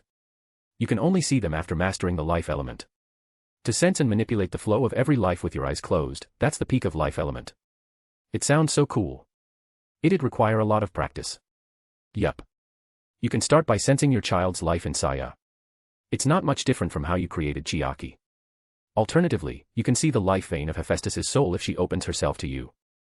Complete trust with no chance of doubts. It's going to be hard. Hephaestus had a long history of trauma with rejection from men. It would be nigh impossible for her to lower her emotional defenses to such extreme levels. I better start mastering the life element. All right. To heal Hephaestus. To heal Hephaestus. Astria knew Asahi was talking to Kliska, so she waited till their conversation ended. My bad for leaving you hanging. I'll try my best to heal her. I didn't ask that, Astria muttered and looked up with a smile. But I was going to request it. Astria, affection +11. You're so easy to read. He swooped down and seized her lips with his own. It only makes you cuter. Asahi stepped outside the Stardust Garden and scanned the surroundings. Asahi isn't here. It was fun to have a beautiful princess stalking him. Ignoring Astria's weird look, he applied stealth and pulled her. Following her directions, he arrived at Hephaestus's office in the Northwest District. The showcase of weapons captured his attention. The details in each weapon were plainly obvious to naked eyes. A goddess of smithing for sure. Come with me, Astria said and held his hand. In one of the most obscene ways, she pulled him inside the shop and took him to the third floor. Hephaestus was signing paperwork as usual while sipping on tea. She looked up and sighed. What happened this time? Asahi smiled. Can't we come to meet you? Hephaestus put down her cup and crossed her arms under her chest, staring at Asahi with a big frown. I don't believe you, was written all over her face. Asahi used the trump card, take my fairy. Chiaki flew over and buried herself in Hephaestus's red hair. Hephaestus groaned and started fishing for the fairy, though there was an obvious smile on her face. She adored Chiaki, especially since they shared a similar affinity with fire. Asahi wants to borrow your forge. My forge, she asked as confusion crossed her face. You want to do what now? I want to make some weapons, Asahi said with a blank expression. Nobody believed him whenever he said this about crafting. Did no one take him as someone capable of crafting? Hephaestus felt like she stepped on a landmine she shouldn't have. Scratching the back of her head, she gave a cheeky smile. All right. Come with me. After everything was said and done, Asahi had shut down Evolus, foiled Ishtar's plan, slew a new monster, and made a discovery about the Xenos. He did it mostly alone, but the credit went to the Astrea Familia as a whole as per the guild. The other goddesses in the alliance did their job while she just sat there, doing absolutely nothing. Letting him borrow her forge for some time didn't feel like a big deal in comparison to his achievements. You brought equipment. Yeah. No. Hephaestus gave a suspicious glance at his answer. Asahi shrugged, keeping silent about biblical gods' equipment lying in his ring. He couldn't say no to an opportunity to glimpse at Hephaestus's equipment. Hephaestus walked over to the shelf on the other side of the room. It held a line of brand new short hammers of varying colors. What kind of weapon? Asahi rubbed his chin. He had to make a pair of gauntlets with the metal given by biblical god, a pair of shining daggers for Aimi, and a set of light armor for Maya. Asahi told his list, and Hephaestus chose 3 hammers and slid them into the pouch on her waist. She led them to the first floor. Aside from the store, there was a workshop and a rather small forge. Hephaestus was about to ignite the forge, when Chiaki returned to Asahi's shoulder. Leave that to my daughter. Asahi and Chiaki flashed a wide smile. It was the only time Chiaki got to shine. Chapter 297, Chapter 303, Her Technique. Confused, Hephaestus peered at Asahi and Chiaki. The fairy surrounded herself in bluish-white flames and jumped into the forge, which was carved into the wall. Anyone could see the excitement bursting out of her tiny figure. Asahi chuckled. Don't blow this place, idiot. Hephaestus looked at Chiaki with a nervous look. The temperature of her fire was nothing to scoff at. Even the strongest metal near her would melt like a cube of ice under the sun. It's my familia's main store. She couldn't find it in her heart to scold Chiaki, so she used reasoning to coax Chiaki from destroying anything. Chiaki's flames blew out, and she withdrew from the forge. She sat on Hephaestus's head and gently rubbed her hair. Cute. Asahi muttered to himself, and Astrea nodded along. The couple watched the one-eyed goddess with soft gazes. From healthy tan skin to burning crimson hair, Hephaestus and Chiaki looked so similar that one could even mistake them as mother and daughter. Hephaestus felt like all the flames in the forge had become focused on her cheeks alone. Get to work. How do I work without tools? Asahi asked with a grin. Hephaestus grabbed the tools and piled them on a table near the anvil. All of her equipment shared a vermilion shade. Astrea covered her mouth and giggled at her friend's strained movements. Before being a goddess, Hephaestus was a smith. In heaven, she spent the majority of her time either smithing weapons for the gods or discovering new techniques to improve herself. Whether it was because of her eye defect or her cool demeanor, Hephaestus expended little time socializing with others. Asahi pulled out Rini's gauntlets and god steel. A simple name he chose for biblical god's handmade metal. Where did you have your personal dimension? Hephaestus couldn't find where the materials appeared from. She only knew one ability like this, a deity's personal dimension. Yes, Asahi said. Can you point out my mistakes? Hephaestus nodded. She had an hour to spare to teach him. Asahi asked for a new dagger from Kliska as his previous frostbead daggers and Aimi's gift couldn't cut through God's steel. Kliska giggled adorably at the opportunity to become helpful. A curved dagger that could snugly fit into his hand. Hephaestus silently assessed the black spiked gauntlets with her right eye. It was 3 times heavier than normal steel. She turned her right eye to the ingots. A silvery light flowed inside the steel ingots. It was filled with an energy she had never seen before. Before she could ask, Asahi began slicing the sheets of the god steel according to the measurements taken from Rini's gauntlet. His serious, focused expression fascinated Astrea. You have fallen into the abyss of love. I know. You're partly to blame for this, Kliska. Ufufu. I'd do anything to make my love happy. You're starting to sound dangerous. While his goddess lovers chatted, Asahi concentrated to the best of his ability. The scenes played in mind before he took his actions as if he could peer into the future. His instinct skill became more and more solid as he progressed further into the task at hand. His hands became a blur in the goddess's wide eyes. Unbelievable dexterity. Hephaestus was half listening to Astrea. She could see more than Astrea from the flow of energy. Asahi wasn't just swinging his hands, each one of his actions was taken with extreme attention. What a monster. After what felt like hours, which in fact were over 30 minutes, Asahi put down the hammer and wiped his forehead. It was an instinctive gesture as his body stopped producing sweating after obtaining the flawless physique skill. The different parts of the gauntlet such as iron fingers to the vambrace were scattered on the table. I need to weld them together. Chiaki, keep releasing flames. I'll control them. Chiaki nodded and let loose her pale blue flames. Asahi concentrated them at his fingertips and used them to join the parts together. The gauntlets became complete under Hephaestus's observation. You learned a new skill, Craftsman Arts. Craftsman Arts, unique. The user has stepped into the realm of crafting. Increases the user's affinity with every tool available in the mortal world. You have accomplished one of the requirements to unlock the All Creator class. Asahi stared at the notifications in a daze. The unique skill was one thing, the glorious named class made him gulp. He picked up the hammer. However, the feeling was different this time. He felt like he could forge a new sword without any real effort. All Creator. Is that biblical God's class? No. He isn't talented enough to obtain this class. I see. One of the downfalls of the unique skills was that their ranks couldn't be tracked. Their power solely depended on how they were used. Hephaestus, affection +5. The sudden window prompted Asahi to glance at Hephaestus. The goddess was wearing a nostalgic smile on her face. It's been a while since I saw the technique. She used to do the same in heaven with her flames. However, she couldn't manipulate the flames on earth without arcanum. Astrea blinked her eyes in wonder. Wow. Did Asahi impress you with his technique? Hephaestus nodded absent-mindedly. Asahi's wide grin forced her to understand the not-so-innocent implication of Astrea's words. Keeping a composed look, Hephaestus looked at him. It's an impressive 8 out of 10. Asahi sighed and held up the gauntlet. The gauntlets with demonic spikes were the most beautiful thing in his eyes. If you dyed them black, they would look no different than a demon's claws. He put on his glasses and appraised them. Claws of Destruction, rank A. The gauntlets crafted from god steel with only one thing in mind, destruction. Effects, Strength plus. A rank. To think his first attempt at a gauntlet would be so successful. No wonder he gained a unique skill. Your hard work and good materials came together perfectly. Be proud. Rini is gonna be happy. I'm sure she will. Asahi took a deep breath and put his new creation in his ring. He'd paint them later in God's workshop. It was time to make Maya's light armor.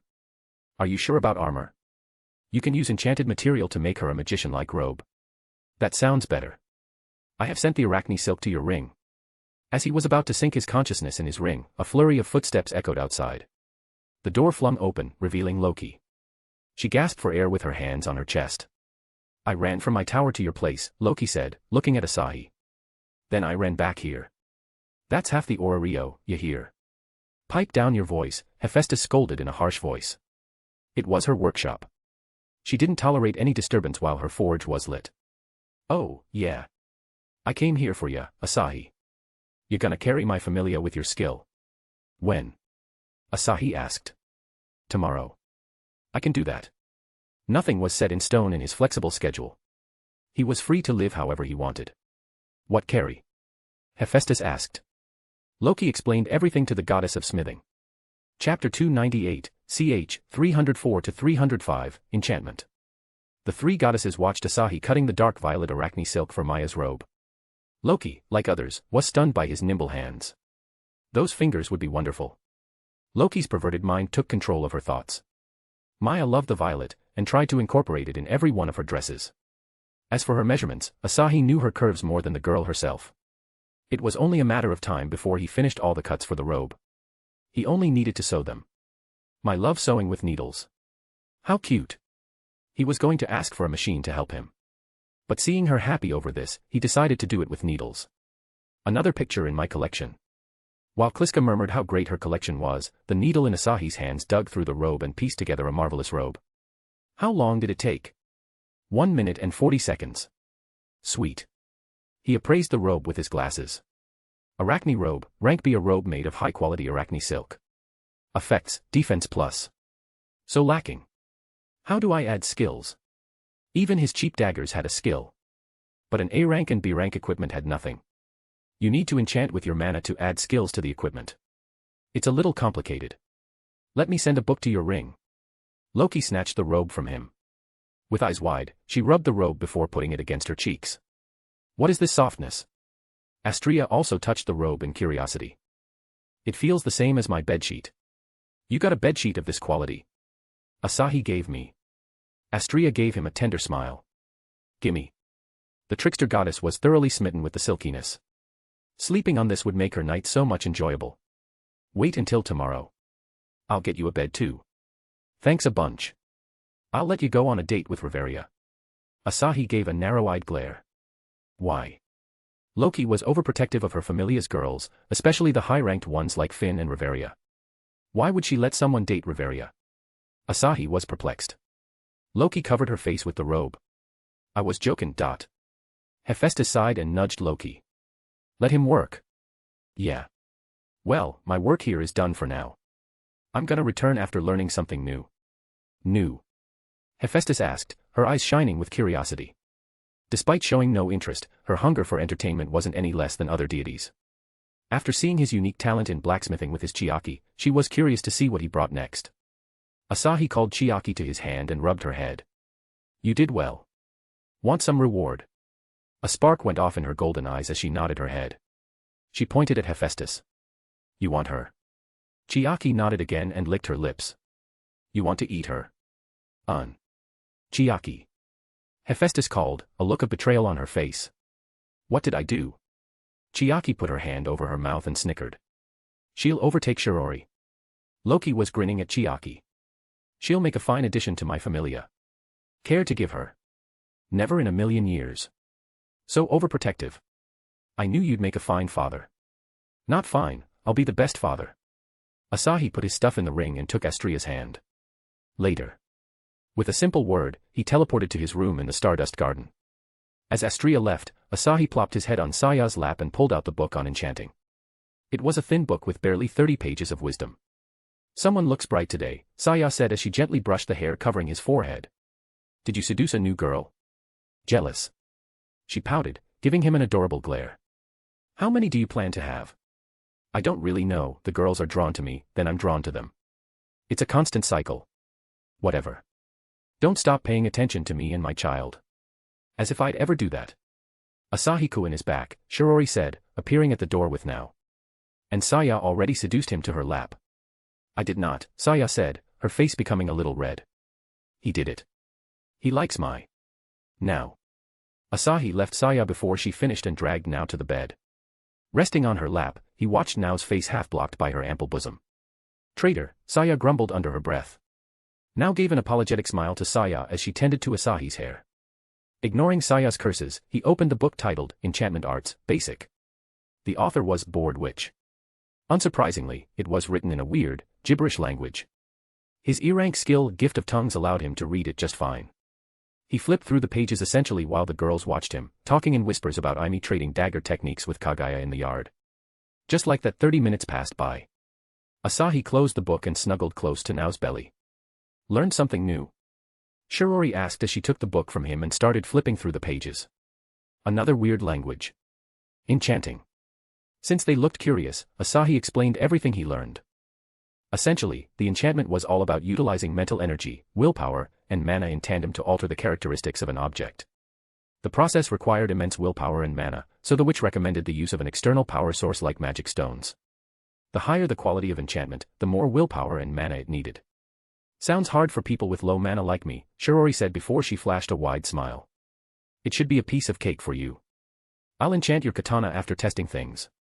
Seeing her smile, he got up and took a white shirt from his ring. Clutching it in his hands, he closed his eyes. He circulated his mana through the fabric while directing his thought into one point, protection from fire. A burst of fire leaped up from the shirt before it transformed into thin strands and weaved itself through the shirt. The aftermath was a thin crimson layer above the shirt. Asahi poked the layer, and it dissolved back into the shirt. You learned a new skill, Enchantment Arts. Enchantment Arts, E-rank the user has stepped into the realm of enchanting. Slightly reduces the consumption of mana and mental energy. That's how he learned yet another art. Still, one thing bothered him. The craftsman art skill was unique ranked while this one was just E-rank. It was easy though. I told you it's similar to how you brought Chiaki to life. About their ranks. Fundamentally, these two skills are in different leagues. One deals with creation while the other deals with an alteration. Anyone can alter, but a few can create. Sheesh. Kliska is heavy on lessons today. Omo. I'm just doing my housewife duties. You know when you say things like housewife, I just want to fuck you until you pass out. Then do it. Give me an extra thick cream pie today. You asked for it. Don't pass out when that happens. I won't. Cutting his conversation with Kliska, he appraised the shirt. Magic shirt, rank D, a normal cotton shirt enchanted with protection magic. Effects, defense plus. Fire resistance, passive skill provides greatly increased fire resistance. Consume the flames, active skill when imbued with mana, this item generates a layer of mana that can absorb fire. Weak defense but overpowered protection. Asahi chuckled at how broken his experimental item came out to be. This is broken, Shirori said and passed her katana to Asahi. Pretty please. What kind of skill do you want? Let's see. I want to create a mini storm with a combo. Like how you used your daggers to hit that sick combo. Don't you have Bale's abilities for that? Shirori pursed her lips. Creating a storm with a sword is different. That's a woman's romance. Shirori, are you Chuyuni? She grinned. Yes. Your future wife has a Chinibu complex. What are you gonna do about it?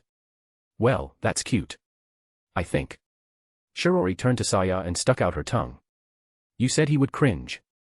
No, he did not. Saya rolled her eyes. He is too soft. Asahi chuckled and clutched the katana. He already had the wind element, so all he had to do was concentrate his thoughts into one image, a samurai wiping out an entire battlefield with their storm. A sudden gust hit his face, and sparks of lightning crackled around the katana. Wow. Shirori held her breath at the sight.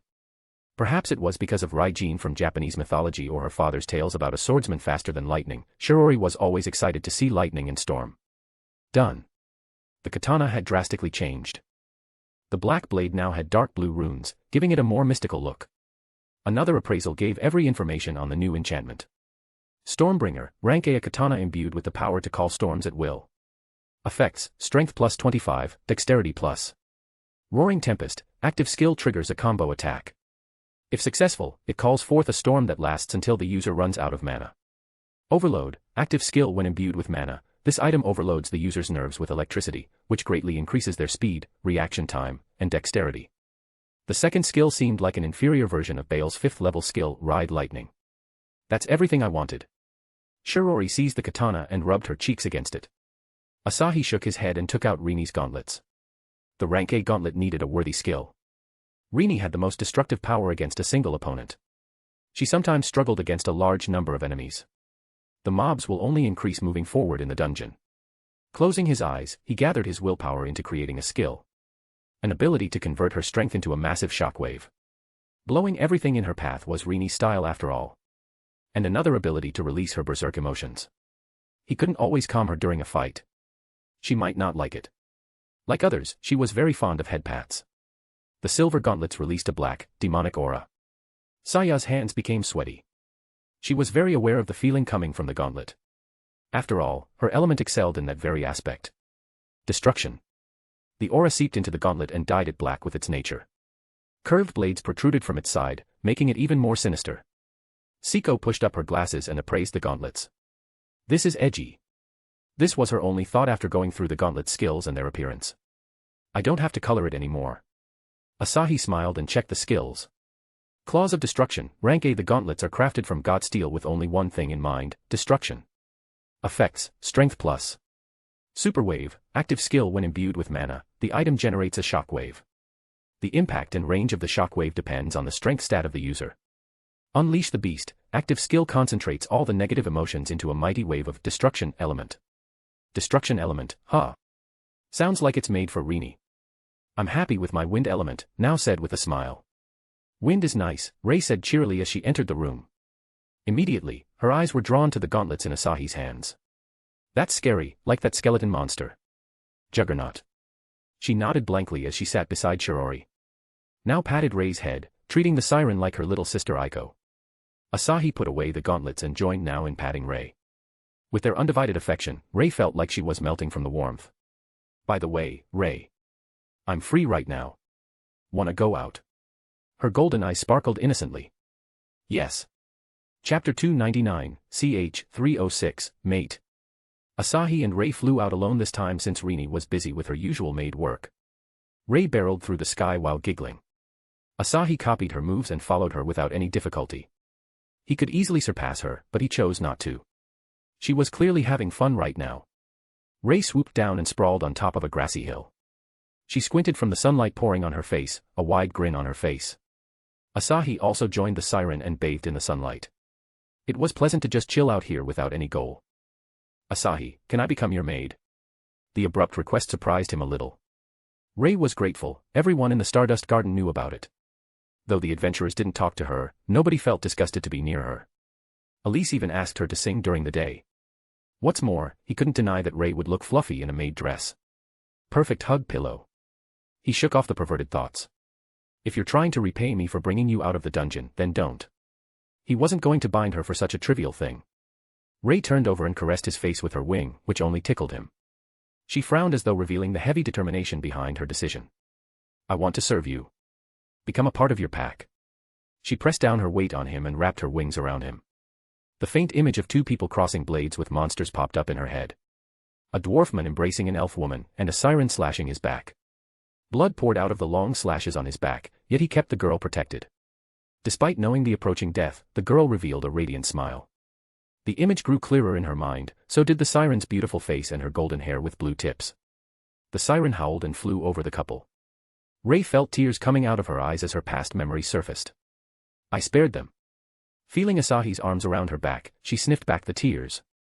I know why the woman was smiling, it feels so nice and cozy. Asahi was baffled. He knew Rei harbored some kind of feelings toward him due to his unawakened monster tamer race. Seeing her suddenly cry only raised his confusion. He silently patted her head, waiting for her to stop crying. I want to be tamed by you. Rei hugged him even tighter as she finished her confession. She had been troubled these past few days, and it was Rini who helped her with her hour-long Oni-san loves maids more than anything lesson. Despite having passionate feelings to be held by Asahi, Rei didn't hope for more than being his servant. Asahi lightly stroked her wings. Her wings had a different quality than Gabriel's angel wings. He hadn't touched Gabriel's wings enough as she mostly kept them hidden. He felt like Rei's wings had a firm feeling to them while Gabriel's angel wings were fluffy to the extreme. Before he accepted Rei, he had to ask the most important question. Are you sure about serving a human? I don't care. I don't want to be away from Master and others. Her heart shook at the thought of leaving the home. Asahi clenched her shoulders and pushed himself up. He wiped the tears from her eyes and gave a mischievous grin. I don't let my maids go even if they want to. They'll be eternally tied to me. Contrary to his prediction, her smile only became brighter as she wrapped him in her wings. It's not without. She looked up and tilted her head. What do you say when people have a meanie goal? Ulterior motive. She nodded as a bright smile blossomed on her face while her ears flapped crazily. I want Master's protection in return. As a monster, her natural instincts were to seek protection from the strong. Asahi leaned down and stole her lips. Rei's mind exploded with white. Her eyes stared vacantly into Asahi's eyes while he sucked on her lips for one more time. I blame you for acting cute. Rei's cheeks became bright red. See cute. It felt like it was the first time someone called her cute. Her fellow Xenos had complimented her beauty on numerous occasions, but nobody called her cute. Feeling more confident, Rei silently placed her cheeks against his chest. Was she always this spoiled? Or she learned this from the girls? Rei, affection plus 39. Rei, relationship changed to her mate. Mate. Asahi looked at the girl in his arms. Despite having the face and figure of a young woman, she barely looked like someone who knew about sex. It seemed she had instinctively imprinted on him.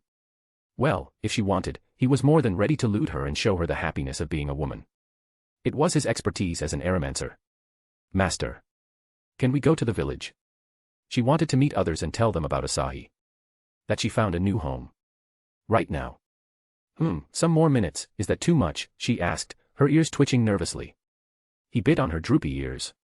A current ran through Rei, causing her to shut her eyes. NNN. Asahi squeezed Rei in his arms and fell back. Nope. It's your punishment for being unbearably cute. Chapter 300, ch. 307, Xeno's Village, I. After teasing Rei for another long hour, Asahi took Rei and teleported to the 20th floor. The pair flew through the luscious corridors brimming with plant-type monsters as well as the groups of lizard men under the guise of stealth skill. Rei's golden eyes darted in search of the spot with abundant crystals. More than that, she was trying to sniff her scent back to the place. They flew above a hill before rushing through thick plants. The room on the other side was their destination. The room was a long rectangle about 10 meters wide, and the ceiling was just as tall. Tree bark covered the walls and canopy, just like every room they had passed by on the way, and it was all carpeted with lamp moss. At the end of the room, the walls were covered with emerald quartz crystals like a blooming iceberg. There it is. Asahi smashed the wall of crystals to find a large opening. As the crystals fell off, new crystals started growing. The abnormal growth was as if the dungeon was trying to hide the village. Dungeon-chan, how cute. Ray couldn't look away from his teasing smile. Asahi patted her head before taking her into the narrow corridor. Asahi and Ray walked down the slope illuminated by sparkling crystals on both sides. A spring with crystal clear water awaited them at the bottom of the hill. Ray peered down the deep body of water. The village is on the other side. You can swim. She scratched her cheeks with the blue tip of her wings. I almost drowned. Asahi chuckled and ruffled her hair. We'll do it my way this time. Before Ray asked what that was, Asahi picked her up and leaped in the air. Ray shut her eyes and hung onto him with her wings. The cold feeling she expected didn't come. She quickly opened her eyes, only to widen them. They were falling instead of swimming as the water was held apart by an unseen force. Asahi smiled at her shocked reaction. The water element allowed him to manipulate water. Although his control wasn't as refined as Siko, splitting a water body wasn't a big task. Asahi plummeted to the bottom and followed the path. He arrived at a dead end and looked up to find a cliff. Yes, Ray said in a tiny voice. Asahi nodded and climbed up in one go. Thud, thud, thud. The sound of feet charging at them reached him. He let Ray down and pulled out the black daggers. Gi-Balg wasn't suited for the current task. A red beam charged straight at them, and an incredible killing intent swept through the air. Ray flinched for a moment. As she recognized the red-scaled lizardman charging right at them, she raised her voice. LYD. It's me. The killing intent died immediately. Ray took a breath of relief and smiled. LYD put a brake on his charge and stopped a few feet away from Asahi. He gripped the scimitar and longsword in his hands, his eyes filled with confusion unmoving from Asahi. He couldn't muster any desire to kill him as if all his hostility vanished. Who is he? He asked. Ray stepped forward and spread her wings. Don't be mad, please. I'll explain to every. Another surge of killing intent enveloped them. A new Xenos rushed at them. This time it was a gargoyle. Grow. As if he didn't hear Ray, Grow relentlessly darted at Asahi. Ray's mind went blank for a second. Before she knew it, her body moved to block Grow's sharp claws. Gosh. You guys are a pain. Asahi lightly pushed Ray out of the way and blocked the long white nails of the gargoyle with his dagger. Sparks flew and lit up Grow's ashen white face. Grow and LYD both stared at Asahi in disbelief. Grow was even a notch faster than Ray when it came to short-distance bursts. Yet, he was held off effortlessly. Grow felt a strong compulsion to stop his assault and bow his head. Gritting his teeth, he pushed back the feeling and raised his left arm to launch another attack. Ray came between him and Asahi. With her golden eyes burning with fury, she glared into Grow's red eyes. Please. Listen to me. She hadn't returned until now due to this, as the thought of a fight between Asahi and her village frightened her. Yes. Listen to her, Asahi said and let go of Grow's hand. You don't stand a chance even if you two attack together. Taking his word as a taunt, Grow's soul became ablaze in fury. Just as his arm moved, he found himself imprisoned by Asahi's telekinesis. Stay here. Hearing more footsteps approaching, Asahi sighed and walked toward LYD. Yo, LYD. I told you I'm not here to hurt anyone. Can you stop them from attacking me? Did Fel send you? LYD asked while giving Grow concerned looks. Kinda. LYD's sulphurous yellow eyes formed crescents. He tucked his weapons into the sheaths tied to his waist and extended his hand. Nice to meet you, friend. Asahi accepted the handshake without a hitch. The hand covered in hard scales made Asahi curious about his defense. I'm Asahi. Master is here to escort me, Ray corrected Asahi's lie and pointed the tip of her wing at Grow like a finger. Don't fight. Master. LYD gawked. What do you mean? Just as LYD questioned, the other Xenos arrived and brightened the surroundings with their magic lamps. A dragon with green scales slowly walked toward them. The scars covering its entire frame told about the life it had lived until now. Gee Gryu, Ray said. Shouldn't you be resting? I came to welcome the second guest of our village. Asahi waved his hands. It's a pleasure to be here, Gryu. Gryu nodded sincerely while the other Xenos approached Asahi. Oh ho. This one certainly is charming. Certainly, Laura. This one makes me want to submit and become his slave. A mature lady slithered toward Asahi with her long serpentine tail, her long aquamarine hair bobbing left and right. She was a lamia with light blue scales and sharp claws. Accompanying her was a girl with long red hair. She shared Ray's wings and talon-like legs. Laura, FIA. Ray dove at the Lamia lady and hugged her. Laura smiled and patted Ray's back. Welcome home, girl. We missed you a lot. Ray froze hearing the word home. Looking back at Asahi, she hardened her will. I'm sorry. Ray. A melodious voice came as a giant figure appeared around the corner. With 8 pointed legs, the woman rushed at Ray. Attached to the spider half was the beautiful body of a pale-skinned woman with shoulder-length white hair. Arachne. Asahi gulped his saliva. In his past life, he always squashed spiders whenever he saw one, but a half-human, half-spider left him with only 3 words. This ain't scary. Chapter 301, ch. 308, Zeno's Village, 2. Rainey squinted at the adventurer standing next to Ray. She didn't like the temptation oozing from him. Scum. All the adventurers, who hunted their kind for no reason, had skills that yielded mystical effects. She thought of Asahi's charm as one, labeling him scum at a moment's notice. Whoa there. I did nothing to earn that name. Rainey. Master isn't like that. Master. Rain scowled. You tamed Ray. He tamed me with his kindness, Ray muttered with a sheepish smile. Damn you. Asahi raised his brow. Being Ray's friend didn't give her the right to walk all over him. Hey, listen. Asahi circulated his mana and lifted the curtain hiding his aura. Although he had yet to comprehend any blood element, the number of deaths by his hands easily surpassed 1,000,000. Grow, Rainey, and Lyd immediately bore the first-hand impact of his bloodlust. Their hearts stopped for an instant, enough to make their head dizzy. Graia's reptilian eyes narrowed to slits.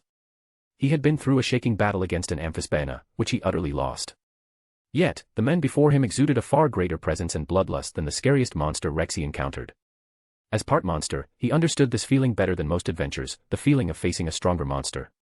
The gap between him and Asahi was enough to break his spirit, steal away his ability to even speak his mind, and force him into submission. But he resisted. Even if a shell of his former strength, he was a dragon. Young man, you are strong. Asahi returned a smile. He hadn't unleashed his full pressure on the dragon due to its body wounded beyond imagination. He had given Graia the leisure to speak, while the others were still stuck in a limbo of consciousness and unconsciousness. Of course, Ray felt none of it, and could only watch her clan members shivering. I told you I'm not here to fight. Narrowing his eyes, Asahi emphasized each word. So stop being jerks. Rainey, would you listen now? Graia asked with a sigh. As a past leader of the village, he hoped the Arachne listened to him. Asahi sealed his aura and smiled like the most innocent person in the world. The disparity between his bloodthirsty and friendly approach made every Xeno shiver. Rainey, please don't hate Asahi. His lover and Lord Aurenas are friends. You can trust him. Hearing Ray's sincere appeal, Rainey nodded her head. I apologize for my previous insults. And thank you for safely returning Ray. After glimpsing at the difference in their strength, she was quick to apologize and thank him. She'd rather bow her head than letting her entire village be wiped out for her mistake. Lyd chuckled as though the entire scene was amusing to him. After seeing the monsters on the higher floor, he had accepted he wasn't the strongest. Still, he felt like sparring Asahi would be very fun. Lyd's awkward cackle dispersed the tension in the cave. Almost immediately, the harpy FIA walked toward Asahi. Stopping less than a meter away, her breasts almost touched Asahi's chest. She observed him as though he was a unique specimen. She closed her eyes and sniffed him. Wow. I know why Ray got tamed, FIA said as she turned toward the Lamia and pointed at Asahi. He smells good. Stop annoying master. Ray pushed FIA until the harpy stumbled a few steps, the tail feathers on her but shaking left and right. FIA scratched her head, wondering what she did to earn Ray's retaliation. Ray turned to Asahi. FIA is never serious. It makes her a charming person, but she often makes mistakes like flying into a wall or walking naked after bathing. The humanoid Xenos are almost like humans. Asahi had noted it among Xenos like Ray, FIA, and even Arachne had clothes to hide their privates. Arachne's panties fit rather crudely. Most likely stolen from the adventurers or given by Aurenas with a slight chance of them being knitted by her silk. This habit paired with their speech set them apart from the normal monsters, pushing them into the territory of humans. Are they Dungeon Chan's attempt to imitate humans? Create a more intelligent army. He had a feeling his hunch hit the mark on this one. I'll go fuck some juggernauts after this. Have to give Rini her gift. He had become accustomed to torturing the child of calamity every time it showed up. Asaki, can I call you that? Sure. It still sounded better than the noble rookie nickname the adventurers shoved on him. Follow me. We'll show you our humble settlement. At LYD's booming call, Asahi and Rei followed LYD through the corridors dotted with the magic stone lamps Astria and nearly everyone in Orario used in their houses. The corridors led to a room with a spring on each side, both were surrounded by crystals. One even had 2 cute mermaid girls swimming about. They popped their heads from the pool and curiously gazed at him with large, innocent blue eyes. Asahi waved back with a wide smile, and they returned a cheerful wave. Rei puffed her chest at his friendly interactions with Xenos, stretching the thin tube containing her larger-than-average breasts. Asahi's eyes were naturally drawn to her. The siren tilted her head in ignorance. "Master. You'll wear maid clothes." She responded with a tiny nod. "Graphia-san will prepare one for me." Not surprised about that. Her maid fetish is getting to others. It only profited him as a maid dress instantly increased their charm beyond the mortal realm. After crossing yet another corridor, they arrived in a spacious cavern. The harpies flew and lifted the thick cloth from the quartz crystals. The hellhounds rushed forth to switch on the magic stone lamps. The cave became bright, revealing a stone platform occupied by several non-humanoid Xenos. They started another cycle of curious observation on Asahi. LYD beckoned Asahi to sit and everyone formed a circle around him. FIA and Laura tried to sit beside him, but Rei forced Laura away and snuggled against him. "She has taken a liking to you," Graia said, his eyes smiling. He had yearned for the day surface dwellers and Xenos could sit like this and chatter. "Master also likes me," Rei confidently stated. Perhaps it was her friend's presence or Asahi's compliments, Rei had become more assertive. Asahi smiled at her fast growth just like Rini's. "Stop acting like Rini is your sister. It's more fun if I think she is my sister. Incest is wincest." True. Chapter 302, ch. 309, Mrut. What followed was a grand banquet where the hellhounds carried the barrels of alcohol made by Rivera. LYD also gave him a red fruit. Asahi took a bite, only to feel like digging his teeth into soft meat. Contrary to its texture, it tasted nothing like meat. He could only describe it as the finest meat coated in layers of honey and lemon. "It's kinda good. Asaki, your people call it mrut. Seems to be a delicacy on the surface." "Nice. Do you have more?" He wanted to bring some home to his wives. "Of course. You can take anything." "Thanks." Asahi also asked the source. All of it was given by Fells. In exchange, Xenos had promised to bring any Xenos to their village as soon as they appeared in the dungeon. They were happy to do so, even going as far as to make hidden paths from the 5th to 29th floors. Asahi drank some since no alcohol had much effect on him. Rei refused to drink as it made her voice sound strange. Shirori enjoyed her song, so keeping her voice at peak condition was a given. After the banquet of fruits and nuts, Asahi took some roots in exchange for the fruits created by Kliska. It was a fair trade from any perspective. LYD scratched his cheeks covered in scales while his tail waved behind him. "Asaki, you don't have to." As he said that, the other Xenos eyed the stack of fruit baskets. Asahi chuckled and used telekinesis to place the baskets on the platform. "Here you go. It's the least I can do to help Rei's village." Asahi glanced at Rei. "Wanna say something?" Rei gulped a mouthful of air. The Xenos looked at her puzzled. Neither Rei nor Asahi brought up the information about Rei leaving to settle in his family. She wanted to bring everyone along, show them the sight they yearned for all these years. She knew Asahi would agree to her request as it wouldn't cost him much. But she didn't allow herself to make that request. "I haven't earned it." From the day she left the cave, she had been helped all this time by Asahi and others. She wasn't going to take more advantage of his kindness. With her jaw clenched, Rei stepped forward and looked everyone in the eye. "Everyone, thank you for taking care of me until now. I'll be leaving with Asahi." Rei brought silence with her words. She couldn't say more or she'd burst into tears. "No. You belong here, with your kind. We won't let you." Rainy, the Arachne, and Gro, the gargoyle, weren't pleased with Rei leaving with a human. Not everyone on the surface was kind like Asahi. No matter how strong he was, none of them believed he could protect Rei from the entire world. "I can't protect her, is that what you guys are thinking?" "Yes. Even the gods aren't omnipotent, much less a mortal like you," Gro spoke as he shook his head. "I did not mean to belittle you." "It's fine," Asahi waved off Gro's concern and turned to Rei. "What do you want to do? Stay here or come with me?" "Come with Master." "Then, off we go." Asahi grinned, and Kliska teleported them back to the mansion. The Xenos could only look at the spot where Asahi and Rei disappeared. LYD snickered. Rei made her decision. Let her live. Asaki will keep her happy. "They will be in danger," Rainy retorted. LYD shook his head. Let Ray however she wants. She isn't a child. Rainy sighed, gazing up at the ceiling as though trying to peer through the layers of the abyss between her and the surface. Asahi returned home to find Grafia lecturing Rini with a stern face. Grafia halted in between and stared at him. My lord. Something happened. Rini wanted to go into the dungeon alone. We can't let this strength get to our heads.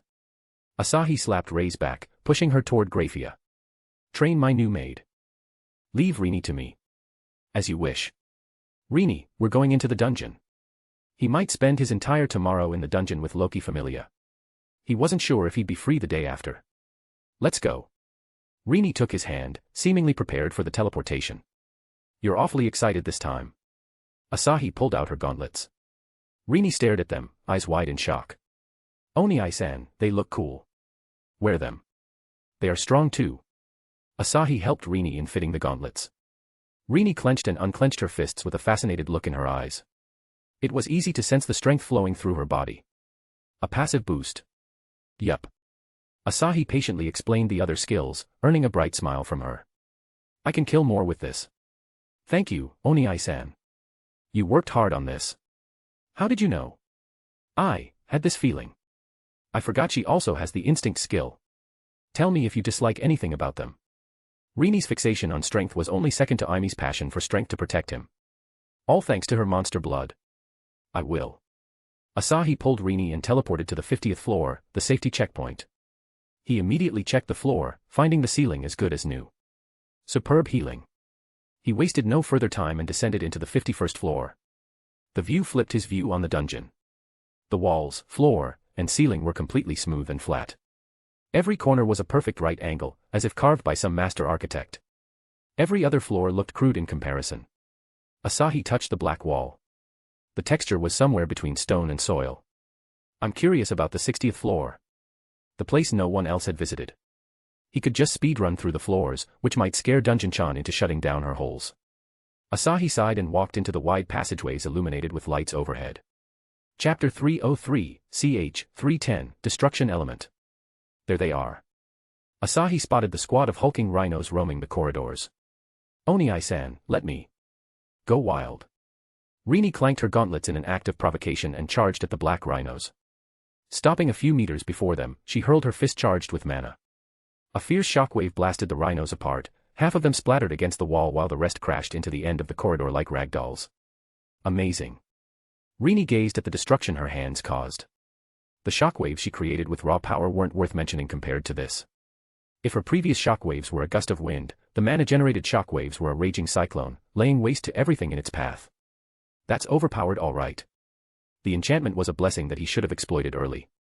Well, the 50 million plus KP would become useless, unless he had to buy something world-breaking. Asahi checked his progress, which was 35.7%. More monsters spawned, giving him hope to reach level 32 today. He and Rini dove into the fray of black rhinos. Rini fought the beasts like a raging typhoon while Asahi's Ki-Balg slew monsters with sharp, precise attacks. As monsters sprang from everywhere and surrounded them, Rini stopped using the shockwave, lest she ran out of mana. The battle looked chaotic, yet the couple's movements and attacks were synced. Asahi instinctively guessed Rini's attacks while she did the same. Rini couldn't help but grin in the face of monsters. The brutes allowed her to connect with Asahi on a deeper, instinctual level. Suppressing the heat in her abdomen, she poured her all into demolishing the monsters. Asahi thought no monsters could scare him, but the thing that spawned next almost made him vomit. A giant spider of red and purple. 8 hairy legs and numerous eyes that menacingly glared at him. Fuck you, Dungeon-chan. He stabbed its chittering mouth with Ki-Balg, turning the terrifying monster into purple ashes. It was only the prelude as more and more spiders threw the cracks in the wall. Rin saw Asahi expressing hatred for the spider and growled. She left the rhinos and pounced on the spiders. She pulled out its legs and pierced its head with them. Nothing else entered her eyes other than the 8-legged foes, and she went on a killing spree Asahi hadn't seen before. Her gauntlets began to spew black aura. It had accumulated enough negative emotions for her ultimate skill, Unleash the Beast. Rini roared and slammed her fist into the ground. A pulse of black aura spread with Rini as the center. All the monsters turned into ashes. Even though Asahi escaped unscathed from the barrage of raw destruction element, his clothes paid the price. This is the destruction element. Asahi couldn't feel anything due to his high magic resistance, but this thing ended 100 monsters in a split second. It also cracked the walls to an extent. More potent on living beings. Correct.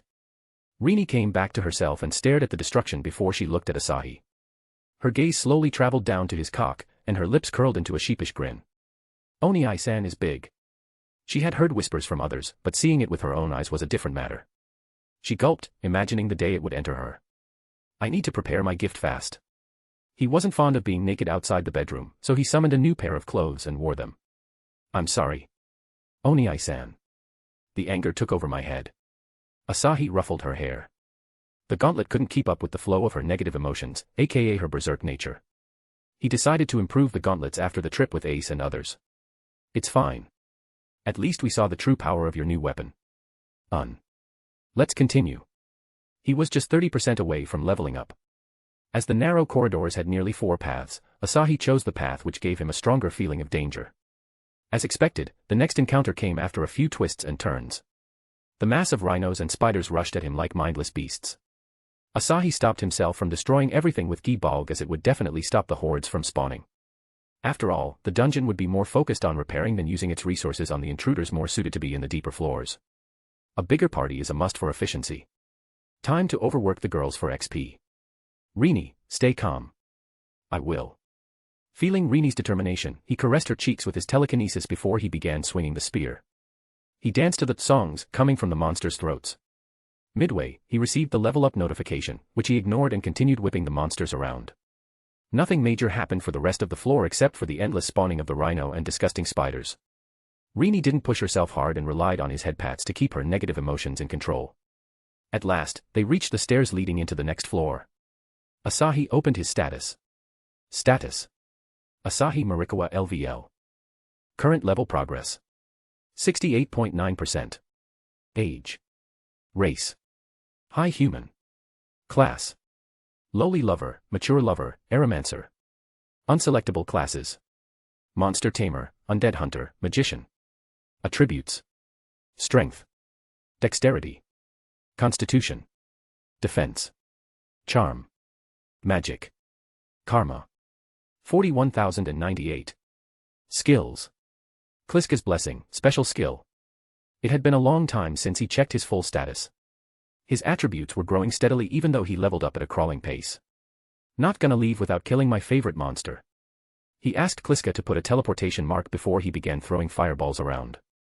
Rini grinned and joined him in raising the floor. After minutes of fun, a familiar roar came, and out came the Juggernaut. This one didn't seem to recognize Asahi as if its soul was different from the previous Juggernaut. With eyes focused solely on Asahi and Rini, the Juggernaut bent its body and darted through the air. What a bummer. Here he thought the Juggernaut would continue being a coward. Shaking his head, he summoned Gi-Balg and ended the Child of Calamity with one swing on his spear. You earned 42,180.32 XP for killing, level 76 Juggernaut. Let's return. Rini nodded as she wondered the reason for his disappointed sigh. Chapter 304, ch. 311, Marriage Ceremony. After returning home, Asahi consulted Graphia regarding the teleport magic circles. Graphia sighed and explained the mechanics behind the teleportation. Graphia's version was based on the skill nearly every influential figure possessed, so it could be countered easily by the angel. It uses demonic power. My lord should learn it from biblical God. God possessed a better skill that used the light element instead of demonic power. He used the same skill when he came to slay the heavenly dragons. His skill also wasn't easily interceptable even though he used it almost everywhere. All right. I'll bother him to teach me. I'll be helping out others with dinner. Wait, he stopped her by grabbing her hand. Let's make love first. My lord. Graphia was baffled by his libido. No matter when, no matter where, he was always ready to bed someone. Asahi didn't take no for an answer and went for her lips. Graphia slowly succumbed to the pleasure and went along for a fun ride. Asahi joined the girls at the dinner table. Elise waved her hand with a bright smile. Junior. Hey, how was the evening training? Aimi had started some basic lessons for them. Kagaya was staring blankly, her eyes drooping lazily. Lyra looked like she had been through hell. The other adventurers didn't look any different. Unfortunately, Asahi couldn't find Ryu anywhere. Elisa's lips curled up. It was fun moving my muscles. This muscle-headed captain, Kagaya cursed. How can you be fine after that? This is the difference between you and the perfect me. Kagaya just shook her head, feeling too tired to make a retort. Astria brought the dinner with others, looking a tad more enthusiastic at her children's growth. Where is Graphia? Astrea questioned. She is sleeping, he lied and began stuffing himself with the delicious food. Astrea couldn't find anything wrong with his answer. She keeps overworking herself. It was one of the things she liked about Graphia. Both worked extra hard for their closed ones. She is way stronger than she looks. Asahi smiled. Speaking of strength, he never checked Astrea's status. Kliska put up a blue window in his face showing Astrea's status. Astrea LV. 364. Designated title, Goddess of Justice. Race, God. Class, Goddess of Justice. Attributes. Strength, 10, 200. Dexterity, 10, 250. Constitution, 10, 300. Defense, 10, 300. Charm. Arcanum. Skills. Judgment, unique, sealed. The user's authority allows them to judge a sinner. The effect increases and diminishes with the level difference. Light of purity, unique, sealed. The user can convert their arcanum into pure light to heal wounds. Divine physique, unique, sealed. The user is highly resistant to physical and spiritual attacks. Their fatigue rate is lowered to the bare minimum. The wounds regenerate faster with the arcanum. Ageless, unique. The user's body cells stop aging as long as they have arcanum. There was no comparison between her and Aurena's. Primordial gods were on a different plane compared to others. Still, Astrea's true strength was in healing others. Judgment was a situational authority. Did I unknowingly capture the best healer as my wife? He realized another fact about gods: they were one-trick ponies. Their skills seemed to be focused on their divinity and nothing else. Elise, I'll be going to help Loki tomorrow. He told them about the trip as he won't be here for a few days. Elise's hands carrying a spoon to her mouth froze. Take me. Elise had heard how mean and cunning Loki could be. Having seen his brilliance firsthand, Loki will try everything to lure him to her familia. Elise wasn't going to let it happen at any cost. For my goddess's happiness. She fooled her heart with yet another excuse. Take me with you, she declared firmly and put down the spoon. Asahi sighed. The fire burning in Elise's eyes wasn't going to stop by normal means. All right. If that's what you want. He might find an opportunity to have a heart-to-heart with her about her feelings. Yes. Kagaya, you want to come? No. Kagaya said sluggishly. I have training tomorrow. It's just me and Junior then. Elise couldn't help but grin at those words until she realized the entire Loki familia would be there with her. It'd be better with us alone. Asahi doesn't need anyone's help inside the dungeon. She imagined the scene while stirring the soup. Before sleeping, Asahi went to his father-in-law to ask about the underworld situation. He didn't want to stay out of the loop of any news regarding the upcoming war. Lord Lucifuge invited him to his chambers.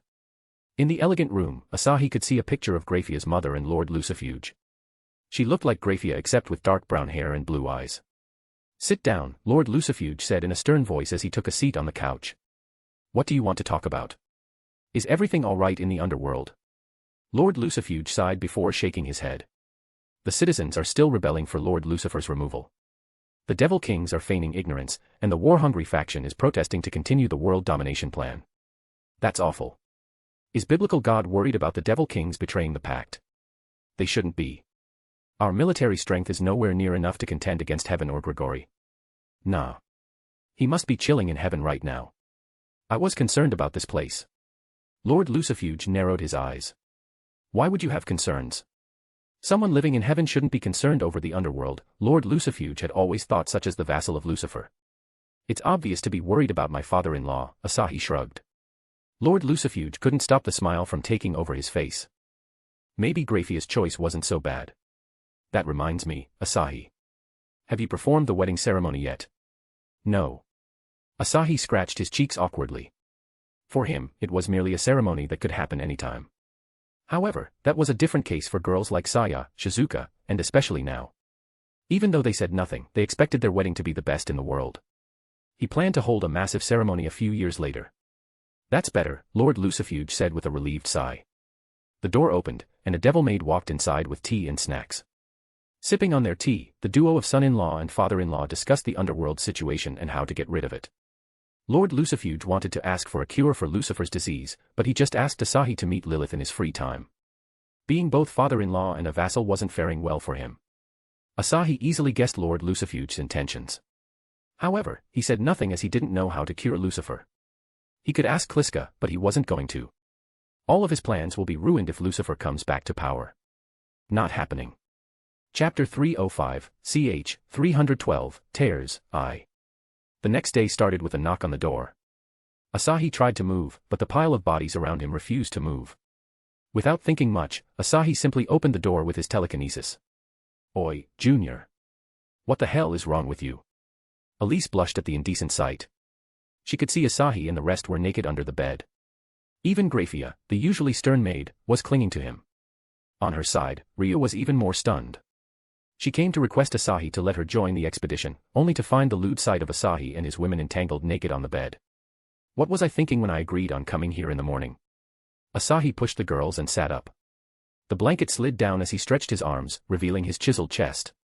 He wasn't burly by any means. But he owned a set of taut and well-defined muscles that put most trained adventurers to shame. Elisa's mind came to an abrupt halt.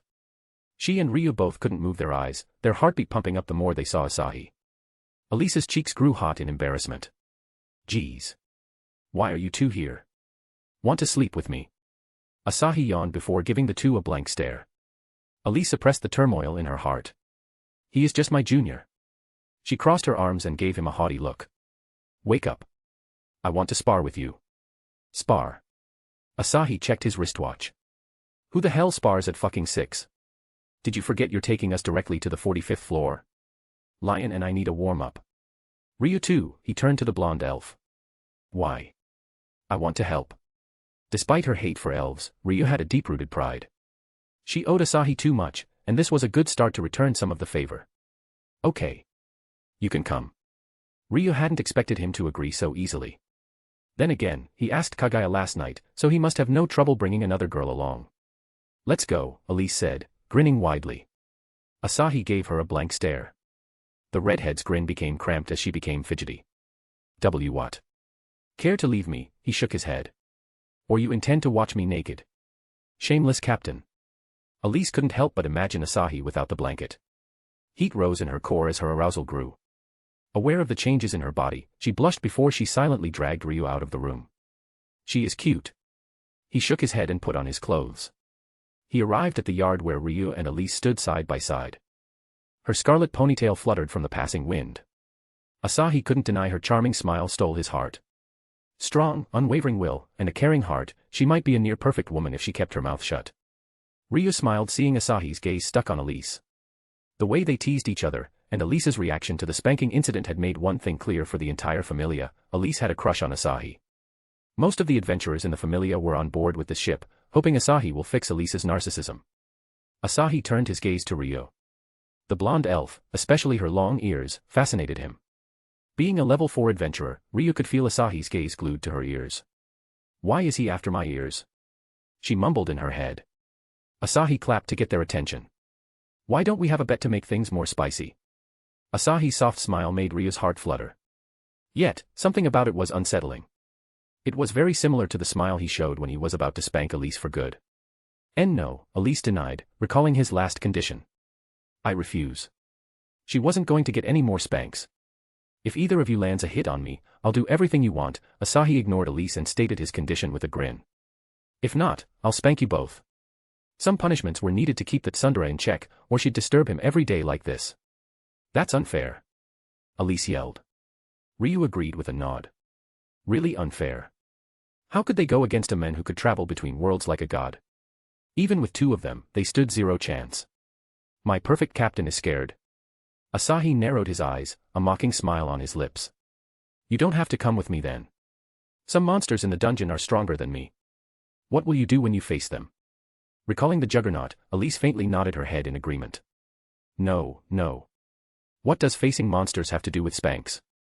Asahi sighed as he turned to the sky with a faraway look. To surpass your limits, we have to overcome our greatest adversary. Ryu almost gave in to him, until she realized everything was happening for spanks.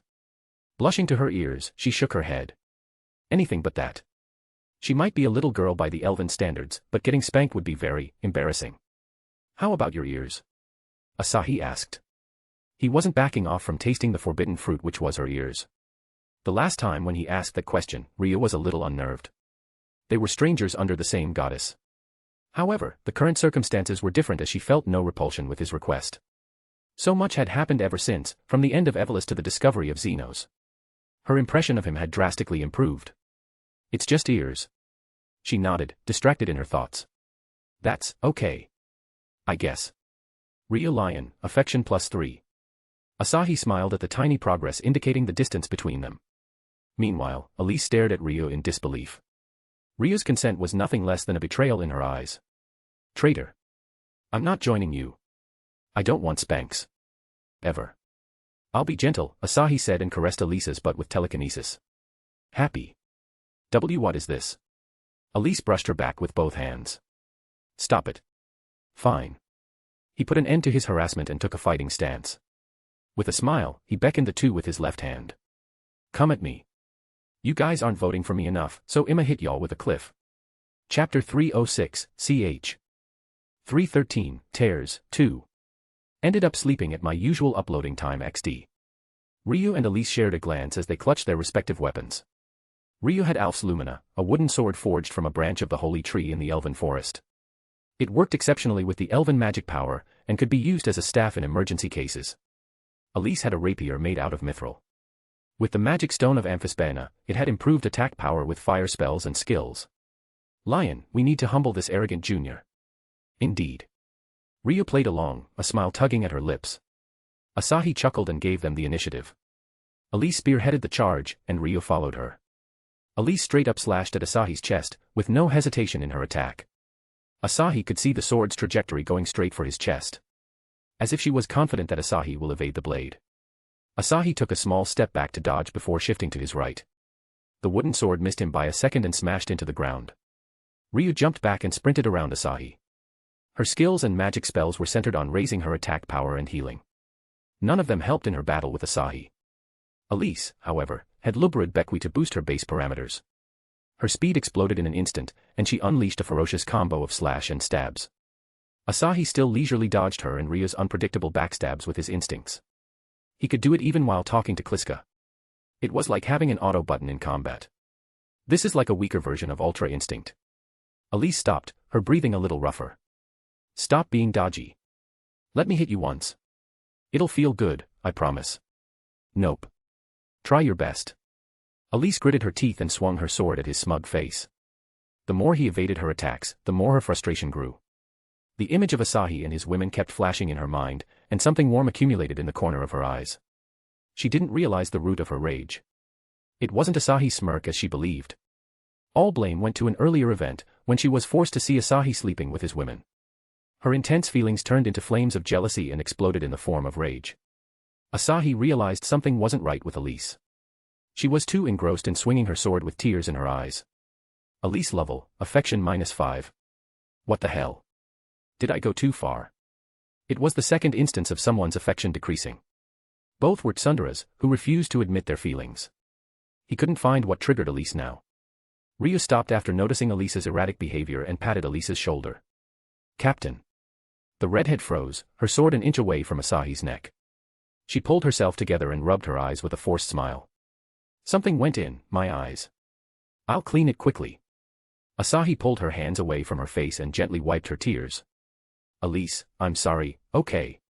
It was dust, Elise blushed and muttered her excuse again. Don't talk nonsense. Yes. Yes. I believe you. He cleaned up her tears while thinking of a way to solve her problem. He couldn't just say, I like you. Join my harem, to her. It won't work on Elise. The only feasible way to make her fall was to go all out on offense similar to what he did with Saya. I won't find time for that in the dungeon. Elise pushed his hands and took her sword again. Let's do it again.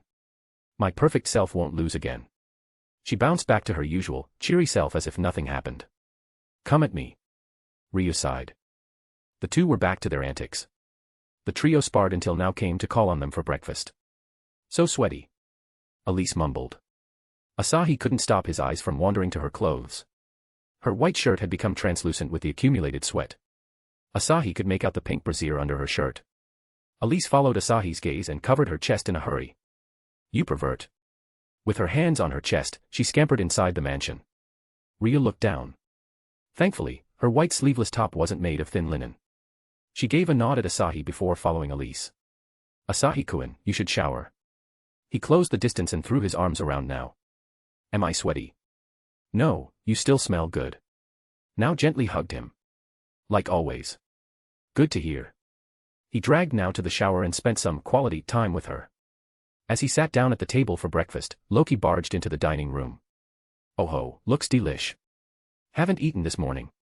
She shamelessly took a seat and clapped. Send some air. Asahi just shook his head and continued eating. After breakfast, Loki wiped her face with a napkin. I came to grab you. I know, Asahi replied with a shrug. Elise and Rio will be coming with me. Didn't you say you can only bring 10 people? You believed it. Nope. Loki turning her squinting eyes to the pair of Elise and Rio. She would be an idiot if she didn't know the two most powerful members of Astria's familia. Her party will only become stronger with their presence, which will only benefit. A level 4 and a level 5. Sure, tag along with your men. My men. Elise blabbered. You got it wrong. Asahi is just my junior. Yes. Rio nodded. Loki grinned at Asahi. From the goddess to the adventurers, he had everyone wrapped around his finger. And he did it without using any manipulation or power. I wasn't wrong in calling him a demigod. Before leaving, Asahi hugged all of his women one by one and kissed them goodbye. Rini, Aimi, Siko, and even now wanted to come with him, but he had told them to farm XP on earlier floors. With Ace's adventurer party around, they will rarely get any chance to fight. He could always return to them whenever he wanted. After everyone came Astria's turn. He pulled Astria in for a tight hug and nuzzled his face in her silky brown hair. Don't hesitate to call me if you need anything. Yeah. I can use telepathy, Astria whispered, returning his hug. Return safely. You know the answer to that already. And don't worry about Elise and Rio. I'll protect them from everything. Thanks. He pulled back and softly pecked her lips. Sorry and thanks are forbidden in my family. Her cheeks turned rosy. With a timid smile, she nodded. I will keep that in mind, now go. With Loki at helm, Asahi departed alongside Elise and Rio. Chapter 307, ch. 314, New Faces. Twilight Manor. Loki took Asahi into the yard where the 10-man party gathered around the supplies. Asahi only remembered 8 of them. Ace, the cutest lowly. Riveria, the high elf. Gareth, the mighty dwarf. Finn, the eternal Shota. Tioni and Tiona, the Hiriut sisters. Bet, the annoying wolf. Lafia, the rookie mage elf. The other 2 were new faces. A young woman with long black hair and a rather slim figure, which was further accentuated by her sleeveless black and white outfit, a small white skirt, and black stockings. It was the black cat ears on her head that stole most of his attention. The last member was a mature elf woman with honey blonde hair. She reminded Asahi of goddess Demeter to an extent. You must be Asahi Marikawa. The cat girl asked as she stretched her hand with a friendly smile. I'm Anakitty Autumn. Elise stepped forward to shake her hand. Aki, you're cute as ever. Just a level below me. And you're still so proud, Aki replied. Perfection calls for acceptance. Captain. Rio muttered with a hand on Elise's shoulder. We're guests here. Finn looked around for the scary lady that usually accompanied Asahi. Out of all the people he met so far, Aimi's glare just frightened him. She might become his first archenemy in his path to hero. I might befriend him without her around. Being friends with a demigod would be both risky and profitable. With a smile, he approached the group. No need to be like that. We will be comrades on this expedition. Finn is right, Riveria said, staring at Asahi with almost emotionless eyes. She hadn't forgotten his last prank, but now wasn't the time to address it.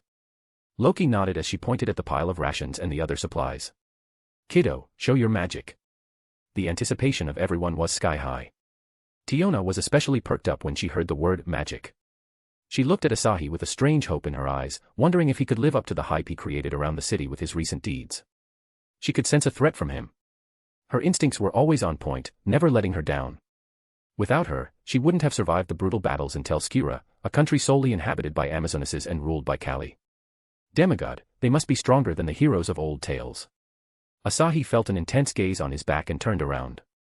A tanned girl with disheveled black hair stared at him. Like all Amazones he had met so far, she wore revealing clothes. A strip of cloth around her chest and a pareo around her waist. Yeah, she waved with a grin. Tiona. She looked different from the first time he met her. Before she seemed like an unsociable kid. Her current self was quite different. A lot more cheerful.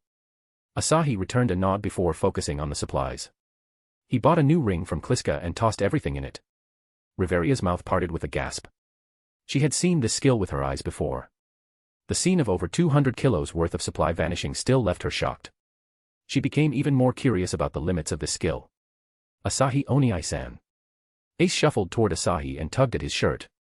We should go. The desire to face stronger monsters was so obvious in her eyes. She couldn't wait to slay them and gain their excelia. He softly patted her head. Revenge isn't everything. Ace's eyes widened, although her face remained neutral. She couldn't believe Asahi knew about her revenge. Riveria only had a vague idea, and Loki had known everything. She remained silent, letting him soothe her flames of revenge. She is too cute and small for a level 4, Elise said, looking at Ace. Lion doesn't lose in terms of cuteness. Ryu reddened from the compliment. Shaking her head, she glared at Elise. The redhead cheekily grinned in response. Asahi noticed a certain werewolf was overly quiet today. He was being tame since Loki had ordered him. The last thing Loki wanted was to let someone blow their expedition. Asahi gave a smile to Finn. Ready. All good here, Finn said. Let's talk about our strategy. No need for that, Asahi interrupted the Palum. We'll only stop at the 50th floor. Until then, I'll be the guide and the frontline fighter. No interfering unless I say, okay. As you wish, Finn readily agreed, though he intended to step in whenever things get out of hand. It's near impossible for one person to fight such overwhelming odds. Asahi's arrogant words got on Bet's nerves. Looking at Elise's smile, he felt like she was laughing at him. Every smile seemed to be directed at him, sneering at him for calling Asahi newbie when he was the weakest member right now. Loki fixed her glare on him. Loga. Bet swallowed down the emotions and gave a nod to Loki. Everyone, come close, Loki said. Asahi, I'm leaving these kids to ya. Come back if things go south. She didn't wish to lose her familia even if it meant losing a chance to break the record. Noted. I'm bringing her over. Kliska said and teleported Grafia before Asahi. Without wasting any time, the maid spread a magic circle under her feet and teleported everyone to the promised 45th floor. Riveria and Finn were all too familiar with the sweltering heat in the air and the burning red ceiling as if they were inside a volcano. This is it, Riveria murmured. The teleportation happened in an instant. She imagined the process to be more complicated. Looks like. We're here, Finn said. My lord, I'll leave for the underworld. She was going to spend some time with her father and get some more classified information if possible. Sure. Blushing, Grafia glanced around. With a determined expression, she perked up and pecked his lips. Take care, Grafia said and vanished with her magic. How bold. Asahi smirked a little. After he helped her in making up with her father, Grafia became more affectionate. Roar. As though ruining his good mood, a group of hellhounds appeared around the corner. Chapter 308, ch. 315, Immortals. Elise pulled out her rapier and stepped forward. Perfect timing. Asahi placed a hand on her shoulder. Let me. What? I want to fight. Asahi slid his hand down her back before stopping on her butt. Crybabies shouldn't act strong. Elise gritted her teeth. He made her cry, now he was rubbing salt on her wounds. A pinch on her butt squashed her rebellious thoughts. This man won't stop with my butt. She silently cursed him, despite an obvious smirk playing on her face. Her butt was a part of her, meaning he was attracted to her. Ryu shook her head. Asahi casually harassing Elise had become a familiar sight in the familia at this point. Ace pulled out her swords and charged into the hellhounds. Asahi stopped wasting time and rushed behind Ace. Overtaking the lowly, he blew a hellhound's head with a kick and punched another. The shockwave behind the attack splattered all of them into the wall. Finn shuddered at the display of brute strength. On top of that, he saw Asahi's agility being higher than Ace's. He can't be made into an enemy. Riveria had the same thought. If Asahi had any intention to harm her, she wouldn't be able to react in time, much less cast a barrier for protection. Meanwhile, Bet saw hellhounds spawn behind and pounced on them. With bare hands, he grabbed a hellhound's jaws and ripped it apart. Trying to defy Asahi's orders, he became too reckless and let a pair of hounds snuck on him. Aki came just in time and slashed the hounds with her sword. Don't be wild, Bet. Bet didn't listen to her and dove into another fight. Aki only fought the monsters in her way. Asahi finished the hellhounds and spread his life sense skill. The flame golems camouflaged as scarlet rocks didn't escape his C-rank life sense skill. Tiona couldn't take her eyes off of his figure as he fended numerous monsters. Every step and attack was precise to the point Tiona questioned if he was a man or a machine. After hoarding all the magic stones in his ring, Asahi returned to the group. Finn greeted him with a cheeky smile. We're adventurers, not props. Seeing a man tear through monsters like that makes me want to fight more. I'll let you engage with the goat demons, Asahi said with a shrug. Goat demons? You mean Fomar? Yup. Until then let me do the work. Even though he wanted the XP, fighting the Fomar horde alone would consume a fair share of his time. He could destroy them with his magic, which will also destroy the dungeon and summon a juggernaut. The adventurers would lose their sanity if they saw a beast like a juggernaut. Riveria couldn't understand Asahi's reason. Was he that hungry for Excelia that he'd fight hundreds of monsters alone? Is that the reason Ace calls him Oni-san? Both had an unmatched thirst for strength. Riveria had an inkling of Ace's motive, but Asahi's motives were up in the air. Let's go, Asahi said and led the path. Elise and Ryo were ready to follow him, but Tiona cheerily walked up to them. He is strong. What level do you think he is? Elise puffed her chest. As her senior, she was extremely proud of him. His strength can't be measured in our levels. She had seen him traveling dimensions. Even the deities of this world couldn't achieve this feat. Using levels to measure his strength was a waste of time. Aren't levels here to help us ascend into immortals? Tiona asked.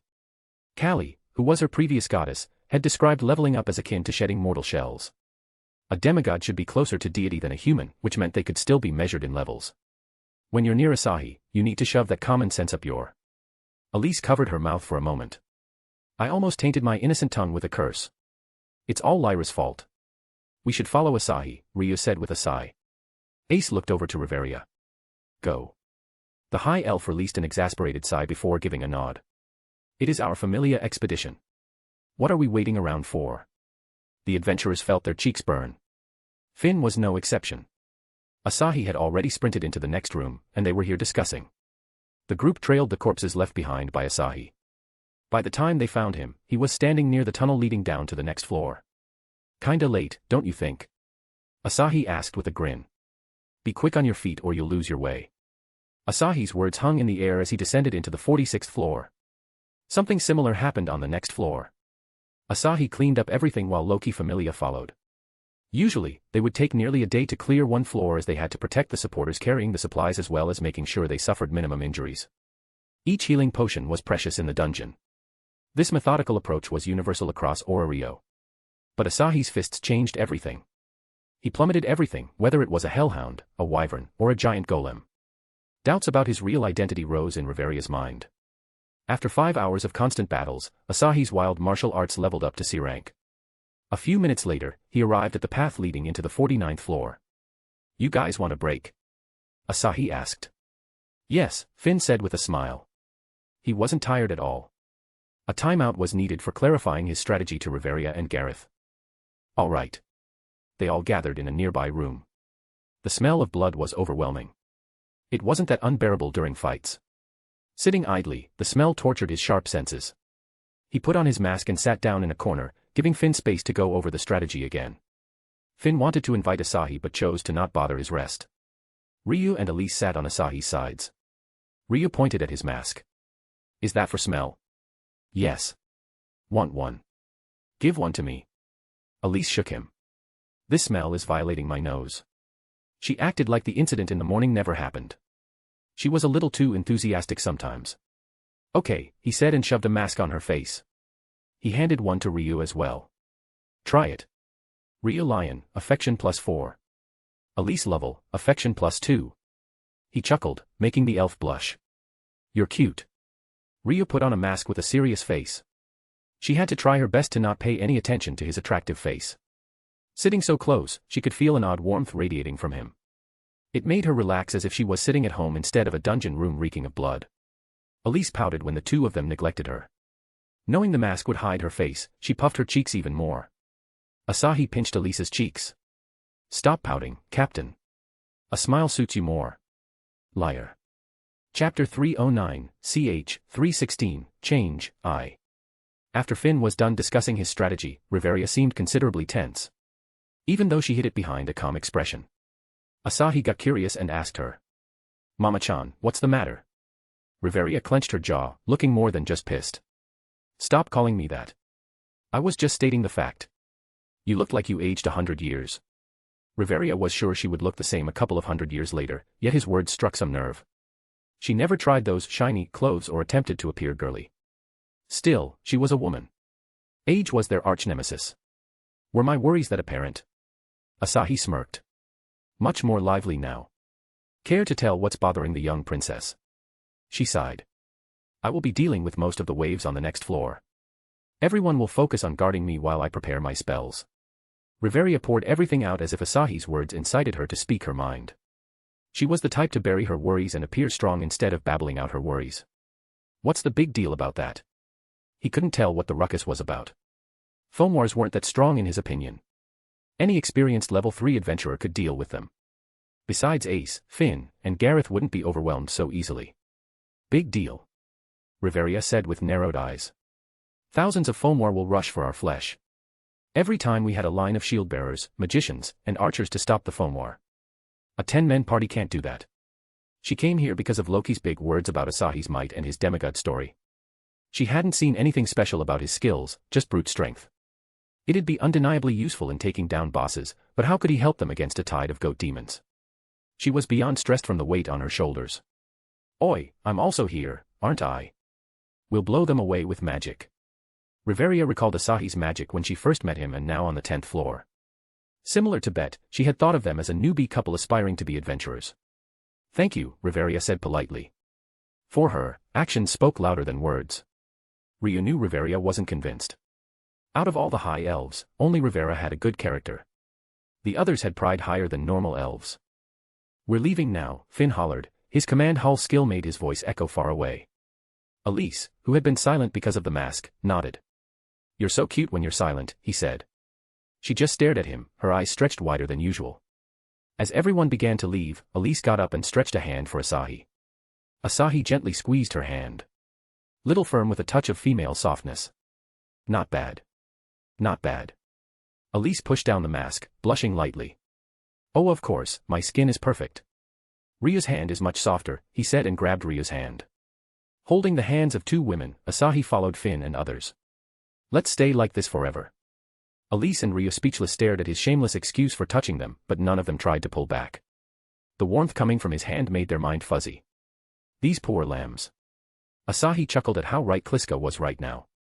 If he tried to use his charm and showed them a little more pleasure, these inexperienced girls would stand zero chance.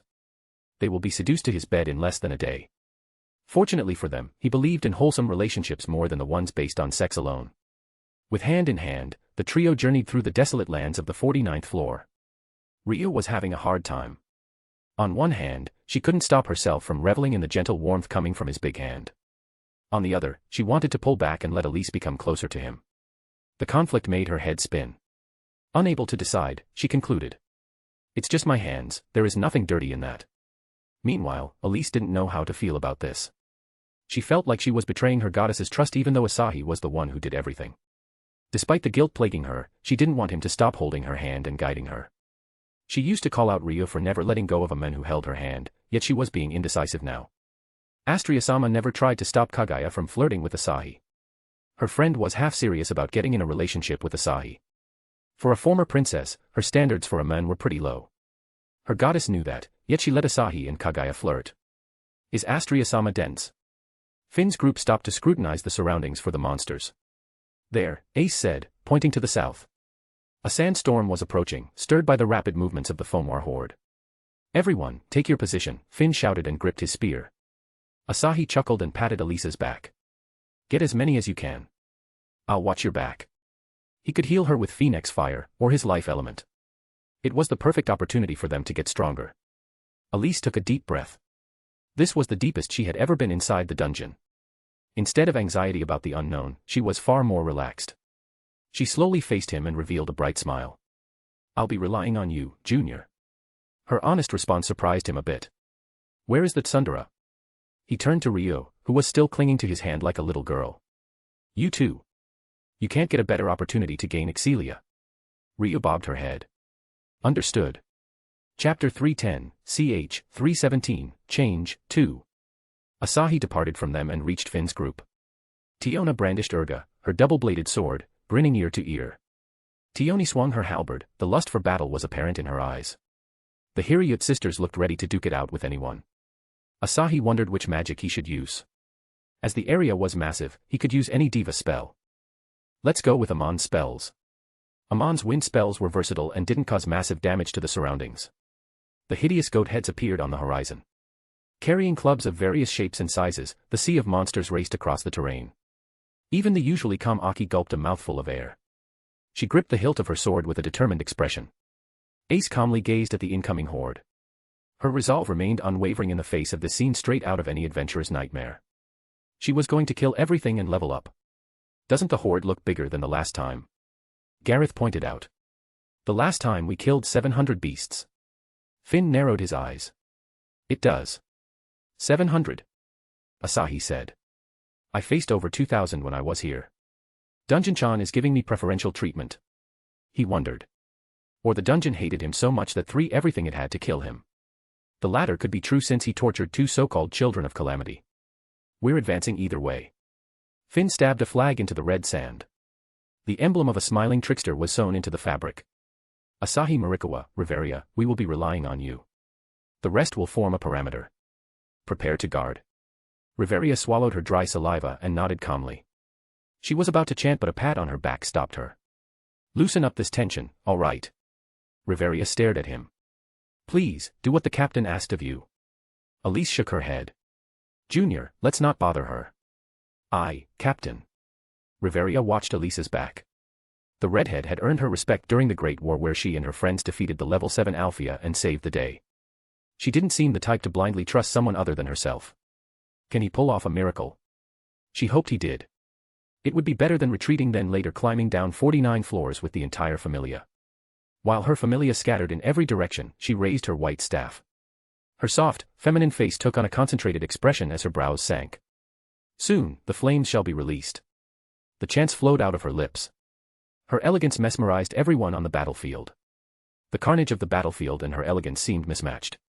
Moving his eyes from Riveria, Asahi cracked his knuckles. He circulated his mana without erasing the effect of his aura pill. Divinity Blender. He cast the 10th spell of Amon from the get-go. A golden wind wrapped him, swirling fiercely.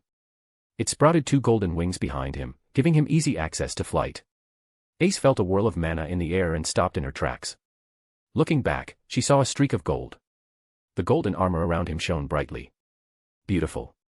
She could feel the currents around him were deadlier than her magic aerial. Asahi didn't stop for a second and charged into the Fomor horde. The monster's cries of pain were snuffed out one by one as the swirl of the divine wind sent bloody limbs and heads flying through the air. He was a human-shaped sword flying through the battlefield with nothing but carnage in mind. What the hell is that? Bet growled, eyes wide in shock. That's beautiful, Tiona muttered. Tioni nodded. It is. Captain, what are our orders? Tiona shouted. Finn, who guarded the northern side with Aki, washed the surprise off of his face. With a grin, he shouted back, yeah. Bet, go help Aki. Finn left an entire direction for Asahi, hoping his mind didn't dry up until Riveria was done. Loki-sama wasn't wrong about his strength. Meanwhile, the high elf was still chanting. Despite the initial shock from Asahi's wind cutter spell, her lips kept moving. A ring of jade light emerged from her feet, growing steadily as thousands of motes rose high into the air. If she couldn't control this magic power, she would self-destruct. A phenomenon commonly referred to as ignis fatuus. Incinerate, Sword of Surtur, my name is Alf. The magic circle grew until it covered half the horde in its radius. Asahi smiled at the scale of Riveria's magic. He could go even faster and raise the entire horde, but he chose not to. If he did everything, the adventurers would feel like baggage. Some will even develop inferiority complexes. Doing that to the best squad of Loki Familia after the trust she placed in him felt wrong. He kept his distance and let Finn tear down the monsters with his spear. Gareth swung his great axe, chopping the heads of the bigger Fomor.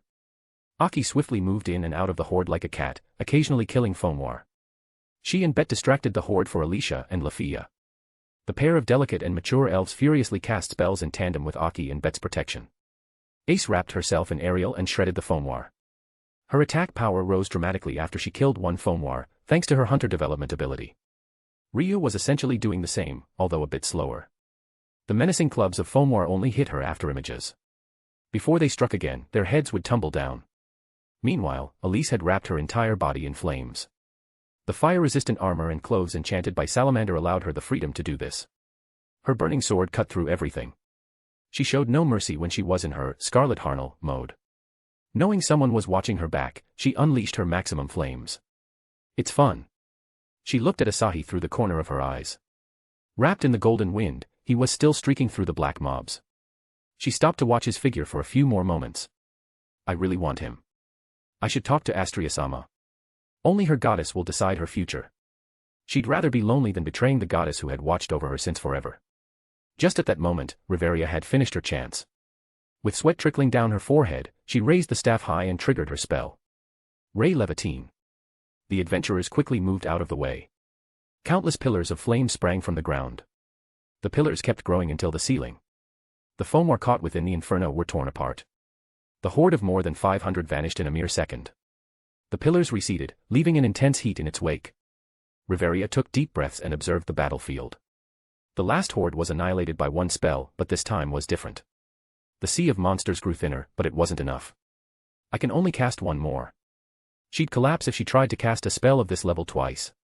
She prepared the chance again. Asahi kept his entire focus on Ryu and Elise. They were doing fine. His instincts would ring if they fell in any danger. You have leveled up. Asahi chuckled. He had achieved level 33 while having fun. He flew up to the ceiling. The monsters kept pouring out of the walls in the far distance, showing no intention of stopping. Dungeon-chan is becoming a Yandere, he muttered. Riveria sweated profusely while casting. How many can she cast? 2 perhaps. He gave Riveria the benefit of the doubt. But it wouldn't be enough to kill everything. Everyone will eventually run out of magic power. This non-stopping horde will trample on them. Dungeon-chan is so naughty. He sighed and looked down at the horde. I'll have to go full speed. He refreshed the Divinity Blender spell and launched himself into the fray. Chapter 311, CH 318, Camp. Asahi boosted his speed and quickly shredded the army. All those who lingered near the party were annihilated, giving them room for breathing. Ace, Ryo, and Elise charged toward the monster spawn point. Asahi led the way, shaving the number enough to pose a challenge to the girls. Tiona, who saw this from far away, tilted her head. Is he grooming Ace for himself? The Amazonas had a different set of logic from the people of Ororio. A woman grooming a man was a normal scenario in her country. She wasn't sure about the opposite of that. Looks like it, Tioni agreed. The other two, he is grooming them as well. Nothing wrong with that. The discussion between the Hiryut sisters brought a wry smile on Finn's face. Ace wasn't someone who would fall for someone. The quest for her mother had become her priority, for which she trained from a very early age. Asahi's influence won't be able to overcome her desire for her mother. That's what Finn rightfully believed. Riveria finished casting her spell. Just when she was about to pull the trigger, she found there were no monsters nearby. Where? She panicked as her magic power swelled. Fortunately, the monsters arrived from the direction opposite Asahi and the gang. Riveria quickly unleashed the inferno to wipe out the monsters. She wiped her forehead with her sleeve. This should do. Meanwhile, Ace was struggling against 3 high-level Foamwar, usually called the leader. The ferocious strikes coming from every direction left little to no room for her to strike back. Any normal level 4 would have long collapsed from exhaustion. She could escape with aerial, but she needed to save magic power for future floors. Her spirit healing development ability increased her magic power regeneration, and her spirit blood naturally gave her higher magic power. That put her in a worse position since regaining maximum magic power took a day or 2. Ace grounded her teeth in frustration. It's only 49th. I have to reach the depths. I need to be strong. Strong like Oniai-san. She was about to unleash her magic, when Ryu stepped in and hacked a leader's head off. Elise stabbed her burning rapier in a monster's chest, letting the scarlet flames burn its inside. Asahi stabbed his wooden spear in the last monster's chest. And we're done, Asahi said and walked up to Ace. You can ask for help, you know. Loki entrusted me to protect you after all. He ruffled her hair, calming her frustrations in a moment. She couldn't help but close her eyes to indulge in the feeling. Yeah. Junior said it right. Even a perfect woman like me doesn't come to the dragon alone. It's too risky, Elise added with a goofy grin. She could understand Ace's craving for strength. Without such desires, there was no way for a 12-year-old girl to be level 2, much less level 4. After giving Ace some more pats, Asahi returned to Finn. Everyone had regrouped around the little Paolum, talking about the terrifying experience. Asahi received looks of approval from anyone but Bet. The disgruntled werewolf acted as if someone had stepped on his tail. He dismissed the numerous notifications of growing respect and affection. I'm sorry for doubting you before, Riveria said, lowering her head in apology. Really sorry. You saved the mission this time. Finn scratched the back of his head, a cheerful smile on his face. I knew Loki-sama wouldn't put blind trust in someone. She is too much of a realist for that. And you're an idealist, Asahi said. Some ideals I have to live up, Finn said with a determined expression. Such a serious expression didn't suit his young face. For my people. I can understand that, Asahi said and grinned at Riveria. Okay. I forgive you. I can't be mad at Ace's mom. Riveria's lips twitched. She regretted apologizing, a little bit. Well done, Gareth said with a smile. This wave was pretty troublesome. Asahi chuckled. That's what I'm here for. His XP bar had risen to 89%. Some 100 monsters would make him level 34. He profited immensely from the cleaning up. We're going to camp on the next floor, Riveria said with a deep sigh. We should hurry before the dungeon sends the next wave. All right. Tiona looked like she wanted to say something. Asahi tilted his head. You okay? What was that godly spell? You wrecked everything. Just one of my skills, he replied with a faint smile. Perks of being a demigod. Riveria had gotten tired of his smug excuse. She wanted to tear down the mysteries around him and know everything. Alas, she could do nothing but groan. His strength was beyond hers. Nothing like she had ever seen. Asahi gave them the supplies to prepare the tents on the 50th floor. It was unnecessary from Asahi's perspective as he didn't need rest. It was different for others though. Fending the goat demons had taken a lot of toll on them, both physically and mentally. Asahi collected the magic stones and the horns dropped by the Fomor before returning to the 50th floor. Elise and Ryu had put up a tent for themselves, but Asahi shamelessly barged in. It was really empty inside. He sealed the entrance and asked Kliska to create a television. Let's watch some anime. Anime. The elf and human girl marveled at the thin black box standing before them. Elise poked its screen. I saw something similar in your store. Let me show you something cool. He booted it up and browsed through the catalog. As expected of Kliska, she had added every anime he had watched so far. I'm good. Hee. Good doesn't do you justice, my lady. For a moment, he was tempted to show them Danmachi. Ryu's reaction to her future cold self would be cute. The reality of being characters in a story would shake them, more so than the fact Elise and others would have died without his assistance. This might be good. He chose the Bekemonogatari series. The two were already living in a fantasy world, showing them an easy-to-understand supernatural anime was the way to go. They fixed their eyes on the television, barely batting an eye. Elise commented about the protagonist being a pervert despite sitting with the guy who harassed her but not long ago. After some twists and turns, the bizarre story of Hitagi Senjugahara straight up sucked the two into the story. He wanted to invite Ace as well, but she was receiving a lecture from Riveria and Finn for acting carelessly on the battlefield. Chapter 312, ch. 319, Early Morning Confession. Asahi, Ryo, and Elise only came out of the tent when Tiona called them out for a meal. The two had become immensely curious about the supernatural powers of half-vampire Kiyomi Araragi. The dinner was meatless broth, which was far from his usual meal. He only had some before he said farewell to the group. Wait, Finn said. We were going to discuss the plans for the next few days. Care to join? Sure. He patted Elise's back. Wait for me. And don't touch that. Come quickly. Elise dragged Ryu back into the tent. Asahi followed the three commands, Riveria, Finn, and Gareth, into the large tent in the center of the campsite. The three sat around a short table, leaving a seat for Asahi. We were planning to head out tomorrow, not today. Slaying the Cadmus dragon is our objective. Finn started the discussion. Cadmus dragon. The floor boss of the 51st floor. It's a great dragon with more physical power than a level 6 boss, Riveria explained. Its hide is extremely valuable. We finished it almost a month ago. It must have respawned by now. He hadn't stumbled into this dragon last time. It might still be in the process of respawning. Level 6, huh? Sounds tasty. Riveria stared at him blankly. We don't eat monsters. Asahi shook his head.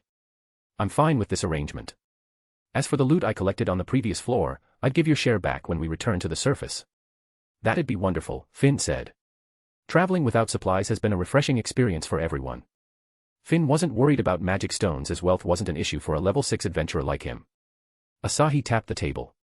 But I'd like to keep this expedition as short as possible. Your party is restricting my speed. Whether they liked it or not, it was the truth. We won't fall behind next time. Asahi nodded and got up to leave the tent. Later then. Asahi returned to his tent and enjoyed some anime with the two. Soon, the day passed and it was time to sleep. Elise fidgeted as she glanced at the small mattress laid in the center of the cramped tent. Where should he sleep, Rio? Why are you asking me? 'Cause I'm fine with him being here. What about you? Rio looked at Asahi with red cheeks. I don't know. Asahi could easily go back to the mansion, the two had forgotten this fact. How could he deny their invitation to sleep together? Asahi tossed the mattress in his ring and pulled out a small bed from his ring. He took out 3 blankets and sprawled on the bed. Here. Come over. Elise gulped and slowly nodded. Her previous statement of only sleeping with the men she married had flown out of her head. She stumbled toward the bed and laid beside him. Elise used the blanket to wrap herself from head to toe. He shook her shoulder. Idiot. Take off your armor. No. Asahi pulled her blanket, revealing her beet red face. Geez. You want me to do it, Captain? I'm very skilled at undressing. Elise turned even redder. Carefully getting up, she took off breastplate and pauldrons before taking her off her boots. Happy. Asahi observed her slim figure with a smile. Better. Now, Rio. Elise quickly covered herself with the blanket. Rio took off her ornate green cloak and her boots. Keeping a straight face, she approached the bed. Asahi patted the empty space to his right. Rio had no choice but to lay beside him. She turned over, revealing her back to him while Elise was completely wrapped in her blanket. The bed was big enough for 3 people to sleep while keeping an appropriate distance. Silence filled the tent. Asahi could hear the girl's heartbeat clearly. They were trying to sleep, but his presence kept them at bay, creating improper thoughts appropriate for their age. Asahi sighed and closed his eyes. Sweet dreams. Good night. Good night. Elise woke up to find a hand around her waist. The weight made her painfully aware of the owner. She opened her eyes, only to find Asahi's face a few centimeters away. Why? Why are you hugging me like I'm your lover? Her heart sped up like crazy. She could kiss him if she moved a little. Like he kissed her goddess before he left. You can't.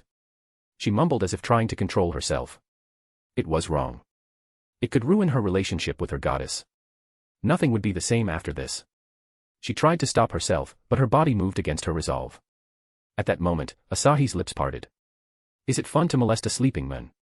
Elisa's emerald eyes trembled. It wasn't. I wasn't going to kiss. Asahi held her chin and stole her lips. Her eyes widened as Asahi's soft lips caressed hers.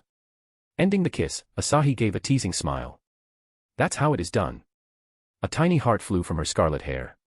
Elise Lovell, affection +2. WWY. Why did you kiss me?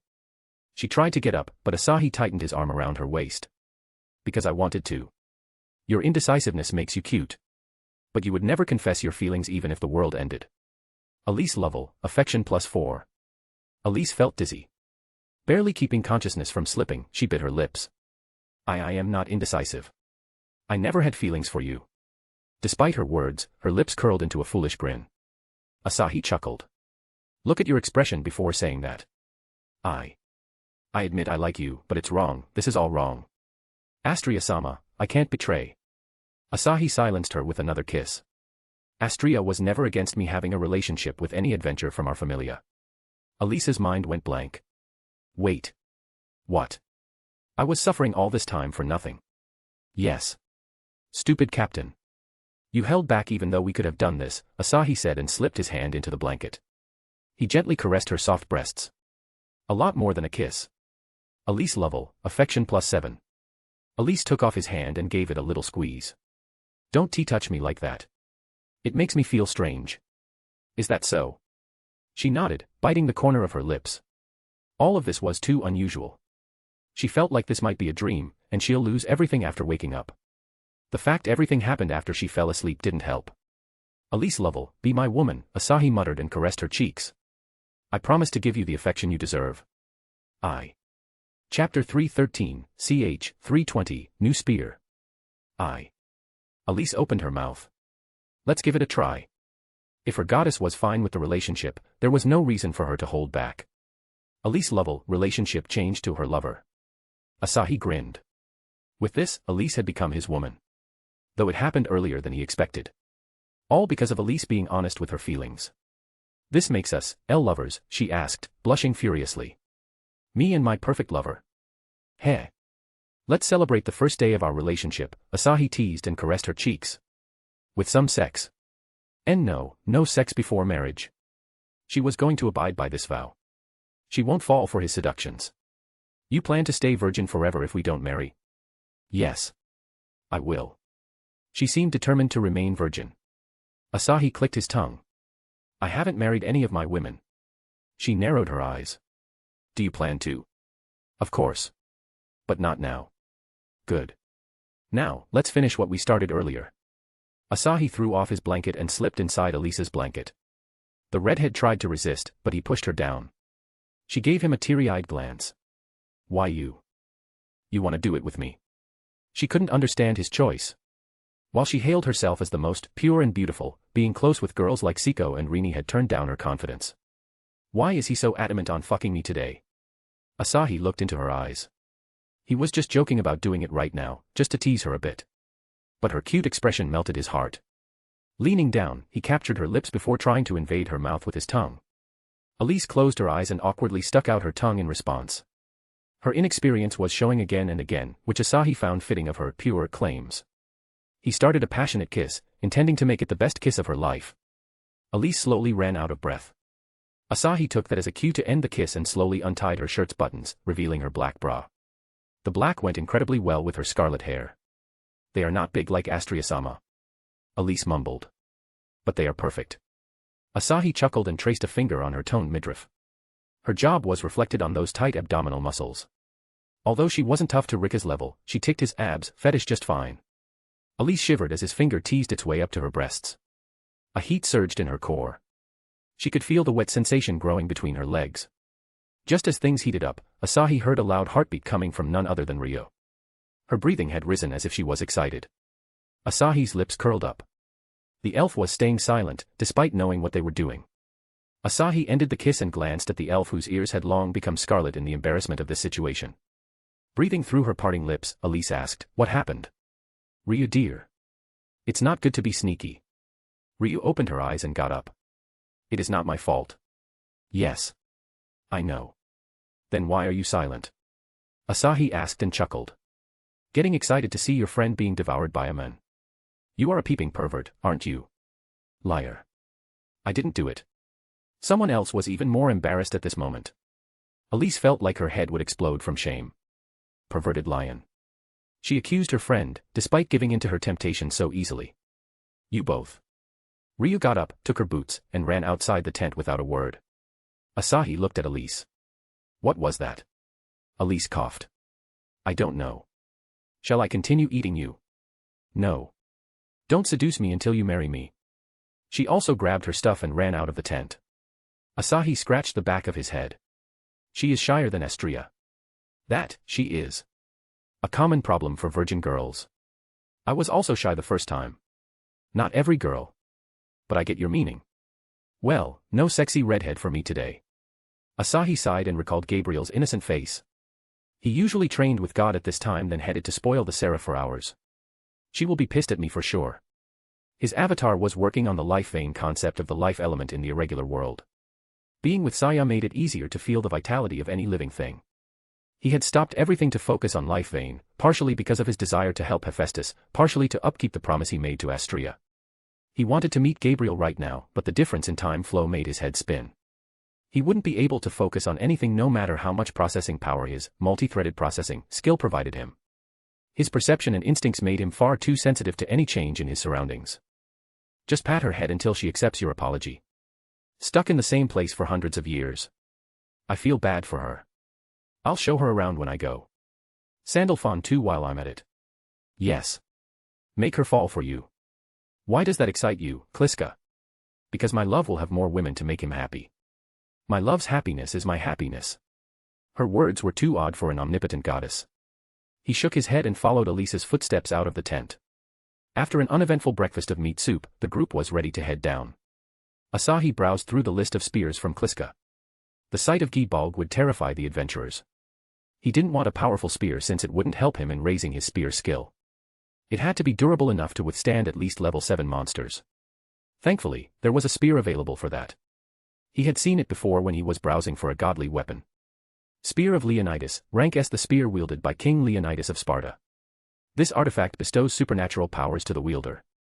Enhanced physique, passive skill the user's STR, END, VIT, DEX, and def are increased as long as they wield this spear. Effects, STR plus 25, END plus 20, VIT plus 30, def plus. Regeneration, passive skill the wounds are passively regenerated. Adrenaline shot, passive skill the user gains the ability to harness supernatural powers through their adrenaline. Limited poison manipulation, active skill the user can bestow poison element to their weapon. Limited fire manipulation, active skill the user can imbue the fire element to their weapon. Cloak of Eden, passive/active skill the user's presence when standing still is reduced. The level can be increased with the use of adrenaline. Price, 39,999 KP. The Spear of Leonidas from Assassin's Creed Odyssey game. Asahi had played the game for a few hours. The Greek setting alone was enough to make him play. This spear was a decent choice for increasing stats, and the spear was durable beyond the strongest metal in this world. It was made by an ancient civilization after all. He could always switch to his spells if too many monsters showed up. Asahi held Elisa's hand and traveled down the floor. Ryu silently followed the couple. You noticed that? Tiona said cheerfully. Elise is different. Tioni nodded. They were all huddled in the same tent. Must have done it. Stop chattering and follow Captain Finn, Riveria rebuked. Although she also was a little curious over Elisa's bashful change. Ryu Lion was also there. I don't believe it happened. An upright elf such as Ryu wouldn't be watching an indecent act happening before her eyes. She would have changed tense, which didn't happen. The thought of Ryu joining the two didn't even enter her head. Chapter 314, CH 321, Golden Dragon. Here I come. Elise declared as she kicked the floor and darted into the group of black rhinos. The monsters had surrounded her from all sides, yet she kept stabbing with a fearless grin. She was the picture-perfect definition of a reckless adventurer. Her unparalleled confidence stemmed from Asahi.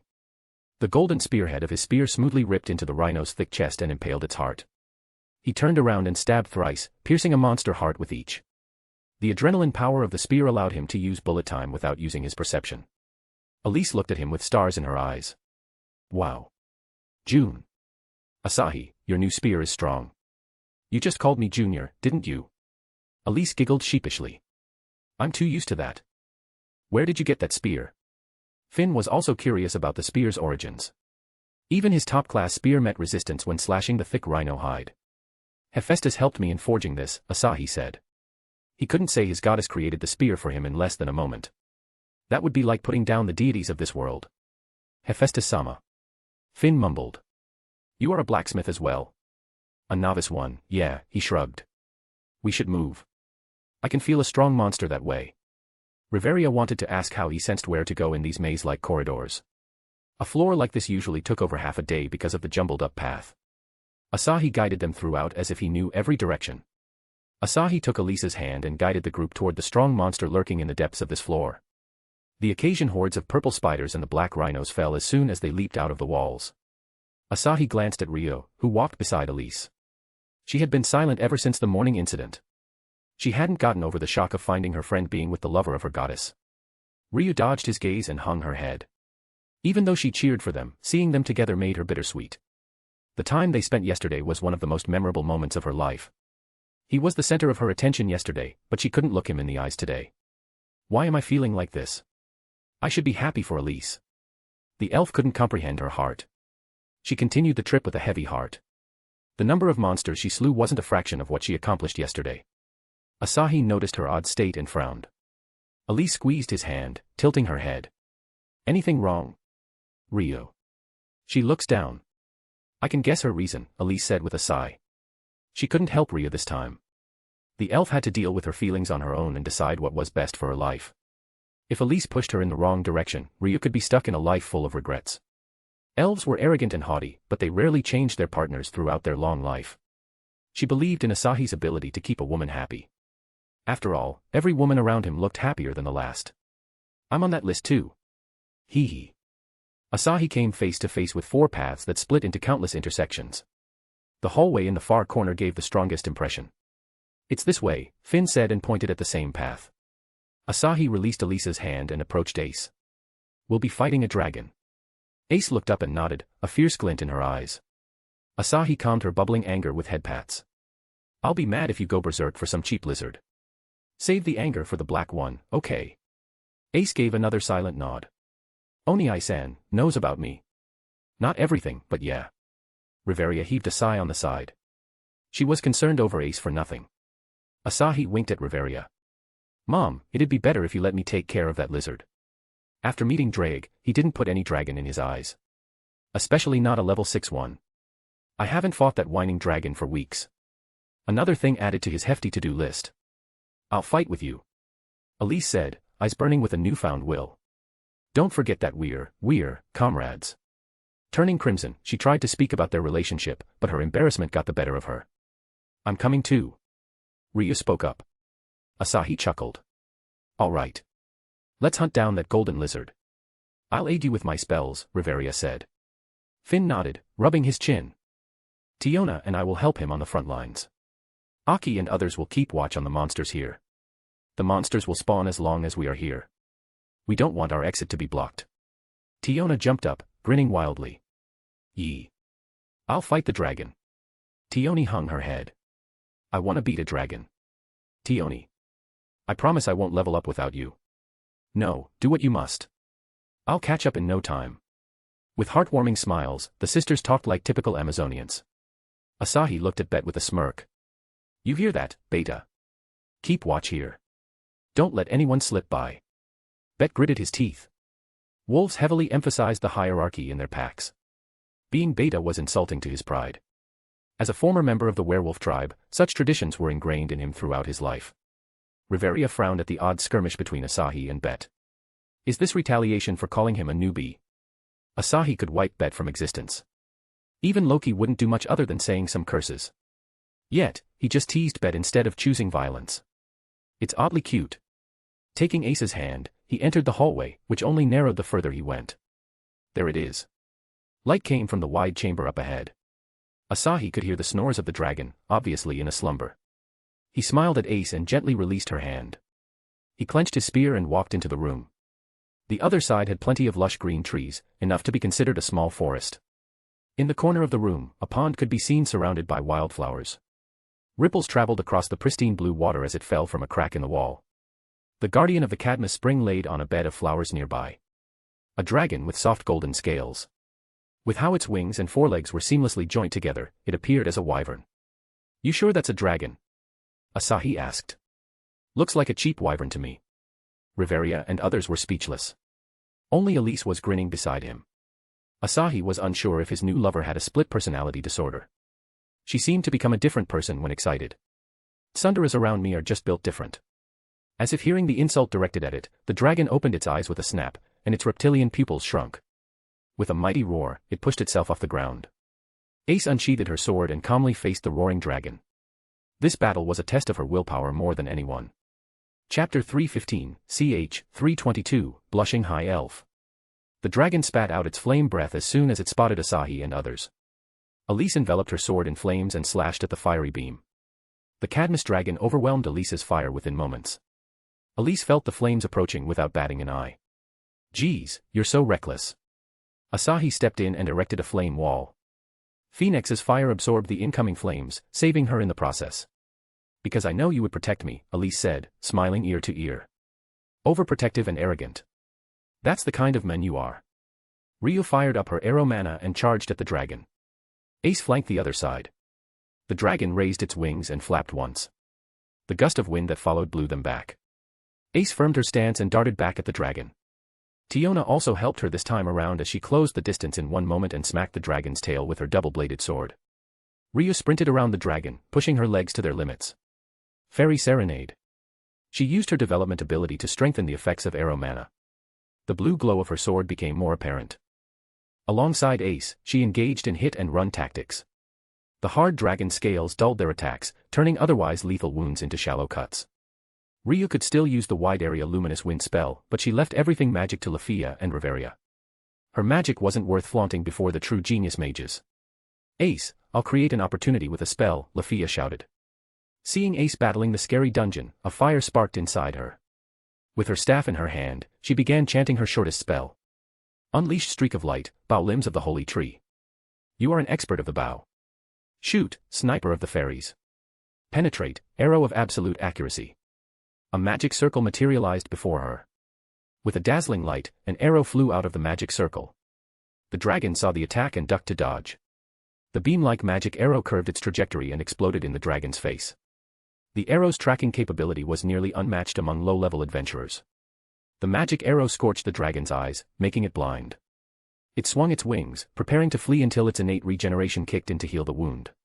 "Don't let it fly," Riveria shouted. "Got it." Asahi gripped his spear and activated the adrenaline shot skill. The time came to a screeching halt. In the slowed world, he tensed his muscles and threw the spear. It pierced the dragon's wing and skewered the dragon to the wall until gravity pulled it down. The dragon fell to the ground and writhed like a wounded animal, swinging its scaly tail everywhere. Asahi pulled the spear with telekinesis and glanced over to Riveria. "Harbinger of the end, the white snow. Riveria's spell will take a couple more moments." Asahi patted Ace's head before he pushed her toward the dragon. "Go, have fun. Awaken, Tempest." Ace wasted no time in enchanting herself in her wind spell, Aerial, and charging at the dragon.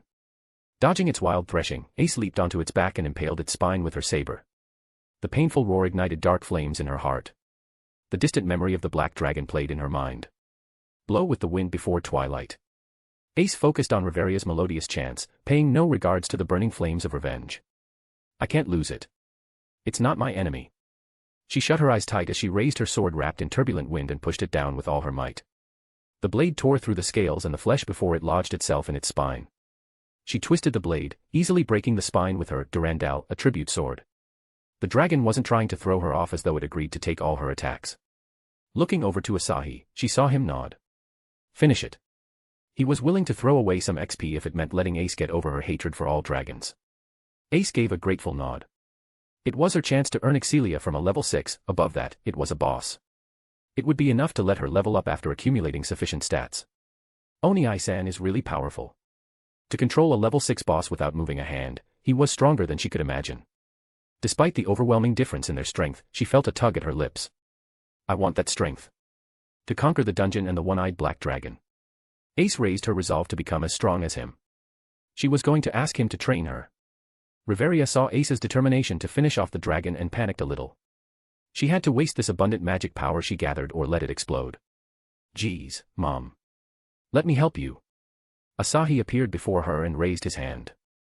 Riveria wondered what he was going to do, but he did the unimaginable. He rested his hand on her head and gently patted as if he was treating her like Ace. Riveria's face reddened in both anger and shame. She decided to release the ice magic spell on him, only to feel the magic power in her body calming. A warmth she never felt before flowed through her, making her almost moan out in pleasure. "This feels good.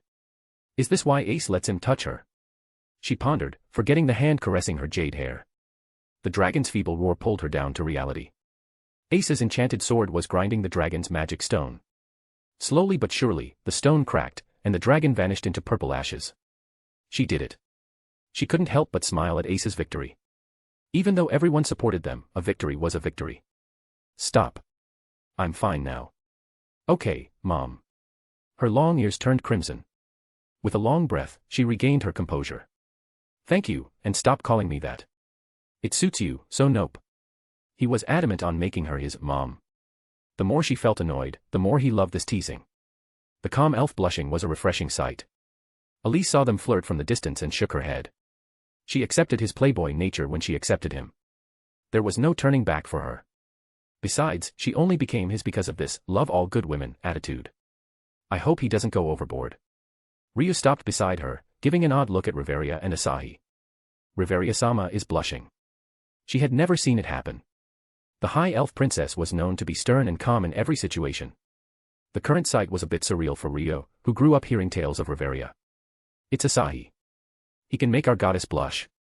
Riveria-sama is nothing." Ryu agreed with a nod. No mortal had ever touched their goddess, then a man came out from another world and became her lover. His seduction skills were too powerful for their world. "Lion, you're an idiot." Ryu's jaw dropped open. "What?" "Nothing." Chapter 316, ch. 323, let's speedrun. Since Ace landed the final blow, the dragon dropped the golden hide Riveria and Finn wanted. The single hide could cover the cost of their equipment alone, that's how precious it was. It wasn't all Finn and Riveria wanted though. Challenging the dragon was an opportunity to train Ace, Tiona, and Lafia for the future. Their potential was limitless. Throwing them into the heat of the battle was the best method to train them. Asahi helped Ace with a few pats as he looked over to the spring. He could sense traces of life element in the water. He was confident in sensing life forms without using the life sense skill now. Let's grab the water while we're here. Asahi lifted the whole spring water with his telekinesis and poured it into a giant bucket he bought from Cliche. The group watched in shock as the water floated by itself and dropped into the giant bucket. Done. You never cease to amaze me. Riveria said. Yes, Mom, he teased. Riveria sighed. It looked like the nickname would stick to her for the rest of her life. She hadn't even had her first love, yet a man barely a fifth of her age was calling her Mom like no tomorrow. Anything else here? Asahi asked, receiving a simple head shake from Riveria. We're leaving then. Asahi's party regrouped with Finn's party, who seemed to have slain countless numbers of black rhinos during Asahi's fight with Cadmus Dragon. Asahi poured the loot into the loot. As everyone looked ready, Asahi took the correct path, which led him to the tunnel leading to the next floor. Wait. Finn stopped everyone at once and explained the horror of the next floor. Asahi curiously listened to Finn's story of the Valgang dragons, who would shoot explosive flame beams from the bottom of the 58th floor. Every step could lead someone into the maws of the dragons. Of course, the new danger wasn't the least bit scary to Asahi. Stay in my barrier until we pass. It was all he said before he jumped down the tunnel. Elise gave a cheeky smile to Finn before she followed Asahi. Ryu sighed as she followed Elise. Riveria, Finn said. The high elf understood his gesture and gripped her staff. Assemble, Breath of the Land, my name is Alf. Everyone in the party, including Asahi, was enveloped in the jade glow of her protection, radiating a warmth. Her support increased both magic and physical attack resistance as well as provided a slight healing effect. It was one of the 9 magics she was famous for, leading to the 9 hell alias the gods gave her. Everyone jumped down the tunnel except for Lafia. She stood still, her heart beating faster and faster. The anxiety of facing the random attacks of the dragon was all over her face. Lafia. Riveria called from the floor below. Lafia balled up her fists and hopped down. The floor was far below her estimation. Seeing the ground coming closer, a shriek left her throat.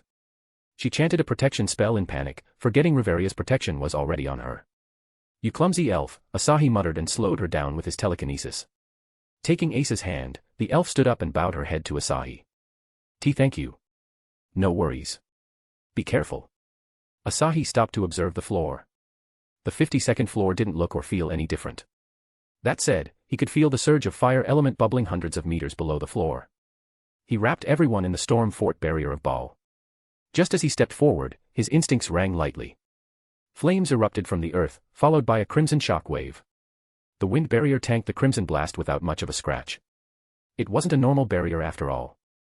He had imbued extra mana into each, making them extra sturdy at the cost of agility. Most people wouldn't be able to move with the heavy air pressure around them, especially Bet, whose wind barrier was a little heavier. Asahi floated a meter above the ground and peered into hole. The giant fireball had punched through floor after floor, leaving pure destruction in its wake. A monster destroyed the dungeon to this extent without spawning a juggernaut. The dragons got Dungeon-chan's permission. From deep within the abyss, a pair of crimson eyes gazed up at him. The dragon hissed, flashing its sharp fangs. Asahi was tempted to charge up the Gi-Balg and explode the arrogant monster's head. There might be another horde on one of these floors. He couldn't forego the delicious XP and jump straight into the 58th floor. He waved at the group. Time for a speed run. He made a beeline for the next corridor. An array of monsters obstructed his path. A snake who tongue-tossed flickering lightning, a bull-sized silver worm, and scorpions with venomous tails. His spear slayed everything that stood in his way. You have leveled up. Spear mastery, ranked up to B. Finally. He swiped the spear, cleaning the blood on its tip. Another explosion happened behind him, and shaved the mana off Riveria's wind barrier. Asahi took a moment to refresh the barriers on them before he continued the journey. Soon, he found himself on the 53rd floor, which had the same set of rules and dangers. Kill the monsters while dodging the flares. Asahi forgot how many times he had to pull Lafia out of the hole created by the fireballs. He cleared floors after floors, reaching level 35 in the process. The hieroglyphs on his back felt heavier and heavier as they accumulated the excelia of stronger monsters. His stats were going to skyrocket after this, he just knew it. He also couldn't help but curse the lack of monsters in the current floors. Cursing Dungeon-chan in his heart, he cleared the 54th, 55th, 56th, 57th floors in less than 7 hours. The speed left Finn's party in shock. They arrived at the 58th floor. Chapter 317, ch. 324, Dragons. Very much like the 49th floor, it was a big, wide-open space. No maze. No extra corridors. Just one massive rectangular room with graphite-colored walls and ceilings. Numerous tunnels were etched in walls for the 10-meter red dragons to rest their butt and snipe the adventurers. Right now, all of them eyed the adventurers, puffing flames from their noses. Dragon's Urn. We're at the 58th floor, Finn muttered, still in disbelief over this achievement. The name came from the holes Valgang dragons created with their attacks. Riveria took a heavy sigh. Just one floor down, they'd be exploring the territory unexplored since the demise of Zeus's Familia. Gareth, Tioni, Ace, I need you on the front line, Finn roared. Riveria, Lafia, Alicia, stay in the rear. Asahi, do whatever you want. Bet, Aki, take the middle and protect the mages. Understood. Riveria nodded and turned to Rio.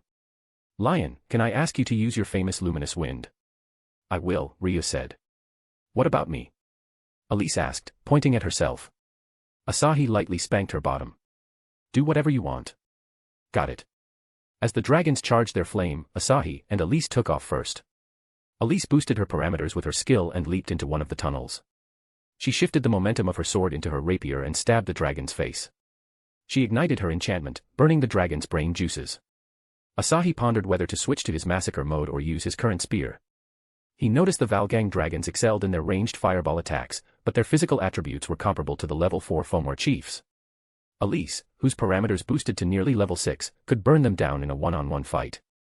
Sadly, that wasn't the case as the 100-plus dragons held an overwhelming number advantage over them. Fuck it. He summoned Phoenix wings and took off.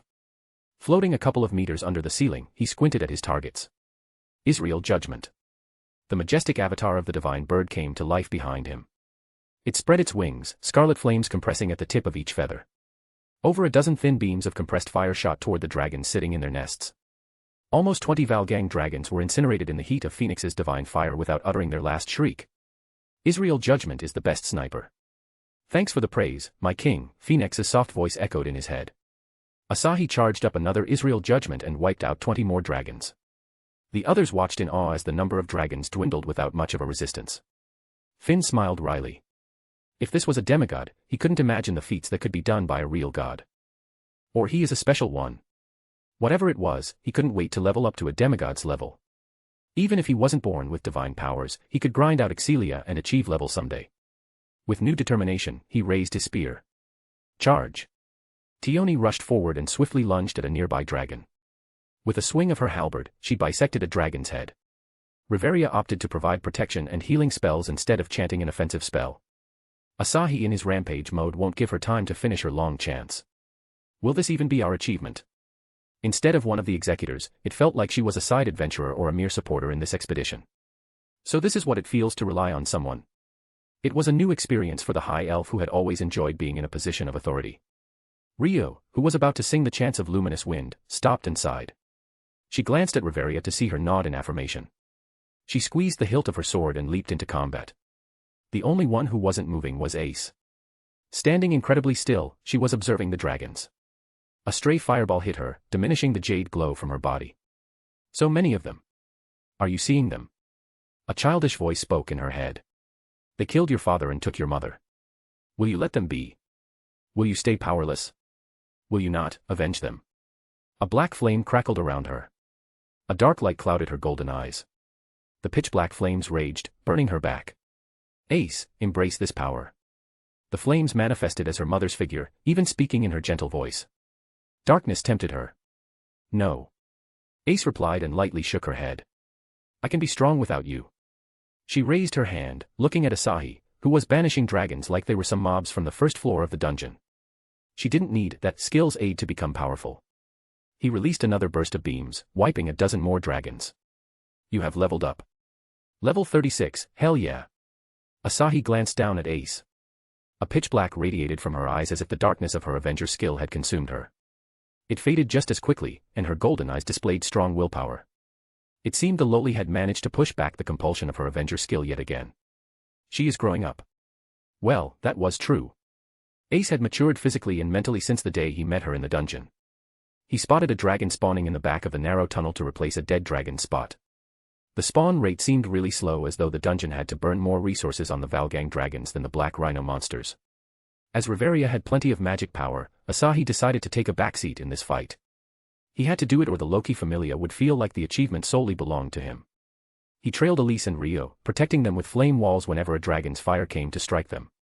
Ryo showed a complex expression at his overprotective behavior. Ryo pulled out the sword from a dragon's chest and shook her head. "I can do this. Please, go look after Elise. She is way more reckless than me."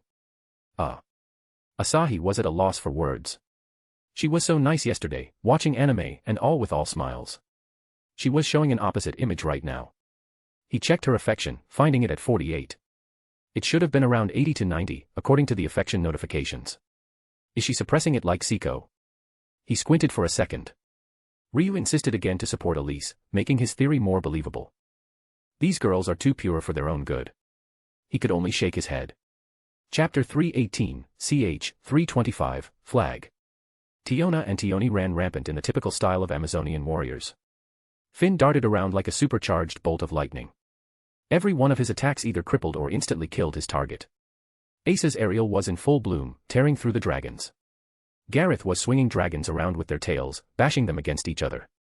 Ryu sprinted from dragon to dragon, taking less than 10 seconds in dispatching the dragons with her boosted attack power from sprint. Bet wasn't shying from a frontal fight, despite his body soaked in his and the dragon's blood. Aki was cutting down any attack that approached the elf trio of Riveria, Lafia, and Alicia. The said elf trio dedicated everything to support their allies. Perhaps it was the euphoria of exploring the uncharted territories or being in the first battle they were truly contributing, the adventurers were giving their all.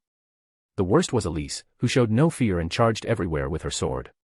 She was the ultimate challenge, which the dragons failed to overcome. Even without Asahi's help, the Valgang dragons were dropping like flies. The battle raged for about an hour before the dungeon stopped sending any reinforcements. It's finally over. Asahi breathed a sigh of relief. With Elise's suicidal mode, he had filled 25% of his XP bar. Everyone collected the drop items such as the dragon fang and its red scales. Asahi tossed everything in the ring and gave a little pat to Ace. "You did well handling your darkness." The corners of her mouth rose almost imperceptibly. Having her hard work recognized by someone felt nice. "Thank you, Oni-san." Only she knew the meaning behind her words of gratitude. Elise tugged at his shirt and leaned to his side. "You aren't thinking of taking Ace too, are you?" "What if I am?" He turned to her with a grin. "I have to look for others if you can't give me what I want." What do you want?" "You know it," he teased, sliding his hand down to her supple butt and giving it a little squeeze. "This." Elise fell speechless by his shameless teasing. She thought the promise of marriage would keep him away, giving her time to prepare her heart. But that didn't seem to be the case. Asahi removed his hand, not before squeezing her but another time. "I was joking." "Geez, look at you so scared." "I am not scared," she muttered. "I'll show you." His words stirred her heart. Rising on her toes, she took his face and pressed her lips against his. Asahi hid his surprise and wrapped his arms behind her for support. Doing her best to filter the eyes on her back, Elise sloppily shoved her tongue in his mouth. Elise didn't know what she was doing, but she was becoming more and more fond of the act of kissing. Riveria and Ryo, who were approaching them, stopped in their tracks. Riveria made eye contact with Ryo. "I don't understand your relationship," Riveria said. "I heard your goddess became his lover, and now your captain. He already has other girls, it looks odd." "It doesn't," Ryo said, squashing her voice to the lowest. "From an outsider's perspective." Elise pulled back, breathless, and traces of tears in her eyes. Asahi couldn't help but pull her in for a short, rough kiss. She glanced at the silver trail connecting their lips and blushed. "Don't call me a coward again." "As you wish." Ace tilted her head. "Oni-san, Lovell-san, are you sharing the potion?" Ace had never seen a kiss before, so she came to a logical conclusion about them sharing a healing potion through a mouth-to-mouth. Elise nodded with a serious expression. "Yes. It was our family's secret healing potion." She couldn't bear to taint this pure lowly with the knowledge of a kiss. Asahi chuckled and patted Ace's head. "You'll know it someday." "Ace, Asahi, Elise-san, you three were wonderful," Riveria said as she walked toward him with Ryo. She wasn't the one to praise others, but she felt like these three deserved some pleasant words. "Lion." Elise grabbed Ryo and headed to explore the floor. "Mom, I appreciate your compliments." Riveria clenched her fists, seriously wondering if punching Asahi would hurt him or not. "You need something?" Asahi asked. Potions. Asahi searched through his ring. Riveria described what she was looking for, mainly high potion, magic potion, and dual potion. High potion for healing, the magic potion for simple magic restoration, and dual potion for both magic restoration and healing. Finn returned from his exploration with Gareth and walked up to Riveria. We found a monster-free room up ahead. A decent place to rest before the next floor. Asahi lightly clapped Elisa's butt cheeks before he followed Finn and others to the room. It was a small, dark room, so Asahi brightened the room with several orbs of floating fire. A hole could be seen in the wall, everyone instinctively knew where it would lead. 59th floor. Zeus Familia called it the glacial territories. Frozen lands with soaring white mountains and frozen rivers. The bitterly cold wind blew all around, enough to affect a level 5 adventurer. They had all come prepared with clothes and armor made from salamander wool. The adventurer party began celebrating, drinking potions like a mug of delicious ale. It was an odd but suitable sight for the adventurers, who worked their asses off day in and day out of the dungeon. Asahi watched them sitting in a corner of the room with Elise and Rhea sandwiching him. Finn and Riveria discussed the lack of coldness despite them sitting in front of the glacial territories. Not even a breeze. There comes the flag. Asahi turned to Ryo. Wanna talk about what happened? Ryo sighed as she pulled up her knees and hugged them. Her head was aching from the overuse of magic power. I used too much magic power. He plopped his hand on her head and rubbed her blonde hair. The elf felt the warmth sinking in and easing her pain. In a matter of moments, her pain vanished. Giving a cheerful smile, she nodded. Thank you. Her debt for him kept piling up, and she had no way of ever repaying him. There is one way, my ears. She couldn't help but blush at the thought. I'm not trying to take him away from Elise. Asahi saw Ryo blushing while thinking something. He looked at Lafia, who sat alongside Aki, holding her face in her hands. She sometimes blushed, sometimes grinned, all while keeping her eyes on Ace. Are all elves delusional pervs? Maybe they are horny. A horny elf in a dungeon, that's bad. Really bad. The party rested for less than an hour. After everyone equipped their weapons, Finn re-established their formations. Looking at the void in the wall, he rubbed his twitching thumb. Asahi placed a hand on Finn's small shoulder. No need to be tense. I know, Finn said, gripping the spear tight. With a demigod's support, they could safely retreat if the monsters were above their expectations. Going forward was the only option. I'll lead. Asahi took the helm with his golden-tipped spear and descended the stairs. Chapter 319, ch. 326, Realization. Riveria moved past the tunnel at the end of the stairs. What awaited on the other side was outside of Riveria's predictions.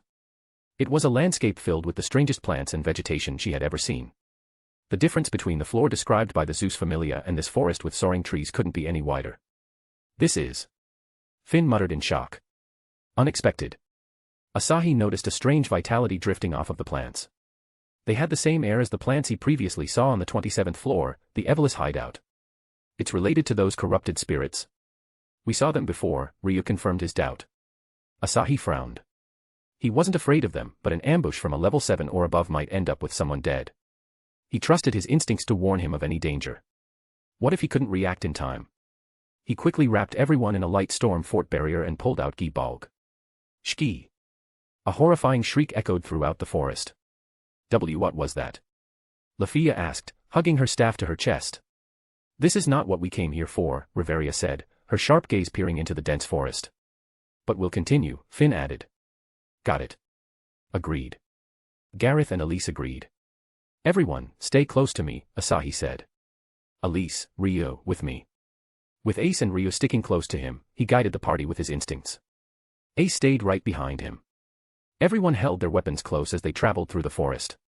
This floor was larger and more open than the 58th floor, all covered in thick and tall trees. It made up for a perfect place for an ambush, raising Asahi's paranoia. Crossing the forest, Asahi saw the living nightmare of a person with insectophobia. Giant caterpillars were wriggling on the ground, their skin a mix of yellow and green. Behind the caterpillars were several man-eating flowers shrieking in a panicked alarm. Asahi had seen them on the 23rd floor. However, these monsters looked far stronger than the ones he saw before. Around level 4. Of course, they were nothing compared to the dragons. Yet, their aura was weird. It's destructive but not the kind I felt from the destruction element. He looked at the green color of the caterpillar. Green.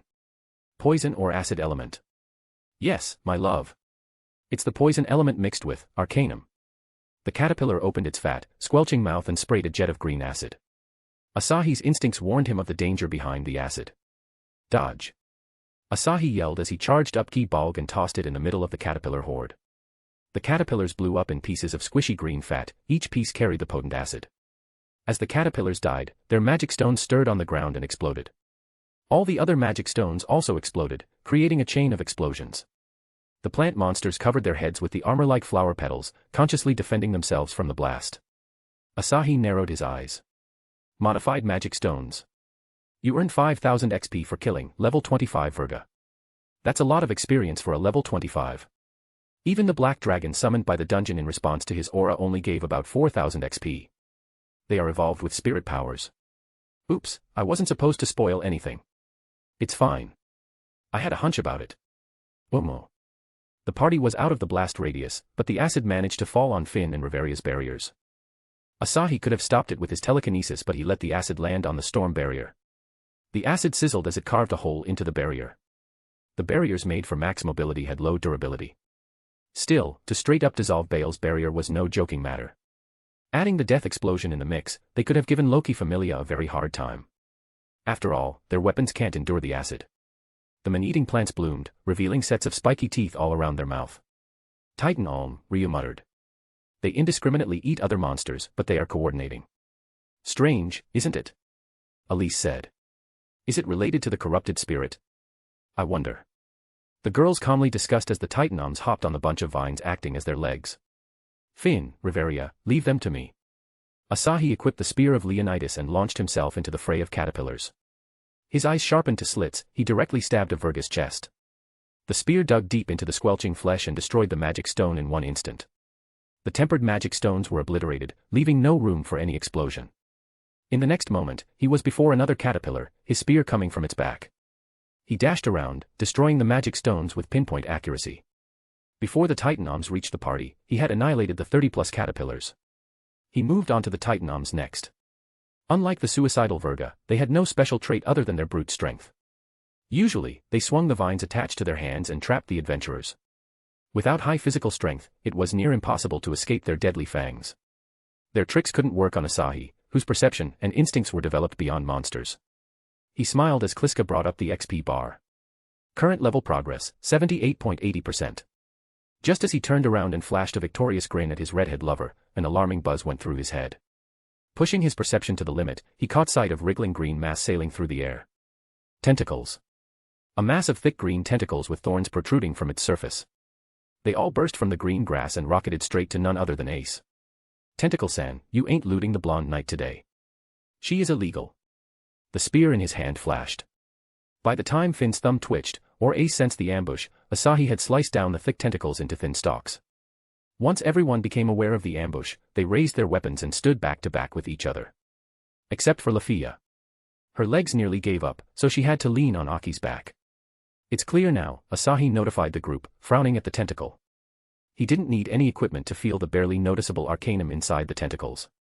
The corrupted spirit is out to get Ace, the child of spirit. He turned to Finn with a serious expression.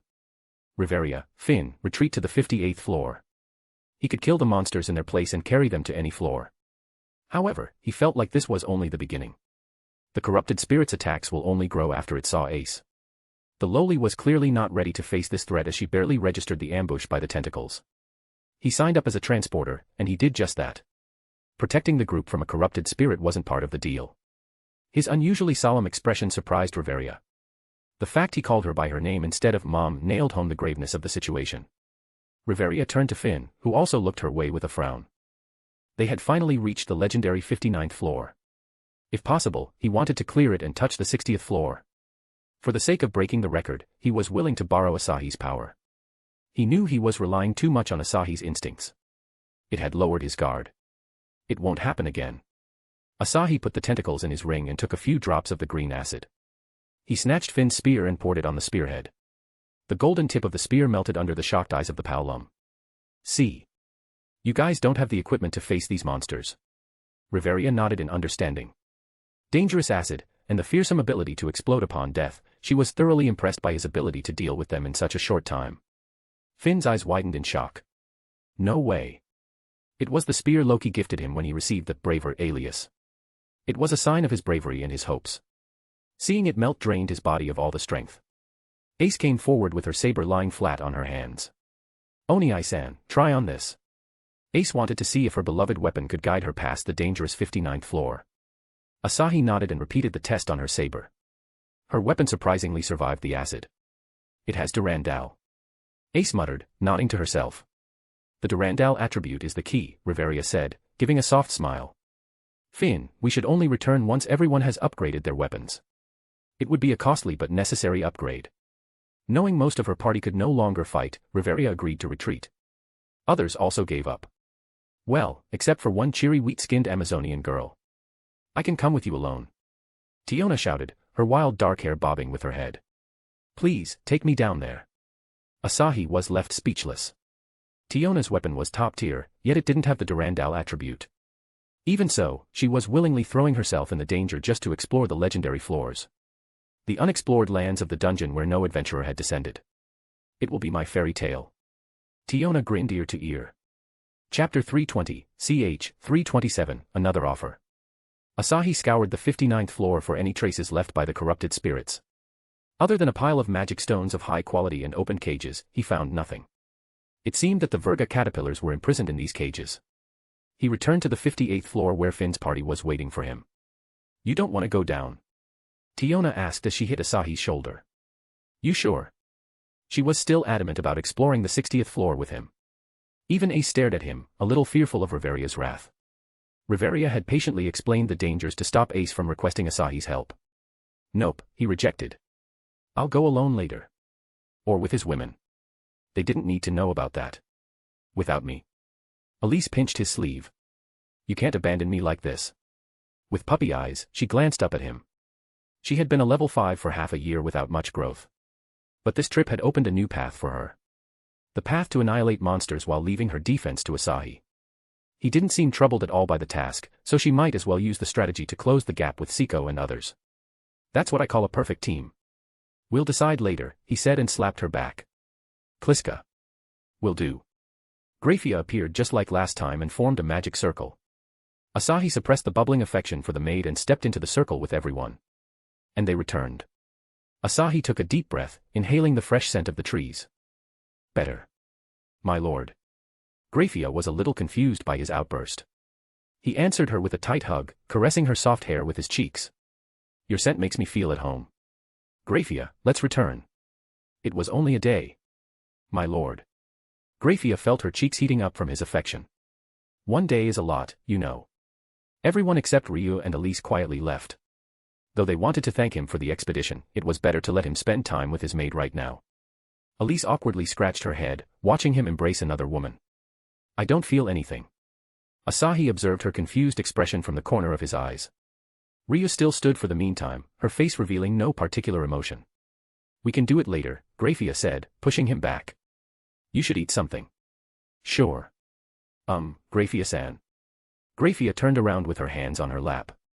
Elise's bashful approach was suspicious. Elise stuttered a little and stared at Asahi. I can't. Please tell her. Asahi stood beside Elise and wrapped his arm around her waist. As you can see, Grafia. She is mine now. Elise gulped, her heart hammering in her ears. Contrary to her expectations, Grafia just smiled. So it happened. Shirori was right about my lord capturing you this time, Grafia muttered as she turned to Ryo. What about you? Ryo shook her head. No. Her brief answer came as no surprise. Though her small blush was apparent to the three people around her. Asahi couldn't help but wonder what kind of delusions were going through the blonde elf's head. Should I wait for Loki? He shook his head. The goddess might be busy taking reports from her familia.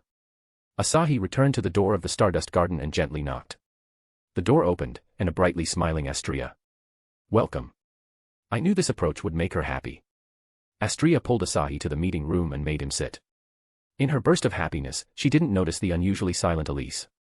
Standing near the table, the redhead was struggling to speak a word. Asahi's words couldn't free her consciousness from guilt. Astria, your wish, Grafia said, smirking at Elise. Has come true. What do you? Astria paused and looked at Elise. A gasp left her mouth as she realized the meaning behind Elise's red face. Elise, you. Elise replied with a barely noticeable nod. Yes. Astria-sama, I'm S. That's wonderful, Astria said, giving a soft smile. I was hoping you stopped suppressing your feelings and pursued your happiness. How was it? Did he bully you too much after? Astria's barrage of questions overwhelmed Elise. Feeling Astria's genuine care, Elise couldn't stop the happiness from pulling up her lips. He bullied me, spanked my. Seeing Asahi's grin, Elise put an end to her complaints and turned to Rio. You want to say something? She shifted the topic to Rio's silence. Astria narrowed her eyes on the blonde elf. Rio, you also like. A loud noise interrupted the conversation. Soon, the culprit revealed itself, none other than the trickster goddess. Beaming with joy, she skipped to Asahi's table and wrapped her arms around his neck. Astria watched with wide eyes as Loki showered kisses on his hair. Loki rubbed her chin on his head. You did it, boy. My familia is the second to reach the 59th floor. Astria, thank you. You should thank him, Astria shook her head. I didn't do anything in the dungeon. Ah, don't be shy. You seduced him into your familia. 'Cause of your virgin charm, he met me. Asahi hit Loki's chest with the back of his head and pushed her hands. Virginity is overrated. Virginity changed absolutely nothing about a woman's worth. Even a prostitute could have the heart of gold, and a virgin lady could bear a poisonous mind. Loki looked down, a grin on her face. I agree on that. Loki pulled herself away and sat beside him. Grafia kept staring at Loki, receiving a cheeky smile from the goddess. You want me? No. So cold. My heart cracked open. Asahi ignored the goddess and looked at Rio, who sat at the corner of the table, cupping her face in her hands. Noticing him, she coughed and squeezed out a smile. I'll get some snacks for everyone. She escaped. Asahi shook his head. Loki began questioning why he stopped the expedition. She had heard it from her familia, but she wanted his opinion on the danger level beyond the 59th floor. Your familia won't survive without a solid plan, he honestly stated. The corrupted spirit has made her move. You should wait until I kill it. He was going to encounter the spirit at some point.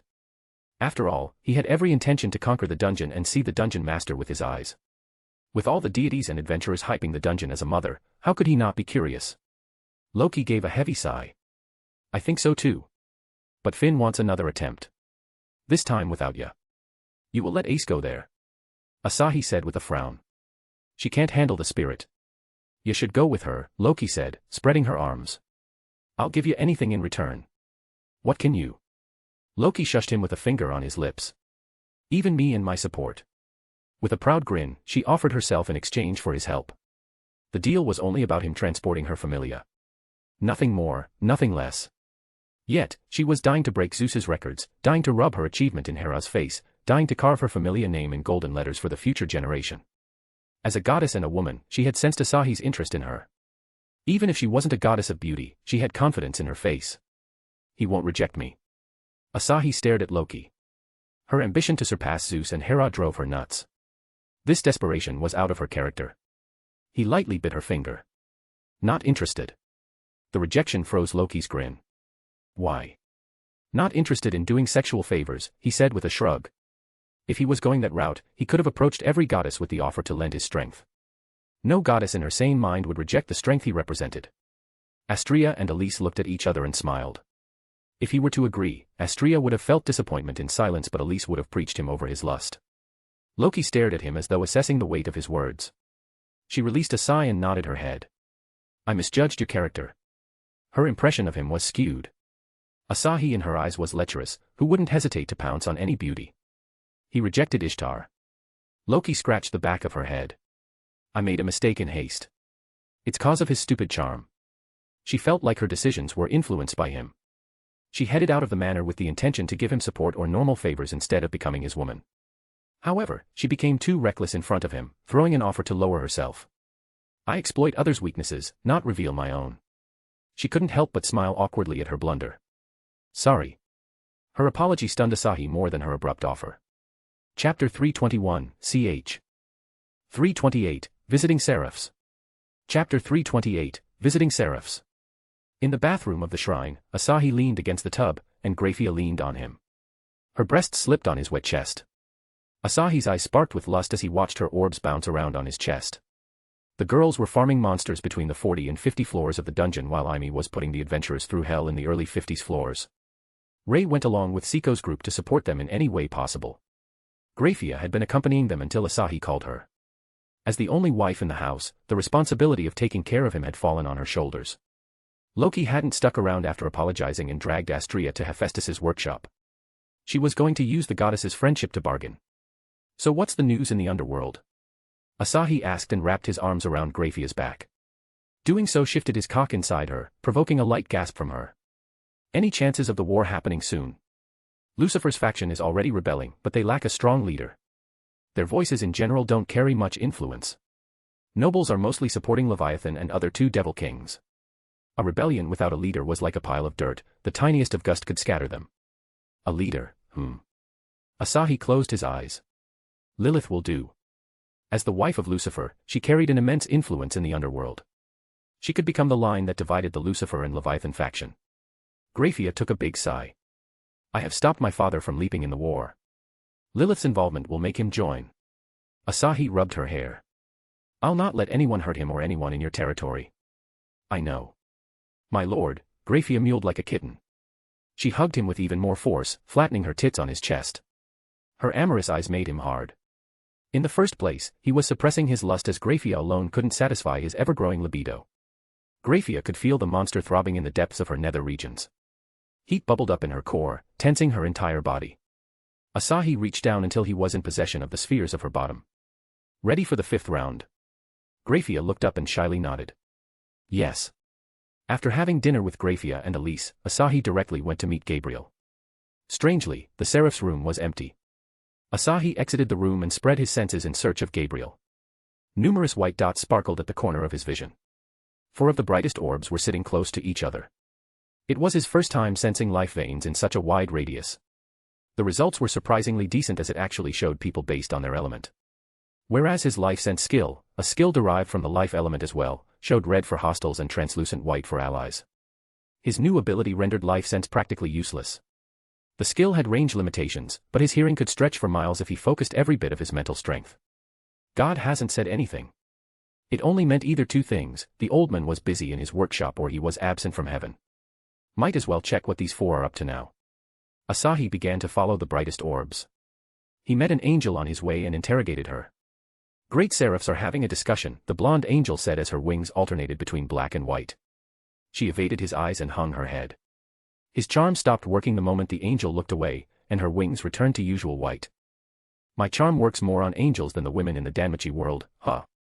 People in Danmachi develop charm resistance when living with literal gods for centuries. True. Also, these innocent angels never saw a charming man like my love. Maybe. He entertained Kliska as he made his way towards the meeting. 2 male angels with 4 pairs of wings stood guard outside. Seeing Asahi, both thumped their chests in greeting and stood aside. Asahi returned a nod and entered the door. In the bright white room, the seraph sat around a circular table. Gabriel was munching on fruits while Michael was talking to the other 2 great seraphs. Raphael was a handsome man with a gentle smile, his blonde hair was a shade darker than Michael's.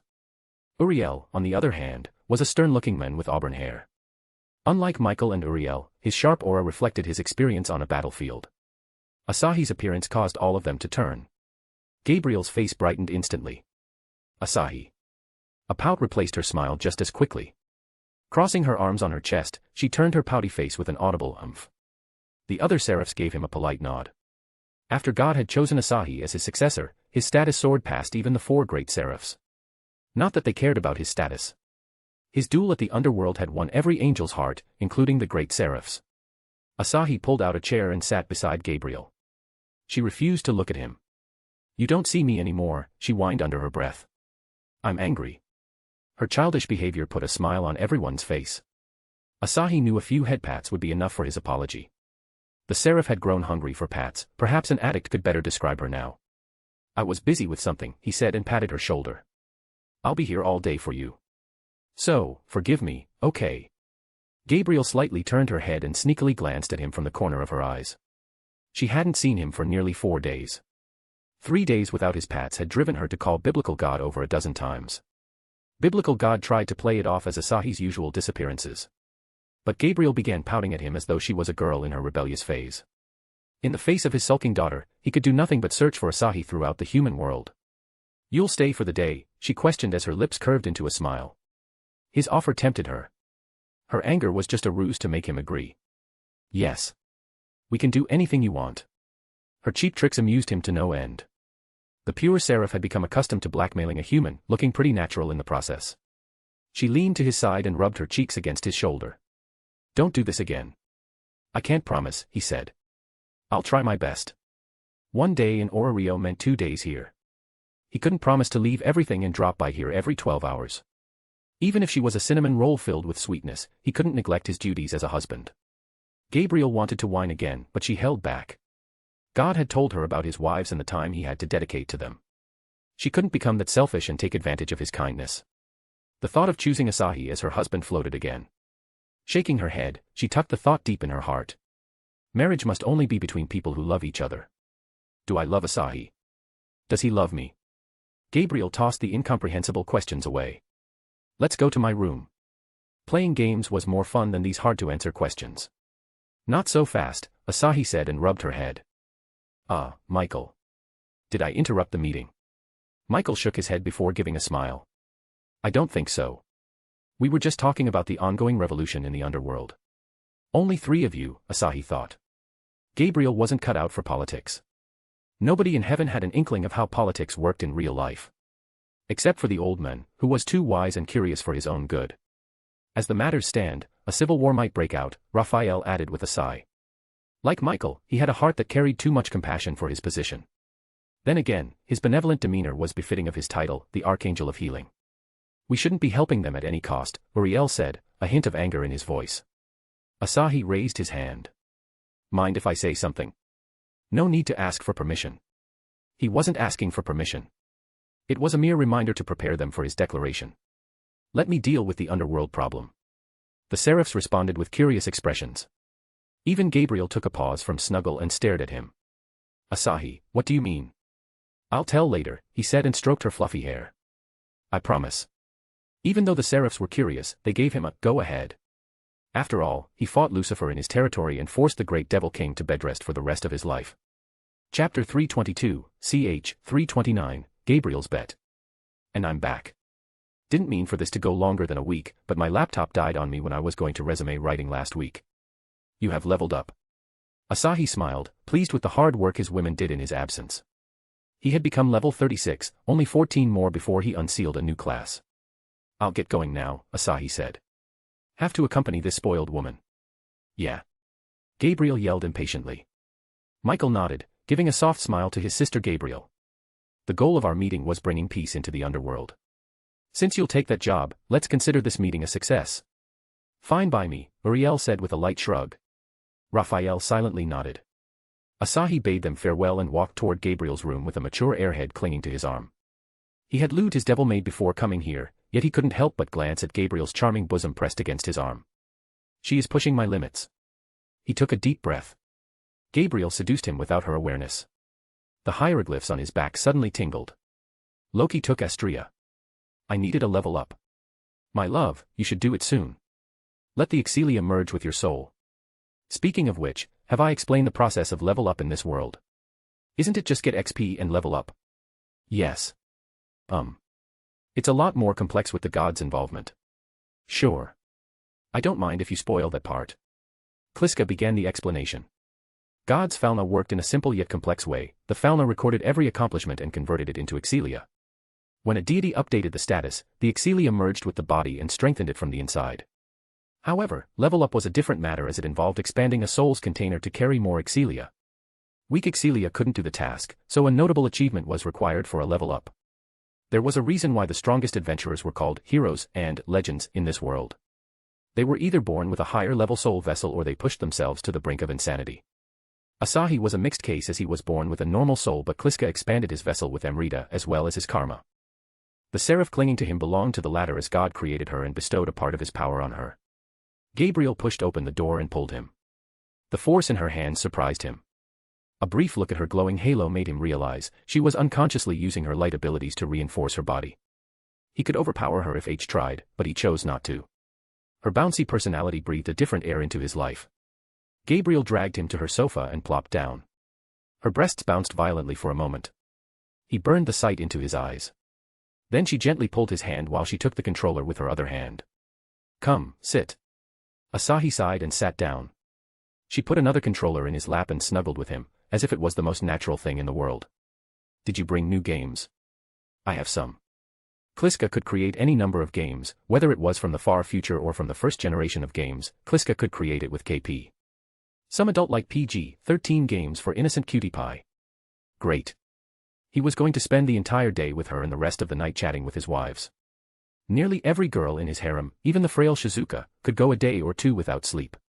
He was itching to check how much Siko and Aimi had grown with their relentless training. Asahi immersed himself in playing games and entertaining Gabriel. In every game, Asahi allowed the Seraph to win. She was too clumsy considering his superhuman reflexes. Asahi, you can do better. She flashed a smug smile. You like peeking at me last time. I'll let you peek more if you win. Asahi blinked his eyes. Her way of motivating was stimulating. How could he call himself a man if he declined such a tempting offer? Accepted. What if you lose? Gabriel winked mischievously as her bright halo turned gray, bordering black at some spots. Headpats. Her selfish desires, or rather her lust for headpats, brought her this close to falling. She didn't notice anything, her mind too busy recalling the marvelous feeling of his hand rubbing her head. That warm, fuzzy feeling numbed her on every front. It made her feel different from her usual, mundane life. From the moment she came to this world, she had never felt more alive. If it was for his headpats, she didn't mind letting him see her body. Even though she knew it was wrong to act this way, she couldn't stop herself. He already saw me before. With this line of thought, she had thrown the bet at Asahi. Fine by me, Asahi agreed. He was more than happy to spoil this hungry woman. Let's start. The game they were playing was the nostalgic Street Fighter game. The game was hella fun even with its outdated graphics. Asahi instantly locked Chun-Li while Gabriel chose Ken. Good luck, Gabriel said, her eyes burning with a competitive spirit. You too. Asahi smirked and waited for the round to begin. This time, he didn't hold back and unleashed hell on Gabriel's character. Gabriel didn't get to block once as Chun-Li's fierce kick combos kept knocking Ken down. She smashed every button but Asahi didn't stop. Gabriel watched everything with eyes full of despair. Her mood sank like her character's health bar. The thought of snatching Asahi's controller crossed her. As she reached out to him, the door was flung open. Gabriel. God held the doorknob with a panicked look on his face. He took in the sight of Gabriel and Asahi playing the game and froze. You're here. He had never been so utterly confused in his life. He rushed here when Heaven's system kept flashing a warning in his head. It warned about Gabriel's imminent transformation into a fallen angel. He thought the despair of not meeting Asahi was going to make her fall. But Asahi was right here. Then what the hell happened in the game? Seeing God, Gabriel restrained her emotions and put down the controller. She mistook his haggard appearance for his efforts in searching for Asahi and smiled. Father, thank you. Asahi clicked his tongue. Couldn't you have waited a little longer? He almost beat Gabriel. Of course, he was aware of Gabriel's flickering halo. But he didn't care about it. Whether she was an angel or a fallen angel, Gabriel would be the same innocent airhead, whose charm was nearly unmatched. The response of Gabriel and Asahi confused God even more. He closed the door behind him and approached the two. Lad, we need to talk about that, Biblical God said, giving a brief glance at Gabriel.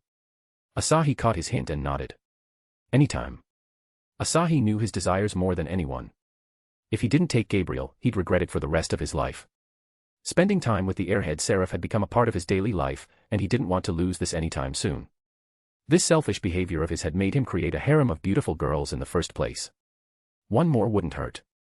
Besides, Gabriel had grown cunning ever since she met him. Trickery, betting, blackmailing, she did things no angel would ever do. She could easily comprehend things like marriage and relationships if he patiently explained. Biblical God sighed in relief. He had to hurry up their marriage. As the future leader of heaven, he couldn't let him marry Gabriel if she were to fall. It wouldn't fare well for heaven's reputation. The best course of action was to marry them. Gabriel's desires pushed her down her angelhood. Chapter 323, ch. 330, Clingy Angel. Biblical God left after giving Asahi a reminder to meet him later. Gabriel tossed the controller aside and snuggled with Asahi, clinging as though she was scared of him leaving. I'm sorry. For what exactly? I was going to cheat. She said, sniffing back her tears. I was going to mess up your controller when you were winning. That's not a reason to cry, he said and peeled her off of him. Is that? Despite the fact she was bawling her eyes out, her halo wasn't reacting to her emotions this time around. Asahi patted her fluffy blonde hair. Ji-chan did something. As the owner of Heaven's system, he could control who fell or not. He could also exempt Gabriel from losing her angelhood even if she committed a grave sin. Asahi. Gabriel said in a hushed voice as she looked up with teary eyes. Even though a part of him wanted to see this adorable appearance, Asahi patted her head with both hands. Gabriel was overwhelmed with emotions. The warm feelings flowing in her chest and her gloomy feelings mashed in a powerful and overwhelming tornado. She tackled him with a hug and pushed him down on the couch. The warmth radiating from Asahi overcame the darkness engulfing her heart. Asahi couldn't help the arousal tugging at his heart. Gabriel's body was soft. Rather, the word soft couldn't ever hope to describe the feeling of her chest pushing on his chest, or the white wings grazing his shoulders. The only one who could compete with her was Cliche. This is an S-class emergency. I repeat, S-class emergency. Asahi, don't give up. You can't lose her now. Gabriel wiped away her tears with his shirt as she enjoyed the caress of his hands on her head. Thank you. Thanks alone won't do. I win, so I want my reward, he whispered and blew on her ears. Gabriel shuddered, not knowing why she did. She stared into his golden eyes brimming with playfulness. She also gave a mischievous grin. She poked his nose. Oh my. You want to see me naked? If you're ready, then yeah, Asahi replied with a grin and reached down to her wings. His fingers melted as they came in contact with the feathers. Gabriel's wings twitched in response to his touch. Keeping her lips shut, Gabriel relished his warmth. Time passed as the two laid on the couch. Asahi had caressed each feather of her 12 wings. The ones he couldn't reach, he touched them with his telekinesis, marking each white strand as his territory. He also kept her pleased with head pats. He did nothing more, but this alone had sent Gabriel into hypnosis of sorts. She was in a daze, her blurry eyes gazing up at him unfocused. Her eyes drooped as her chin landed on his chest. And she is out. Head patting ranked up to A. The lethal weapon got even deadlier. The skill never used his mana, but right now it was draining a minuscule amount. Honing his perception, he sensed a flow of energy in his hand. It wasn't there before. Check the new skill description. Head patting, A rank grants a calming and blissful effect when touching the head of someone. The effect can be scaled with mana. The head pats effect could get stronger with mana. Could he finally make a woman writhe in orgasm with his pats alone? He had a hunch this could be done with a little of his enormous mana reserves. Asahi gently shifted Gabriel while caressing her head. The seraph didn't wake up. Instead, she pushed her face deeper in his chest and draped her wing on his arm, wrapping it all the way around his chest. She doesn't want me to leave. Asahi fixed his sleeping posture and hugged the seraph. A small nap won't ruin my schedule. Cliche, wake me up in 2 hours. If Gabriel wasn't awake by then, he'd something productive. For now, he closed his eyes and fell asleep in an instant. Having the goddess of dreams as a wife had its perks. Gabriel opened her eyes and craned her neck. Asahi's eyes were closed in slumber. His soft breathing tickled her hair. She didn't know what to do about this odd feeling welling up in her chest. It beckoned her, telling her to become even closer with him, feel his warmth more. What is this? As Gabriel moved her wings, Asahi woke up. Only an hour passed since he slept. The seraph looking at him with an odd look in her eyes. He raised his hand and patted her hand. Her face lit up with a gorgeous smile. Good grief, he muttered, spoiling Gabriel just a bit more. Her lust for headpats was too much. What is she? A headpat slut. That title suits her. He wholeheartedly agreed with Cliche. It won't be long before Gabriel began requesting him to come every hour just for headpats. Let's do something else today. Asahi wrapped an arm around her waist and pushed himself up. He leaned on the couch with Gabriel on his lap. Her eyes were closed, her lips curled into a pleasant smile. She wasn't listening to any of his words. Asahi sighed. You're too much at times, Gabriel. Gabriel mewed like a kitten. After spending a few more hours watching anime and movies, Asahi tucked Gabriel into bed. She reached out with both hands, a misty look in her cerulean eyes. Stay here. She already missed his warmth. Despite knowing he had a family to look after, she requested. Asahi sighed. You're being too selfish. He already spent over 12 hours with her alone. She still wanted more. Her clinginess was a bit troubling. Gabriel couldn't look straight at him, so she averted her eyes for the first time. Averting her eyes from the guilt rising in her chest. Then again, he couldn't see the tears shining in her eyes. The adorable angel cry was going to become his wife one day. She deserved some slack for being clingy. 1 more hour. No more. I have to meet your dad after, then keep my wives happy. Gabriel smiled, charming Asahi's heart with cuteness. Asahi leaned down and pecked her smooth cheeks. It's my reward. Gabriel felt the warmth lingering on her cheeks. She didn't know what was happening to her, but she knew one thing: she couldn't bear to stay away from him. Being on his side fulfilled something in her heart. It was as if he became a crucial piece of the puzzle that unlocked the happiness in her life. Is this feeling love? It must be. Her father had described it as the most beautiful feeling in the world. Asahi pulled out a chair and sat. While she laid on the couch, he sat there, rubbing her head.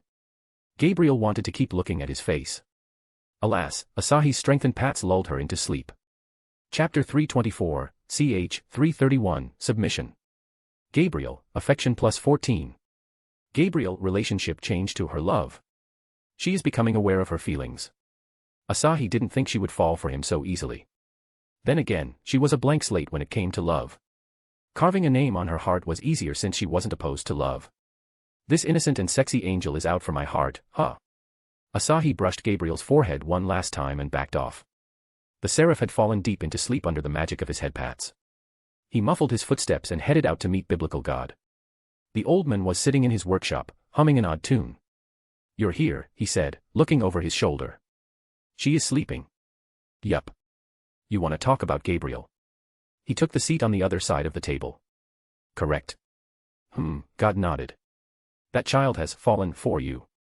Will you be fine with marrying her before I retire? I can, but can we delay it until my kid is born? He casually dropped a bomb about Saya's pregnancy. God stared at him, eyes wide in shock. Kid? You never told me. I wasn't trying to hide it.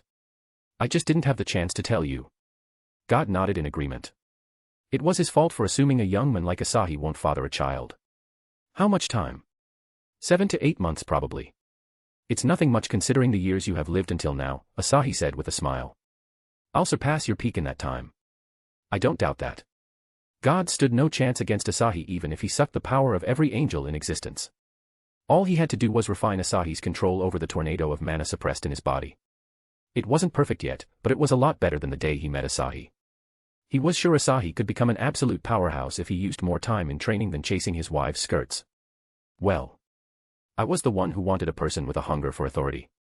He wouldn't have chosen Asahi otherwise.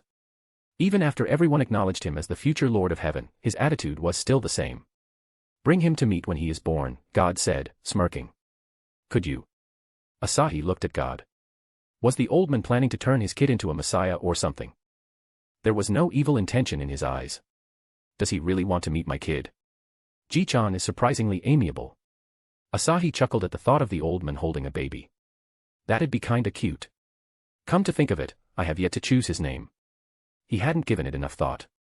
God didn't seem to be in any hurry. After living thousands of years, a month wasn't much for him. He probably lost the sense of time in his workshop. What are you laughing about, brat? God asked. Nothing, Asahi said and lazily stretched his arms. Now, power up your astral device. I want to meet Drake. You sure about that? She will explode on you. God had been ignoring Drake's attempt to contact him. Since Asahi was too busy to meet her, he had nothing to say. She would ignore everything he said in her berserk state.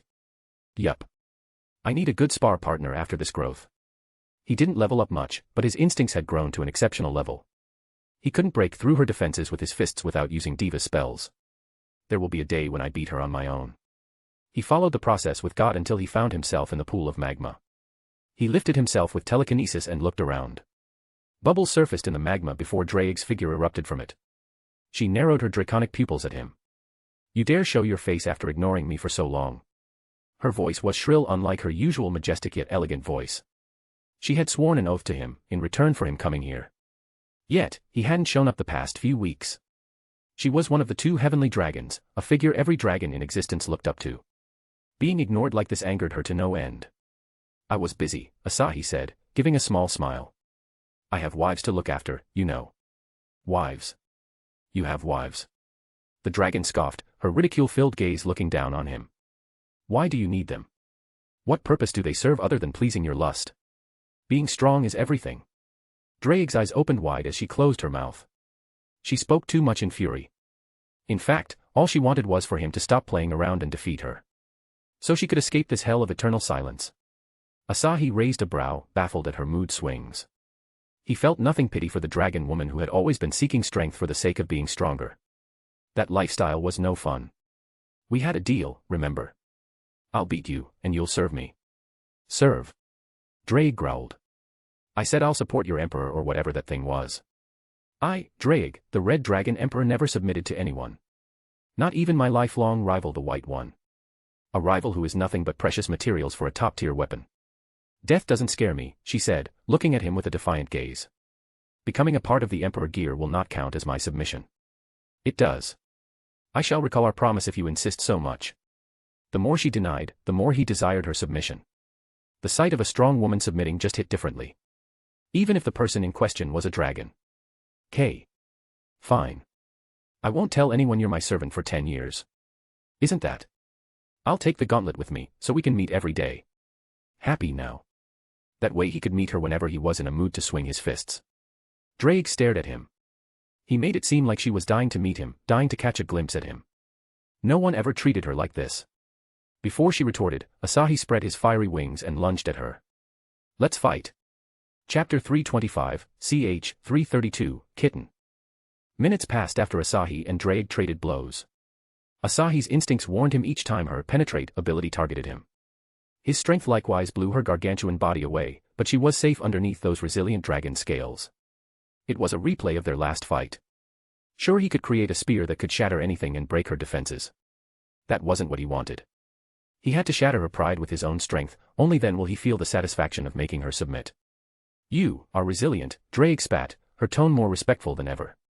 You are stronger than last time. Drake couldn't but acknowledge his growth. The last time he was here, he barely dodged her attacks. Something was different in this battle. She tried everything in her power to attack him. She really did. But Asahi slipped away each time. He evaded an attack before she acted on her intent as though he had foresight. Even her long rival Albion couldn't predict her this well.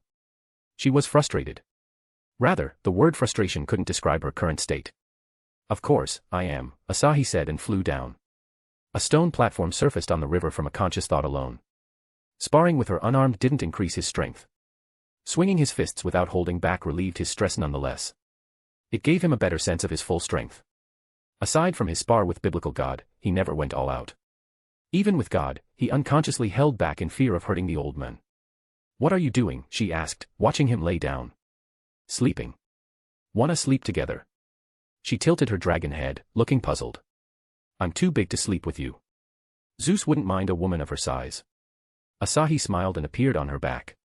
The scales on her back had little to no protrusion. Something a well-placed mattress wouldn't fix. With a thought, he created a soft pillow and mattress. Drake stared at him as he laid down on her back. She was more confused than angry at this point. What is the point of this? I don't know. It makes us closer. Closer? Why would you want to be closer? Again. I don't know. He couldn't really say he pitied her for having no friends. She would explode and start another battle, which would end in yet another draw. Drake, who didn't know she earned Asahi's pity, scratched her head. Humans are weird. Asahi returned home and headed straight to his room. Graphia opened the door with a neutral look. My lord, you're late. I know. I know, he said and pecked her pink lips. Are you mad? It was already past 12 at this point. He ended up talking to the arrogant dragon more than he intended. How can I be mad? Graphia muttered. Come on. Let him in, Graphia-san, Rika yelled. Don't keep kissing out there alone. Asahi entered the room to find the girls waiting on the bed. Rei was also sitting on the couch, letting Shirori comb her wings.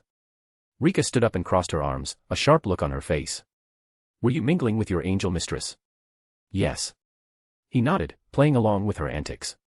What else could I do in the face of her innocent seductions? Bad husband needs to be punished. Don't you agree, now?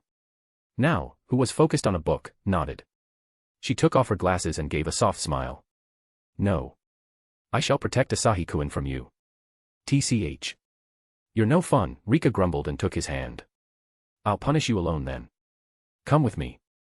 Let him eat first, Graphia said as she left the room to cook something. You heard my maid. Dinner first. No. It's better to consume energy first than replenish it with food. Rika licked her lips. I haven't swallowed a load recently. It was all taken by Aimi there. Huh. Aimi turned to Rika with half-opened eyes. You said something. What is that cute creature? He had never seen her like this before. She was always hyper-aware of everything, even if she slept for 2 hours. Current Aimi was like a lazy kitten. This, Kliska said and explained Aimi's condition. Training the girls all day was exhausting. She had to look out for threats from every direction, and there was no chance of failure. She didn't need to do it as the adventurers were trained. But she couldn't take the risk. If anything happened, all the blame would go to her and her alone. Keeping her reinforcement skill active all day consumed her mana again and again. Something that never happened before. She is taking after me. Going an extra mile to confirm their safety. Asahi sat beside Aimi and brushed her hair. Her droopy eyes opened wide for a second and regarded him with an affectionate look. Asahi-sama. She lazily crawled onto his lap and hugged him like a koala. She didn't go any further as she lacked the energy to feel any arousal. Asahi found her current state far too adorable. He hugged her tight to his chest and rubbed her head. My lord. Rika muttered, getting a look of pity from Siko. The swordswoman patted Rika's back once before she joined her sister in spoiling the siren. Chika also flew toward her head and patted her. Chika, you're so cute. Rika cheered up instantly and joined Asahi in teasing the kitten Aimi. Asahi arrived at Astria's room and laid on her bed. Astria fixed her dress a little and sat near him. Even without touching, she could feel the excelia had far reached its limit. You did all the work alone again. It makes me stronger, so yeah. Why do you want to become stronger? She couldn't understand his drive. Gods had reached the pinnacle of the world once. Then they grew stale and their strength deteriorated with time. To protect you all. Besides, my goal is beyond everything you have seen, he said and nodded. A bit far from my reach for now. He was going to achieve it one day. The strength to meet Kliska's real body. Astria's eyes were drawn to him. She never saw him this passionate unless he was talking about his women or monsters. It made her painfully aware of how little she knew about her lover. She balled her fists and hyped her spirit with a fist pump. I shall talk to him more. Astria. She assumed her gentle smile and fetched her tools. She updated his status first. The numbers on his back turned her stiff. The status aside, the new development abilities left her in a perpetual state of shock and confusion. Chapter 326, CH 333, What to Choose. Falna updated. Status is updating to reflect the changes. Strength plus 28, Constitution plus 19, Defense plus 19, Dexterity plus 29, Magic plus 24. Asahi expected a bigger growth. Though he was satisfied with the free stat points. I'm not surprised, Astria muttered. I can't be surprised anymore. Stop brainwashing yourself. I feel scared. Astria copied his status on a paper and put it in front of him. Although he already knew the status, he still gave it a brief look. Asahi Marikawa. Level 3. Strength, EX. Endurance, EX. Dexterity, EX. Agility, EX. Magic, EX. Development abilities. Charm, EX. Dreamwalker, A. Stealth, A. Instinct, A. Divine Body, S. Luck, G. I didn't receive a development ability this time. You did. 4 of them. That's why you were surprised. Any deity would be. For development abilities, she emphasized 4 again. Most adventurers don't get a development ability after ranking up. 4 of them appearing at the same time is. She took a deep breath, caressing her mark on his back. Very like you. The goddess unintentionally entered her affectionate mode. Asahi waited until she became aware of it and backed off with a red face. Sorry. Which one do I choose, she said and explained all 4 abilities in detail. Fist Strike, which increased the force behind punches. Spearman, a self-explanatory ability. Mage, which was one of the rarest skills among adventurers. Only Riveria was noted to have this skill, according to the guild. The last one was Blacksmith. She had seen him mingling with metal like a first-class blacksmith, so this came as no surprise. Asahi closed his eyes and thought about the benefits to each development ability. Fist Strike would help him in combat. The spearman may improve his skills with the spear, but he wasn't sure to what extent. He had a better grasp on spear than Finn, who most likely possessed the spearman ability. Mage was rather useless since he already had magician class waiting for him. Blacksmith tempted him for a moment. My love, don't. Blacksmith will only improve your ability with enchanting metal rather than your blacksmith skills. Fuck. What about spearman? It will improve damage with the spear. All of them are kinda bad. He was torn between the Fist Strike and spearman. The former would help him in his fight with Drake, and the latter would help him every time he wielded the spear. You have skills for magic already, your blacksmithing skills are nearly unmatched in mortals. I think fist strike and spearman would be better. She paused and revealed a motherly smile. I'm just saying my opinion. You don't have to follow me. I like it when you do things like this, you know. Your mature smile is too attractive, he said and caressed her cheeks through telekinesis. I'll take the spearman. Spear mastery leveled up to A. Reward, unique class, spearman. Huh. What? I should be the one saying that. What happened? Didn't you say it won't improve my spear skills? Let me check. Just a second. He could imagine a flustered Kliska typing furiously on her laptop, searching for the cause. Got it. It's like this, my love. Spearman improved damage with spear-type weapons. Spear mastery also did that, so the system thought of them as one and combined them. You designed the system, didn't you?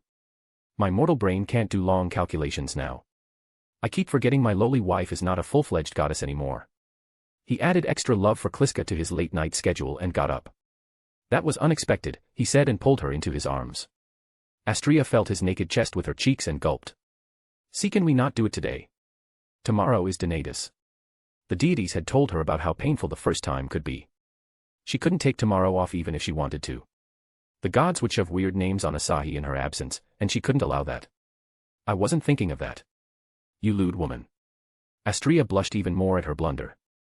Lately, this was the only thing on her mind. What if her rejection resulted in him losing interest? She didn't know what she would do if Asahi left her. Asahi brushed her hair, soothing every ounce of worries she had. Can I come? Only gods are allowed in the meeting. Your demigod race will be revealed if you attend the celebration. I can sneak in though. No one will be able to see me. The invisible helm of Hades was made for tasks like these. No god was powerful enough to sense him once he wore the cap. That should be fine. What will you do? Nothing. Just curious. Curious about the name they would give him. More importantly, he was curious to see Astria's battle with other deities for him.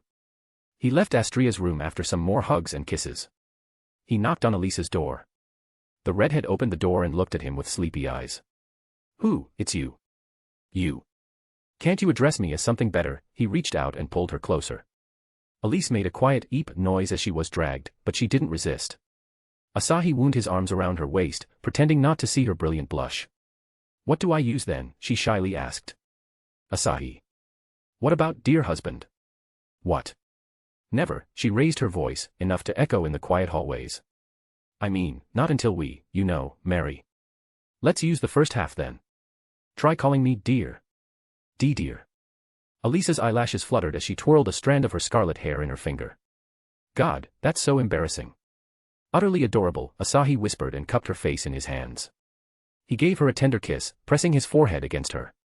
As he pulled back, Elise followed with pursed as though yearning for a deeper kiss. One more. She mumbled, her eyes glazed. All right. Asahi had to stay at her door for 10 minutes to fulfill his new needy lover. Donatus.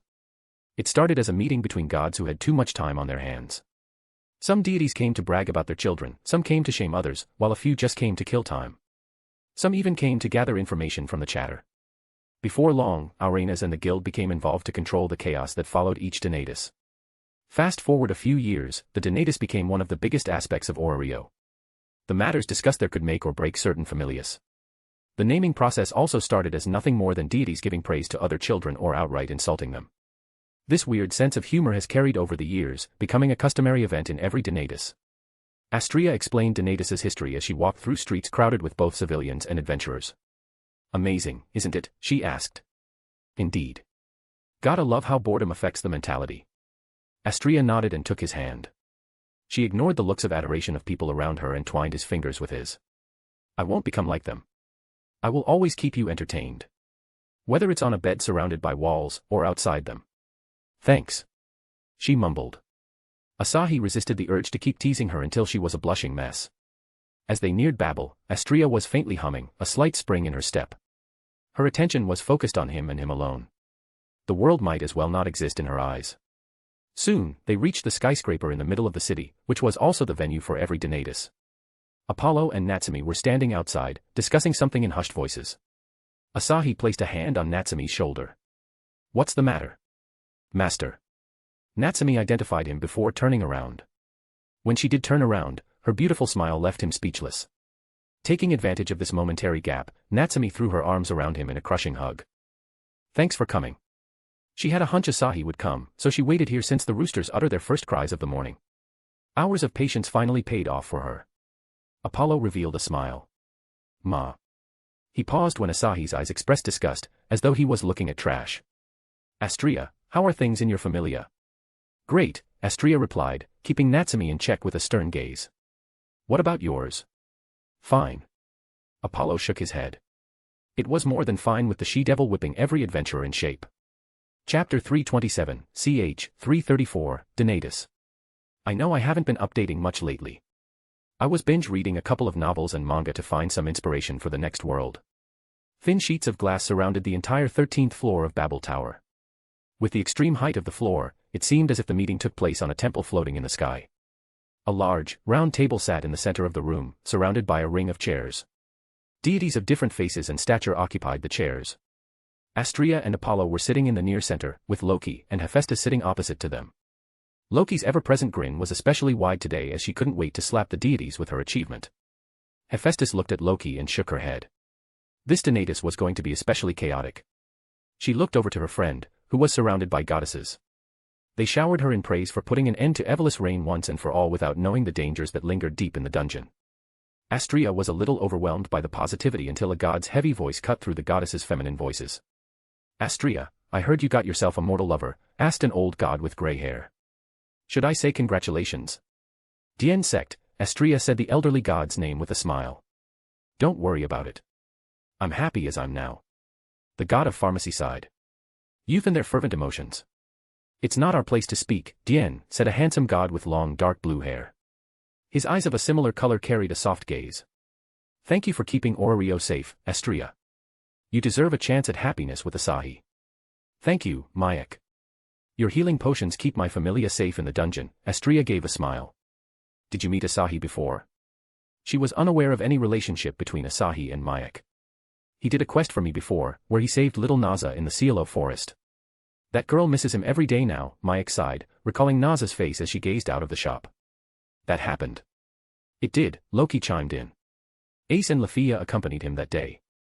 Speaking of noble rookie, has anyone seen him? I heard that he looks like a prince from the Far East. A goddess asked. No wonder Astria got seduced, he, said another goddess with disdain in her voice. Shut up, Loki said, grinning ear to ear. You wouldn't want to anger that man, believe me.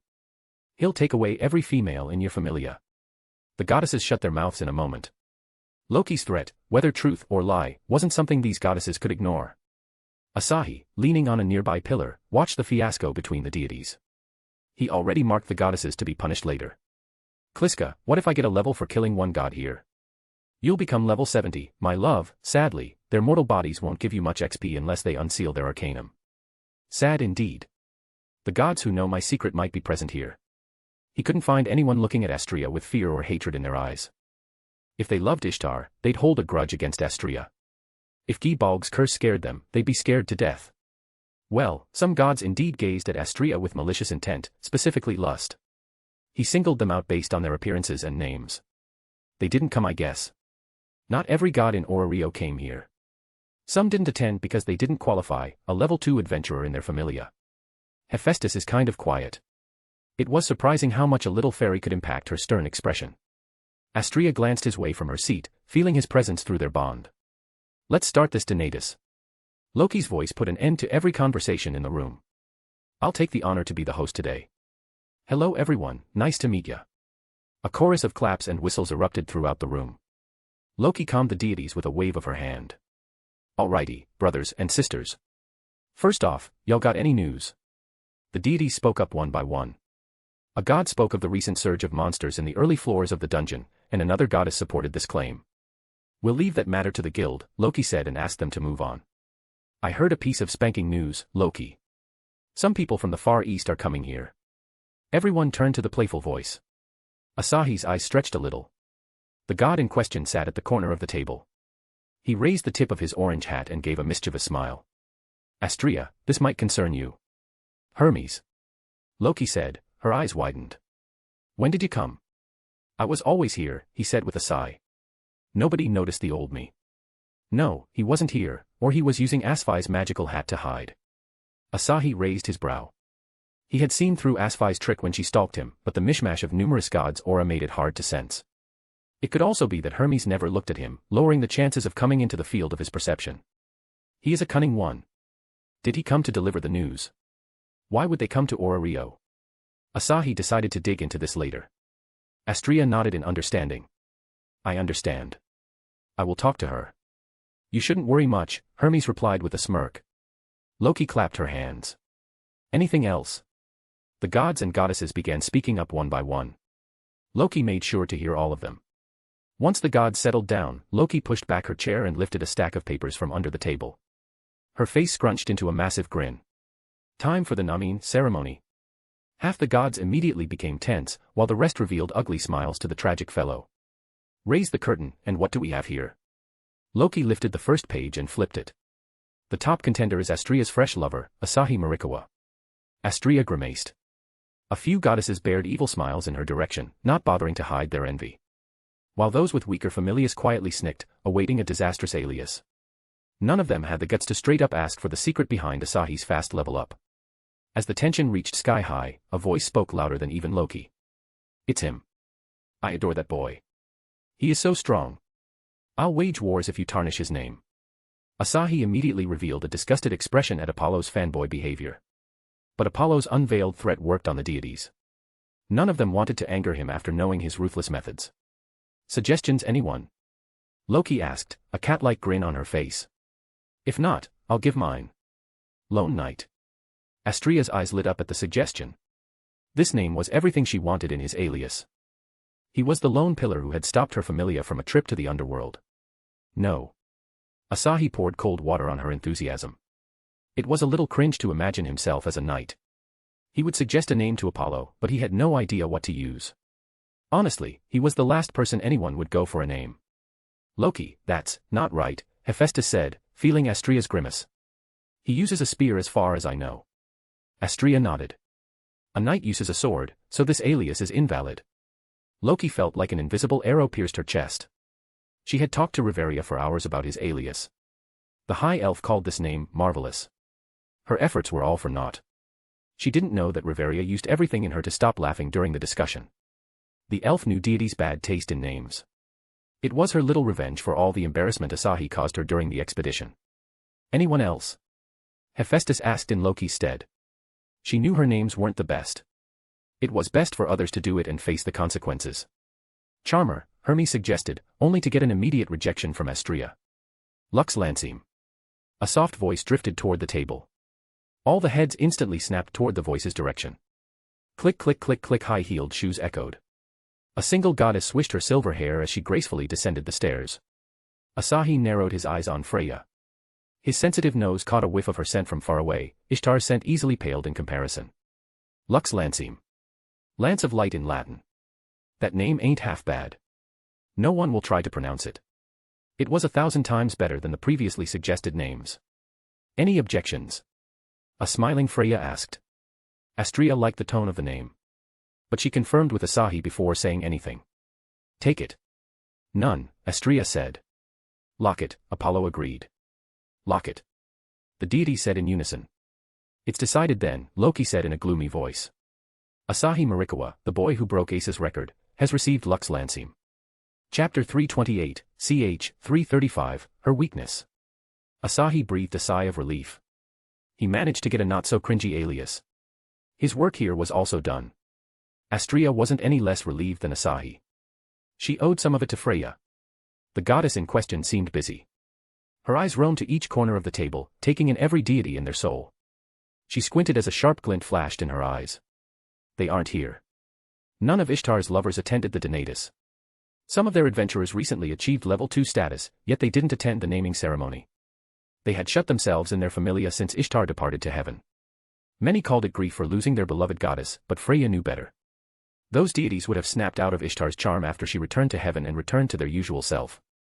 One of them was a god of freedom who shut himself in a house. He even refused to meet Helen on her behalf. Others acted similarly, raising her suspicions. I'll have to go myself.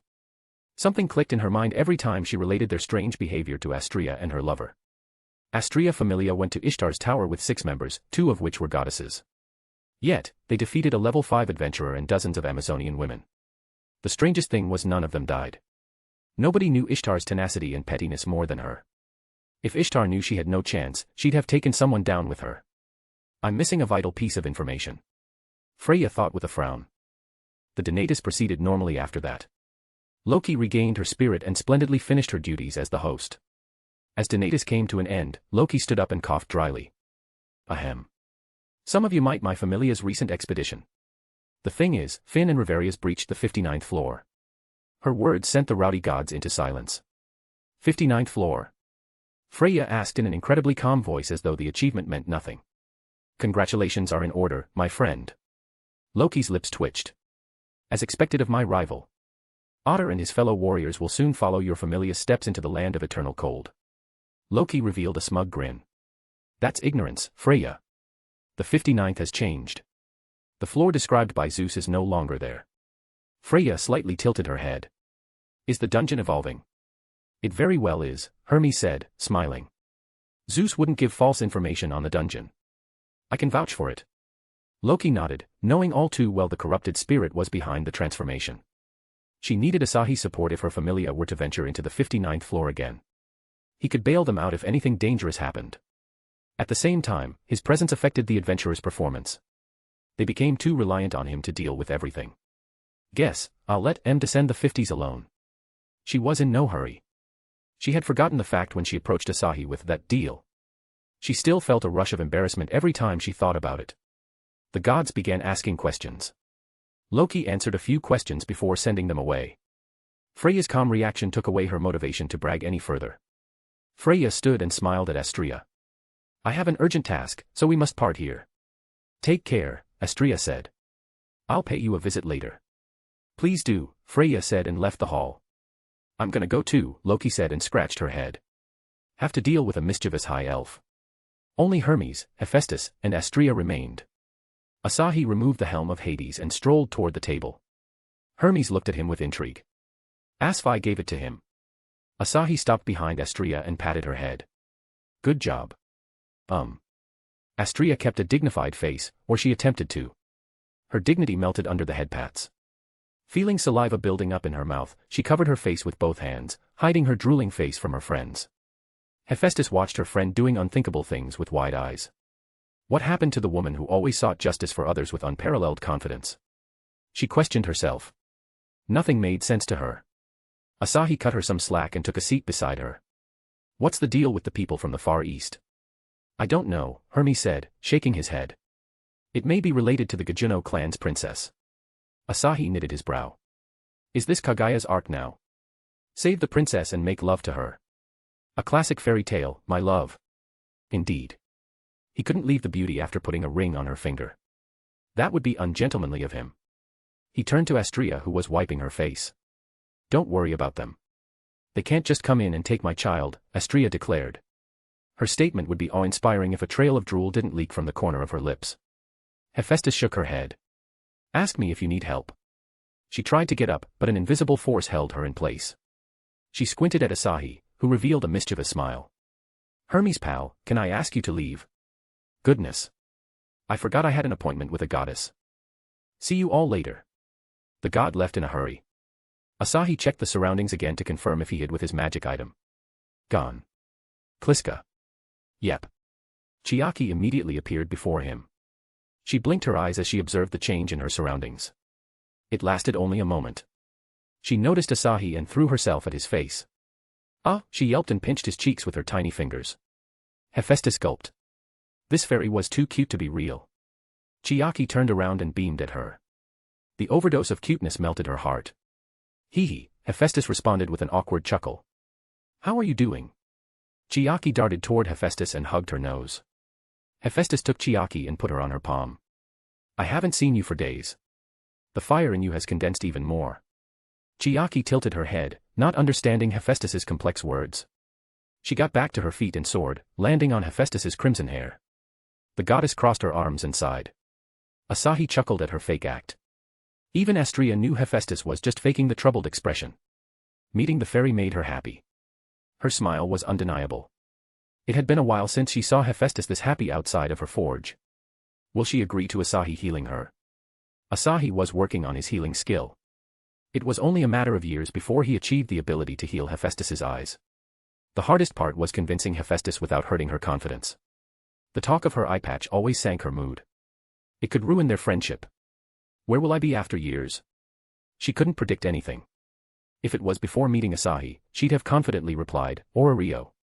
After seeing the wonders of other worlds, she wasn't so sure. I might become a bride. She imagined herself in a white wedding dress and blushed. Chapter 329, ch. 336, Can you adopt her? Hephaestus realized her act and became embarrassed. So as not to reveal her embarrassment, she pulled Chiaki out of her hair and poked her. Stop getting into my hair. Chiaki crossed her arms on her chest and pouted, paying no attention to Hephaestus. Why is she so cute? Chiaki reminded her of Hestia to an extent. Just that Chiaki's cuteness was several times compared to Hestia's. Even though the goddess was cute, her grumpy attitude was unbearable at times. Hephaestus, Asahi said with a cheeky smile. You hate Chiaki. No, she said, shaking her head. How could someone hate this cute little thing? She murmured the last part as she gently rubbed Chiaki's head with her finger. The fairy hugged her finger and rubbed her face against it. Astrea giggled. She is more spoiled than I thought. You aren't any less spoiled, Asahi said. My dear Astrea. She usually refrained from intimacy. But when she did become affectionate, she could give Shizuka a run for her money. Stop it, Astrea protested with a light blush. Hephaestus felt bitter watching them flirt. Chiaki used the chance to snuck back to her head. As though feeling bitterness, Chiaki patted her head. Wanna come to my workshop? We can forge more weapons. Hephaestus threw bait at the fairy, who had a passion for helping Asahi in the forge. Her flames were too valuable to any smith. Chiaki looked back at Asahi and shook her head. Why? Hephaestus grew confused at her rejection. Asahi, can I have Chiaki for a day? I promise to return her by evening. Asahi lifted the table between them with telekinesis and put it behind. Chiaki turned around and waved at him. Do you want to go? She slowly nodded. Go ahead then. And no need to walk all the way to our house. Chiaki can fly on her own, right? Chiaki pumped her fist, an energetic smile on her tiny face. Huh. Asahi stopped himself from giving her pats. What if she ended up falling into the hole of pleasure? Even though she wasn't born naturally, he still thought of her as a daughter. I can suppress my mana. The skill will be less effective this way. While suppressing his mana, he rubbed her head with his finger. Don't work too hard. His trick was less effective than he thought. The fairy closed her eyes in a state of pure bliss. I'll look after her, Hephaestus said, closing her single eye with a smile. So don't worry. Look at you. So reliable. Why don't you adopt her? Adopt? Yeah. Become her mom, Asahi said, suppressing his grin. You can meet her every day that way. Why would I do that? She resonated with Chiaki's fire skills. On top of that, she considered Chiaki to be rather cute. Yet, the thought of becoming an unmarried mother embarrassed her. Adopting a child isn't that different from taking a member in your familia. Asahi pushed her some more. With Chiaki as a bridge, he intended to shorten their distance until she opened her heart. Just straight up asking to heal her I might work the opposite way. Do I look that ugly to you? Could become the worst case scenario. Bad ending. Hephaestus lightly coughed. It is different. I will never let Chiaki become an adventurer, she is too pure to venture into the darkness of the dungeon. Don't curse Dungeon-chan. She's cute in her weird way, he thought. Hephaestus didn't understand the reason behind his words. She saw no reason for him to give her the mother role when he had so many women in his harem. Could it be that he wants to become closer to me? She shook her head at the thought. I can't compare to Astrea and her pure eyes. Mine is hideous in comparison. Her self-confidence was low as usual. Even Asahi could feel that from her expression. Astrea was about to say some comforting words, but Asahi stopped her by taking her hand. He squeezed her hand, giving a reassuring smile. Let's head home. Natsumi may be waiting for me outside. Yes. They descended the tower. Natsumi waited there as expected without Apollo in sight. She didn't dare hug him again, knowing it wasn't right time to push her boundaries. Natsumi, can you do something for me? It will be my pleasure to do anything for Master. Keep an eye out on people entering the city. Some guests from the Far East will be coming. Leave the trivial task to me. Radiating an aura of happiness, Natsumi accepted the job. She was always reliable in carrying out any task. Asahi decided to put her to work more often. The woman, who was fated to become an endgame boss, had become a worthy slave. It's a stark contrast to her personality when she was low on mana. He shook his head. It was a case for every woman who had gained power from the previous world. What will I be like? He couldn't imagine being a lazy cat like Aimi or becoming super honest to his desires like Saya. Your mana regeneration is simply unbelievable. It'll be really hard to pull it off. But I know how my love will act. I'm not completely sure. 90% at most. How? Not telling. Hee. He sighed at her mischievous behavior. He could try it right now by casting level 10 diva spells, but his instincts told him not to. As though something dangerous will happen. Weird. Chapter 330, ch. 337, Mating. After escorting Astria back to the mansion, Asahi met Rei and Rini walking through the corridor of the shrine. Oni-san, do you need our help? Rini asked, bubbling with excitement. Dungeon. Master, I have learned combat. Rei couldn't meet his eyes. Rather, she didn't want to meet his eyes. She knew her mind would wander into thoughts of mating. She couldn't do it until Rini and Astria got their turn since they were above her in hierarchy. Well, Rini already had a plan in motion, but she was unsure of Astria. I cannot skip a goddess. She had gained the warmth of a family, something she never expected in the cold land of the dungeon. She didn't want to anger his mates with her impatience. Asahi stopped and patted their heads. He made sure not to fill his hands with mana. Yet, Rini fidgeted and looked up with moist eyes. Rei was no exception as she felt a sudden heat rising in her groins. She couldn't make heads of the connection between head pats and this. She was too absorbed to do anything. Her flubby wings flapped gently compared to her feathery tail wagging uncontrollably. Anybody could see her excitement at a glance. Good girls. We'll explore the dungeon later. He had to bring the astral pod over here, so he could spar and talk with the lonely dragon. He also had to feed some head pats to the needy seraph then move on to meet Lilith in the underworld. I need Graphia will make sure. His maid would ensure he followed the schedule and returned home in time. Left alone, he might become absorbed in giving love to Seraph. He removed his hand from their heads and patted their cheeks. Rini stumbled a step forward and lunged into his embrace. Oni-san, can we not go at night? I want to spend some alone time with Oni-san. I can do that. She never made a selfish request. What kind of lover or brother would he be to decline her request? What does she want though? He shook his head. Guessing too much will trigger his instincts.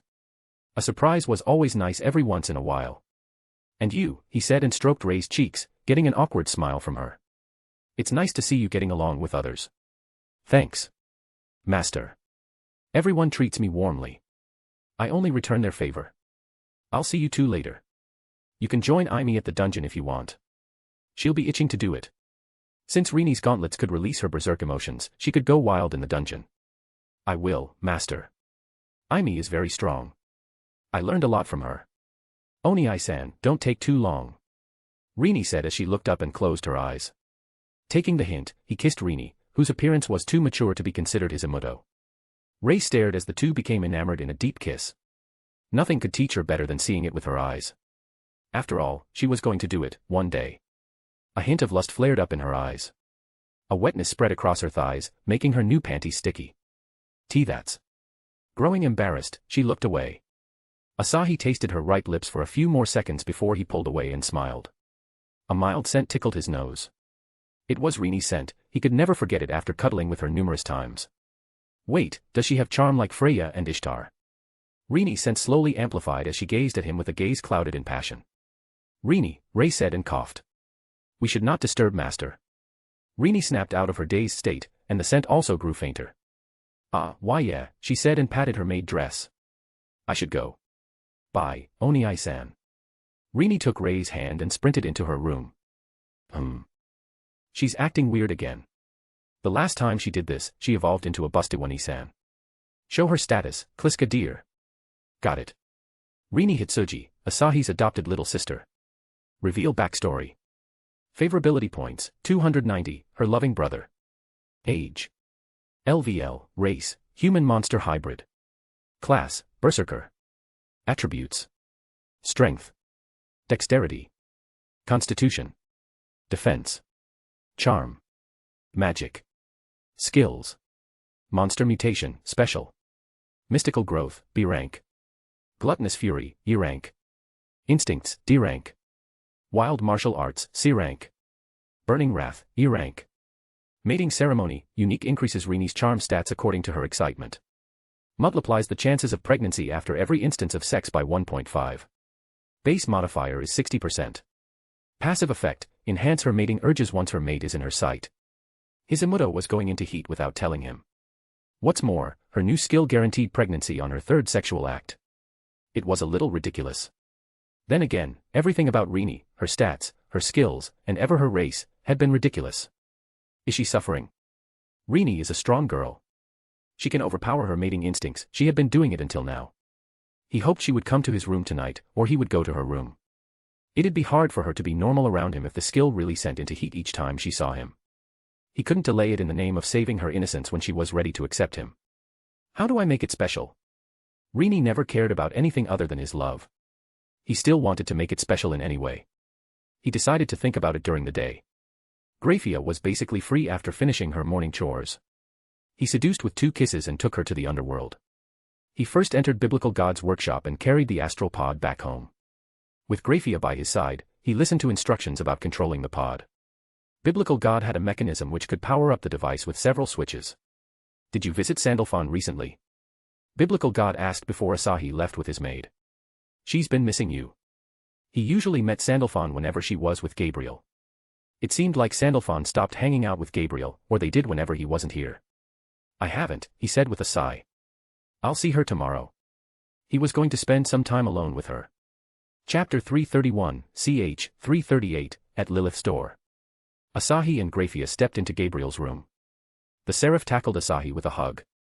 It seemed as though she sat by the door just to ambush him. Asahi. Slow down a little. He brushed her hair. I ain't going anywhere. Liar. You always go. Her innocent brain couldn't understand him properly. Grafia sighed at the room's state. It was too empty. Other than the games Asahi brought, the room had living necessities, nothing else. Even her room wasn't this lifeless. God's puppet. She shook her head. Even if he changed now, he had created every angel as his puppet. My lord will become the ruler someday. What will he do with angels then? Considering his lust. She shuddered as the possibility crossed her mind. If she dreaded one thing, it was Asahi unleashing his lust in full drive. Gabriel and Asahi cuddled, playing games together. Grafia quietly sat on his side and watched them. Join us, Gabriel invited, a wide smile on her face. The more the merrier. That's what Shirori says every time she pulls me into group sex. Grafia shook her head. I don't understand games. She'd rather watch movies over games. I'll teach you. Gabriel didn't take no for an answer and dragged the maid into her games. Gabriel, don't push her, Asahi scolded her gently. She doesn't play games. She had to learn to be mindful of others' desires. Her innocence was adorable, but she had to learn this lesson. But. She whispered. She is your wife. You shouldn't leave her alone. Grafia pulled back her hand and revealed a smile. I understand your concerns, Gabriel. I'm truly happy when I'm watching my lord. Gabriel couldn't help but feel a bit disappointed. Her plan to bond with Grafia through games failed.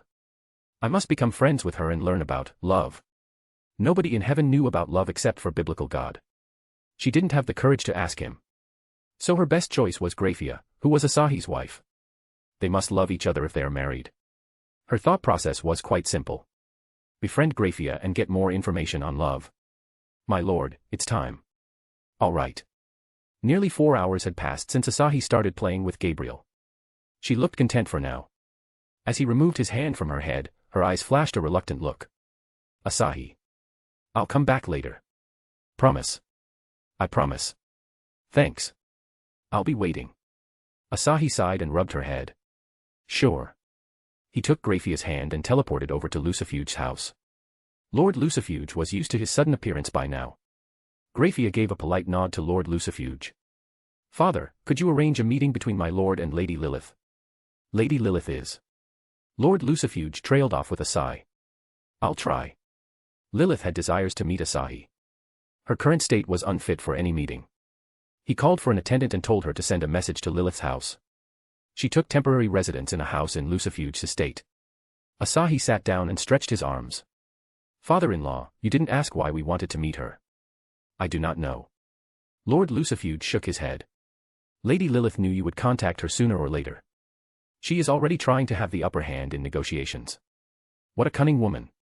Initiating the meeting made his side weaker. He couldn't care less about this. After all, her husband's sanity was in his hands. The door opened and the devil-maid bowed her head. Master, Lady Lilith is coming. I will prepare something for Lady. Don't. Asahi waved his hand. We'll go to her place.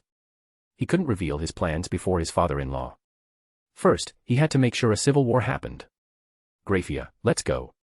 Grafia nodded. Lisa, lead the way. Yes, young Mississippi. Together, Asahi and Grafia exited the mansion. The red sky of the underworld was rather unpleasant to look at. No wonder Ajuka and others changed it.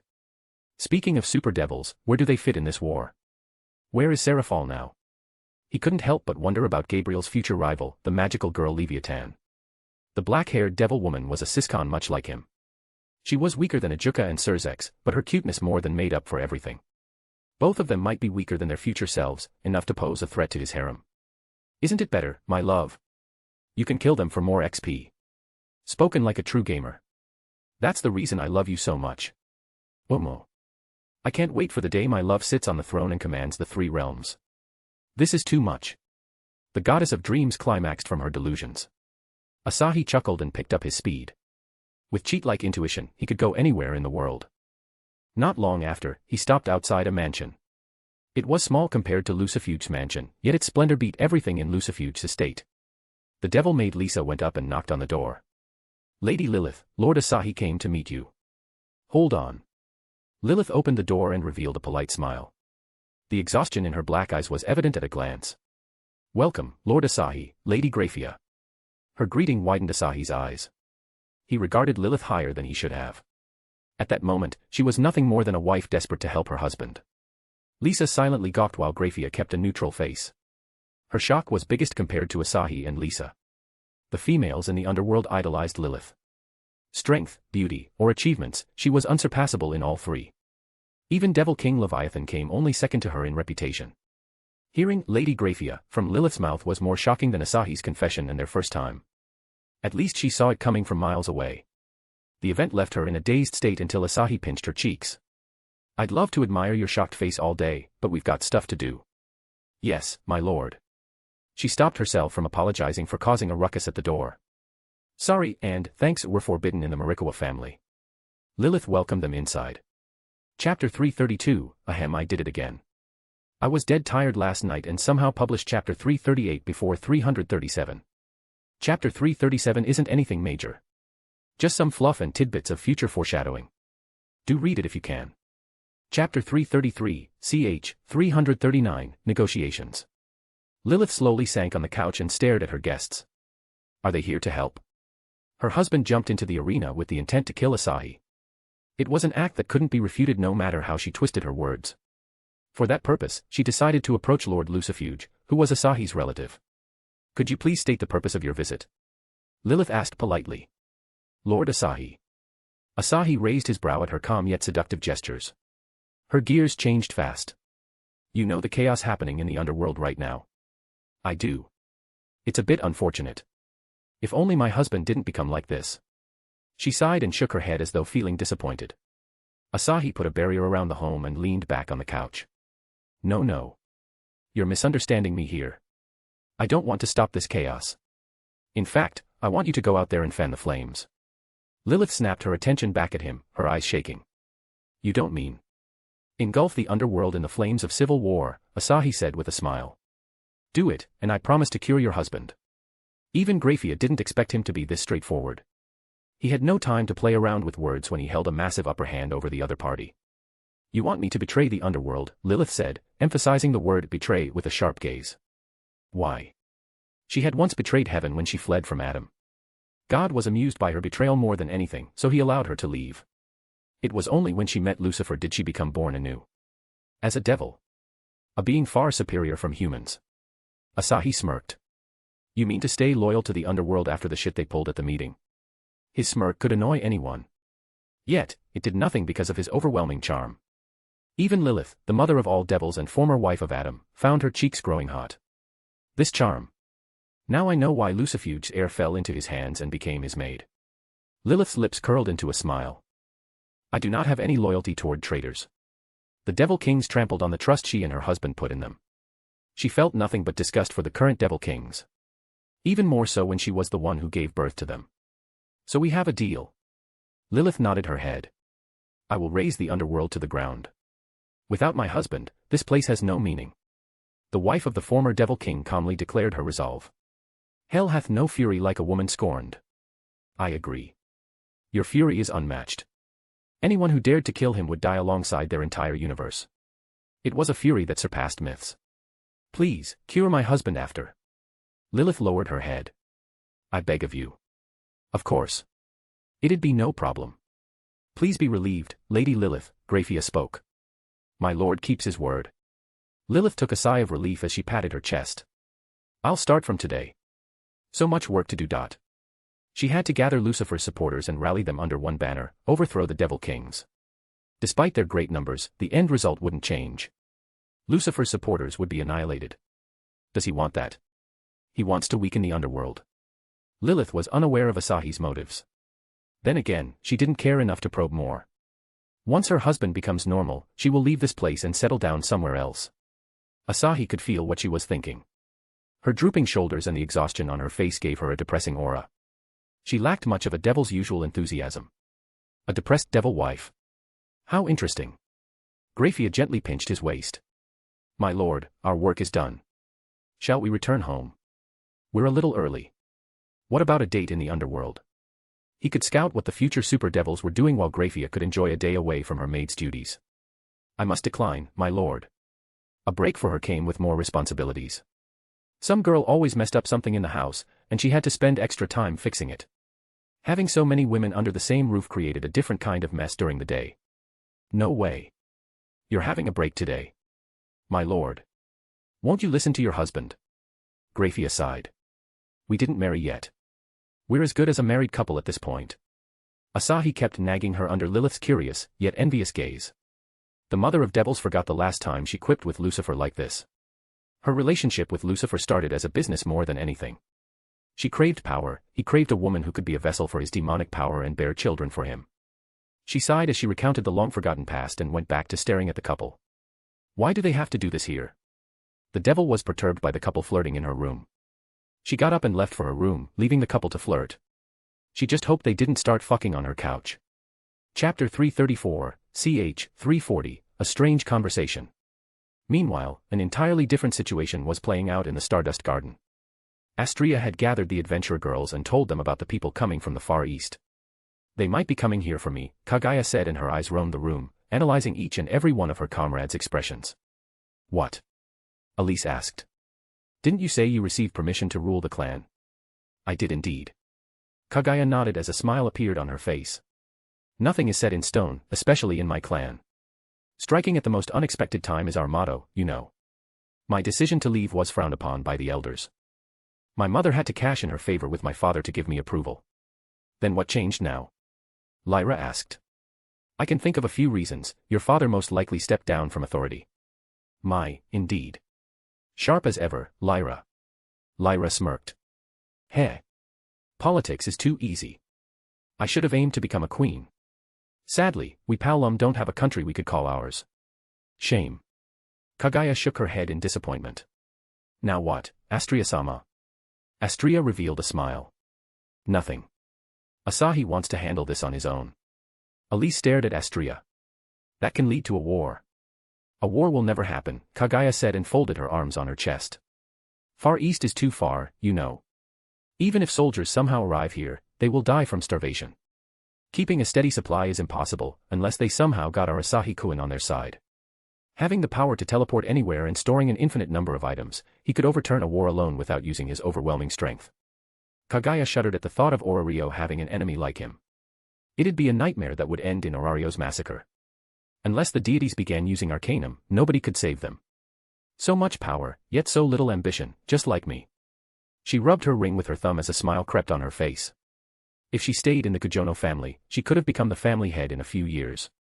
However, she didn't want to waste her time doing something she never liked. She loved fighting and swords above all but using them to kill over and over. That wasn't the life she yearned for. The day she made the decision, she left the Far East in search of something more meaningful. Then I met Elise. The bubbly narcissist. She never stopped with the talks of justice. She glanced at the redhead who winked back. Not happening. Elise denied with a straight face. He belongs to us now, hee. I know. He belongs to us, Kaguya added with a chuckle. Us, right. Elise's smile faded as a frown took over her face. Kaguya burst into giggles at her captain's scrunched face. You became his lover. What, how? Elise questioned. How did you find it? I was acting perfectly. I demand an answer. You got that womanly vibes around you now.